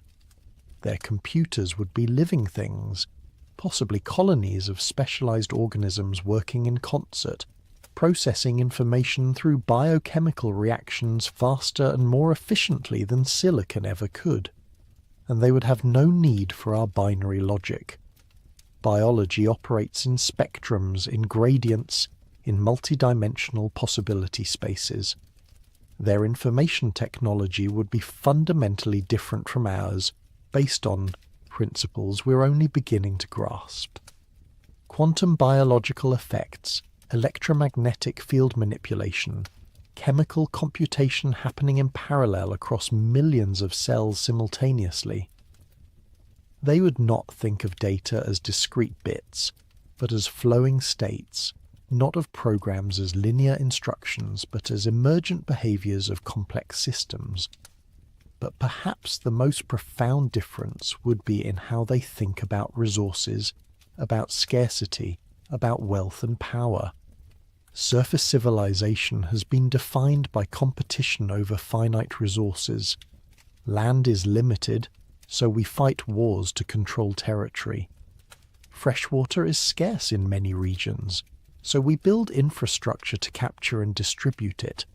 Food must be grown or hunted, requiring labor and land. Fuel must be extracted, processed, transported. The entire structure of our economy, our politics, our conflicts, is built on managing scarcity. But in the ocean, scarcity looks different. There is no land to own. The ocean floor stretches for millions of square miles, most of it empty. There is no fresh water to fight over.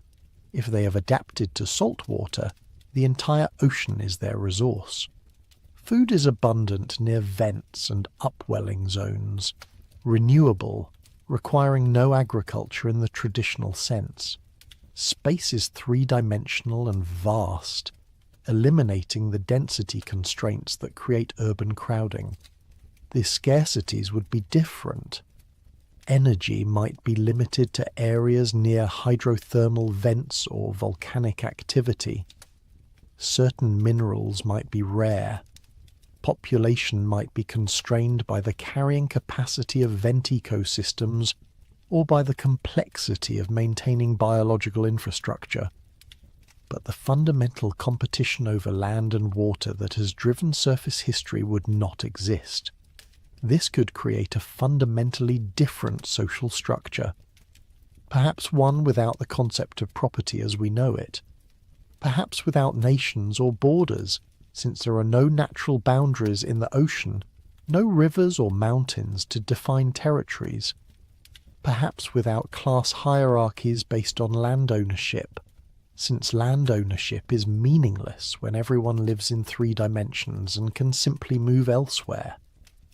Or perhaps their conflicts would be even more intense, fought over things we consider valueless, particular current patterns, access to specific mineral deposits, proximity to energy-rich geological features. Perhaps their wars, if they have them, would be silent and invisible, fought with biological weapons we cannot imagine, with engineered diseases, with acoustic weapons that disorient or kill, with chemical releases that poison vast regions of ocean. We do not know. We cannot know, because they are not us, and the ocean is not the land, and the forces that shape their civilization would be different from the forces that shaped ours. And what would they think of us?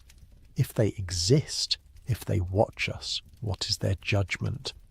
Perhaps they see us as children, reckless, destructive, playing with forces we do not understand. They watch us poison the ocean with our waste, collapse fish populations through our greed, acidify the water with our carbon emissions. They see us developing weapons that could end all life on the surface, waging wars over resources that will run out, building civilizations on coastlines that will inevitably flood. And they shake their heads, or whatever gesture they use for dismay, and think, they have not learned, they have not adapted, they are making all the mistakes we made, repeating the cycle that nearly destroyed us. Perhaps they pity us, trapped on the surface, confined to 2 dimensions, slaves to the sun's cycle, vulnerable to weather and climate and the slow violence of environmental collapse. They look at our cities, rigid, static, built in places that will soon be uninhabitable, and feel a sadness for a species that cannot see its own future, cannot make the hard choices necessary for survival. They remember when they were like us, when they lived in the light, and they remember the terror of the decision to descend, and they wonder if we will have the courage to make that choice when the time comes. Perhaps they fear us. They have built a hidden civilization precisely because they know what surface dwellers are capable of. They know our capacity for violence, for exploitation, for destroying what we do not understand. They have stayed hidden because they remember what happened when they were exposed, when they tried to coexist, when they believed that 2 civilizations could share one planet, and they learned, through tragedy, that we cannot be trusted, that we take more than we need, destroy more than we use, turn everything we touch into weapons or commodities. So they hide, and they watch, and they hope we never find them, because they know what will happen if we do. Or perhaps they have moved beyond caring.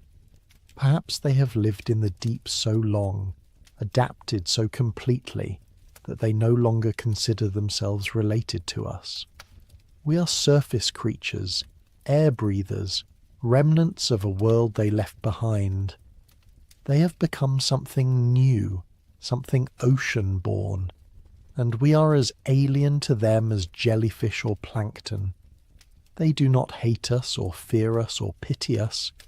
They simply observe us with the same detached curiosity we might observe an interesting bacterial culture, noting our behaviours, our patterns, our life cycle, but feeling no kinship, no responsibility, no connection.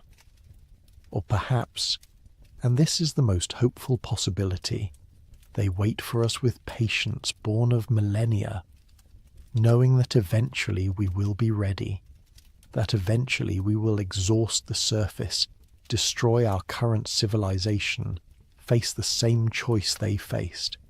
And when that moment comes, when the waters rise and the land fails and humanity stands on the edge of extinction, they will reveal themselves, not to conquer or to judge, but to offer a hand, to say, we survived this, we made the transition, we can teach you, we can show you how to breathe, water instead of air, how to live in darkness instead of light, how to build a civilization that lasts not centuries but millennia.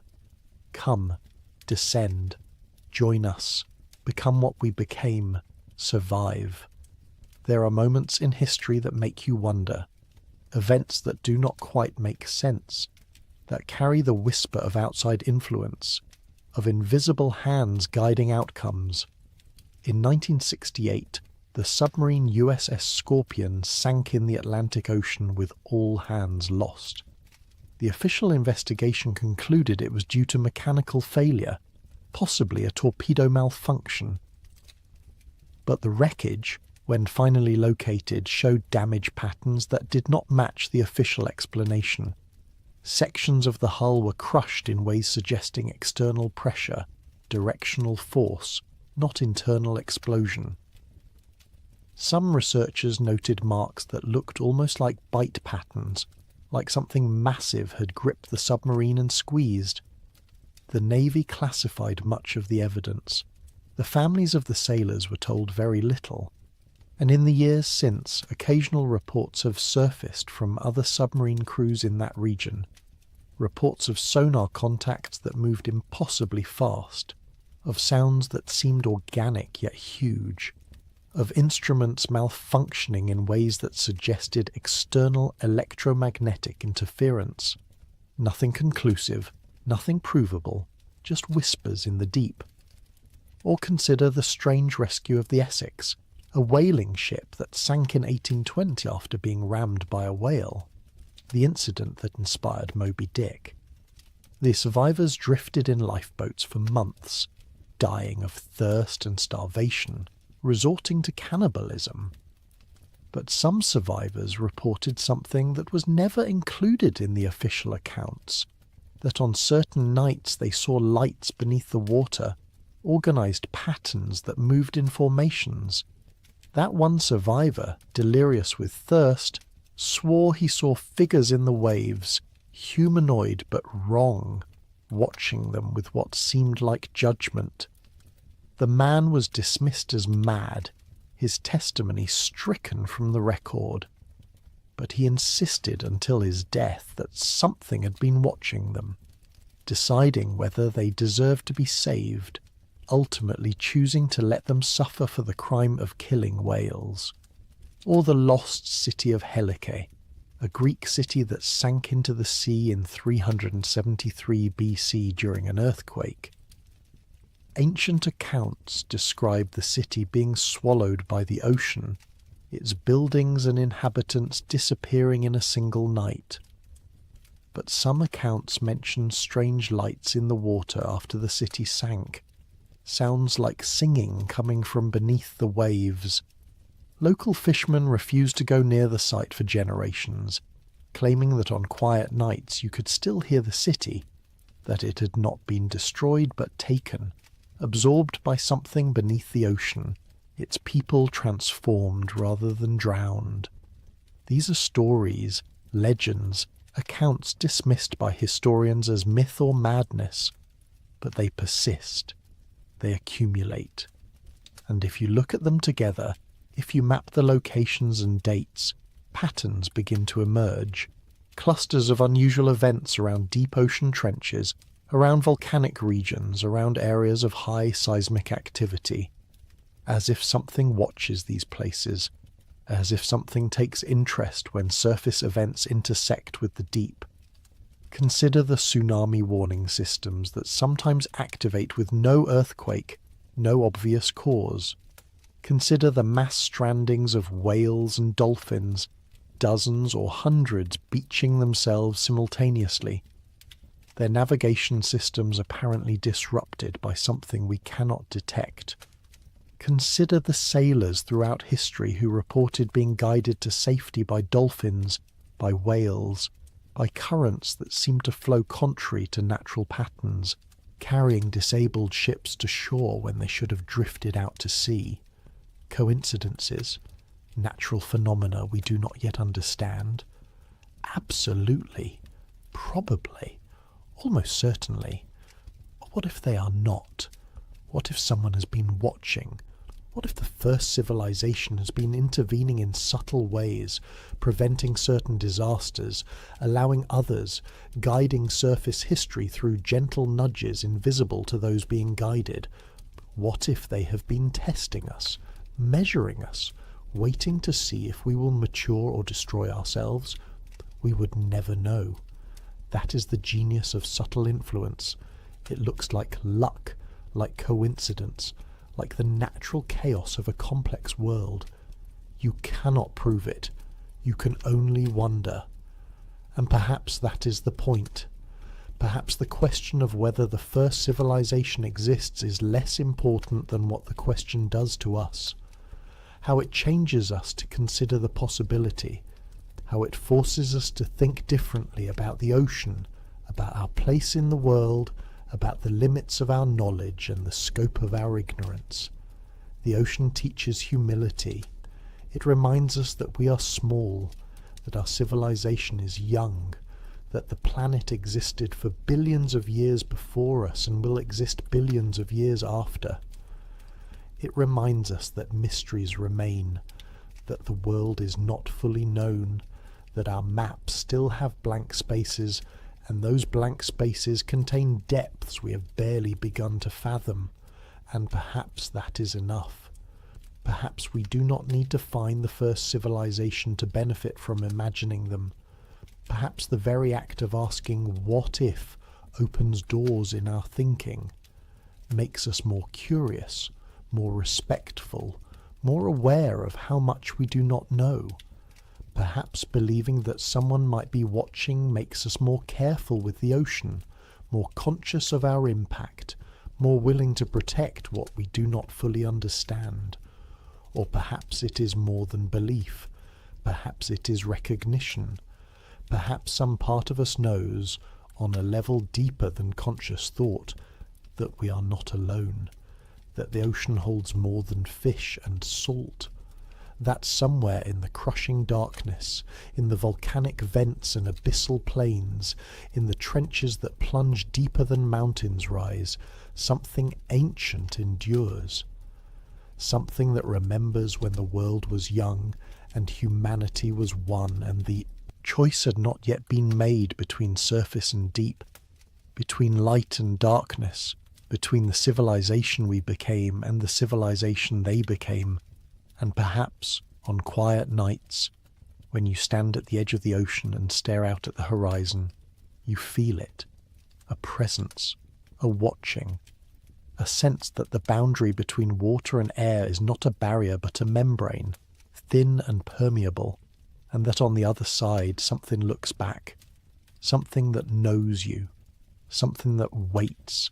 The ocean breathes, the ocean remembers, and somewhere in its depths the first civilization lives, or lived, or might live, or will live when we finally descend to join them, completing the cycle, returning to the water from which we came, becoming what we were always meant to become. Or none of this is true, and the ocean is empty, and we are alone, and the mystery is simply the universe's way of reminding us that not everything can be known, not everything can be answered, not everything can be reduced to data and proof and certainty. Either way, the ocean keeps its secrets, and we keep asking. And the story continues, unwritten, unfinished, as deep and endless as the sea itself. The evidence is scattered, fragmented, inconclusive. The myths speak of sunken cities and ancient floods. The anomalies suggest structures and sounds that defy explanation. The science shows us that the ocean is vast, unexplored, capable of supporting life in ways we're only beginning to understand. But none of it proves that the first civilization still lives beneath the waves. None of it offers certainty, and perhaps that is the point. Mystery is not a flaw. It is a feature of the universe, a reminder that we do not know everything, that the world is larger and stranger than we can comprehend. The ocean embodies that mystery. It is the last frontier on Earth, the place where our maps still say, "Here be dragons," where the unknown still reigns, and in that unknown possibilities flourish, possibilities that challenge our assumptions, that expand our imagination, that force us to ask questions we have never dared to ask. What if the first civilization still lives underwater? The question is not meant to be answered. It is meant to be felt, to linger in the mind, to open doors that logic and evidence alone cannot unlock.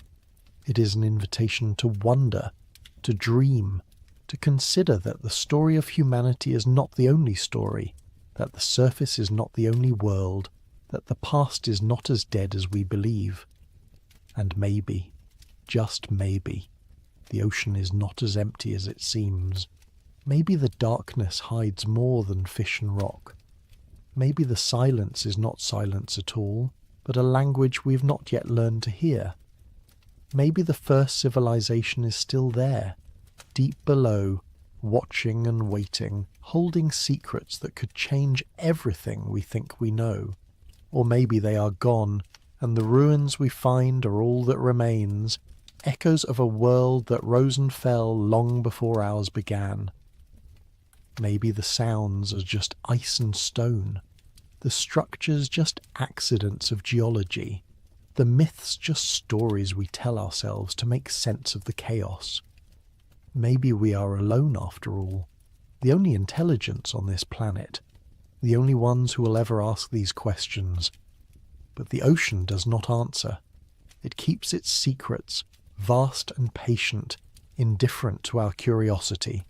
It rolls on, tide after tide, century after century, holding the past and the future in its depths. And we stand on the shore, staring out at the horizon, wondering what lies beneath, wondering if we will ever know, wondering if we even want to, because some mysteries are meant to remain unsolved. Some questions are meant to haunt us, to pull us forward, to remind us that the world is not a puzzle to be completed, but a story still being written.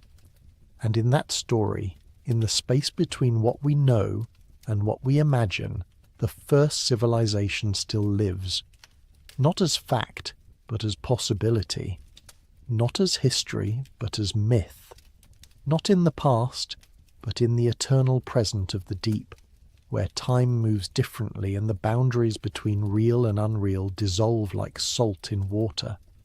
The ocean breathes, the ocean remembers, and, somewhere in its depths, something ancient stirs, dreaming of the surface, dreaming of the sun, dreaming of the day when the waters will rise again and the hidden will be revealed.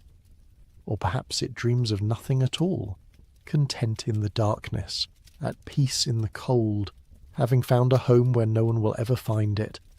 Either way, the ocean keeps its secrets, and we keep asking, and the mystery endures, as deep and endless as the sea itself.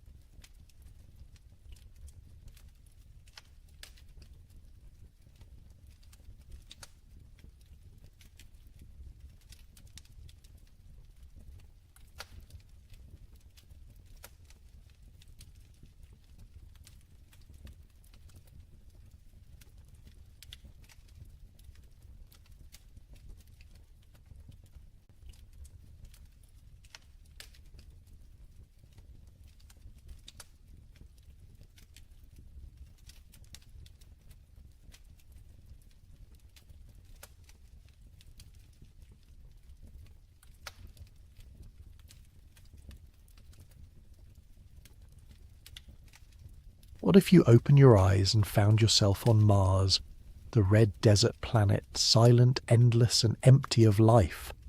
Not in a dream, not in a simulation, but truly there, lying on your back beneath a sky the colour of rust and amber, breathing air that shouldn't exist, staring up at a sun that looks smaller and colder than it ever did from Earth. The ground beneath you is hard and unforgiving, covered in a fine dust that clings to everything it touches.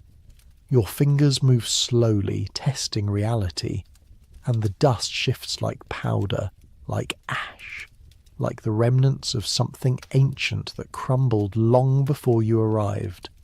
There is no sound, not the wind, not the hum of distant traffic or the rustle of leaves or the voices of people going about their lives. Just silence. Absolute, crushing, infinite silence. The kind that presses against your ears until you can hear your own heartbeat, your own breath, the faint creak of fabric as you shift your weight.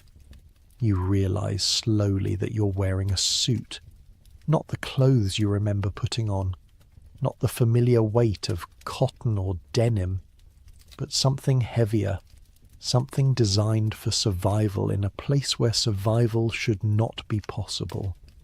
You sit up. The motion feels strange, lighter than it should be, as though gravity itself has loosened its grip. The horizon stretches out in every direction, a landscape of rust-coloured dunes and jagged rocks, of craters worn smooth by eons of wind and time. There are no trees, no buildings, no roads, no signs that anyone has ever been here before. Just the red desert, rolling away toward mountains that shimmer in the distance like mirages, their peaks sharp and alien against a sky that fades from salmon pink to deep ochre as your eyes adjust to the light. And then the question arrives, quiet and terrible, settling into your mind like a stone dropped into still water. How did you get here? You search your memory, reaching back through the fog, trying to find the last thing you remember. Was it morning? Were you at home? Were you walking somewhere, driving, falling asleep in your own bed? But the memories slip away like sand through your fingers, leaving only fragments. Faces without names, places without context, the vague sense that you were somewhere else, somewhere familiar, and then nothing. A gap, a void, and now this, Mars, the fourth planet from the Sun. A world that should be impossible to reach without years of training, without a spacecraft, without a mission and a crew, and a reason to be here. But you are here, alone.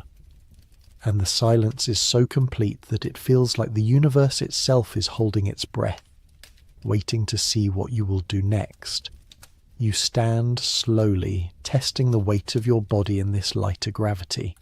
Each movement feels dreamlike, as though you're underwater, as though the laws of physics have been rewritten just for you. The suit you're wearing is bulky but functional, with tubes and seals and a helmet that rests nearby on the ground, its visor reflecting the pale sun. You pick it up, turning it over in your hands, and see your own face staring back at you, distorted, unfamiliar, framed by the curve of the glass. You look tired, confused, afraid, but you are breathing. The air inside the suit is thin but breathable, recycled through filters you cannot see, sustained by technology you do not understand. You glance around, searching for the source, and spot it a few meters away. A small module, half buried in the dust, its metal surface scarred and weathered, as though it has been here for years. Cables snake out from its base, disappearing into the ground, and a faint hum emanates from within. The only sound in this silent world, a mechanical heartbeat that tells you that you're not entirely without resources. You walk toward it, each step kicking up small clouds of dust that hang in the air longer than they should. drifting slowly back to the ground in the weak gravity. The module is unmarked, its surface covered in a thin layer of red powder, but there is a hatch on one side sealed tight. You reach for it, your gloved fingers fumbling with the latch, and after a moment it gives way with a hiss of escaping air. Inside, the space is cramped but organized.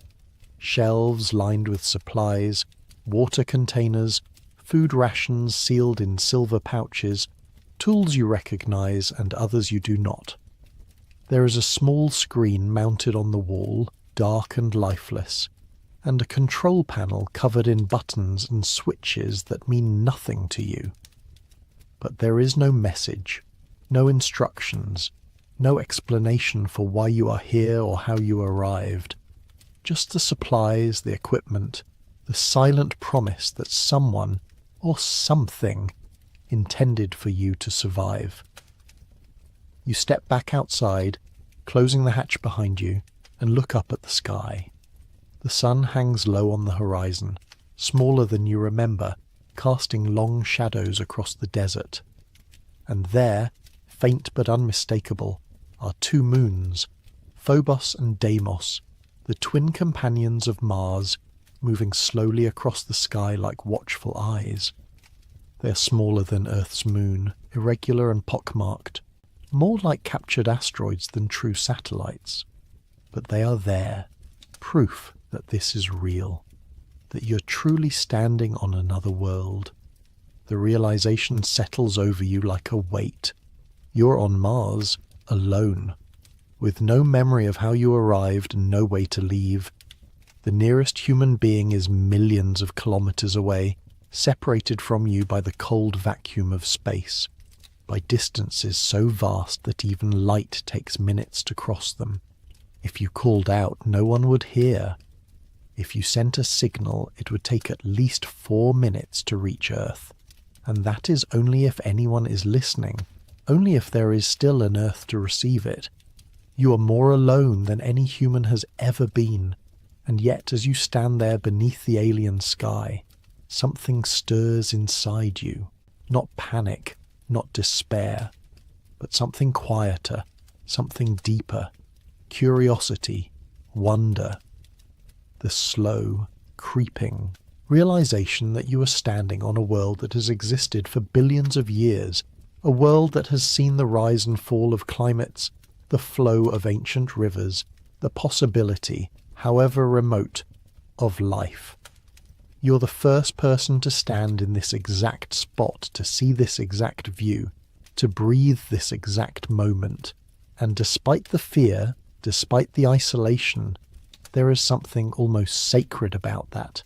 You begin to walk, not toward anything in particular, but simply to move, to explore, to see what lies beyond the next dune.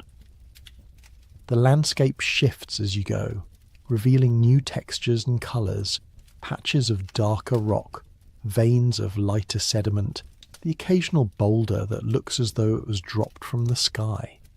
The dust clings to your boots, leaving a trail of footprints behind you, the first marks of human presence on this ancient surface.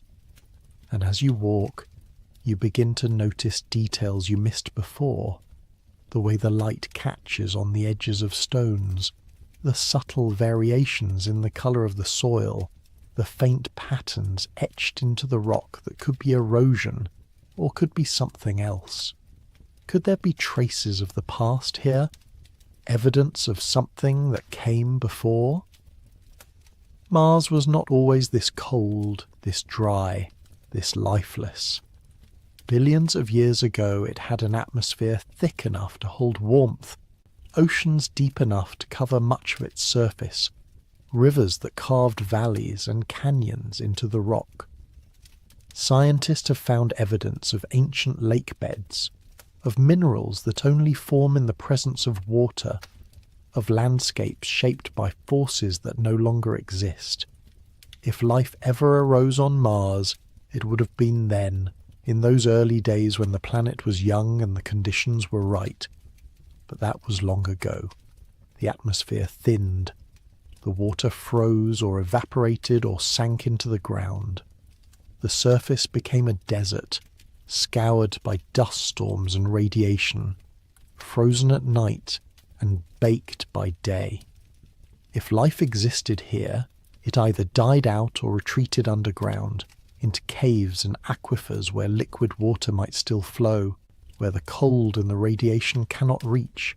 And if it survived, if it adapted, if it found a way to endure in the darkness beneath the surface, then it is still there, waiting, hidden from view. You stop walking and look down at the ground beneath your feet. What lies below? How deep does the dust go? Are there layers of ice just beneath the surface, frozen reservoirs left over from a wetter age? Are there tunnels carved by ancient rivers, caverns hollowed out by volcanic activity, spaces where the temperature is warmer and the pressure is higher and the conditions are just right for something to survive? The thought sends a shiver through you, not of fear, but of possibility. You're standing on a world that might not be as dead as it seems, but there is no way to know. Not without tools, without equipment, without the ability to dig and drill and analyze. All you have is what you can see, what you can touch, what you can piece together from the landscape around you. And so you keep walking, following the contours of the land, letting your feet carry you toward the mountains in the distance. They rise up like the spine of some ancient creature, their peaks sharp and jagged, their slopes covered in loose rock and scree. It would take hours to reach them, maybe days, but there's nowhere else to go, nothing else to do but move forward and see what lies ahead. As you walk, the sun begins to set. The sky shifts from amber to deep red, then to a dusky purple that seems to glow from within. The temperature drops rapidly, the warmth of the day bleeding away into the thin atmosphere, and you feel the cold seeping through the suit, through the layers of insulation, into your bones. Mars is a planet of extremes. During the day, the surface can reach temperatures just above freezing in the equatorial regions, warm enough for liquid water to exist, if only briefly, if only in the right conditions. But at night, the temperature plummets to more than 100 degrees below zero, cold enough to freeze carbon dioxide out of the air, cold enough to kill any unprotected organism in minutes. You glance back at the module, now a small speck on the horizon, and realize that you will need to return before the cold becomes unbearable. But not yet. Not while there is still light, still time to see what lies ahead. You press on, your breath fogging the inside of your helmet, your fingers growing numb despite the heating elements in your gloves, and then, just as the last light fades from the sky, you see it, a shape on the ground, half buried in the dust, too regular to be natural. You approach slowly, your heart pounding, and kneel down beside it. It is metal, corroded and pitted by time, but unmistakably artificial. A piece of machinery, perhaps, or part of a structure. You brush away the dust, revealing more of the surface, and see markings, symbols, letters, numbers, worn almost smooth but still visible. They are not in any language you recognize, not English, not Russian, not Chinese. Something else, something older, or something that was never meant for human eyes. You sit back on your heels, staring at the object, your mind racing. What is this? A relic from a past mission, lost and forgotten? Or something else? Something that was here long before humans ever dreamed of reaching Mars. The possibilities spiral out in every direction, each one more impossible than the last. But the object is real. You can touch it, feel the cold metal beneath your gloves, see the way the dust has settled into the grooves of the markings. It exists, and if it exists, then there must be an explanation. but the night is closing in and the cold is becoming dangerous. You mark the location in your mind, memorizing the shape of the nearby rocks, the angle of the mountains, the way the shadows fall. Then you turn and begin the long walk back to the module, your footprints glowing faintly in the light of the two moons.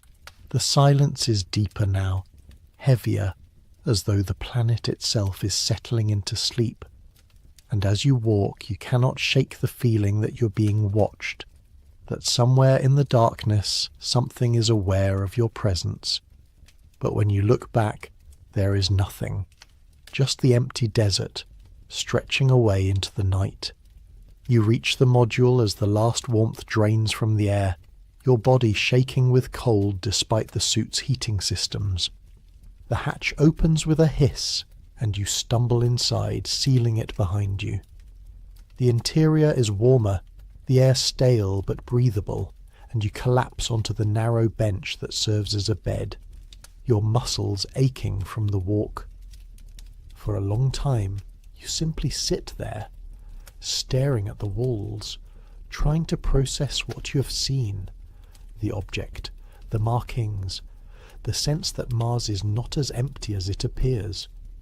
You reach for one of the food pouches, tearing it open and forcing yourself to eat even though you have no appetite.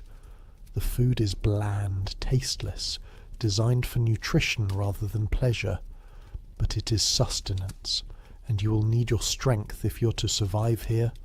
You drink from one of the water containers, the liquid cold and metallic, and then lie back on the bench, pulling a thin thermal blanket over yourself.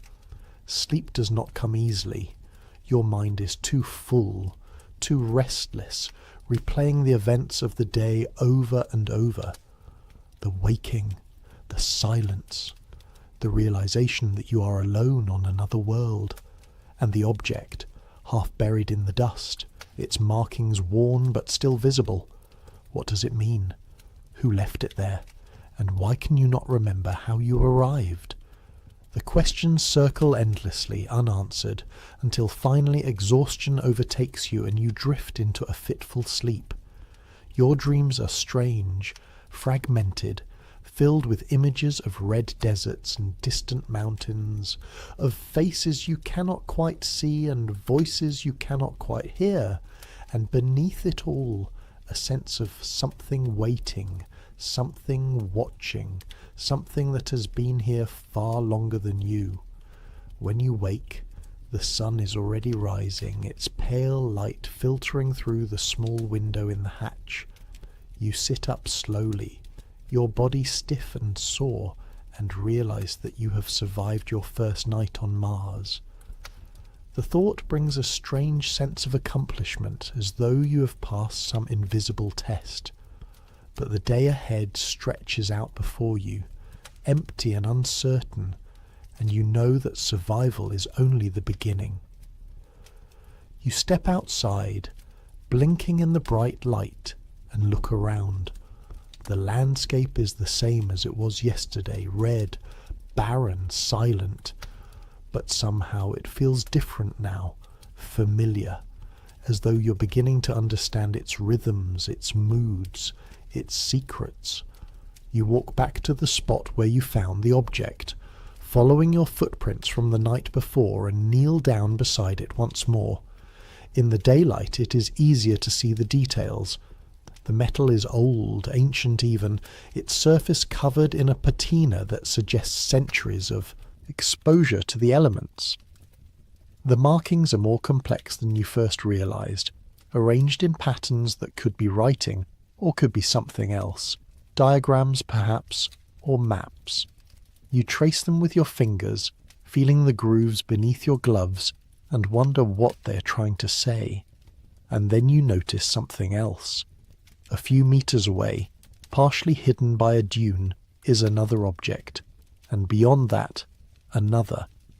You stand and walk toward them, your pulse quickening, and realize that they are not isolated artifacts but part of something larger.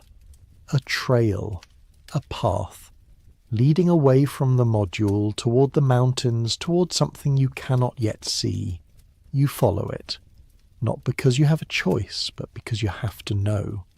Because the mystery has taken hold of you, and there is no turning back now.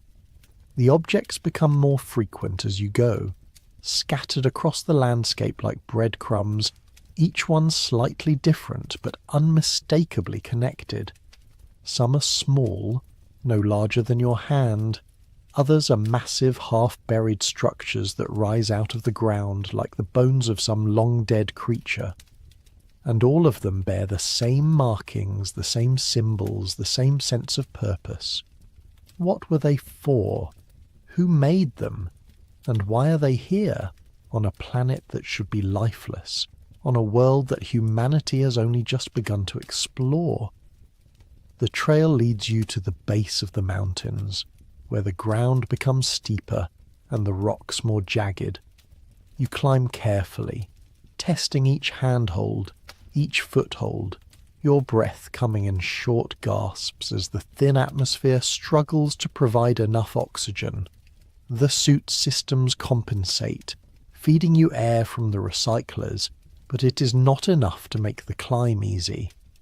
Your muscles burn, your lungs rake, and more than once you have to stop and rest, leaning against the rock and staring out at the desert below.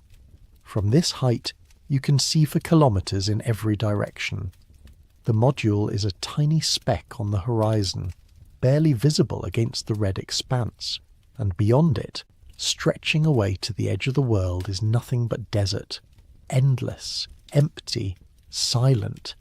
It is beautiful in a way that is almost painful, a landscape so vast and so alien that it defies comprehension. And yet, as you stand there, you cannot shake the feeling that you're not alone, that somewhere, hidden beneath the surface or buried in the mountains or watching from the shadows, something else is here. You continue climbing, following the trail of objects as it winds up the mountainside. And then, just as the sun reaches its zenith, you see it, an opening in the rock, a cave or a tunnel, its entrance framed by more of the strange metal structures. They are larger here, more intact, their surfaces covered in intricate carvings that seem to shimmer in the light. You approach slowly, your heart pounding, and peer inside. The tunnel is dark, but not completely. There's a faint glow coming from somewhere deep within, a soft bluish light that pulses like a heartbeat. You hesitate, every instinct telling you to turn back, to return to the safety of the module, to leave this place and its mysteries behind. But you cannot. The pull is too strong, the need to know too great. And so you step inside, into the darkness, into the unknown. The tunnel is narrow at first, forcing you to crouch, but it widens as you go deeper. The walls are smooth, almost polished, as though they were carved by something other than natural forces. The light grows brighter, and you realize that it is coming from the walls themselves, from veins of some luminescent mineral that runs through the rock like blood through veins, is beautiful, otherworldly, and utterly impossible. And then the tunnel opens up into a chamber.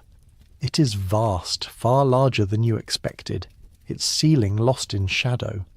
The walls are covered in the same carvings you saw outside, but here they are more elaborate, more detailed, telling a story you cannot yet read. And in the centre of the chamber, rising up from the floor like a monument, is a structure unlike anything you have ever seen. It is made of the same metal as the objects outside, but it is intact, pristine, as though it was built yesterday. Its surface is covered in panels and screens, some dark, some glowing with that same bluish light. And at its base, half hidden in shadow, is something that makes your breath catch in your throat.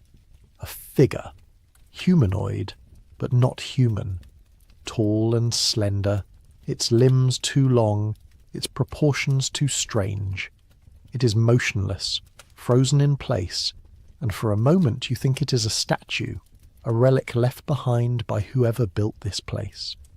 But then you see the faint rise and fall of its chest, the slow, rhythmic movement that can only mean one thing. It is alive, or it was, or it is something in between, suspended in a state that defies definition. You approach slowly, your hands trembling, and reach out to touch it. The surface is cold, smooth, like glass or polished stone, and as your fingers make contact, the screens around you flicker to life, filling the chamber with light and sound. Images flash across the panels, landscapes, cities, faces, too fast to comprehend. And beneath it all, a voice, low and resonant, speaking in a language you do not understand but somehow feel in your bones. The chamber hums with energy, and you realize that you have activated something that has been waiting here, dormant, for longer than you can imagine.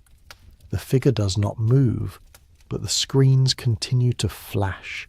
The voice continues to speak, and you stand there, frozen, unable to look away. What is this place? What is this being? And what does it want from you? The questions hang in the air, unanswered, as the light grows brighter and the voice grows louder. And then, just as suddenly as it began, it stops. The screens go dark, the voice falls silent, and you're left standing in the chamber, alone once more, with only the faint glow of the walls to guide you. You step back, your mind reeling, and turn to leave. But as you do, you catch a glimpse of something on one of the screens, a single image, frozen in place. It is a planet, blue and green and white, covered in oceans and clouds and continents. It is Earth, your home, the world you left behind, or were taken from, or somehow forgot. And beneath it, in symbols you can almost read, is a single word, a name, a warning, a promise. You do not know what it means, but you know, with a certainty that chills you to the core, that your presence here is not an accident, that you were brought to Mars for a reason, and that whatever that reason is, it is only just beginning to reveal itself. You leave the chamber and make your way back down the mountain, your thoughts a tangled mess of fear and wonder. The sun is lower now, casting long shadows across the desert, and you realize that you've been gone for hours. The module is still there, waiting for you, a small beacon of safety in the vast emptiness. But as you approach, you notice something that makes you stop in your tracks. There are new footprints in the dust, not yours, larger, deeper, leading away from the module and disappearing into the distance. You follow them with your eyes, tracing their path across the desert, and feel a chill run down your spine. You are not alone. You never were. Someone, or something, has been here, and they are still out there somewhere, watching. You enter the module and seal the hatch behind you, your hands shaking. The supplies are untouched, the equipment undisturbed, but the sense of violation is overwhelming. This was your sanctuary, your only refuge, and now it feels compromised, unsafe. You check the control panel, searching for any sign of tampering, but everything appears normal. The systems are functioning, the air is breathable, the water is clean, but the footprints are real. You saw them, and they mean that you're not the only one on this planet. The night falls quickly, and you lie on the bench staring at the ceiling, unable to sleep. Every sound makes you jump. The creak of the module settling, the hiss of the air recyclers, the faint whistle of wind outside. You tell yourself that it is nothing, that you're imagining things, that the isolation is playing tricks on your mind. But deep down you know the truth. Mars is not empty. It never was. And whatever is out there, it knows you are here. The days that follow blur together, each one a repetition of the last. You wake, you eat, you venture outside to explore. You return to the chamber in the mountains, studying the carvings, trying to decipher the symbols, searching for answers. But the more you learn, the less you understand. The structure is ancient, far older than any human civilization, and yet it is functional, operational, as though it was built to last forever. The figure remains motionless, suspended in its strange sleep, and the screens remain dark, refusing to reveal their secrets. But the footprints continue to appear, sometimes near the module, sometimes farther away, always leading in different directions. You try to follow them, but they vanish into the desert, swallowed by the dust and the wind. And each time you return, you find new ones, as though whoever or whatever is making them is circling you, studying you, waiting for something. The isolation begins to weigh on you, not just the physical isolation, but the mental, the emotional. You are alone in a way that no human has ever been, cut off from everything and everyone you've ever known. There is no one to talk to, no one to share your thoughts with, no one to reassure you that you are not going mad. The silence is constant, oppressive, broken only by the sound of your own breathing and the faint hum of the module's systems. And in that silence, your mind begins to wander, to question, to doubt. Are you really on Mars? Or is this some kind of simulation, some elaborate test designed to see how you will react? Are the footprints real, or are they hallucinations, products of a mind pushed to its limits? Is the chamber in the mountains a genuine discovery, or is it something your brain has constructed to make sense of the senseless? You do not know, and the not knowing is the worst part. But then, one day, something changes. You're outside, walking the perimeter of the module, when you see it. A light in the distance, faint but unmistakable, flickering like a flame. You stop and stare, your heart pounding, and realize that it is moving, coming closer. You stand frozen, unsure whether to run or to wait. And then the light resolves into a shape, a figure, walking toward you across the desert. It is not human. You can see that even from a distance. It is too tall, too thin, its movements too fluid, too graceful. But it is not hostile. It does not rush, does not threaten. It simply walks, steadily, purposefully, until it is standing a few meters away, its face, if it has a face, hidden in shadow. You stare at each other, neither moving, neither speaking, and then, slowly, the figure raises one hand and points, not at you, but past you, toward the mountains, toward the chamber. And you understand. It wants you to follow. It wants to show you something. You hesitate, every instinct screaming at you to run, to hide, to seal yourself inside the module and never come out. But curiosity wins, as it always does, and you nod. The figure turns and begins to walk, and you follow, your legs moving almost of their own accord. The journey takes hours, the figure moving at a steady pace that you struggle to match.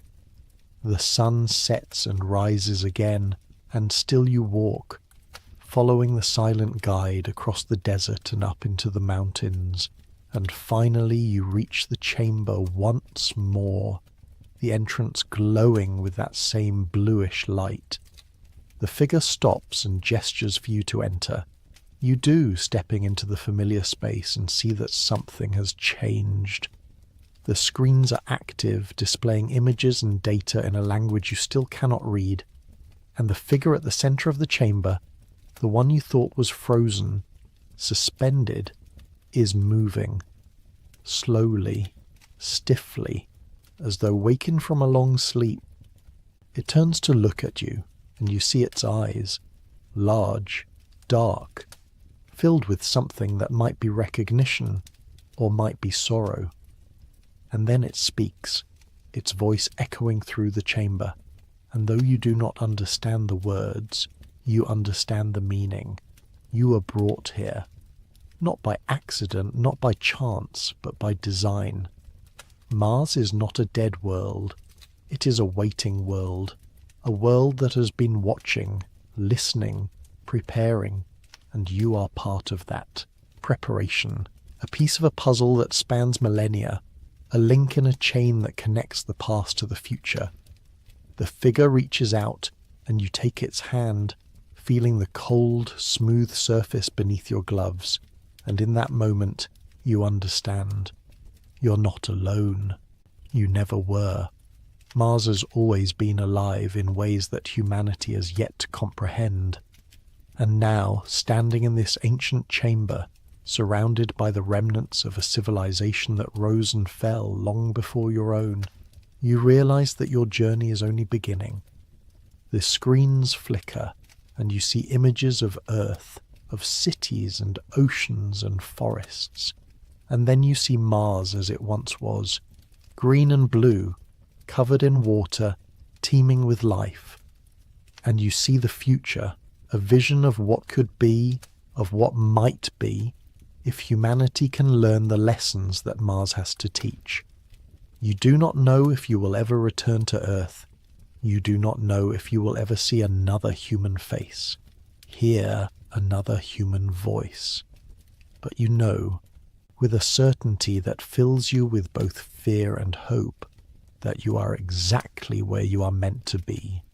And as the light in the chamber grows brighter, as the voice of the ancient figure fills your mind, you close your eyes and let yourself drift, carried by the current of something far larger than yourself, something that has been waiting for you since the moment you opened your eyes on this red, silent world. Time loses meaning after that. Days blend into nights, and nights into days, and you find yourself moving through the landscape like a ghost, guided by the figure, by the lights, by the whispers that seem to come from the rocks themselves. You learn to read the symbols, slowly, painstakingly, piecing together the story they tell. It is a story of rise and fall, of civilizations that reached for the stars and then collapsed, of worlds that were once alive and then died, of cycles that repeat endlessly, eternally. Mars was not always a desert. It was a garden, a paradise, a world where life flourished in forms you can barely imagine. But something happened, a catastrophe, a war, a slow decline, and the atmosphere thinned, the water vanished, the life retreated underground, and those who remained, those who survived, built the chambers, the structures, the monuments as a warning and a promise. A warning to those who would come after, and a promise that life, in some form, would endure. You're part of that promise now. You do not know how or why, but you feel it in your bones, in the rhythm of your heartbeat, in the way the planet seems to breathe around you. Mars is not dead. It is sleeping, and you are here to witness its awakening.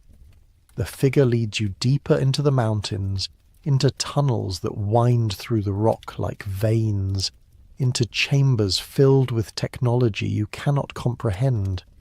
You see machines that hum with energy, screens that display star maps and planetary orbits, devices that seem to manipulate the very fabric of space and time. And you see others like the figure, tall, slender, silent, standing in alcoves, waiting, watching, their eyes glowing faintly in the darkness. They do not speak, but you feel their presence, their awareness. They are the guardians, the keepers of the knowledge, the last remnants of a civilization that once spanned the solar system. And they have been waiting for you, or for someone like you, for longer than you can imagine. One day, or perhaps it is night, you can no longer tell, the figure brings you to a chamber unlike any you have seen before. It is vast, its ceiling so high that it disappears into shadow, and at its centre is a pool of liquid, dark and still, reflecting the faint light from the walls. The figure gestures for you to approach, and you do, kneeling at the edge of the pool and staring into its depths.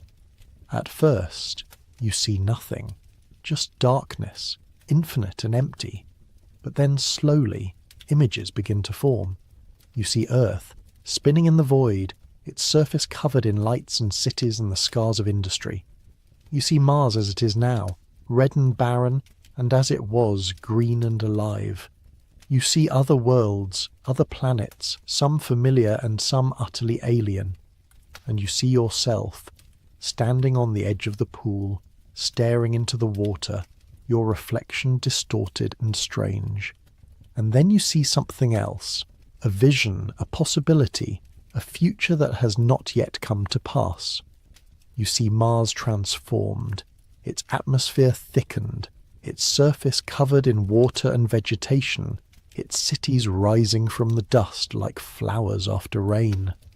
You see humans and the Guardians working together, building, creating, shaping the planet into something new. And you see yourself among them, no longer alone, no longer lost, but part of something greater. Is this real?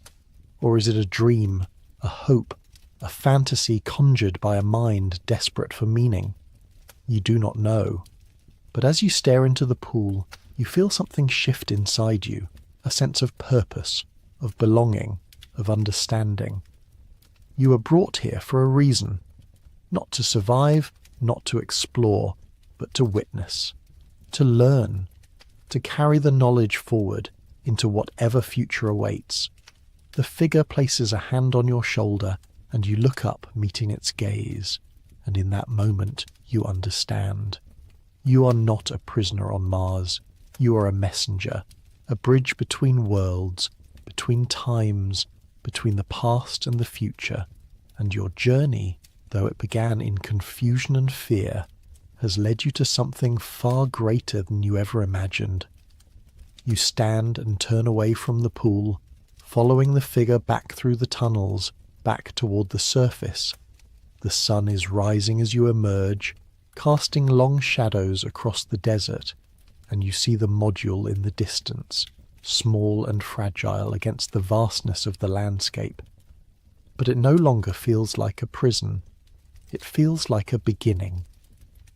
You walk back slowly, savouring the feel of the ground beneath your feet, the weight of the suit, the sound of your own breathing. And as you reach the module, you turn and look back at the mountains, at the chambers hidden within, at the secrets they hold.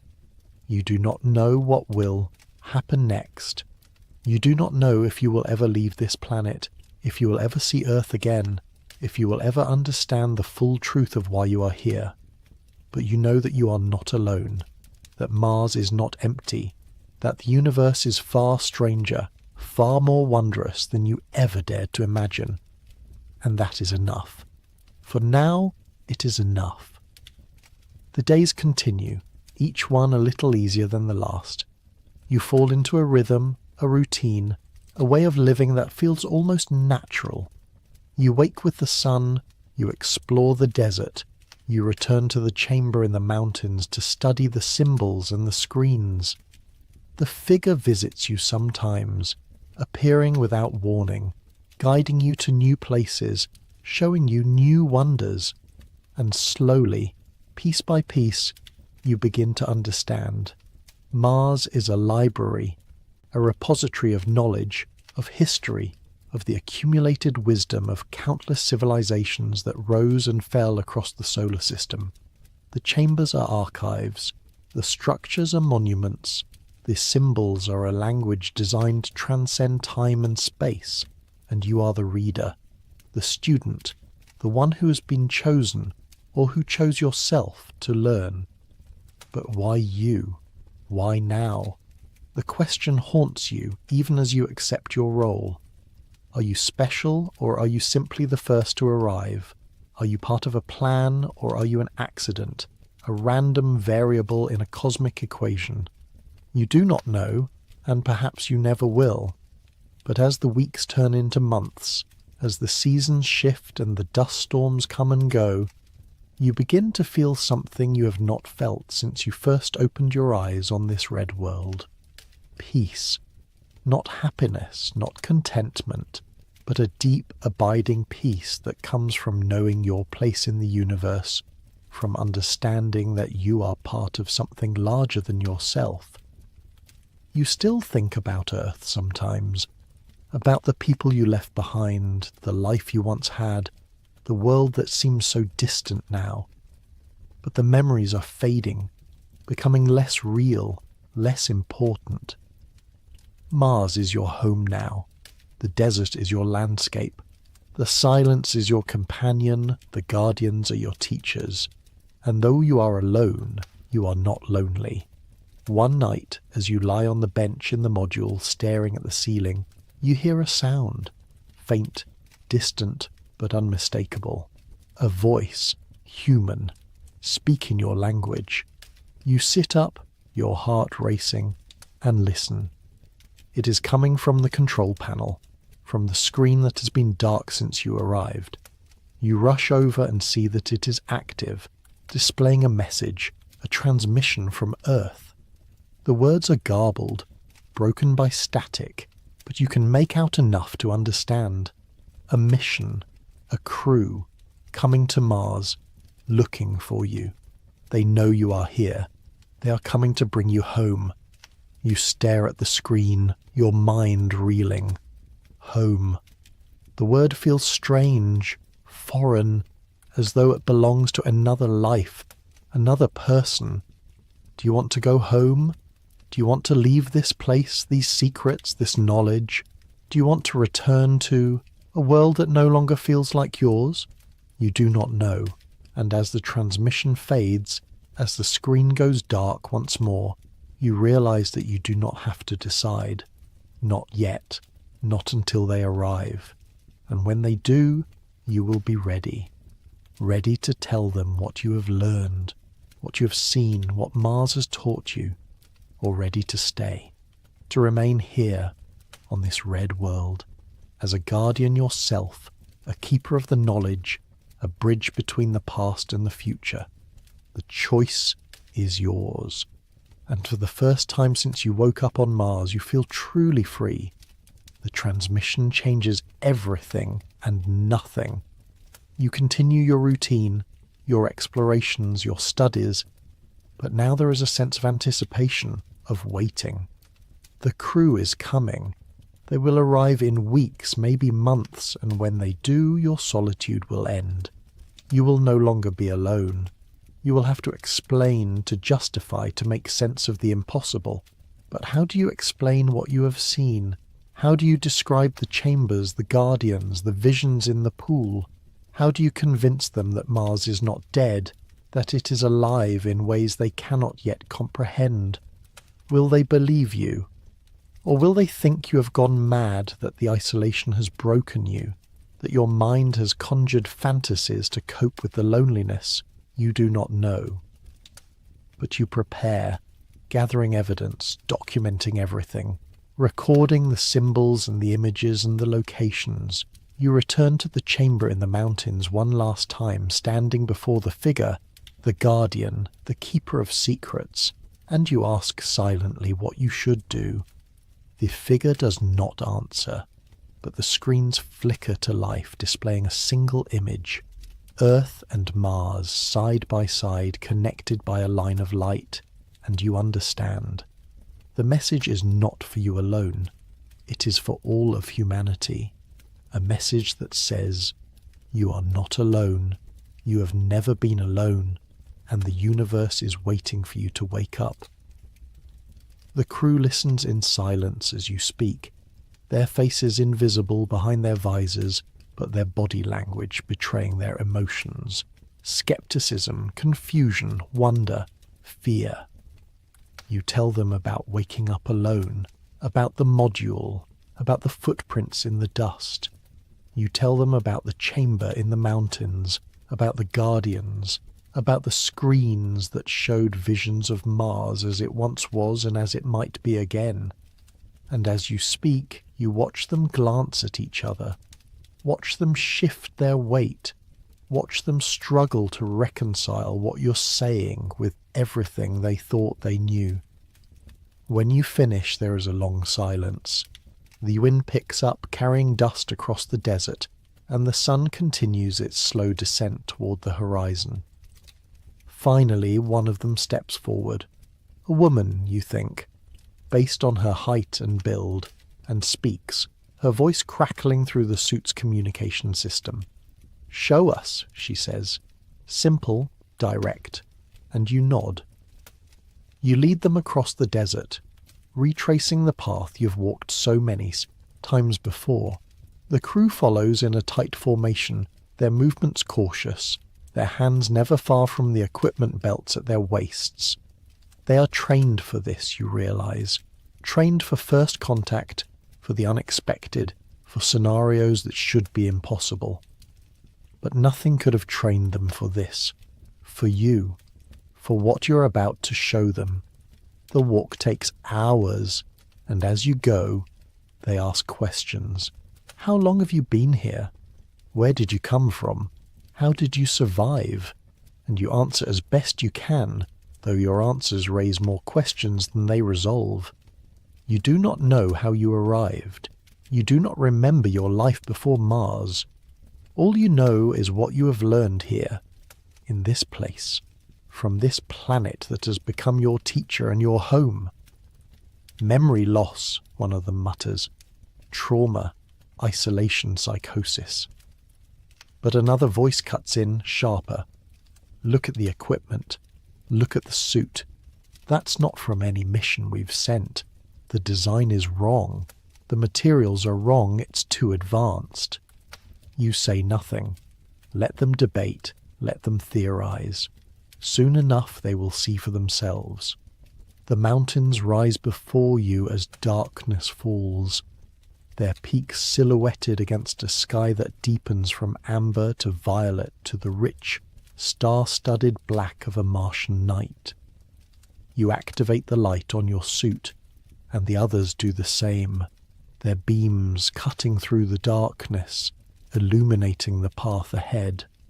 And then you reach the entrance to the chamber, the metal structures framing the opening, the carvings catching the light and seeming to shimmer with an inner luminescence. The crew stops, and you hear their breathing quicken over the communication channel. One of them approaches the structures, running gloved fingers over the carvings, and you hear the sharp intake of breath.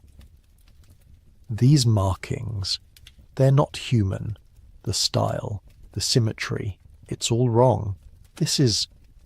The voice trails off, unable or unwilling to finish the thought. This is what I wanted to show you, you say quietly. This is why I stayed. You enter the tunnel, and they follow, their lights bobbing and weaving in the darkness. The glowing veins in the walls pulse gently, and you hear someone whisper, "Bioluminescence? On Mars? That's impossible." "Everything here is impossible," you reply, "until it isn't." The tunnel opens into the chamber and the crew spreads out, their light sweeping across the vast space, illuminating the carvings on the walls, the structure in the center, the dormant screens. And there, in the alcove, still motionless but somehow more present than before, is the Guardian, the figure you have come to know, the being that has guided you through your journey on this world. The crew freezes. For a long moment, no one moves, no one speaks, and then the woman who spoke before steps forward, her light focused on the Guardian's face, on those large dark eyes that seem to hold entire universes within them. "My God," she breathes, "it's real. It's actually real." Another crew member, a man by the sound of his voice, is examining the structure in the center of the chamber, his hands moving over the panels and screens with a mixture of reverence and disbelief. This technology, I've never seen anything like it. The integration, the design principles, it's centuries beyond anything we have, maybe millennia. Or it's from a completely different evolutionary path, someone else suggests. A different way of thinking about engineering, about physics. This isn't just advanced, it's alien. The word hangs in the air, heavy and undeniable. Alien, not human, not from Earth. Evidence of life beyond your homeworld, beyond the familiar, beyond everything humanity has believed about its place in the cosmos. And it is here, on Mars, the planet that was supposed to be dead, that was supposed to be nothing more than a stepping stone on humanity's journey to the stars. You watch as they explore, as they document, as they try to make sense of what they are seeing. Their initial skepticism has given way to a kind of frenzied excitement, a hunger to understand, to catalogue, to explain. They are scientists, explorers, pioneers. This is what they live for. And yet, as you watch them, you feel a strange disconnect, a sense that they are missing something essential, something that cannot be measured or recorded or analysed. They are looking at Mars as a puzzle to be solved. But Mars is not a puzzle. It is a living thing, a consciousness, a presence that has been waiting for this moment for eons. And the Guardians are not relics to be studied. They are teachers, custodians of knowledge that humanity is only beginning to be ready to receive. You approach the Guardian, and as you do, the screens flicker to life, just as they did before. The crew gasps, turning to watch as images flash across the panels, star maps, planetary systems, equations and diagrams that seem to describe the fundamental structure of reality itself. And then, as before, the images slow, focusing on a single scene, Earth and Mars, side by side, connected by a line of light. "What is that?" someone asks. "A wormhole? A communication link? Some kind of energy transfer?" "It's a bridge," you say softly. "A connection." Mars is trying to tell us something. It's been trying to tell us for a long time. The woman turns to you, and though you cannot see her face, you can hear the intensity in her voice. What is it trying to tell us? You hesitate, searching for the right words.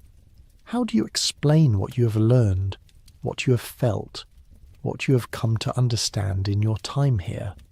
How do you convey the sense of purpose, of destiny, of a story that is far larger than any individual life? That we're not alone, you say finally, that we never have been, that the universe is full of life, full of civilizations that have risen and fallen, full of knowledge and wisdom and mistakes. And that Mars is a library, a warning, a gift. It's all of those things.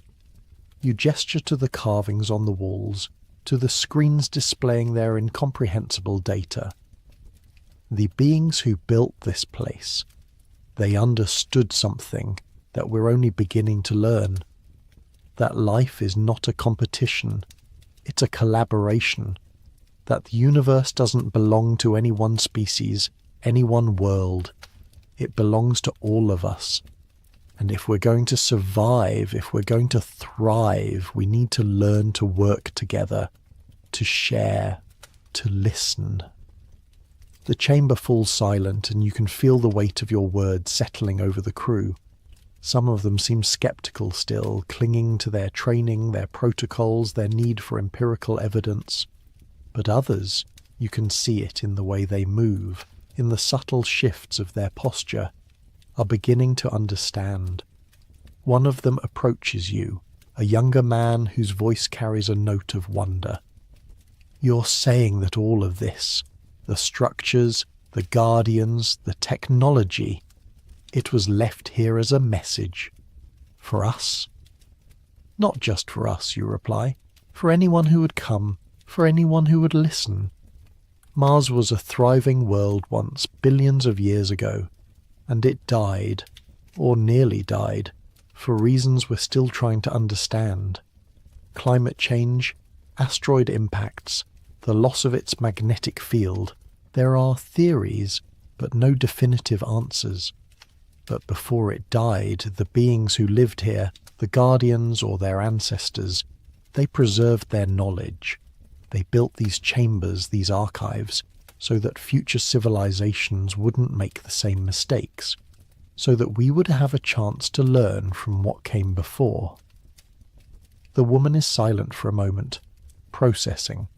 Then, if that's true, if this is all real, then we need to bring this back to Earth.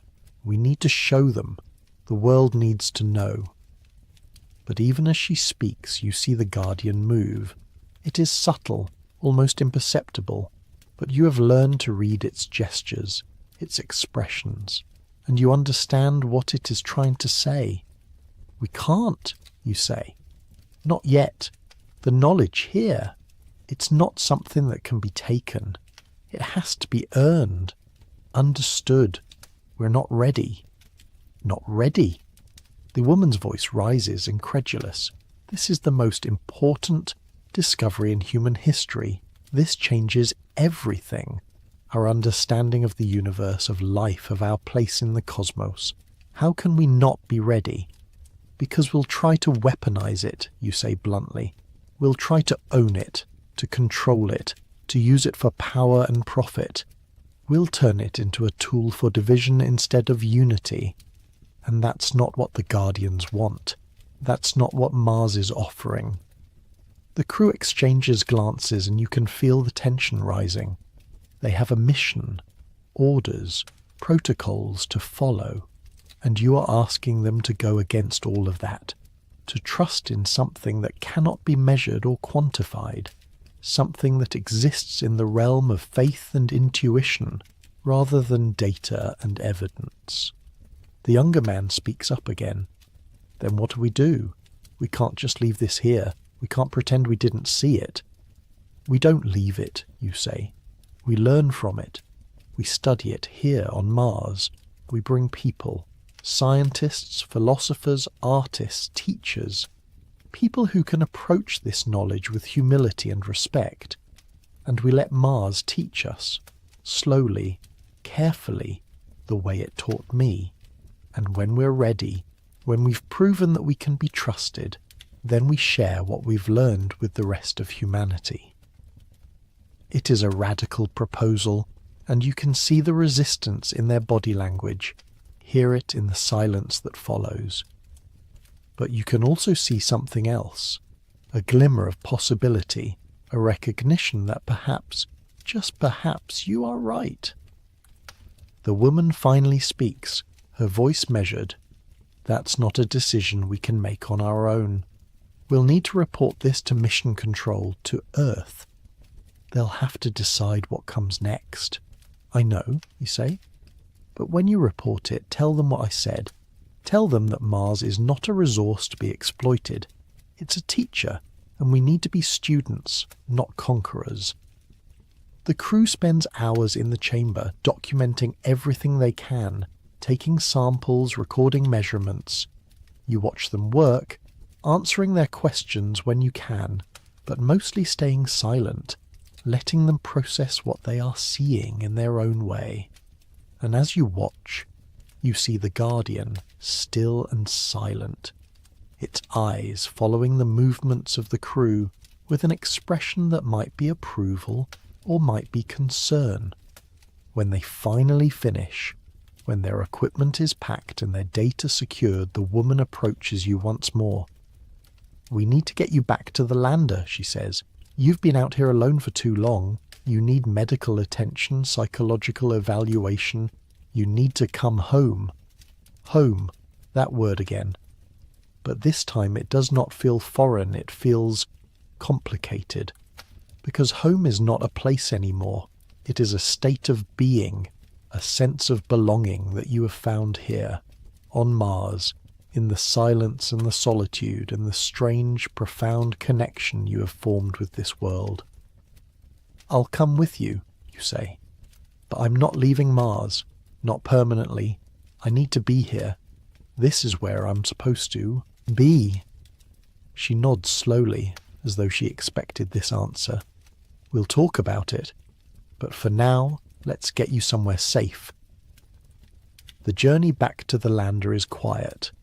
The crew subdued, each of them lost in their own thoughts. You walk among them, no longer an outsider, no longer a mystery, but not quite one of them either. You are something in between, a bridge, a translator, a person who has walked in two worlds and can speak the language of both. When you reach the lander, they usher you inside, sealing the hatch behind you. The interior is cramped but clean, filled with equipment and supplies, and the air is thick with the smell of recycled oxygen and human sweat. It feels alien after so long in the open desert, so long with only the silence and the wind for company. But it also feels safe, enclosed, protected. They remove your helmet and you see their faces for the first time, young, earnest, exhausted. The woman who's been speaking introduces herself as Commander Sarah Chen, a geologist and mission leader. The young man is Dr. Marcus Okafor, a biologist. The others have names and specialties, but they blur together in your mind, too many faces, too many voices after so long alone. Chen examines you with a practiced eye, checking your vitals, your reflexes, your responses. You're dehydrated, she says, malnourished, but considering what you've been through, you're in remarkably good shape. How long did you say you've been here? I don't know, you admit. Months, I think. Maybe longer. Time doesn't work the same way here. She frowns but does not push. Instead, she hands you a water pouch and a nutrient bar, and you eat and drink gratefully. The flavours almost overwhelming after so long surviving on the bland rations from the module. As you eat, the crew gathers around, their expressions a mixture of curiosity and concern. Okafor leans forward, his eyes bright with excitement. The organism we found in the chamber, the Guardian, as you call it. Do you know what it is? Where it came from? You shake your head. I know what it showed me. Images, visions, fragments of a history that spans millions of years. But I don't know if it's a biological entity, a synthetic construct, or something in between. I don't even know if those categories apply. It's something else, something beyond our current understanding. But it's alive, Okafor insists. We detected respiration, metabolic activity, faint but present. It's alive, you agree, but not in the way we usually think of life. It's more like a vessel, a container for knowledge, for memory, for the accumulated wisdom of an entire civilization. It's alive because the knowledge is alive, because stories, ideas, understanding, those things have their own kind of life. The crew exchanges glances, and you can see that some of them think you have gone mad, that the isolation has broken something fundamental in your mind. But others, Chen, Okafor, a few of the others, they are listening with an openness that gives you hope. Chen pulls out a tablet, scrolling through data. We need to establish a base camp near the chamber, a permanent research station. If what you're saying is true, if Mars really is a repository of alien knowledge, then we need to study it properly, carefully, with the resources and expertise it deserves. Yes, you say, but not a military base, not a corporate outpost. It needs to be neutral ground, a place where all of humanity can come to learn, regardless of nationality or ideology. Chen looks at you for a long moment, then nods. I'll recommend that in my report, but you understand that the decision isn't mine to make. Once we transmit what we've found, Once Earth knows what's here, there will be pressure from governments, from corporations, from everyone who wants to claim a piece of this discovery. I know, you say. That's why I need to stay, to protect it, to make sure that Mars is treated with the respect it deserves. The lander's communication system crackles to life, and a voice from orbit fills the cabin, the ship's captain checking in, asking for a status update. Chen moves to the console, and you hear her begin to report, her voice steady and professional as she describes what they have found. But even as she speaks, you can hear the disbelief in the captain's responses, the demands for proof, for evidence, for something concrete that could be verified and analysed. It is beginning, you realise. The process of translation, of taking something ineffable and mysterious and reducing it to data points and scientific papers. It is necessary, perhaps inevitable, but something will be lost in the process. The magic, the wonder, the sense of standing in the presence of something greater than yourself. You close your eyes and let yourself drift, exhausted beyond measure. And as you drift, you hear the voice of the Guardian in your mind, not in words but in feelings, in impressions. It is not angry at the intrusion, not threatened by the arrival of others. It is patient, waiting, knowing that this is only the beginning, that the true test is yet to come. When you wake, the lander is quiet. Most of the crew are asleep in their bunks. Only Chen is awake, sitting at the console, staring at the screens with an expression you cannot quite read. You sit up and she turns to look at you. Can't sleep, you ask? She shakes her head. Too much to process, too many implications. She pauses, then, I've been thinking about what you said, about Mars being a teacher, about us not being ready. And I think you're right. I've spent my entire career studying planets, analysing geological formations, searching for signs of ancient life, and I always approached it as a scientist. Objective, detached, analytical. But this is different. Standing in that chamber, seeing the Guardian, feeling the weight of all that history, I realised that we can't approach this the way we've approached everything else. We can't just take samples and run experiments and publish papers. We need to change our entire mindset. You nod, feeling a surge of relief. That's exactly it. Mars is offering us a gift, but it's also testing us. Testing whether we're mature enough, wise enough, to handle what it has to teach us.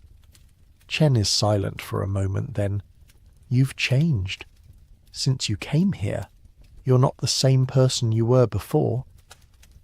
I don't remember who I was before, you say honestly. But yes, Mars changed me. Or maybe it revealed something that was always there, waiting to be discovered. Do you ever want to remember your life before? The question catches you off guard. Do you? There are moments when you feel the absence of those memories like a phantom limb, an ache for something you cannot name. But there are other moments when you are grateful for the blank slate, for the chance to be someone new, someone shaped by this red world rather than the blue one you left behind. Sometimes, you say finally. But I'm also afraid that if I remember, I'll lose what I've gained here. The connection, the understanding, the sense of purpose. I don't want to go back to being someone who sees Mars as just another planet, just another rock in space, because it's so much more than that. Chen nods slowly. When we get back to Earth, if you come back with us, there will be doctors, therapists, people who will want to help you recover those memories. But if you don't want that, if you want to stay here, I'll support you. I'll make sure they understand. Thank you, you say, and you mean it. Because despite everything, Despite the strangeness and the isolation and the impossibility of your situation, you have found something here that most people spend their entire lives searching for. You have found meaning, purpose, a reason to exist that goes beyond survival, beyond comfort, beyond the small concerns of individual life. The days that follow fall into a new rhythm. The crew establishes a temporary camp near your module, setting up habitats and equipment, creating a small outpost on the Martian surface. More supplies arrive from orbit, lowered on tethers and parachutes, and slowly the camp takes shape. A cluster of inflatable domes and rigid structures, connected by pressurized tunnels, surrounded by solar panels and communication arrays. You help where you can, but mostly you act as a guide, leading expeditions to the chamber, translating what you have learned about the symbols and the structures, sharing your knowledge of the landscape and its secrets. The crew treats you with a mixture of respect and wariness, uncertain how to categorize you, how to fit you into their understanding of the mission. But slowly, as the weeks pass, barriers begin to break down. You share meals with them in the communal dome, listening to their stories of Earth, of training, of families left behind, and in turn, you tell them about your journey, about the footprints in the dust, about the Guardian, and the visions and the slow, profound transformation you have undergone. Some of them remain skeptical, clinging to conventional explanations, hallucinations, delusions, the effects of isolation on the human mind. But others are more open, more willing to consider that there are things in the universe that cannot be easily explained, phenomena that exist at the intersection of science and mystery. Okafor becomes a frequent companion, his enthusiasm for the biological possibilities of the Guardian infectious. He spends hours in the chamber, running non-invasive scans, collecting data, trying to understand the organism's structure and function. And slowly, painstakingly, patterns begin to emerge. "It's not carbon-based," he tells you one day, his voice trembling with excitement.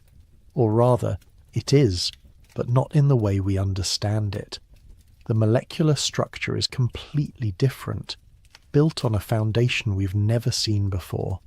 It's like it evolved under different chemical conditions, different environmental pressures. This isn't just alien life, it's an entirely different form of life. You listen as he explains the data, the graphs and charts and molecular diagrams that mean little to you but everything to him.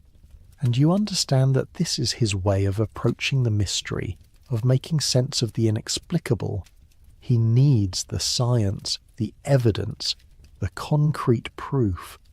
And that is okay, because not everyone can experience Mars the way you have. Not everyone can hear the whispers in the wind, feel the presence of the Guardians, sense the consciousness of the planet itself. But perhaps, through his science, through Chen's geology, through the work of all these specialists and experts, they can build a bridge between the rational and the mystical, between what can be measured and what can only be felt.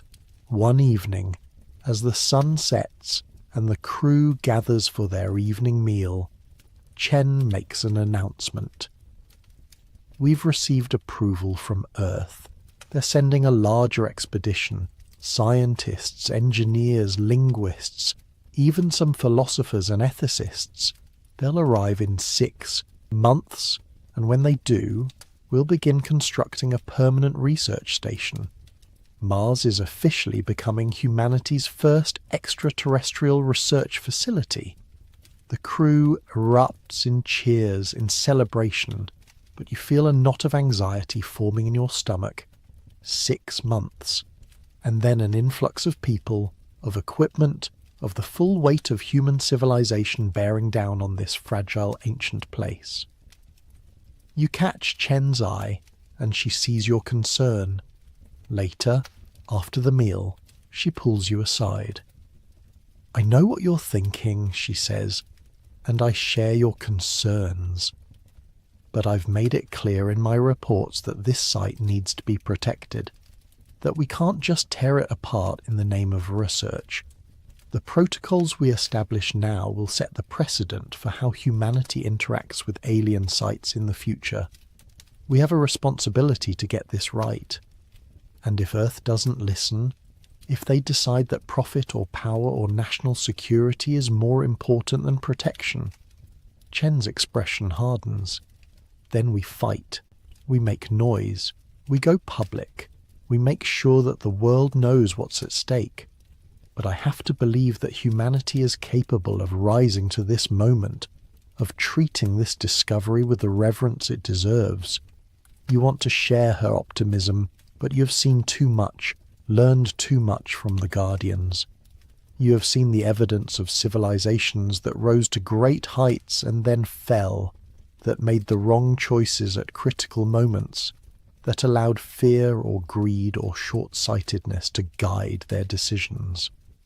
Mars itself is a monument to what happens when a world loses its balance, when the conditions for life slip away and cannot be recovered. But you also know that despair is not the answer, that if there is any hope for humanity, any chance that you will survive your own critical moment, it lies in places like this, in the willingness to learn from the past, to listen to the wisdom of those who came before, to approach the unknown with humility rather than hubris. So you nod, accepting Chen's words, and resolve to do what you can, to be the voice of Mars, the advocate for the Guardians, the bridge between two worlds that desperately need each other. The months pass, and the work continues. The crew makes dozens of trips to the chamber, documenting every carving, every symbol, every piece of technology. They discover other sites, smaller chambers scattered across the region, connected by underground tunnels, each one containing its own treasures of knowledge and mystery. And slowly, piece by piece, a picture begins to emerge.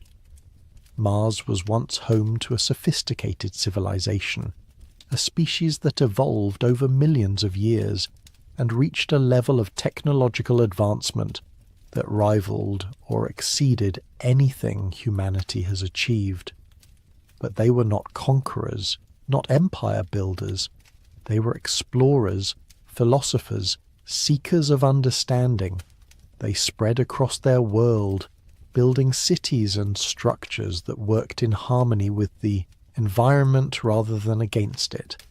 And they learned to manipulate the fundamental forces of nature, gravity, energy, even time itself, in ways that still defy human comprehension. But something went wrong. The planet's climate began to change, slowly at first and then more rapidly. The atmosphere thinned, the water disappeared, the surface became hostile to life, and despite all their knowledge, all their technology, they could not stop it. They could only adapt, retreating underground, preserving what they could, hoping that someday, somehow, their legacy would endure. The Guardians are the last of them, or perhaps not the last, but the Watchers, the keepers of the flame. They exist in a state between life and death, sustained by technology and will, waiting for others to arrive, to learn, to carry the story forward. It is a sobering tale, a reminder of the fragility of life, of the impermanence of even the greatest civilizations. But it is also a story of hope, of resilience, of the determination to leave something behind that might make a difference.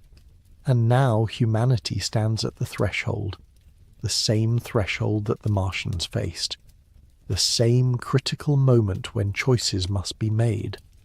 Will Earth learn from Mars's fate? Will humanity take the warnings seriously, change its course, find a way to live sustainably on its own world? Or will it repeat the same mistakes, the same patterns of exploitation and short-sightedness, until it too becomes a red desert, a silent monument to what might have been.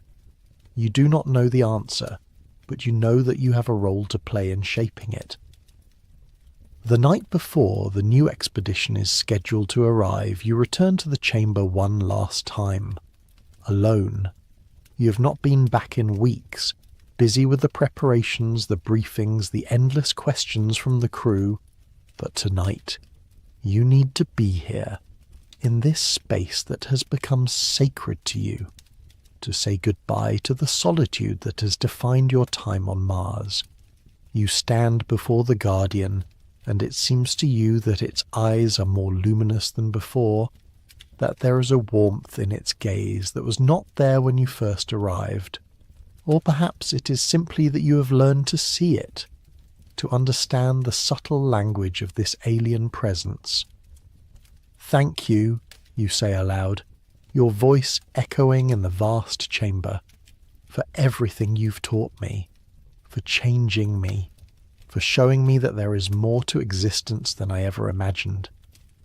The screens flicker and an image appears, not Earth, not Mars, but something else. A spiral, a pattern, a symbol that seems to represent the flow of time, the cycles of creation and destruction that govern all things. And you understand that this is the Guardian's final lesson, the last piece of wisdom it has to offer. Everything ends, everything changes, but nothing is ever truly lost. The energy, the matter, the information, it all persists, transforming, evolving, becoming something new. Death is not an ending, but a transition, and every ending contains within it the seeds of a new beginning. Mars died, but it did not disappear. It transformed, became something else, a keeper of memories, a teacher for those who would come after, and humanity, standing on the brink of its own transformation, has the chance to learn from that example, to embrace change rather than fear it, to find a way forward that honours both the past and the future. You bow your head, feeling the weight of that understanding settle over you. And then you turn and walk back through the tunnel, back toward the surface, back toward the world of humans and their machines and their endless, beautiful, frustrating attempts to make sense of the cosmos. When you emerge, the stars are brilliant overhead, undimmed by atmosphere or light pollution, a reminder of the vastness of the universe and the smallness of individual lives within it. But you do not feel small. You feel connected, part of something vast and ancient and ongoing, a thread in a tapestry that stretches across space and time. The larger expedition arrives not as a single event, but as a series of them. Ships descending from orbit over the course of weeks, each one carrying personnel and equipment, each one changing the character of the camp a little more. What was once a small outpost of inflatable domes becomes a sprawling complex of modules and laboratories, of greenhouses and living quarters, of communication arrays that bristle with antennas pointed back toward Earth. You watch the transformation with mixed feelings. On one hand, it is thrilling to see so many minds gathering to study what you've found, to witness the birth of humanity's first true off-world research station. On the other hand, something is being lost. The silence, the intimacy, the sense that Mars was sharing its secrets with you alone, trusting you to be their steward. The new arrivals are a diverse group. There are xenobiologists and geologists, linguists and archaeologists, engineers and physicians. There are also people whose roles are less clear: corporate liaisons, military advisors, government representatives from a dozen different nations. They all want the same thing: access to the chamber, to the Guardians, to the knowledge that lies buried in the Martian stone.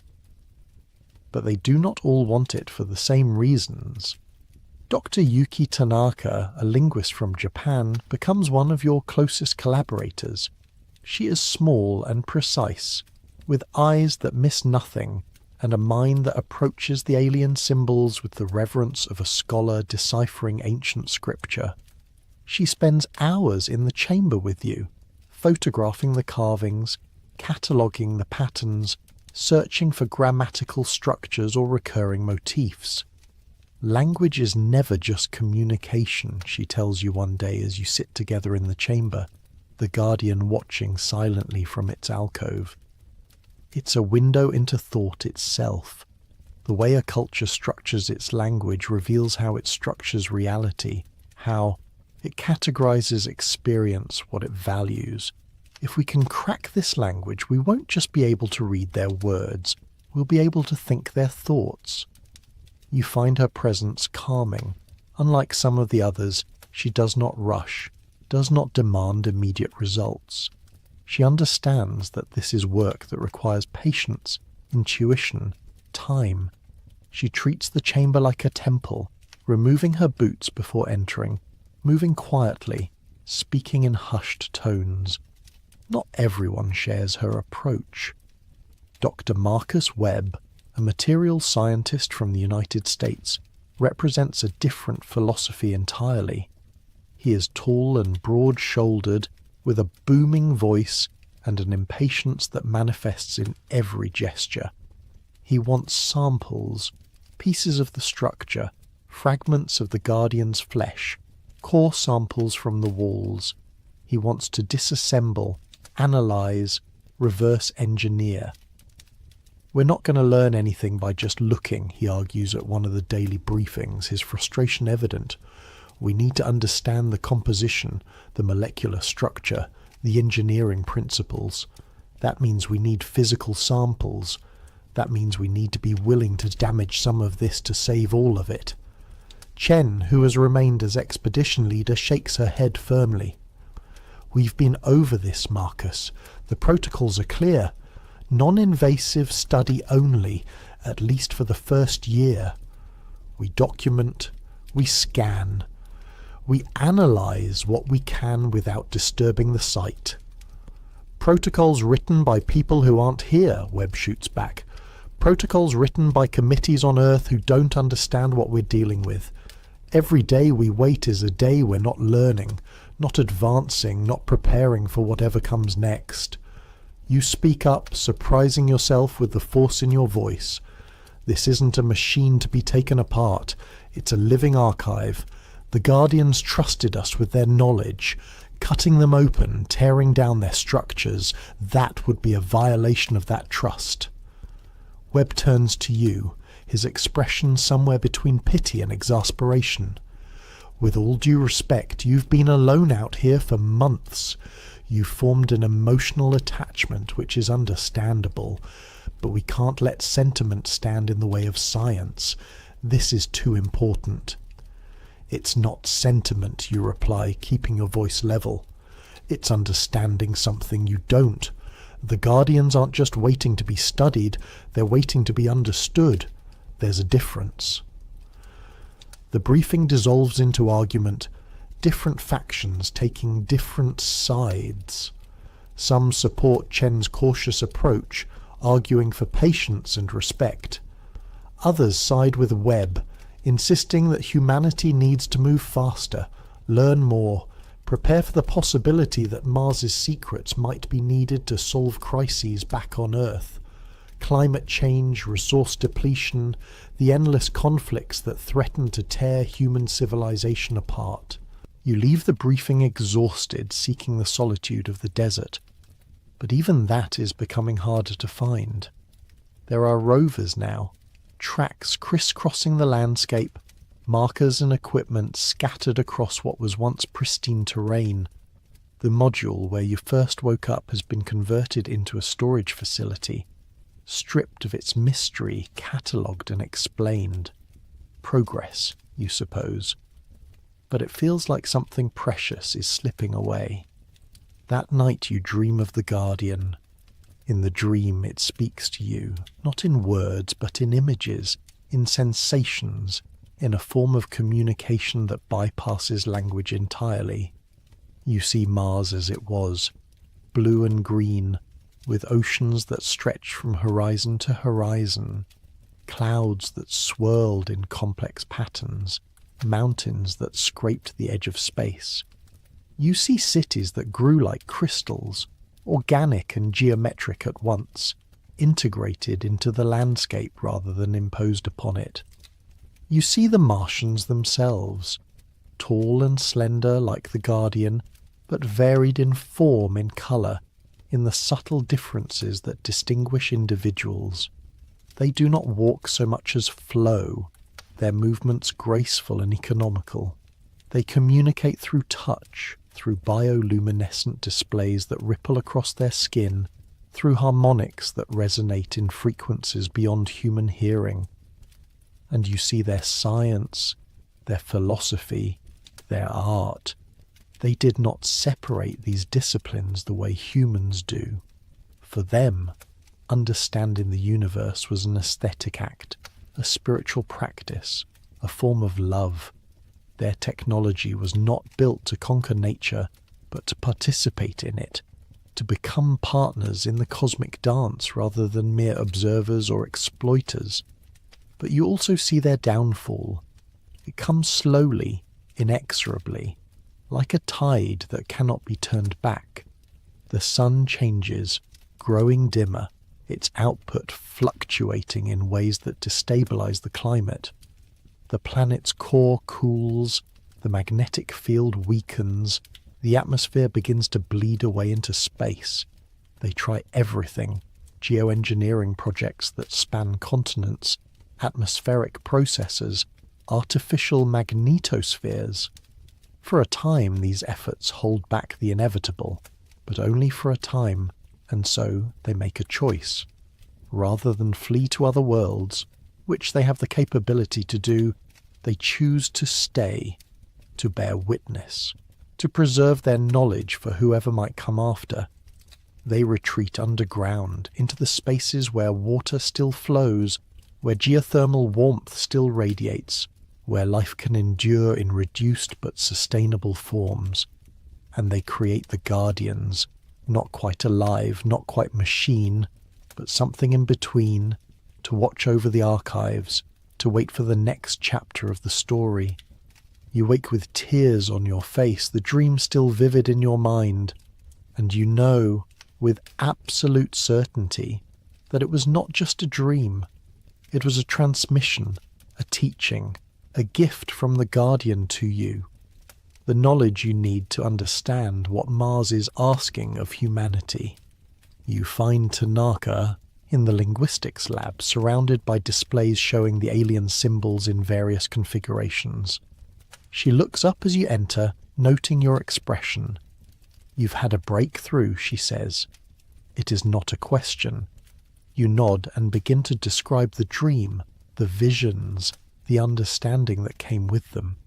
She listens without interruption, her eyes growing wider as you speak. When you finish, she is silent for a long moment. "If what you're saying is true," she says finally, "then this isn't a written language in the traditional sense. It's a mnemonic system, a trigger for deeper knowledge that's transmitted, what? Telepathically? Through some kind of quantum entanglement? Through a medium we don't even have a name for yet?" "I don't know the mechanism," you admit. "But yes, the symbols aren't meant to be read the way we read text.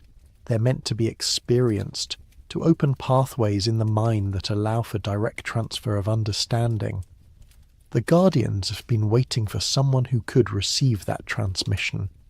I think my time alone here, the isolation, the exposure to this place, it changed something in me, made me receptive in a way I wasn't before." Tanaka sits back, processing this. Then the question becomes, can we replicate that receptivity? Can we teach others to receive these transmissions? Or are you unique, the only translator we have? It is a question you have been avoiding because the answer frightens you. If you're the only one who can communicate with the Guardians in this way, then you become indispensable, a bottleneck through which all knowledge must flow. The pressure, the responsibility, the inevitable politics that will surround your role, it is almost too much to contemplate. But there is no avoiding it. You are the bridge, whether you want to be or not. Over the following weeks, you begin working with Tanaka and a small team to document everything you can about the transmissions. You return to the chamber daily, spending hours in meditation-like states before the Guardian, opening yourself to whatever it wishes to share. The information comes in waves, sometimes clear and structured, sometimes fragmentary and dreamlike. You emerge from these sessions exhausted, drained, but filled with knowledge that you struggle to articulate in human terms. You learn about Martian physics, which approach the universe not as a collection of particles and forces, but as a unified field of relationships, of information flowing through space-time like music through an instrument. You learn about their biology, which was not based on competition and survival, but on cooperation and integration, each organism existing as a node in a planetary network of consciousness. You learn about their mistakes too, the times they prioritized efficiency over sustainability, the moments they ignored warning signs, the periods when hubris convinced them they could control systems too complex to be controlled. These lessons come with a weight of sorrow, as though the Guardian is reliving its civilization's failures, hoping that by sharing them it can spare humanity the same fate. But not everyone is interested in these lessons. The political situation in the camp deteriorates as different factions jockey for influence. Webb's contingent grows more vocal, demanding action, results, tangible benefits from the discovery. They are backed by corporate interests on Earth, companies that see Mars not as a teacher, but as a resource, a treasure trove of advanced technology that could be exploited for profit. There are also the military advisors, quiet men and women who observe everything but say little. You catch them watching you sometimes, their expressions unreadable, and you wonder what they are thinking, what they are planning, whether they see the Guardians as a threat to be neutralized or a weapon to be claimed. The tension comes to a head during a supply delivery from Earth. Along with food and equipment, the ship carries new orders, classified, urgent, addressed to a Colonel Reeves, a man you've seen around the camp but never spoken to directly. Whatever the orders contain, they change everything. Reeves calls a meeting, this time with only select personnel. You're included, as is Chen, Webb, Tanaka, and a handful of others. Okafor is notably absent, as are most of the pure research scientists. Reeves is a man in his 50s, with iron-grey hair and eyes that have seen things he does not speak about. He stands at the head of the table in the command module, a tablet in his hands, and begins without preamble. Earth has determined that the situation here poses a potential security risk, he says. We have credible intelligence suggesting that other nations are planning their own missions to Mars, specifically to this site.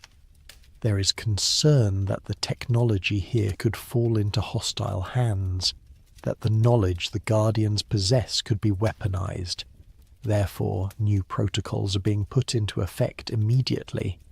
Chen leans forward, her expression alarmed. What kind of protocols? Restricted access to the chamber, Reeves replies.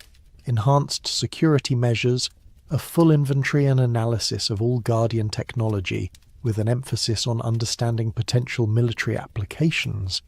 And he pauses, his eyes finding you.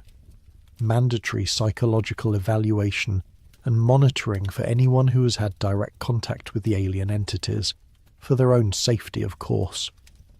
The room erupts.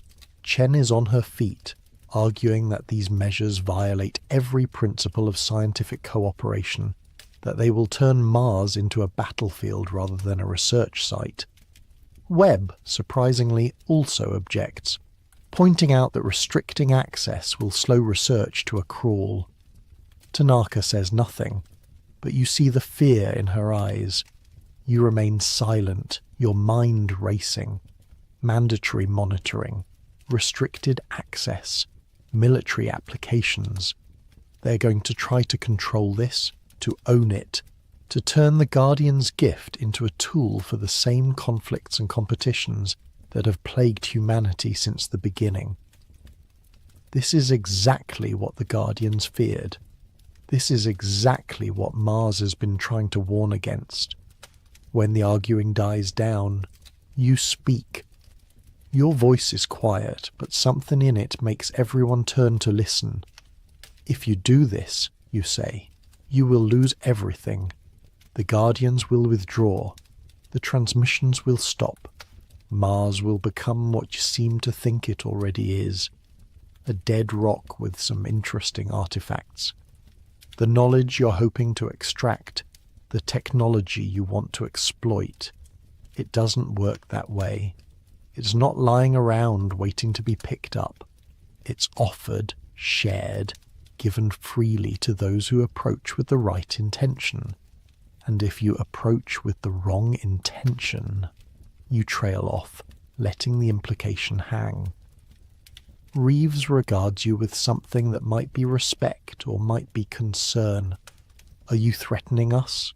I'm warning you, you reply, not on my behalf, on behalf of what this place represents. You can point guns at the Guardians, you can restrict access to the chamber, you can lock me up and study me like a lab rat. But none of that will get you what you want. The only way forward is the way we've been going. Slowly, respectfully, with humility. Anything else will fail. There's a long silence. Finally, Chen speaks. There's precedent for this, she says. Antarctica, the Antarctic Treaty System. Multiple nations agreed to keep an entire continent demilitarized, dedicated to peaceful scientific research. We could do the same thing here. Make Mars neutral ground. A place that belongs to all of humanity, not to any one nation or corporation. Webb nods slowly. It's not a bad idea, but it would require buy-in from every major power. And right now, with tensions on Earth the way they are, then we make them understand what's at stake, you say. We show them what I've seen, what the Guardians have shared. We make it clear that this isn't just about technology or resources. It's about our future as a species, whether we're going to grow up and join the larger community of intelligent life in the universe, or whether we're going to destroy ourselves fighting over scraps. Reeves shakes his head. I appreciate the sentiment, but I have orders, and orders don't change just because someone has a nice vision. Then we'll go over your head, Chen says firmly. We'll broadcast this globally, make it public. Let the people of Earth decide what kind of species they want to be. That would be a violation of protocols, Reeves warns. Possibly treason, depending on how it's framed. Then arrest me, Chen says. But I'm not going to sit here and watch us turn the most important discovery in human history into another front in our endless stupid wars. The tension in the room is explosive.